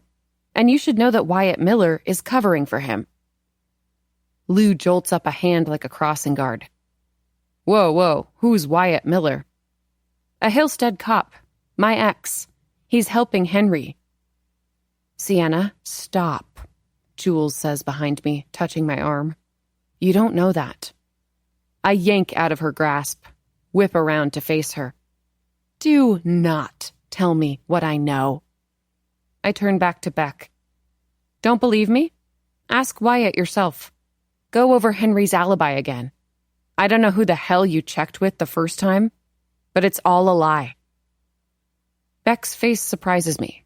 He doesn't scoff at my claim, or roll his eyes, or even seem to dismiss it, the way I expect. Instead, he looks confused, almost troubled, as if he's actually considering what I've said. Over his shoulder, his officers exchange a glance. Beck says, and it's the first time I've seen him anything less than confident. "What did Miller say to you exactly?" My heart drops, even as it should feel bolstered. Beck's question gives weight to my assumption. It is possible. Wyatt could be covering for Henry somehow. Even Julia seems to sense it. She squints at Beck, frowning. At Jason's door, the nurse clears her throat. "Should we hold off on this visit?" "No," Beck says, as if she'd been asking him. "No, you should both go in while I—" He turns and mumbles something to his officers, who nod and straighten. "I'll be back in a minute," he adds. Then he heads down the hall, pulling his phone from his pocket. I look at the officers, shifting on their feet, aiming their eyes at the floor before grabbing Lou's arm. He's taking me seriously. He's going to make a call. Brows squeezed together, Lou watches Beck round a corner. "You have to press him on this," I urge, "as soon as he gets back. This could be exactly what we need." Lou pivots toward me, nodding. "I'll talk to him." I let out a breath, my shoulders relaxing. "Sienna, let's go," Julia says. She's behind the nurse who's waiting for me, and her voice is flat, unmoved by my enthusiasm. Still, when I look at her hand, dangling at her side, I see that it's shaking. "Remember," the nurse says, 15 minutes to start, and try not to agitate him. If you need us for anything, we're just down the hall. Use his call button. She opens the door, then gestures for us to enter before closing it behind us, keeping the officers out. I check over my shoulder, making sure she hasn't followed us in. And when I turn back, I'm stopped by the sight of Jason. His eyes are tired but open. His bed is tilted up. His mouth holds a weary smile. "Hi," he says. I rush to him, and I'm surprised when Julia gets to his bed just as quickly. Relief dances on her face as she takes him in, alive, awake. And a smile of her own buds at the corner of her lips. Then, as Jason focuses on her, his gaze gentle with love, Julia's expression morphs into something harder, darker, a steel mask of dread. I ignore it, sitting on the edge of Jason's mattress, taking his hand. For the first time in all our visits, his fingers respond to my grip, not squeezing so much as pulsing, but still warm, moving on their own. Opposite me, Julia remains standing, keeping a distance that confuses Jason, his forehead rumpling like slept-in clothes. But I can't even care right now. Laughter froths up in me. "You look like shit," I tell him. "But you're, like, the prettiest shit I've ever seen. I'm so happy I could smack you." Jason attempts another smile.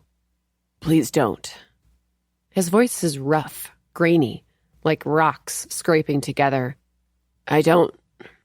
He winces as he shifts. "I don't know what happened. The doctors didn't tell me much." "You had an accident," I explain. "And listen, the cops are here. They found a bunch of evidence in your car." "Sienna," Julia hisses. Jason tries to sit up straighter. "Evidence?" He blinks fast, like he's coming out of a dream. "They found..." I try to elaborate, but Julia cuts me off with a warning. "The nurses said not to agitate him." "She also said we only have 15 minutes, I snap. "And I get that this isn't urgent for you because you're sure the case is closed, but Beck is right outside with his fucking warrant, so we need Jason's side of the story, and then we need to fight for him. Or, I do, at least. You can do whatever the hell you want." Julia stumbles back, as if I've pushed her. "What?" Jason glances back and forth between us. "What's going on?" I glower at Julia, daring her to stop me again. And it strikes me suddenly. Jason is literally between us. His bed, a dividing line. All week, Julia and I have sat together on Jason's left. But now, she's poised on his right, deliberately separate from me. I clamp tighter on Jason's hand. "The police found things they think link you to Gavin Reed's murder. His blood on your pocket knife, his phone in your car. And they think you had opportunity because you were near..." I don't want to say it. Don't want to have this conversation with my brother.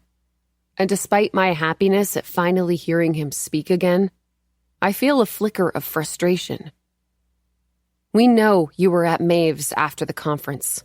We know you slept with her." Julia tips her head back, glaring at the ceiling. "What? No," Jason protests. Why would you..." "We found the email you wrote. Sorry about last night. It was a big mistake." I paraphrase, biting back my disappointment.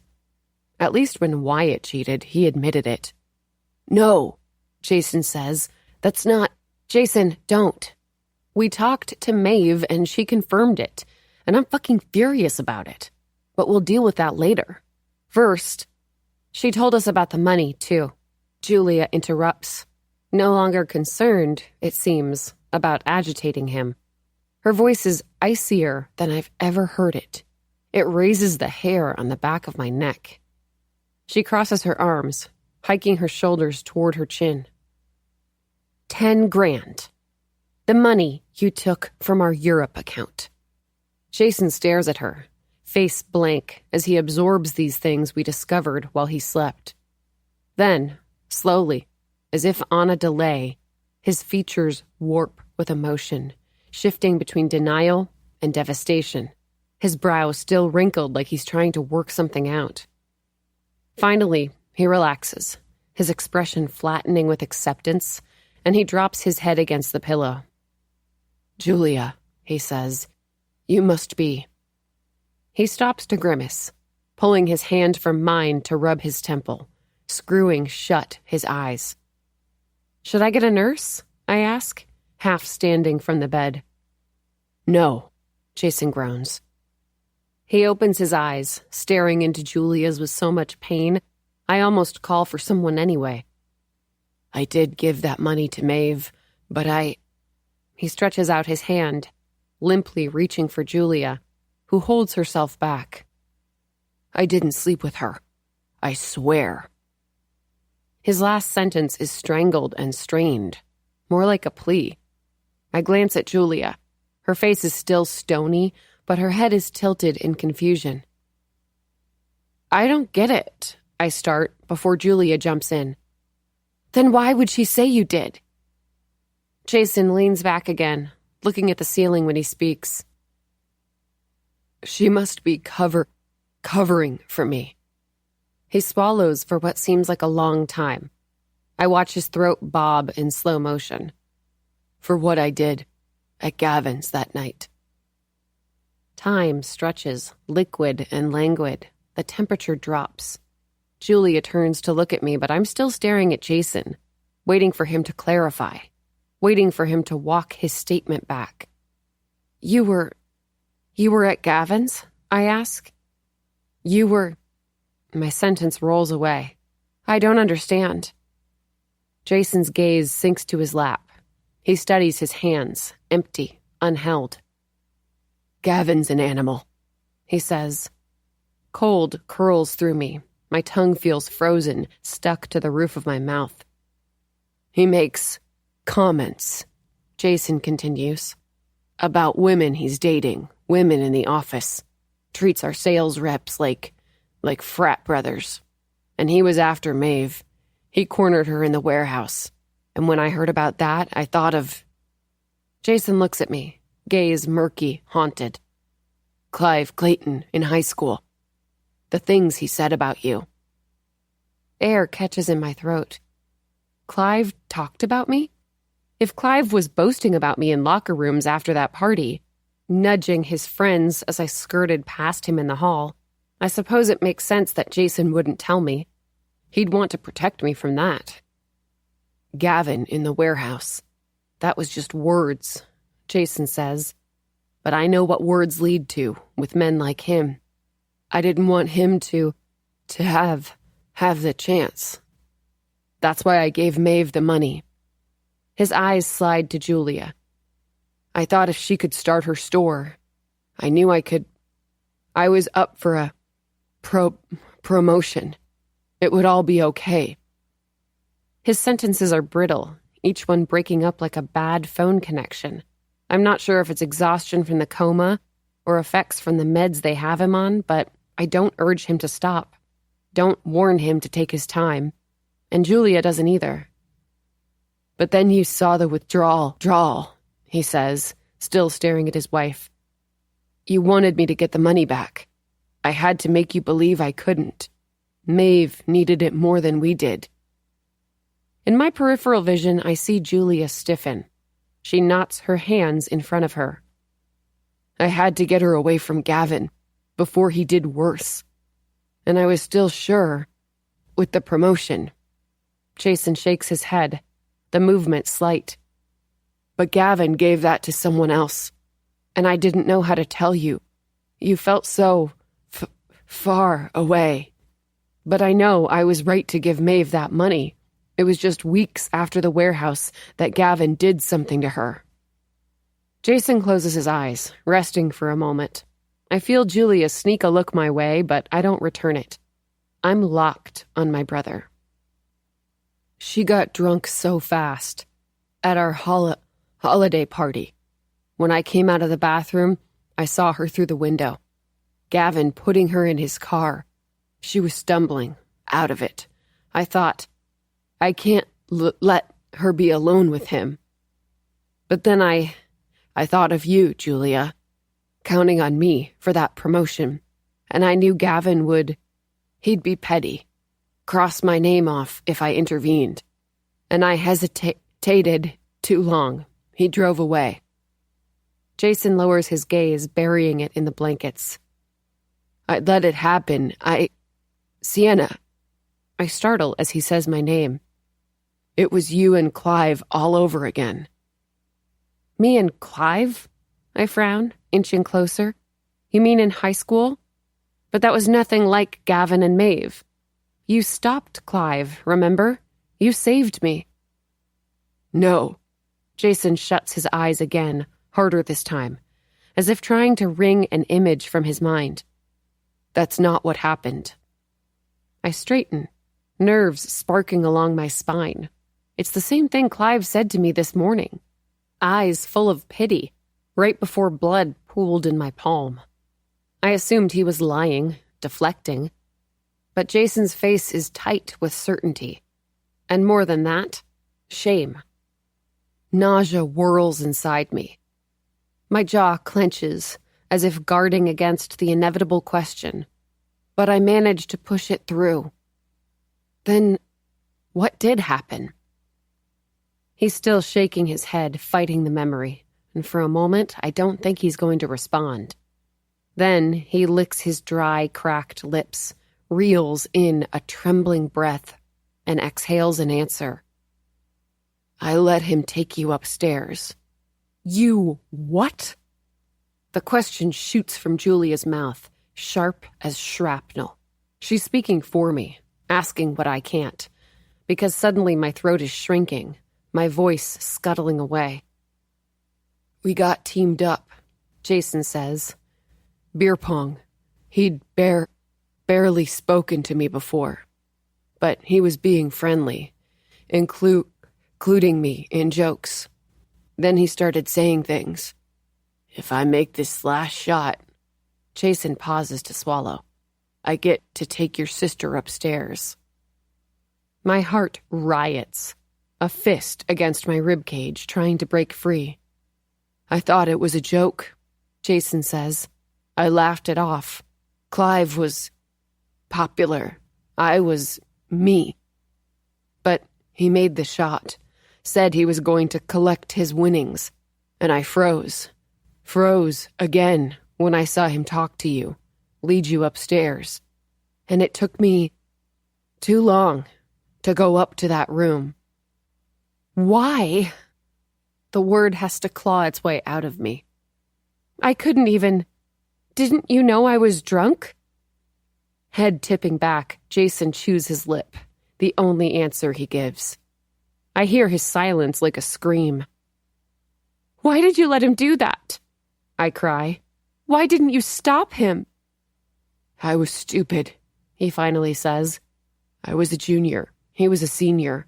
I was worried I'd seem uncool. Oh, Jason, Julia says, his name weighed down by disappointment and horror. Uncool? I spit out. He assaulted me. I know. Trust me. I've thought about it ever since. Sienna, I'm so sorry. He says this to the ceiling. He can't even look at me. Only, that's not true. He could look at me. He's tired and he's weak, but he's physically capable of pointing his eyes my way. His avoidance is a choice, and it leaves me untethered. No gaze for me to meet or hold. Nothing to keep me from spinning through a memory that's mutating with every turn. For all these years, I imagined it like a TV show. The scene deceptively electric. Bubbling voices, pulsing music, colorful lights. A good time. But then a hand reached through the crowd to tap Jason's shoulder. Hey, man, someone said to him. Clive took your sister upstairs. She looked pretty drunk. As if burned, Jason leaped away, upending people's cups, their mouths slack with shock as he barreled through them, charged up the stairs 2 or 3 at a time. Then the scene switched, and I saw myself, pressed to the wall in a dark and disorienting room. I saw Clive, his hands hunting for something I didn't want to give. And I saw Jason again, blowing the door off its hinges, the light from the hallway like a halo around him. But now I know. That was only fiction. And these are the facts. Clive singled me out as a prize he could win, and my brother said nothing. Clive snaked his arm around my waist as I stumbled up the stairs, and my brother watched and said nothing. My brother waited then, long enough for Clive to kiss me, long enough for the kiss to turn sour, long enough for panic to bulge in my eyes. And when my brother burst through the door, he wasn't right on time. He was almost too late. I curl in on myself like somebody's punched me. I grip the blanket beside Jason's leg, a knot of cotton in my fist. I'm winded and whiplashed and trying to breathe, but the air feels like water, something to drown in. Everything's knocked off kilter. The room is tilting, the bed is floating, my hands are empty. I'm anchored to nothing. Even Julia is so far away. I let him hurt you, Jason says, and my chest burns with held-in breath. And that was all I could think after I froze again at the holiday party. I hesitated, watched Gavin leave with Maeve. And I think he'd been waiting. Drugged her drink, because she said she blacked out, couldn't remember, no matter how many times I asked about it, for any scrap of memory. Jason, that's so intrusive, Julia says, to keep asking Maeve about something so personal, something so potentially traumatic. And it killed me, Jason continues, as though he hasn't even heard his wife. Because if he did something to her, I could have stopped it. Finally, I exhale, the sound as ragged as a sob. I started watching him, he continues, anytime he got near her. But not just her. There was some business dinner last week, a woman. He'd been bragging she was hot, was sure business would turn into pleasure. So I sat at the bar at the restaurant, watching, making sure she was okay, that if he put something in her drink, I'd see it, because then I'd know I was right about Maeve. But there was a fight. The night ended quick. I swallow. He's talking about the dinner Henry interrupted. That's why Jason was there. Not to confront Gavin, like Julia guessed, but to keep tabs on him. And more than that, it seems, to prove his theory. So after the conference, he says, when I saw Gavin drive home with Maeve. The conference? Julia cuts in. You mean the party, right? Gavin drove Maeve home after the holiday party. At the party, Gavin drove her home. At the conference, she drove Gavin home. Wait, Julia says. That doesn't make sense. I talked to Maeve. She doesn't think he assaulted her, but she does think he's a creep. Why would she give him a ride? He'd been drinking. At the dinner. A lot. He was planning to drive home. Drunk. Now his gaze crawls toward me, heavy with the memory of our parents. I drop my eyes to the bed. He wouldn't call an Uber, he continues. Said he was fine. So Maeve took him home? Julia says, still stuck on that detail. Wouldn't people have seen Gavin leave with her? The cops haven't mentioned that. She was parked down the street, Jason says, still focused on me. Left a little before him. I heard her say she'd wait for him, in her car.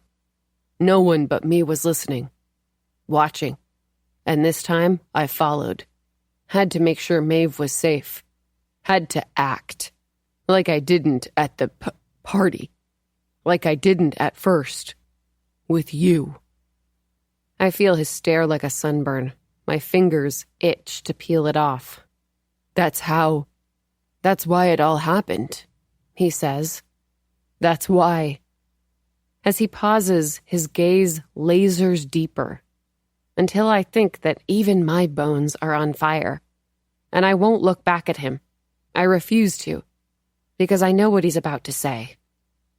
The room grows hazy with heat. It rushes over me, slickening my skin. The walls warp, wobbling like they're made of rubber. I clutch the bed tighter to keep from tumbling to the floor. Jason's breath wheezes in the back of his throat, but his words are crisper than they've been since we arrived. They torch right through me, leaving no part of me uncharred. That's why Gavin died.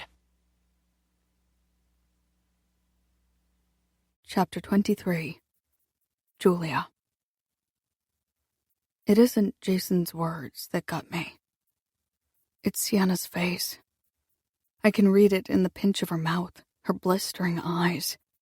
Sienna's clean, uncomplicated love for her brother is now irrevocably stained. My instinct is to take her hand, but she's gripping the blanket so hard there's no room for my palm in hers. and I can't risk her seeing my touch as something it's not. See, I told you so. Despite our fight this morning, the stance I took so starkly, I'm devastated to be right.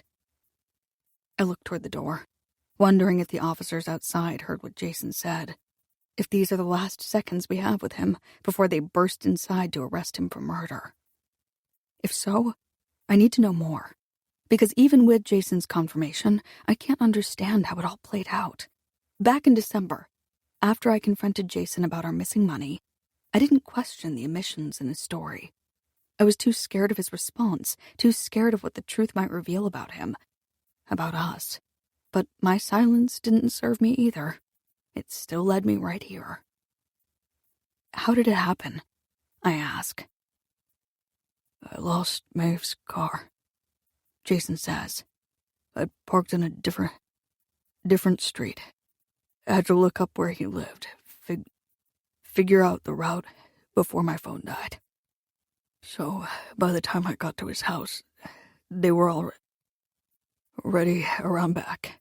I heard voices, heard Maeve say stop, and I ran back there, told Gavin to get away from her, his hand on her thigh. The story stalls as Jason pulls in a labored breath. Then his mouth presses into a grim line like he's bracing against pain.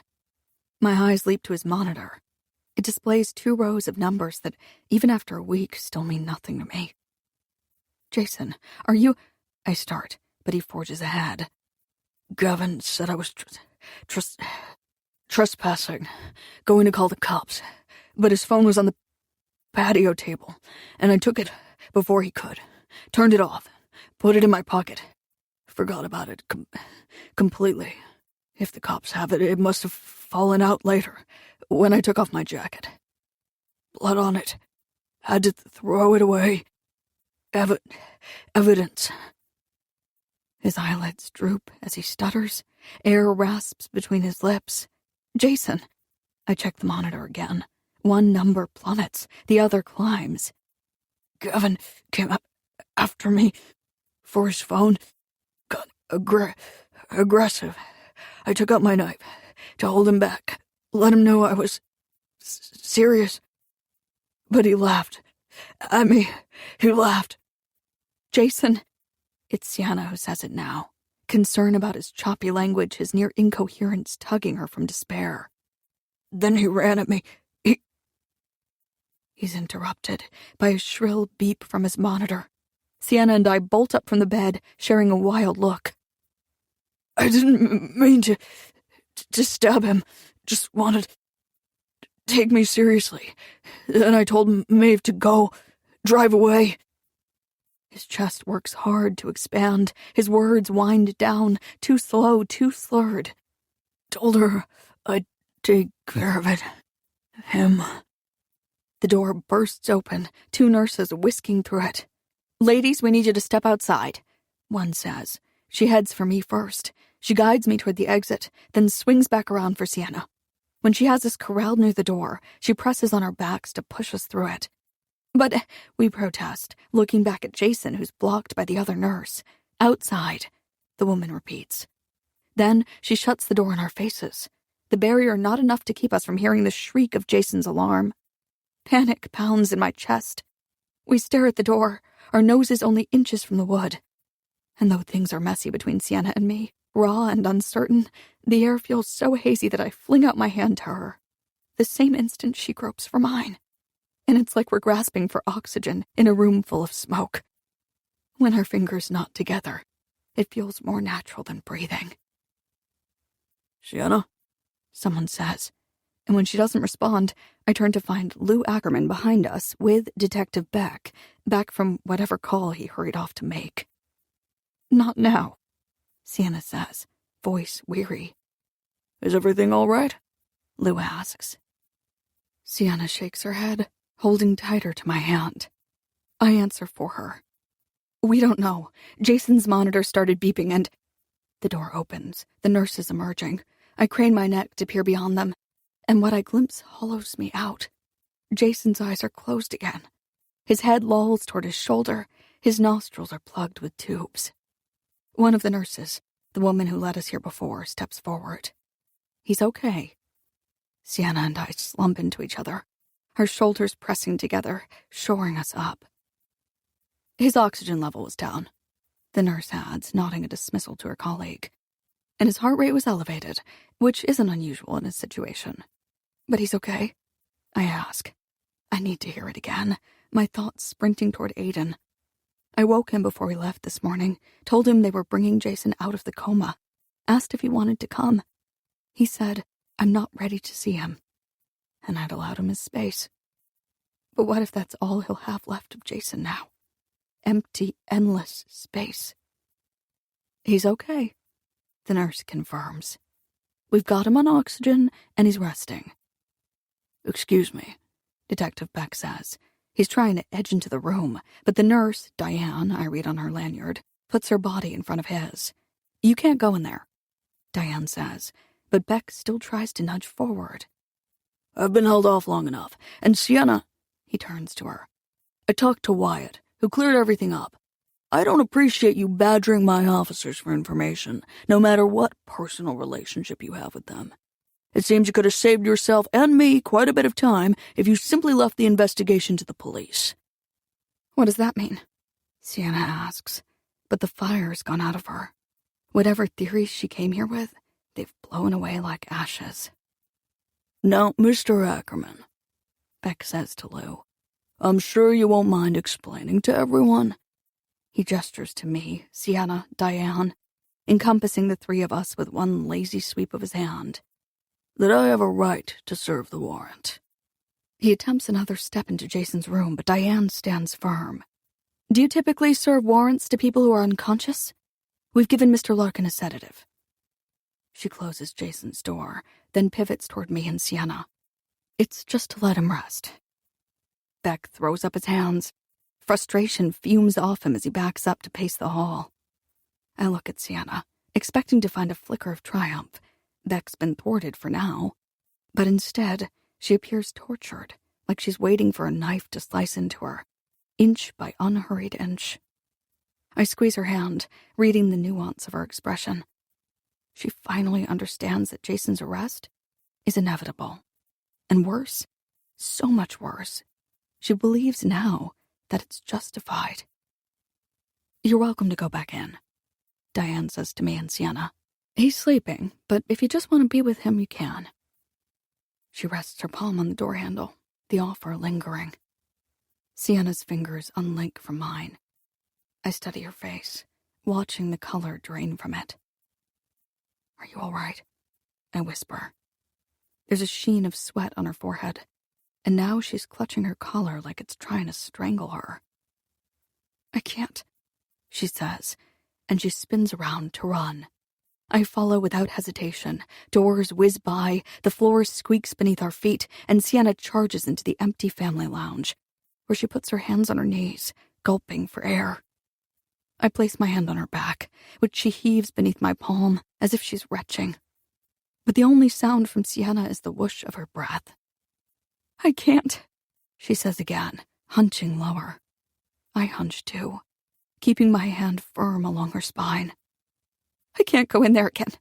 I don't know how to sit with him, or look at him. I don't know how to see the brother I loved.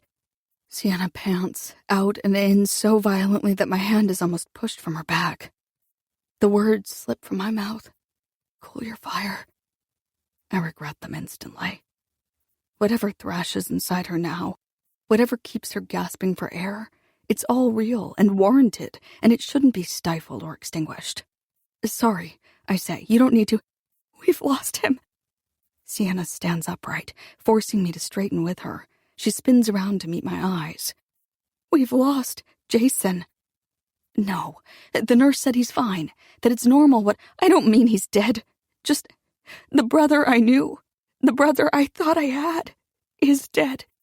He watched Clive take me upstairs, even though he knew I was drunk. Just like he watched Gavin take Maeve home when she was blacked out. And he killed him, Jules. The last sentence fires from Sienna, a stray bullet ricocheting around the room. She recoils, as if feeling the kickback of it, a bruising punch to her body. I feel it too, The impact of the accusation. I know what it's cost Sienna to say it, what she's lost of herself in the process. Let's just recap. She continues anyway, her voice hard. From all his ramblings at the end, this is what I got. Jason took Gavin's phone. Gavin got mad, went after him. Jason took out his knife to protect himself and ended up stabbing him. Then he told Maeve to leave so he could take care of it. Take care of it! Like the man bleeding in front of him was a spilled drink he had to clean up. And then we know exactly how he took care of it. He suffocated him. She drops onto the couch, digging her forehead into the heels of her hands. Oh my God! He sewed up his lips! Why? Why did he do that? She picks up her head, eyes expanding with horror, picturing it for the first time. Jason with the needle. Jason with the thread he wove in and out of Gavin's mouth, stitching it shut. An act of revenge against... what, exactly? The words Gavin once said to Maeve in the warehouse? Why did he bother with that final gruesome step? And where, during the panic of taking care of it, did he even get the needle and thread? In the cresting, overwhelming wave of all the evidence against him, the why of Gavin's stitched lips is a question I sidelined. Now it sticks in my mind, gumming up my thoughts. How could he do this? Sienna cries. Whoever that man is in there, back in that room, I don't know him. I can't... She's cut off by her own sob. She tilts her head back, as if trying to reverse her tears, even as they drip down her cheeks. All this just to soothe his own guilt? Over me and Clive? Over Maeve and Gavin at the holiday party? Oh, and let's not forget his reasons. He didn't intervene with me because he didn't want to seem uncool. And with Maeve, he didn't want Gavin to deny him a promotion. Such stellar motives. No wonder he stood back both times. It's jarring to hear her speak like this, critical and caustic when it comes to Jason. But his confession shattered something inside her, hammered against the glass that's protected the picture of him she's held all these years, ever since he rescued her from Clive. It's horrible to witness, the breaking of everything she believed in. As tears slice down her face, I sit beside her. Her cheeks are drawn, her eyes narrowed, head shaking back and forth. I wrap my arms around her, and she's so rigid, her shoulders as hard as marble. You were right, she says, staring at the wall across from us. You tried to tell me he did it, and I wouldn't listen. I excused every piece of evidence, even though everything pointed to him. I don't know why Henry Hendricks lied about his alibi, or why the hell Wyatt's protecting him, but clearly I was wrong. Henry, Gavin's deals, his goddamn cash in the gutter machine had nothing to do with it. It was always Jason. She pivots toward me, gaze wet and sorrowful. You were right, she says again, her body softening a little. Then she rests her head against mine, curving her arm around my back until we're locked together. In an instant, tears pool in my eyes, spilling onto my cheeks.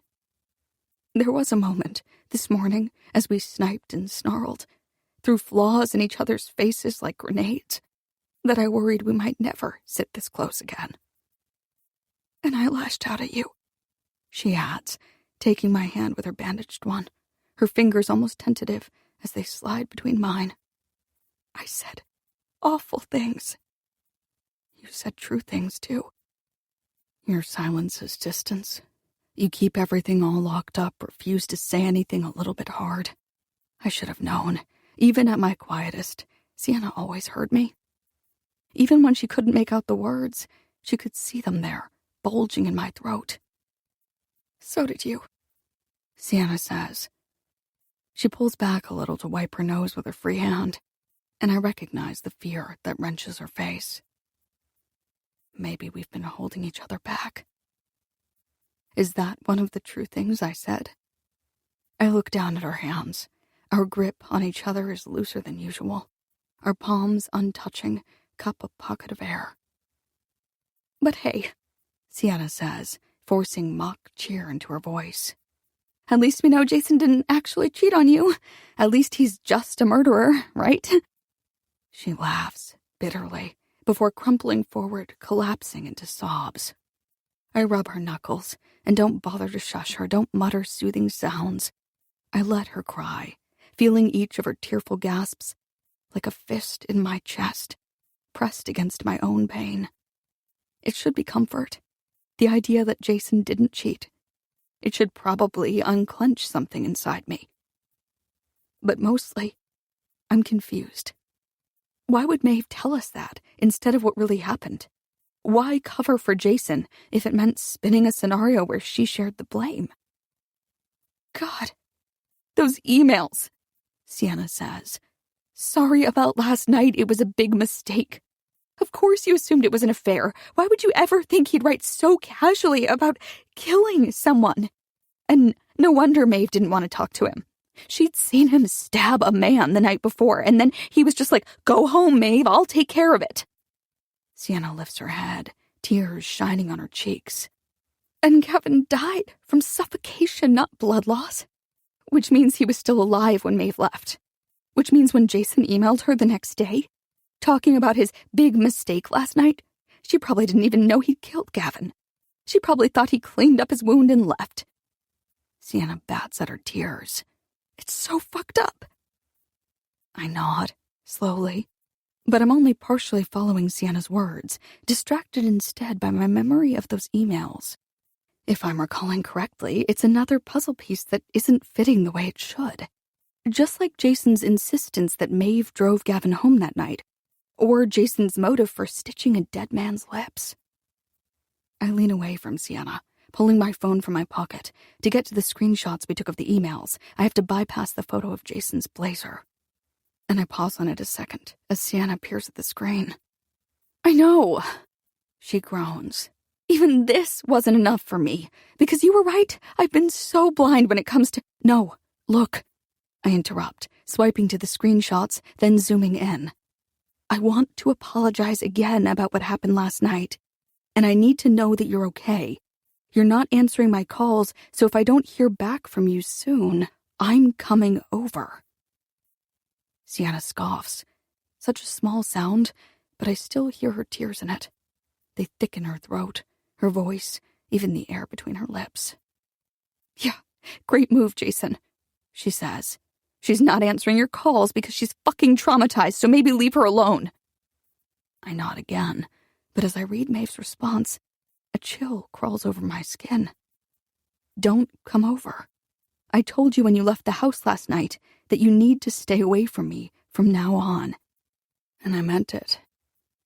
I reviewed another time, silently. And I become so still that my body forgets to breathe.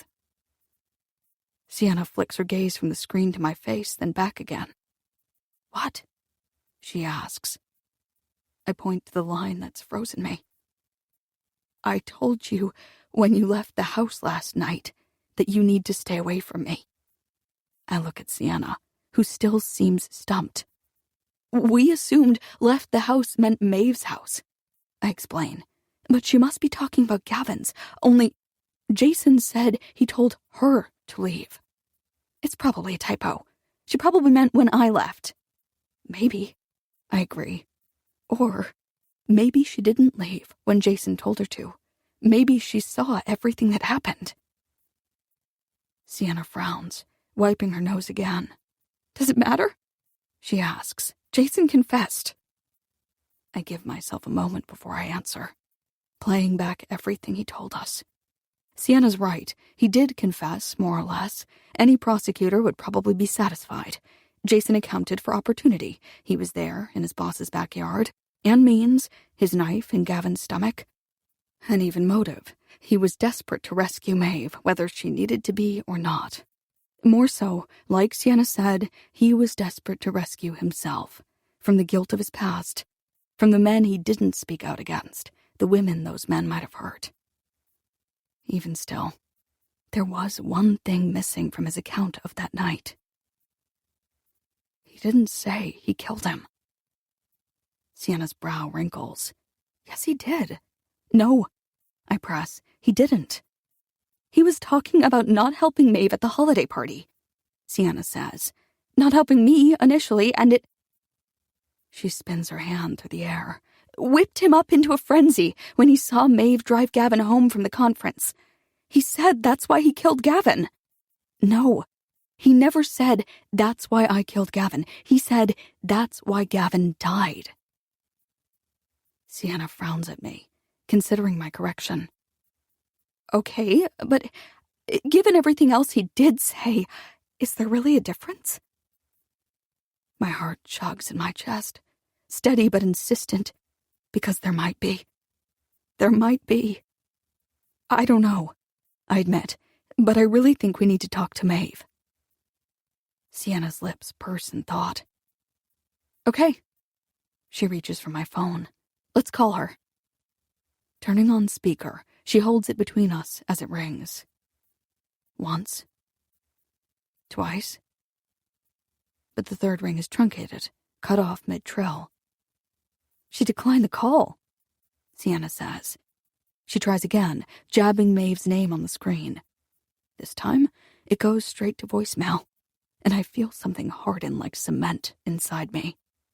I glance at the hallway, down which Beck is back where he started, waiting for Jason to wake. Except now, he has the warrant he's been itching to serve. I picture Aiden back home, his pain turned physical, cramping him into a fetal position as he replays our talk from last night, when both of us were convinced his father's a killer. But there was so much, then, we didn't know. So much we still don't. I spring up from the couch, tugging Sienna until she's standing too. We need to go there, I say. To Maeve's house. Now. Chapter 24. Sienna. As Julia rings Maeve's doorbell, the cut beneath my bandage pulses with pain. Maybe I didn't clean it right. Maybe I'm headed for infection. Either way, the pain has a crooked rhythm. A beat as erratic as a broken heart. Half a minute passes, no answer at the door, no footsteps inside. I lean over the porch railing, trying to peer into Maeve's window, but gauzy curtains obscure my view. What do you want to do? I ask Julia, because this was her plan.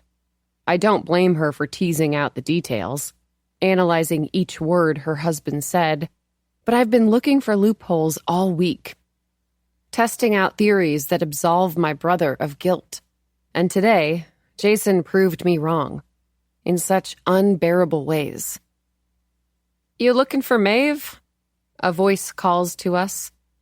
On the tiny lawn of the adjacent townhouse, a woman pats down soil in a flower bed. She left about an hour ago. Do you know where she went? Julia steps forward to ask. Nope. She had a bunch of moving boxes and painting supplies, though, if that helps. Oh, thanks, Julia says. Then she frowns at me. Moving boxes? I shrug. Maybe she's bringing stuff to her store? Julia's eyes brighten. She snatches my bandaged hand. Let's go. As she hustles down the porch steps, I don't share her urgency, but I feel something glow inside me, warming the places that Jason's left cold. Right now, it's the two of us again, heading somewhere together. Where did Maeve say it was? Julia asks. Near the Barnes & Noble? Yeah, in a strip mall, next to a yoga studio, I think. We get there quickly, breezing through green lights, slanting sharply through turns. And when Julia pulls into the parking lot, it's easy to identify which store is Maeve's. The others have signs, decals, neon open lights. But Maeve's door, still months from welcoming the public, is blank. Before I've even snapped off my seatbelt, Julia's out of the car. Maeve, she calls, knocking on the glass door. Inside, Maeve turns, a paintbrush in her hand. She doesn't seem surprised to see us. Instead, her expression is odd. A mix of relief and impatience, as if we're late to a party she's throwing. Still holding her brush, She heads to unbolt the door. After she opens it, she flicks her gaze between us. "He woke up?" she asks. Julia's nod is curt. "He woke up." Maeve steps aside, and we file into the store. A small, nondescript space with stained industrial carpet. It's mostly empty, except for Maeve's painting supplies and some boxes, one of which is open, revealing stacks of her totes. One bag in particular, embroidered with intricate ivy, rests on the floor, as if Maeve held it up to the wall, imagining how it would look on display. The walls themselves are a dingy white, but the one Maeve walks to now is splotched with different colors: lavender, light blue, forest green. "You're painting?" I ask, uselessly, my mind still fuzzy, half of it back at the hospital. "Color swatching." Maeve dunks her brush into a cup of water on the floor. It's early for it, but I was struck this morning with all these ideas, and I thought, why not? Why not today? "Why did you ignore our calls?" Julia asks. Maeve tilts her head. "You called? I'm sorry, the service is spotty here, but tell me about Jason."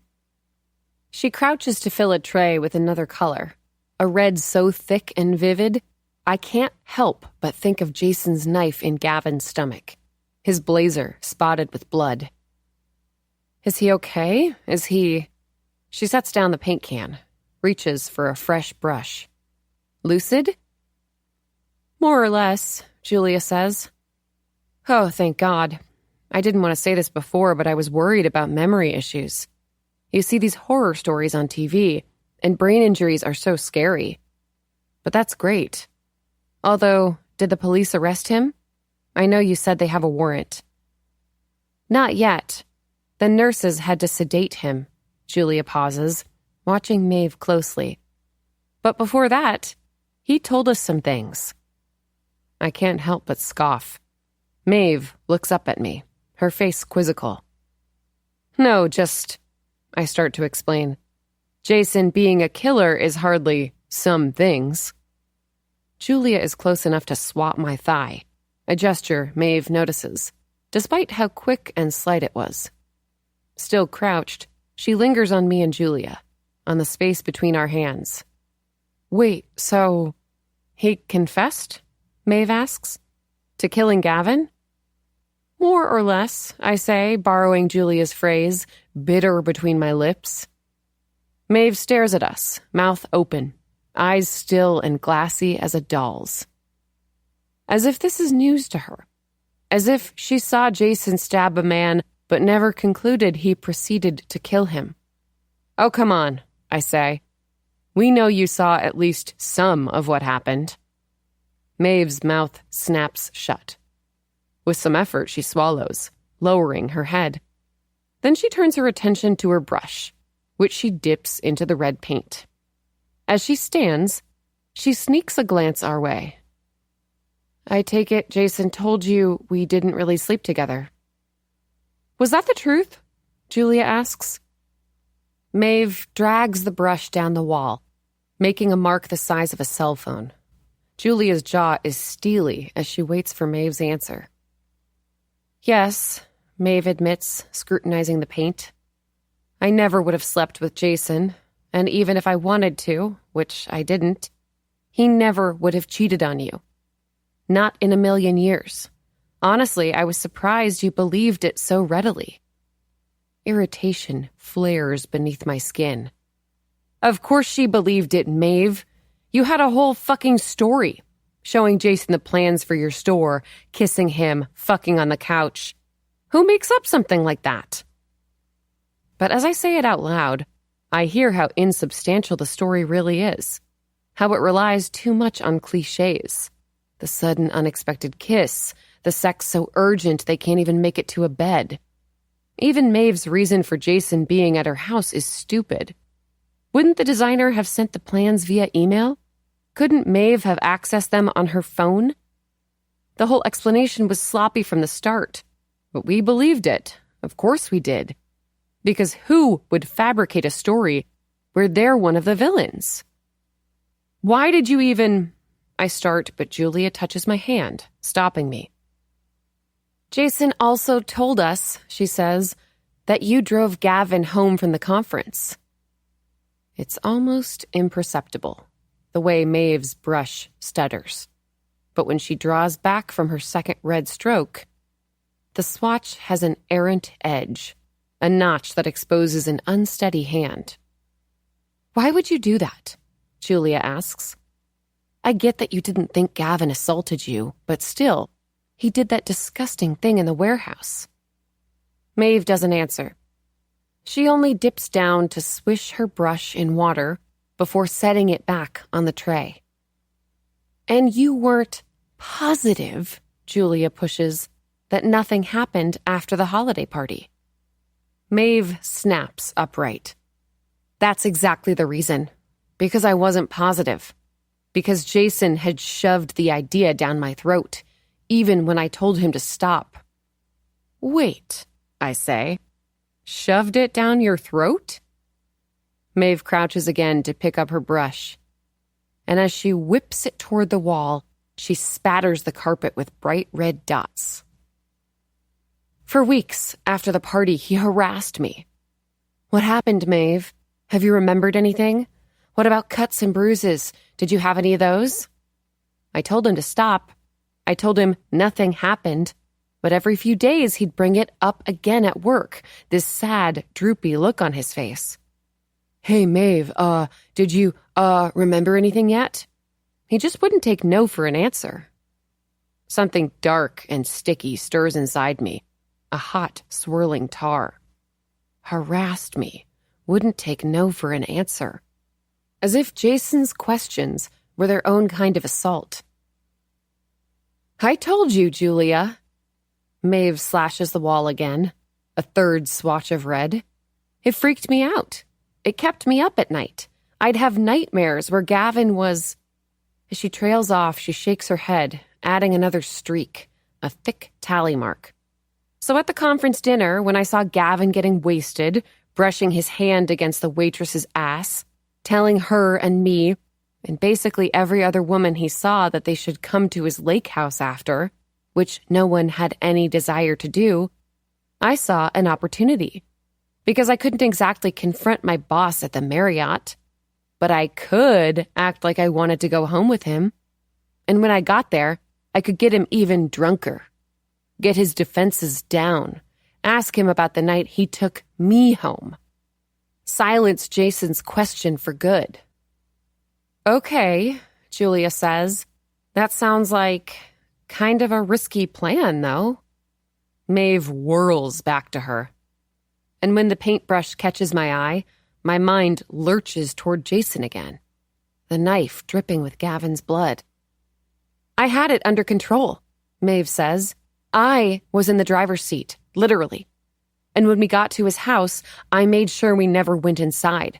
I wasn't going to let him corner me, have a repeat of the warehouse. I told him I wanted to sit outside and enjoy the view of the lake. So we went to the patio, and I set my phone to record the whole thing, in case he admitted it, in case he gave me something I needed to take to the police as proof. And I crept toward the question. The night of the holiday party, it's a little fuzzy to me, but we had fun, didn't we? He just kind of laughed in response, but I knew I was close. But something went wrong, I say, my voice thick. Jason said he heard you tell Gavin to stop, and that's why he came to help you. Help me? Maeve's eyes flash. I didn't need his help. Gavin kept putting his hand on my thigh, but he was wasted. His eyes were practically crossing. He wouldn't have had the coordination to overpower me. But then Jason grabbed Gavin's phone and took out his fucking knife, which Gavin thought was hilarious. And when Gavin launched at him to try to get his phone back, I don't know, it was so fast. They struggled a little, and then there was just... She looks at her paintbrush, face appalled, as if finally recognizing the color. All this blood. She drops the brush onto the tray, where it lands with a clack. leaving a red spritz on the plastic. I close my eyes, seeing Jason's blazer. And then he told you to leave, I force out. Even after hearing the story from Jason himself, it doesn't feel real. Maeve's version confirms that the cut on Gavin's stomach was an accident, but he told you he'd take care of it, which led to suffocation, stitching, acts that could only be on purpose. Disgust warps Maeve's face, her mouth pulling back into a sneer. For a few moments, she holds it there, as if stuck in the memory. Then, unfreezing, she nods, slowly, carefully. Then she closes her lips, creating a tight seam. I almost jolt at the gesture. It's one I know so well, one I've seen Julia do thousands of times. But right now, Julia's lips are parted, her eyes slitted with suspicion as she watches Maeve keep something back. "Why didn't you tell us this on Friday?" Julia asks. "Why make me think my husband cheated?" "Right," I say, backing her up. "Why didn't you just tell us what really happened?" As I ask it, though, I know I wouldn't have believed her, even if she had. Words, a story, would have never been enough for me, not when I was already ignoring evidence and facts. Maeve crosses her arms, drumming her fingers against her bicep. "You assumed there was an affair because of the emails, so I went with it. Because what would have been worse? Breaking your heart with infidelity, or by telling you your husband was guilty? It's a decision I made in the moment, and I did feel awful for hurting you, but the alternative would have hurt more." "Those emails, though," Julia says. "You told Jason he needed to stay away from you." "Well, yeah. Why would I want him anywhere near me after he killed someone?" Julia and I look at each other, and I see it in her eyes. We're making the same calculations. As I turn back to Maeve, the acid in my stomach heats up. "But Jason told you to leave, right?" I try to keep my voice even, cool. "After he cut Gavin, he said he'd take care of it and you left. So how did you know when you wrote the email on Saturday that Jason had killed Gavin if his murder wasn't reported until Sunday?" One of Maeve's arms drops, the other still crossed in front of her like a safety bar. "I mean, I guess I just assumed that's what he'd..." She lifts one shoulder, a casual shrug. "You assumed take care of it meant killing him?" I ask, instead of, tending to the wound. Maeve's mouth closes. She pushes her gaze toward the wall. "I don't know, And another thing," Julia says. "Jason said he told you to leave. But in your email, you said, 'I told you when you left the house.' So, who left first, him or you?" Maeve digs her teeth into her bottom lip, staring at the swatches of color, the single stroke each of lavender, light blue, green, the overabundance of red. "I left first. I must have made a mistake in the email." The heat inside me spreads. She's lying. I sense it in the slant of her eyes, angled firmly away. "Are you sure about that?" I ask. I step toward her, close enough to see a speck of paint on her cheek, a drop of blue, like a drawn-on tear. Even still, Maeve skirts my gaze, her own skittering around her store before landing on the single tote bag on the floor. I lock onto it, too. Its elegant design, its vibrant colors, its intricate stitching. My breath hitches. My words fall out in a whisper. "You sewed Gavin's lips." Julia grabs my hand and I grip hers back. We watch Maeve's mouth seal shut. That skillful, perfect seam. It's a long time before she looks at us. The accusation hangs in the air like smoke. But when she finally turns her head our way, the answer blazes on her face. She doesn't look guarded or cornered. Doesn't even look caught. She's glaring at me with an anger so vivid, so familiar, it's like staring into a mirror. "I wouldn't have done it," she says, "if it weren't for your brother. Everything that happened that night, it's all because of Jason. I had a plan. I had it under control. And I'd told Jason to stay out of it. But as soon as he heard me offer to drive Gavin home, he yanked me aside, insisted that Gavin would hurt me. And I told him to back off. I could take care of myself. Because what about how Jason had hurt me? Not just hounding me about the holiday party, but the way he'd scurry over to tell me every sick little thing Gavin said in those sales meetings. As if I could fix it for him. But I wasn't in those meetings. The time to fix it was there, in the moment, in that room. But when I asked him why he never told Gavin to stop, he said, "It's awkward. He's my boss. I'm worried I'll seem too difficult." The sentence almost flattens me. I recognize its rhythm. A close replica of another Jason said. "I was a junior. He was a senior. I was worried I'd seem uncool." My heart hammers. The cut on my hand throbs. "Just think about that a second," Maeve says. "Jason would rather be complicit in Gavin's behavior, which created a hostile environment for any woman who worked for him, than risk seeming difficult. He'd rather give me $10,000 to help me get away from Gavin than actually talk to his boss about his actions." Maeve scoffs before she continues. "And yeah, I took the money. This store is my dream, and I had every intention of paying it back. And even though it bothered me, the way Jason acted, or didn't act, with Gavin, I still considered him a friend. But then the party happened, and the hounding, and the nightmares. Then, as soon as I'm ready to take matters into my own hands, Jason can't have that. He follows me to Gavin's. He leaps out like some white fucking knight, wielding a knife, and ends up stabbing him.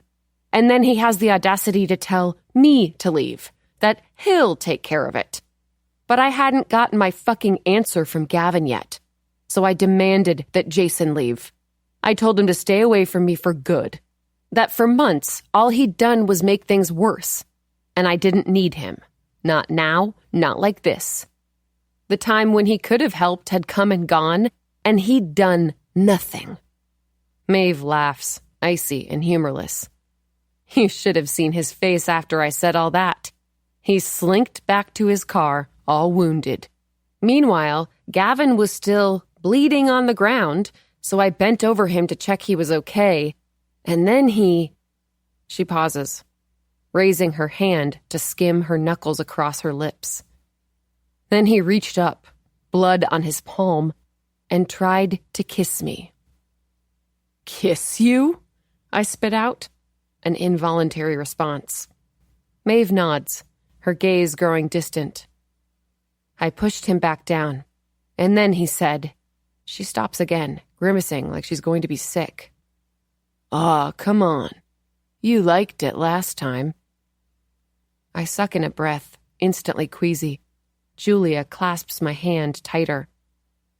"It was as good as a confession," Maeve says before mimicking him again. "You liked it last time." She stares at the wall as she speaks. It was enough for me to know he'd done something to me the night of the party, and I was shocked, couldn't even move. But then he said, her lips pull back in disgust, "We both know you wore this dress for me tonight." And that was it. I couldn't let him speak again. Couldn't let him say another thing I'd probably never get out of my head. So I put my hands over his mouth, and I don't know how long I held them there.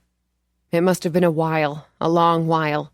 I must have been pressing so hard, but I don't even remember him struggling. In my memory, it's just that sentence over and over. "You liked it last time. You liked it last time." She trails off, shaking her head. When I took my hands away, his mouth was still open, gaping at me, as if at any moment he might say something else. And I thought of all the other things he'd said, to me in the warehouse, to men in meetings, to countless women, I'm sure. And then I thought of the sewing kit in my bag. The needle and thread I bring everywhere. My stomach sloshes. I hold my fist to my mouth. I'm overcome by horror. Not only of these images, Maeve's hands, Gavin's mouth, first smothered, then sewn, but of Gavin's words, too. The last time. Vague as a drunken memory, specific enough to incite such fear, such rage in Maeve. Next, I feel a surge of bitterness. For more than a week, Maeve has kept this from the police. She lied to them, lied to us, let Jason remain a suspect. And yet, beneath that bitterness, there's relief. A rush so powerful it nearly collapses me. Jason didn't kill Gavin. He made terrible choices. He hounded Maeve. He stayed silent when he should have spoken. But he's innocent, at least, of murder. I take out my phone, turning to Julia. We have to call the police. Let them know Jason didn't kill him. You can't do that, Maeve objects. Haven't you been listening? Jason started this, and he escalated things with the knife. Things I had under control. If you tell the cops, you won't be saving Jason. He still stabbed Gavin, whether he meant to or not. He'll still be arrested. Assault with a deadly weapon. My thumb lifts off the phone screen, my pulse ticking in my throat. And Sienna, Maeve pushes, look where we are. She sweeps her arms around her store, its walls blank but for the swatches of paint, like an idea still forming. I'm so close to having what I've always dreamed of. You're going to let Gavin Reed take this from me? After everything he already took? Jason says you get so angry about every injustice. Well, doesn't that count? Gavin assaulting me? Isn't that an injustice too? It is. I know it is. Heat prickles the back of my neck, thinking of Gavin, because fuck him. He brought this on himself. If he didn't want a woman to take his life in her hands, he shouldn't have toyed so viciously with hers. In another situation, that might be reason enough for me to keep quiet. But if I do, then it's Jason who takes the fall. And despite how disturbed I am that he did nothing, and then did too much, terrifying Maeve with questions, probing her for information she had no obligation to give, I'm still at the place I started last week, unable to let my brother go down for a murder he didn't commit. Maeve's right, though. If Jason had acted earlier, none of this would have happened at all. Indecision wrestles inside me. There's no perfect answer. Blame and guilt are so tangled here that it's hard to see which strand of it belongs to whom. And suddenly, I feel so weary. For too many years, I've housed a well of rage in my body, and I've never let it run dry. Not when it boiled over, boiled me up. Not when it left me sizzling and scarred. I believed my anger was the same as action, as if I could redirect the course of justice with the strength of my rage alone. I obsessed over Clive, furious he took my parents from me and now is one himself. But what do I want? For his daughter, who squeals as he tickles her in videos, who laughs as he tosses her in the air, who's innocent in everything Clive did, to lose her parent too? See him locked away in prison, the way I've always wished? I punished Wyatt, with distance, with mixed messages, because I couldn't bear to believe that someone good could do something bad. That he could fuck up a love that had felt infallible and still be a kind-hearted man. But people do that, I guess. They fuck up. They do bad things they can't take back. Maybe what really matters is whether or not they wish they could. I look at Julia, the person who sees me clearest, who's always recognized my clenched fists as the lit matches they are. That's why she made me a mantra. She knew that, otherwise, I'd let my fire consume me, let myself burn away to ash. What was it she said this morning? You have to stop doing this. picking one view of a person and acting like it's set in stone. I balked at it then, but she was right. And now nothing feels set. Everything is shifting. Everything is so many things at once. My eyelids droop, my hand still stinging with the wound I inflicted on myself. I've been so righteous, so angry for so long now, and I didn't realize until just this moment how much energy that's taken from me. It's wrung me out, wanting black and white justice in a world so full of gray. Maeve clocks my hesitation. "The truth hurts Jason, too," she says, desperately repeating a previous point, the one she thinks will spear me most. "But if you tell the cops about me, it would be you, his own sister, giving them reason to convict him."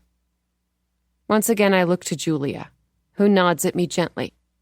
The tiniest nudge. It's been minutes since she's spoken, but she isn't silencing herself. She's been giving me space to make this choice. A clear choice. The only choice.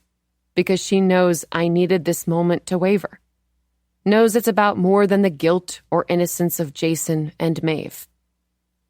"It's not up to me," I say, unlocking my phone, "to decide what happens to you, Maeve, or what doesn't." I bring up the number for the Hillstead PD. But the truth still matters. As I connect the call, Julia nods again, gaze shining with tears I feel in my own eyes. Even if it implicates my brother. Chapter 25. Julia. When I finally make it home again, stars stipple the darkness, reminding me too much of pinpricks, needle pricks, as if the night is a gaping hole someone's tried to sew shut. I smell like the police station, coffee and stale rooms. Sienna and I were interviewed separately, Lou Ackerman ferrying back and forth between us, Detective Beck shuffling papers, slurping from styrofoam cups, clearing his throat into his fist. The whole time, Beck seemed unhurried, uncomfortable, like he was hoping we might reroute the narrative to when he preferred. Now, entering our family room, I find Aiden on the couch, loosely strumming his guitar. He sets it aside, then scooches over, wordlessly inviting me onto the space beside him. "What happened?" he asks. I texted him from the station, warning him it would be a while before I'd be back, but I'd kept the message light on details.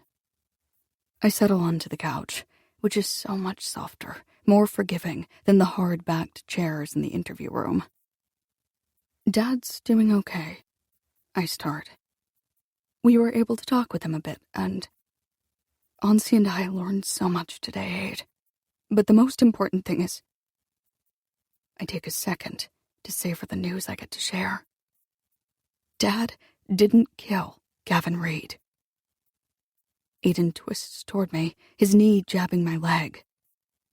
"Wait, are you serious? Even with the... He's actually innocent?" The hope on his face deflates me. Because no, Jason isn't innocent, even if he isn't guilty in the way we thought. I wish I didn't have to explain it, all the nuance and new details. I wish we could just curl up on this couch together, blanket ourselves until morning and not say anything at all. There's something so safe in that, in simply not speaking. And it's why, despite everything, I understand my husband, the man who stood silent at parties, silent with men in meetings. But silence can be harmful too. And I know, without any lingering doubt, that telling Aiden everything is the right thing to do. I don't leave anything out. I mention the money Jason stole from our account, the truth of the argument Aiden overheard in December. I even tell him about the party, years ago, where Jason watched a senior boy lead Sienna upstairs. Because, in so many ways, that moment was the trigger to everything else Jason did. As he listens to it all, Jason's obsession with Gavin, his hounding of Maeve, the way Jason failed the woman he called his friend, Aiden's jaw shifts up and down like he's chewing his own tongue. "And I talked to our lawyer," I say at the end. It's very likely that even if Maeve confesses, Dad will still face charges. When Lou named them at the station, I should have felt relieved. Anything's better than a murder charge. But mostly, I felt removed, like I was watching a show on TV. At the very least, there'd be an assault charge, Lou said. Maybe 2nd degree, maybe 3rd. If it's 3rd, it's a misdemeanor. Then there's obstruction of justice, false statement, and withholding information. He was previously questioned, along with everyone else at Integrity Plus, and that could be anything from gross misdemeanor to mid-level felony. Meaning? I asked. I'll work to get the charges reduced as much as I can, but with all of that together... Lou's pause sapped the air from the room. It's possible he'll see some prison time. My tears were hot and sharp, stinging like splinters in my eyes. They snapped me into my reality. My husband could be going to jail. That possibility has taunted me all week, a shadowy peripheral fear. But I never looked at it too closely.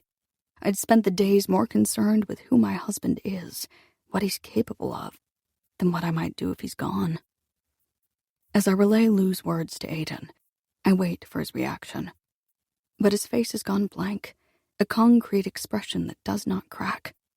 I continue. Maybe this is the wrong time to say this, but honey, if you ever see something like your dad did at that party, both parties, actually, or if anything ever looks off to you, I know, Mom. I wouldn't just stand there. I'm better than that.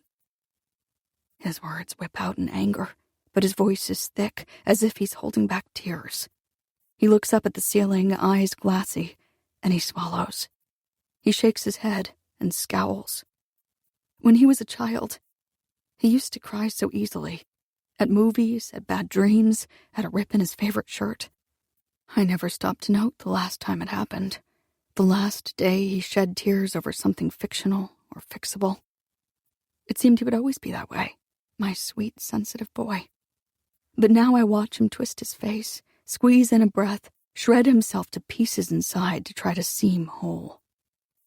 I feel how much it hurts him, as if his muscles, his nerves, live inside my body, the way they did when I carried him, basically a child myself, with so much left to learn. You can cry, I say softly. He closes his eyes, his throat bobs again and again. You can.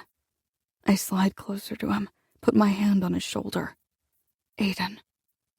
I take his chin between my thumb and forefinger. I tilt his head down, hoping he'll open his eyes and meet my gaze. But he keeps them shut. What's going to happen to our family? He whispers. I pause, unprepared for that question.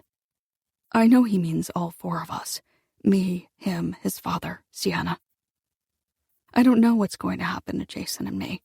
How we'll repair our trust. How we'll say all the things that need to be said. But even more, I don't know what will happen to me and Sienna. There hasn't been time, yet, to discuss what I said to her this morning. Maybe we've both been holding each other back. It hurts so much to speak those words, but it hurts even worse now, knowing that neither of us have denied them. I stroke Aiden's cheek, answering him as truthfully as I can. I'm not sure, hon, but Dad and I love you so much. A tear slips from Aiden's lashes and onto his cheek. His lip quivers. It's okay to cry, I remind him. Crying's important. Finally, his mouth splits open with a sound that startles me, like he's choking and gasping at once, losing air and gaining it at the very same time. It's a primitive sound, one that resonates inside me. Its vibrations knocking my own tears loose. And when Aiden topples forward, then crashes into me, I catch him. I cradle him in my arms, smoothing his hair with my palm, and we cry together. For Jason. For our family. For everything we each have lost. It's the next afternoon, as Sienna drives us to the hospital, that we learn Maeve confessed. Cell phone data puts her at the scene, Lou tells us, voice tinny over speaker. In the back seat, Aiden leans forward. They recovered the recording, too. What's going to happen to her? Sienna asks, face taut as she stares at the road. I imagine she'll make bail, Lou says. Maybe get her charge reduced to manslaughter. Do you think she has a case for self-defense? Gavin tried to kiss her. He implied he'd assaulted her before. I know she didn't need to smother him, but... As she trails off, I'm proud of her for even asking these questions. A week ago, if she'd learned that Maeve had been willing to let Jason take the fall for a crime she committed, Sienna's rage could have powered entire cities. But now, I see in her squinted gaze the fact she's trying to balance. The ways Maeve was harmed by men, and the ways she harmed them back. I don't know, Lou says. If she'd called the police the night it happened, maybe. But she waited a week. That's obstruction of justice, a whole other charge. Sienna and I exchange a weighted glance. That's one of the charges Lou told us Jason would likely face. What about Jason? I ask, looking at Aiden, who's perched so far forward in the back seat that his head is in line with mine. What's going to happen to him? Well, Lou says, that's the other reason I'm calling. By the time we arrive at Jason's room, his arrest has already been made. Assault, obstruction of justice, false statement, exactly as Lou said. On the surface, it doesn't change anything. Jason's still in his bed, an officer is still outside his door. But there's a new soberness to the room, different from the anxiety that's hovered here all week. It's a funereal air. Even as Jason's improving, his cheeks more pink than yellow, his voice smoother, like it's been polished overnight.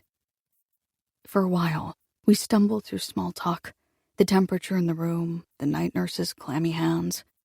And when a different nurse comes to check Jason's vitals, we fall into a silence so heavy that the woman, clearly embarrassed for us, smiles at the awkwardness, humming as she leaves. Finally, I ask something that's been bothering me. Where did you go after Gavin's that night? The police made so much of Jason's timeline, but in the end, the story of Gavin's murder didn't explain why it took Jason 3 hours to get home from the conference. Jason hesitates, eyes filled with apprehension. Does he know what happened? He asks, nodding toward Aiden while staring at me, like he can't bring himself to look at our son. Yeah, I know everything, Aiden says, and I reach out to rub his back, loving him so much for answering on his own. Jason nods, solemn, but less ashamed than I'd expect. I went to Integrity Plus, he answers me, to use the phone. Mine was dead, but I needed to know that Maeve was okay. I left her a message, telling her I'd stay at the office for a while so she could call me back there. Because when I left Gavin's, she spoke to me like I was the monster, but I needed her to understand. I'd only wanted to protect her. That's why I was there that night in the first place. It's even why... He coughs weakly. The accident. I remember it now. For days, she still wouldn't talk to me. By Sunday night, I knew she'd killed him, and I had no intention of turning her in. But she wouldn't even look at me at work. Wouldn't answer my calls. So I stopped by the senior center in Hillstead. She volunteers there Tuesday nights, and I waited for her to come out. She wouldn't talk to me then either. She drove away so fast. I tried to call her on the road, wanted to see if I could meet her at her house instead, but then I dropped the phone, and when I tried to pick it up... He lifts his hands, a helpless gesture. Sienna and I share a disturbed glance. The room buzzes with silence, audible as an alarm. Aiden is the first to break it. You were, stalking her, Dad. What? No, but I just wanted to help. She had no one else to talk to about it. It wasn't your place, Sienna says, to decide what she needed to talk about, just like it wasn't your place to harass her about what Gavin might have done to her. Not after she told you to drop it. But, Jason says, you didn't see the way he touched her as he put her in his car. His hand lingered, and it seemed like I could just tell How could I not try to find out what happened? Or try to stop him from doing it again? God, you still don't get it, Sienna cries. You should have stopped him then, at the party. Exactly, I say, and Jason's gaze ping-pongs between us. It's one thing not to speak up when Gavin made comments in meetings, even though you definitely should have, Sienna cuts in. But when you saw what looked like Gavin taking advantage of Maeve, that was the time to act, not when Maeve decided to drive Gavin home. Even if you didn't understand her choice, you should have respected it. Respected her. Because all you did was make things... I shake my head, nauseated. So much worse. Surprise blooms like a bruise on Jason's face. I do respect Maeve, he says. I know I should have stopped Gavin the night of the party, but that's why I was trying so hard to make things right. After... Tears glaze his eyes, making them glisten in the light. I made a mistake, and I wanted to fix it so badly, and I never meant to hurt him, but... I know. You're right, I know.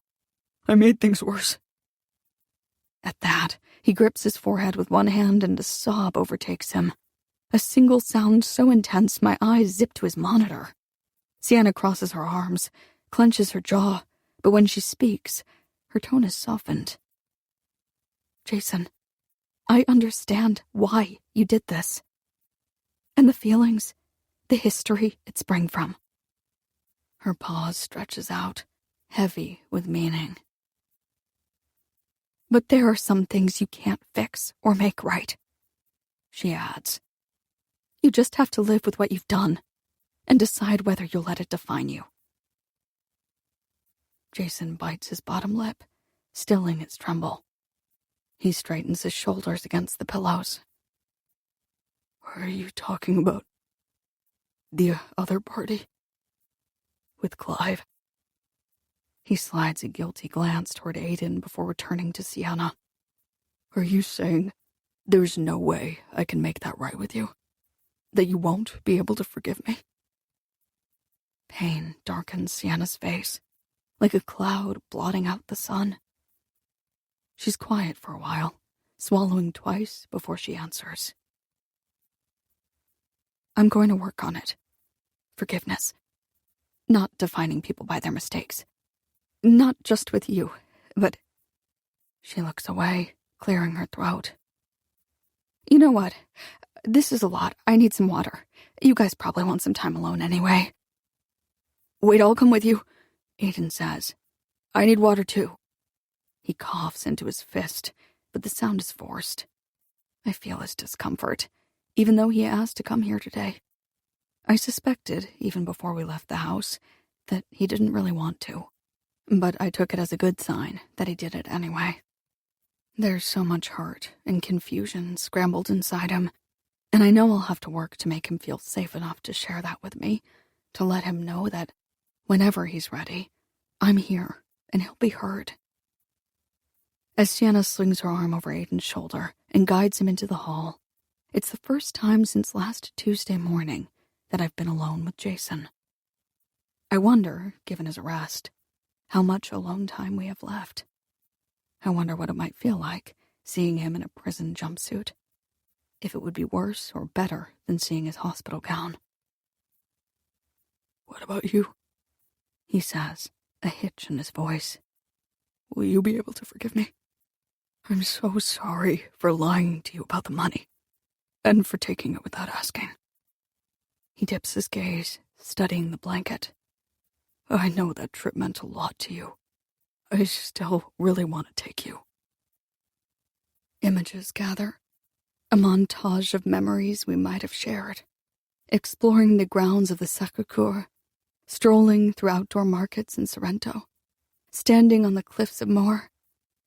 Europe has never felt so far away, and I haven't forgotten that Jason gave to Maeve by taking from me. Why didn't you ask me? I say. Jason bites his lip. I didn't know how to explain it. Why I knew that Maeve needed to get away from Gavin. I couldn't tell you it reminded me of Clive in high school, without telling you what really happened with Sienna at that party. I frown at him, unsatisfied by that answer. Either way, he adds, it was wrong of me. He meets my eyes again. Julia, I need to know we'll be okay. I sit on the side of his bed, giving myself time to think through my response. Because even now, my instinct is to agree, to hold myself back from making waves. We'll be okay, I almost say, as if Jason's need is more important than mine. But I want to be done with that, shrinking myself for other people's comfort. Jason, it's not just the money or the trip. Yes, that's a big deal, but it's so much more than that. You slept beside me for 3 nights knowing you'd stabbed a man. Then you knew Maeve killed him, and you never said a word. I was protecting her. I know you think that, but you did so at the cost of our relationship, our trust. He stares at me, unblinking, eyes wet and fearful. Finally, he nods, accepting the truth. You've done that a lot, actually. I continue. Hurt me, hurt our family while you claim to be helping others. I won't go through all the examples now. This is a longer talk we'll need to have. But you have a pattern, Jason. Again, I watch him process my words, his expression torn between confusion and consideration. And I know I haven't been perfect. I add, I've lied to you too, in my own way. It's not the same at all, but I never told you how much it hurt me, how betrayed I felt after you used that money. Guilt tightens Jason's face. You might not have said it, he says, but I felt it. You hardly looked me in the eye for months, and it killed me, knowing I'd hurt you so much. That's why I couldn't bear to let you down about that promotion. But I didn't care about the promotion. I cared about the betrayal, which is exactly what I'm talking about. It's my fault you didn't know that. There were so many times I locked my feelings away. But it only hurt me, hurt us even more to do that. So I can't keep quiet anymore. I won't. Jason puts his hand on mine. And I don't want you to. I want to know how you're feeling, especially if you're upset with me. But we'll be okay, right? He asks again, still looking for this to be easy, to be over. I don't know, I tell him. We've been married for 15 years, but I don't know how well we really know each other. I let that linger a moment, the truth I've only just begun accepting. Like Sienna, I'm willing to work on it. But we don't stand a chance if we can't be honest with each other, even if that honesty hurts us. He raises my hand to his mouth, kisses it with lips so dry they scratch my skin. A tear slips from his lashes, and I catch it by cupping his cheek. He leans into my palm, eyes closed, like my touch is something precious, something he never wants to lose. Julia, I promise, he says, from now on, I'll be honest. Somewhere inside me, my mother tries to intervene. Never trust a man. She always said it like it was a decision I could make, and only ever a wrong one. But trust isn't chosen, it's earned. And as I look at Jason now, vulnerable and earnest, it's possible to imagine that somehow, with time, he will earn mine. Then again, maybe he won't. Maybe in the end, we'll let each other go. I still worry what that means for me and Sienna. The fear of losing her still grabs me by the throat. But I push that panic aside, table it for later. Because Sienna isn't here right now.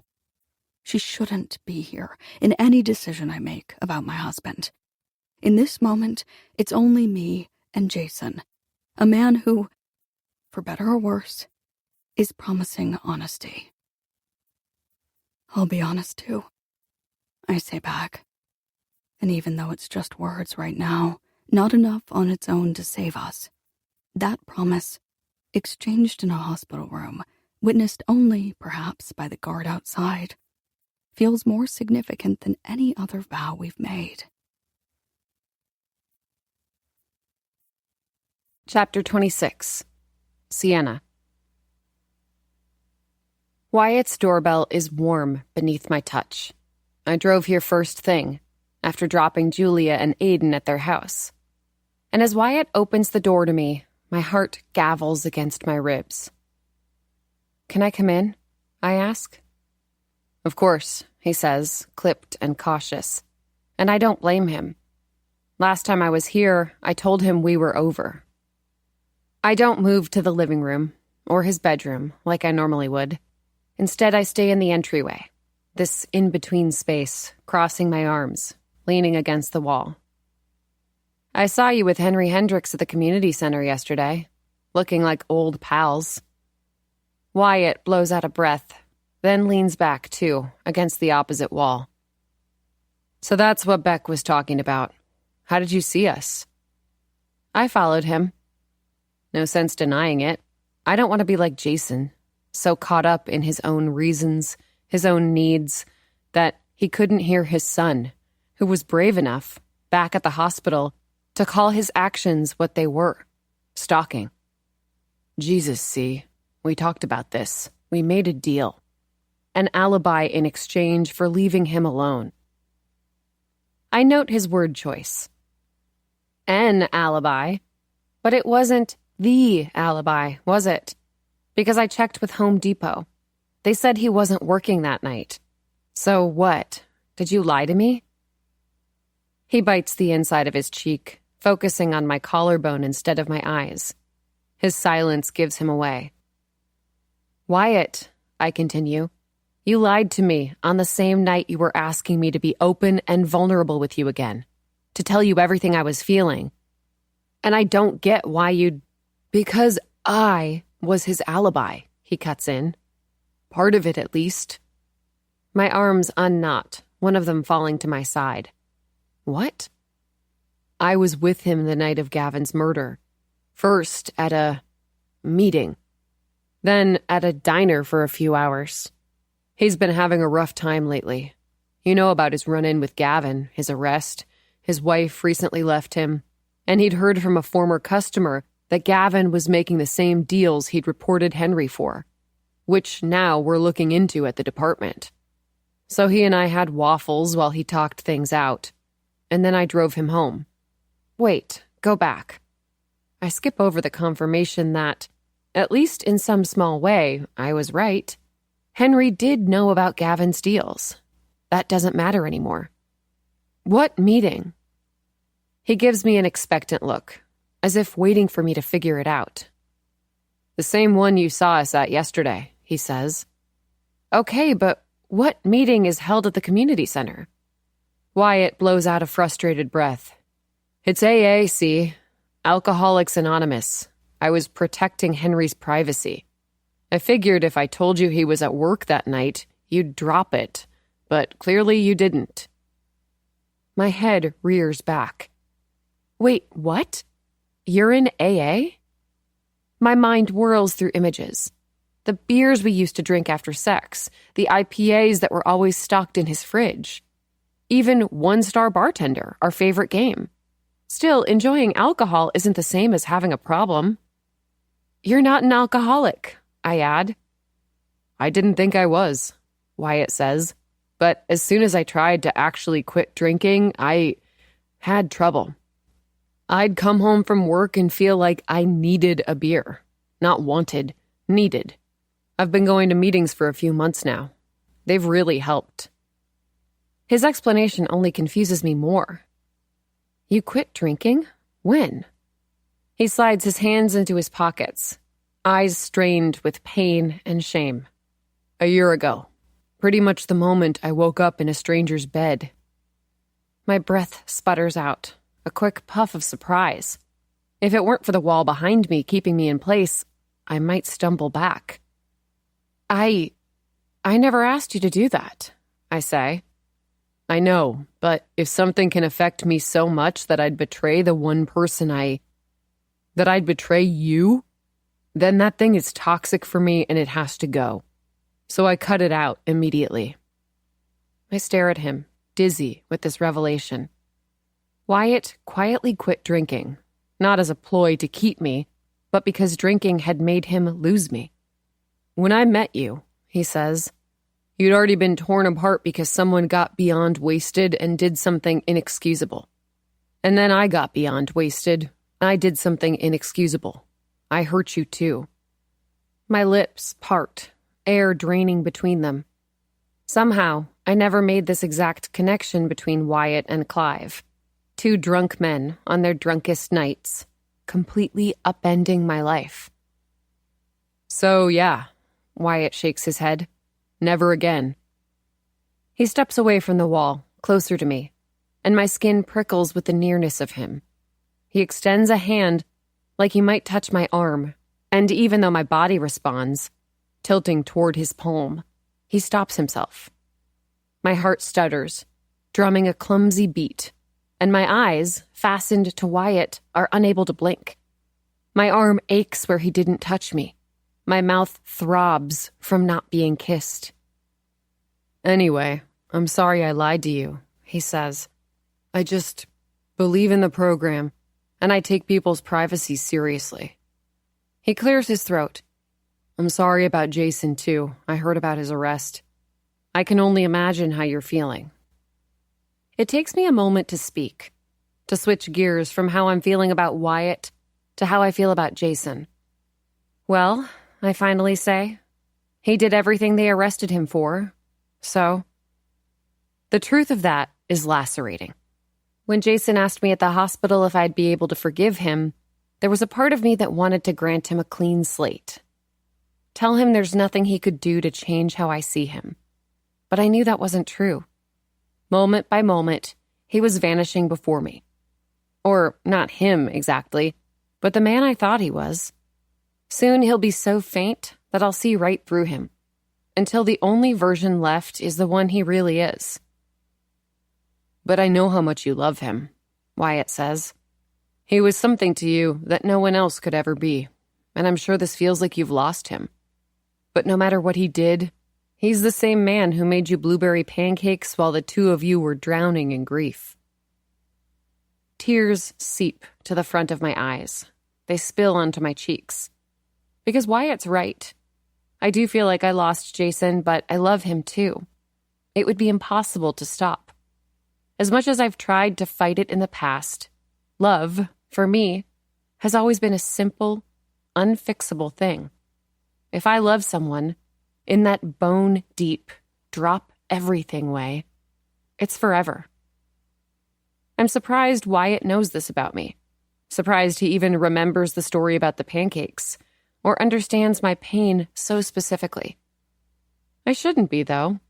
Like Julia, Wyatt has always seen me so clearly. And over the years, he's memorized me with the greatest of care.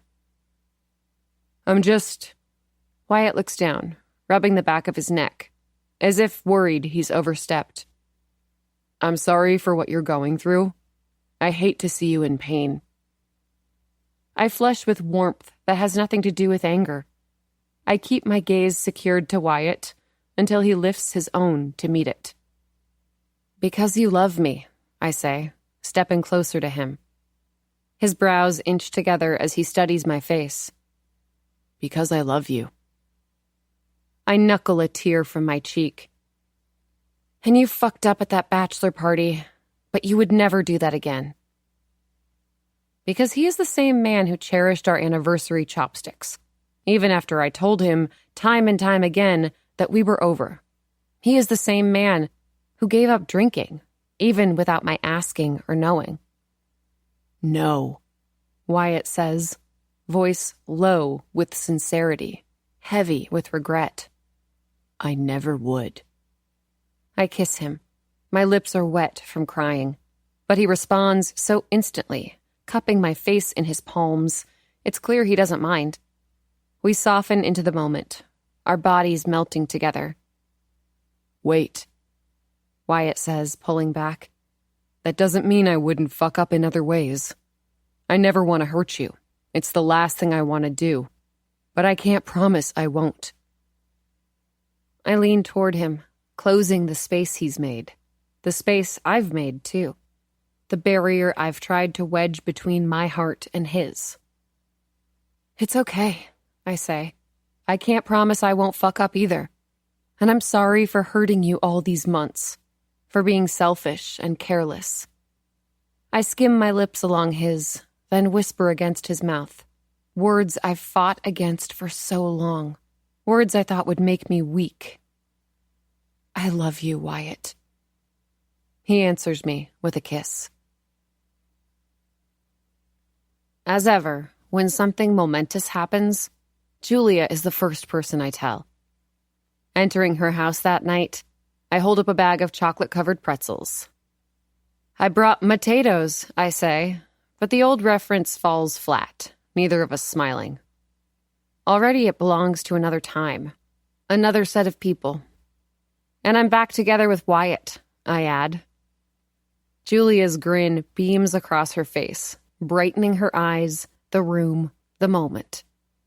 "You are?" she asks, voice verging on giddy. "Yeah, someone kind of smart told me that Wyatt can make a colossal mistake and still be the best thing for me." I shrug. I think she was right. "Oh, wow. Well," she looks at her fingernails, playing it cool. "Whoever she is, she sounds amazing." I carry the pretzels into the living room, where I slump onto the couch. Julia follows, already reaching into the bag. "Yeah, she's a real angel," I say.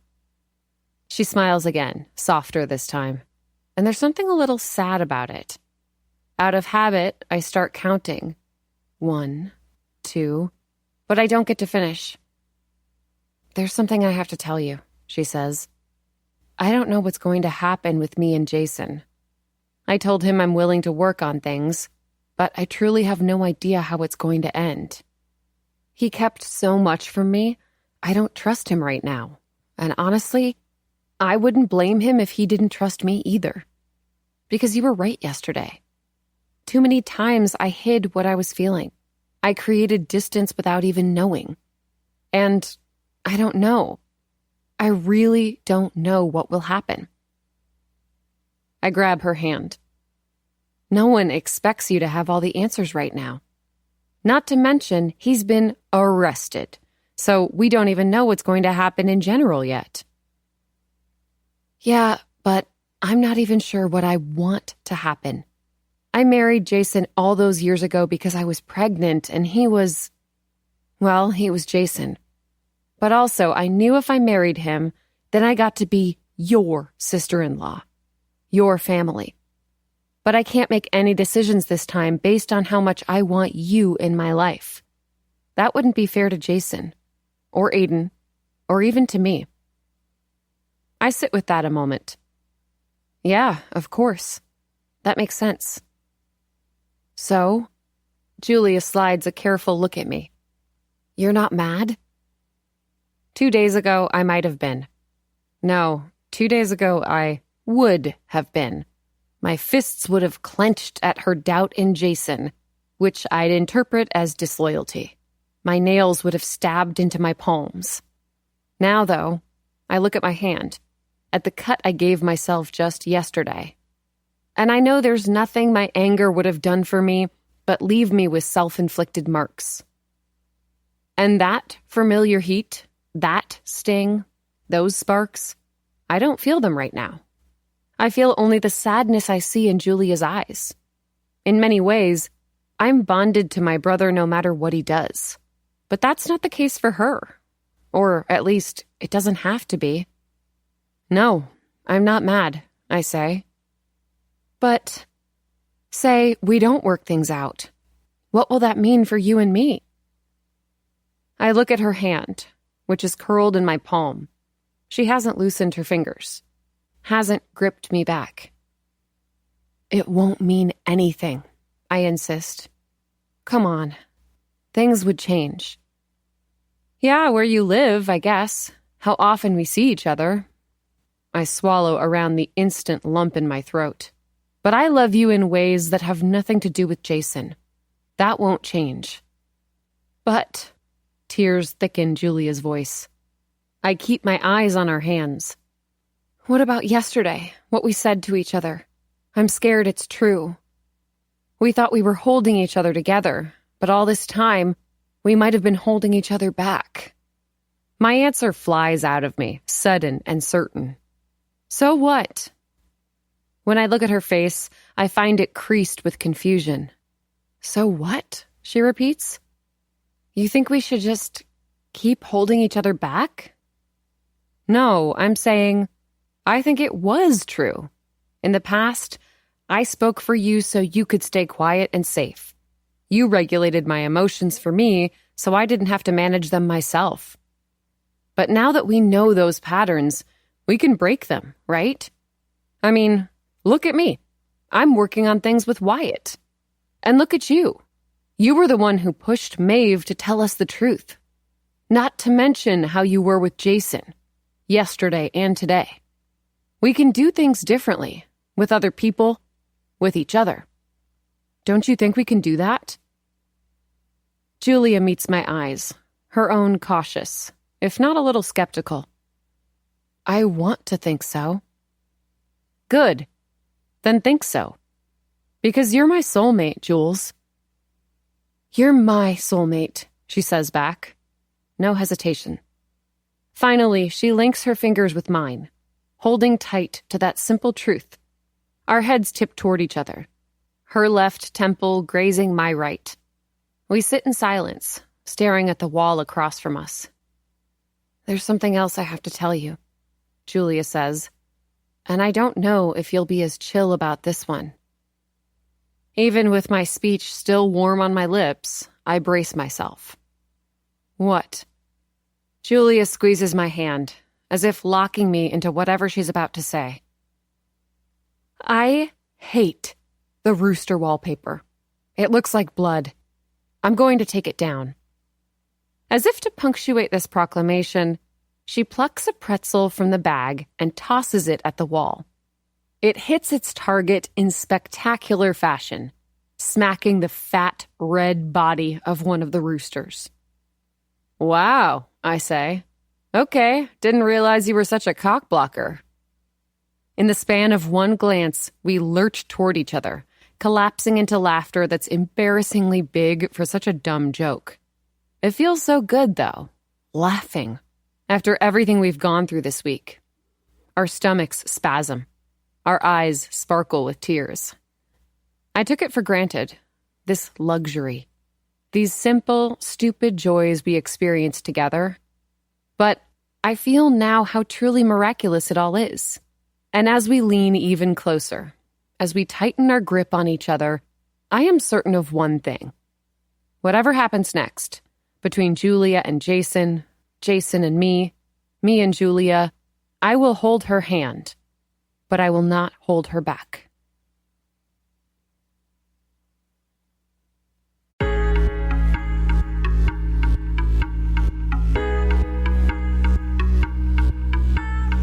Thicker Than Water, a novel, was written by Megan Collins and read by Gail Shallon and Emily Tremaine.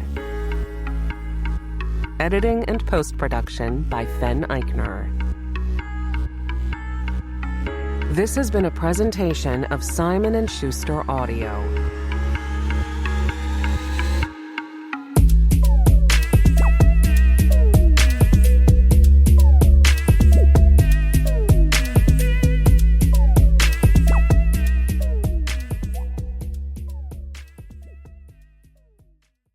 Thicker Than Water is available in print from Atria Books. Also available from Simon & Schuster Audio. The Family Plot, a novel by Megan Collins, read by Emily Tremaine.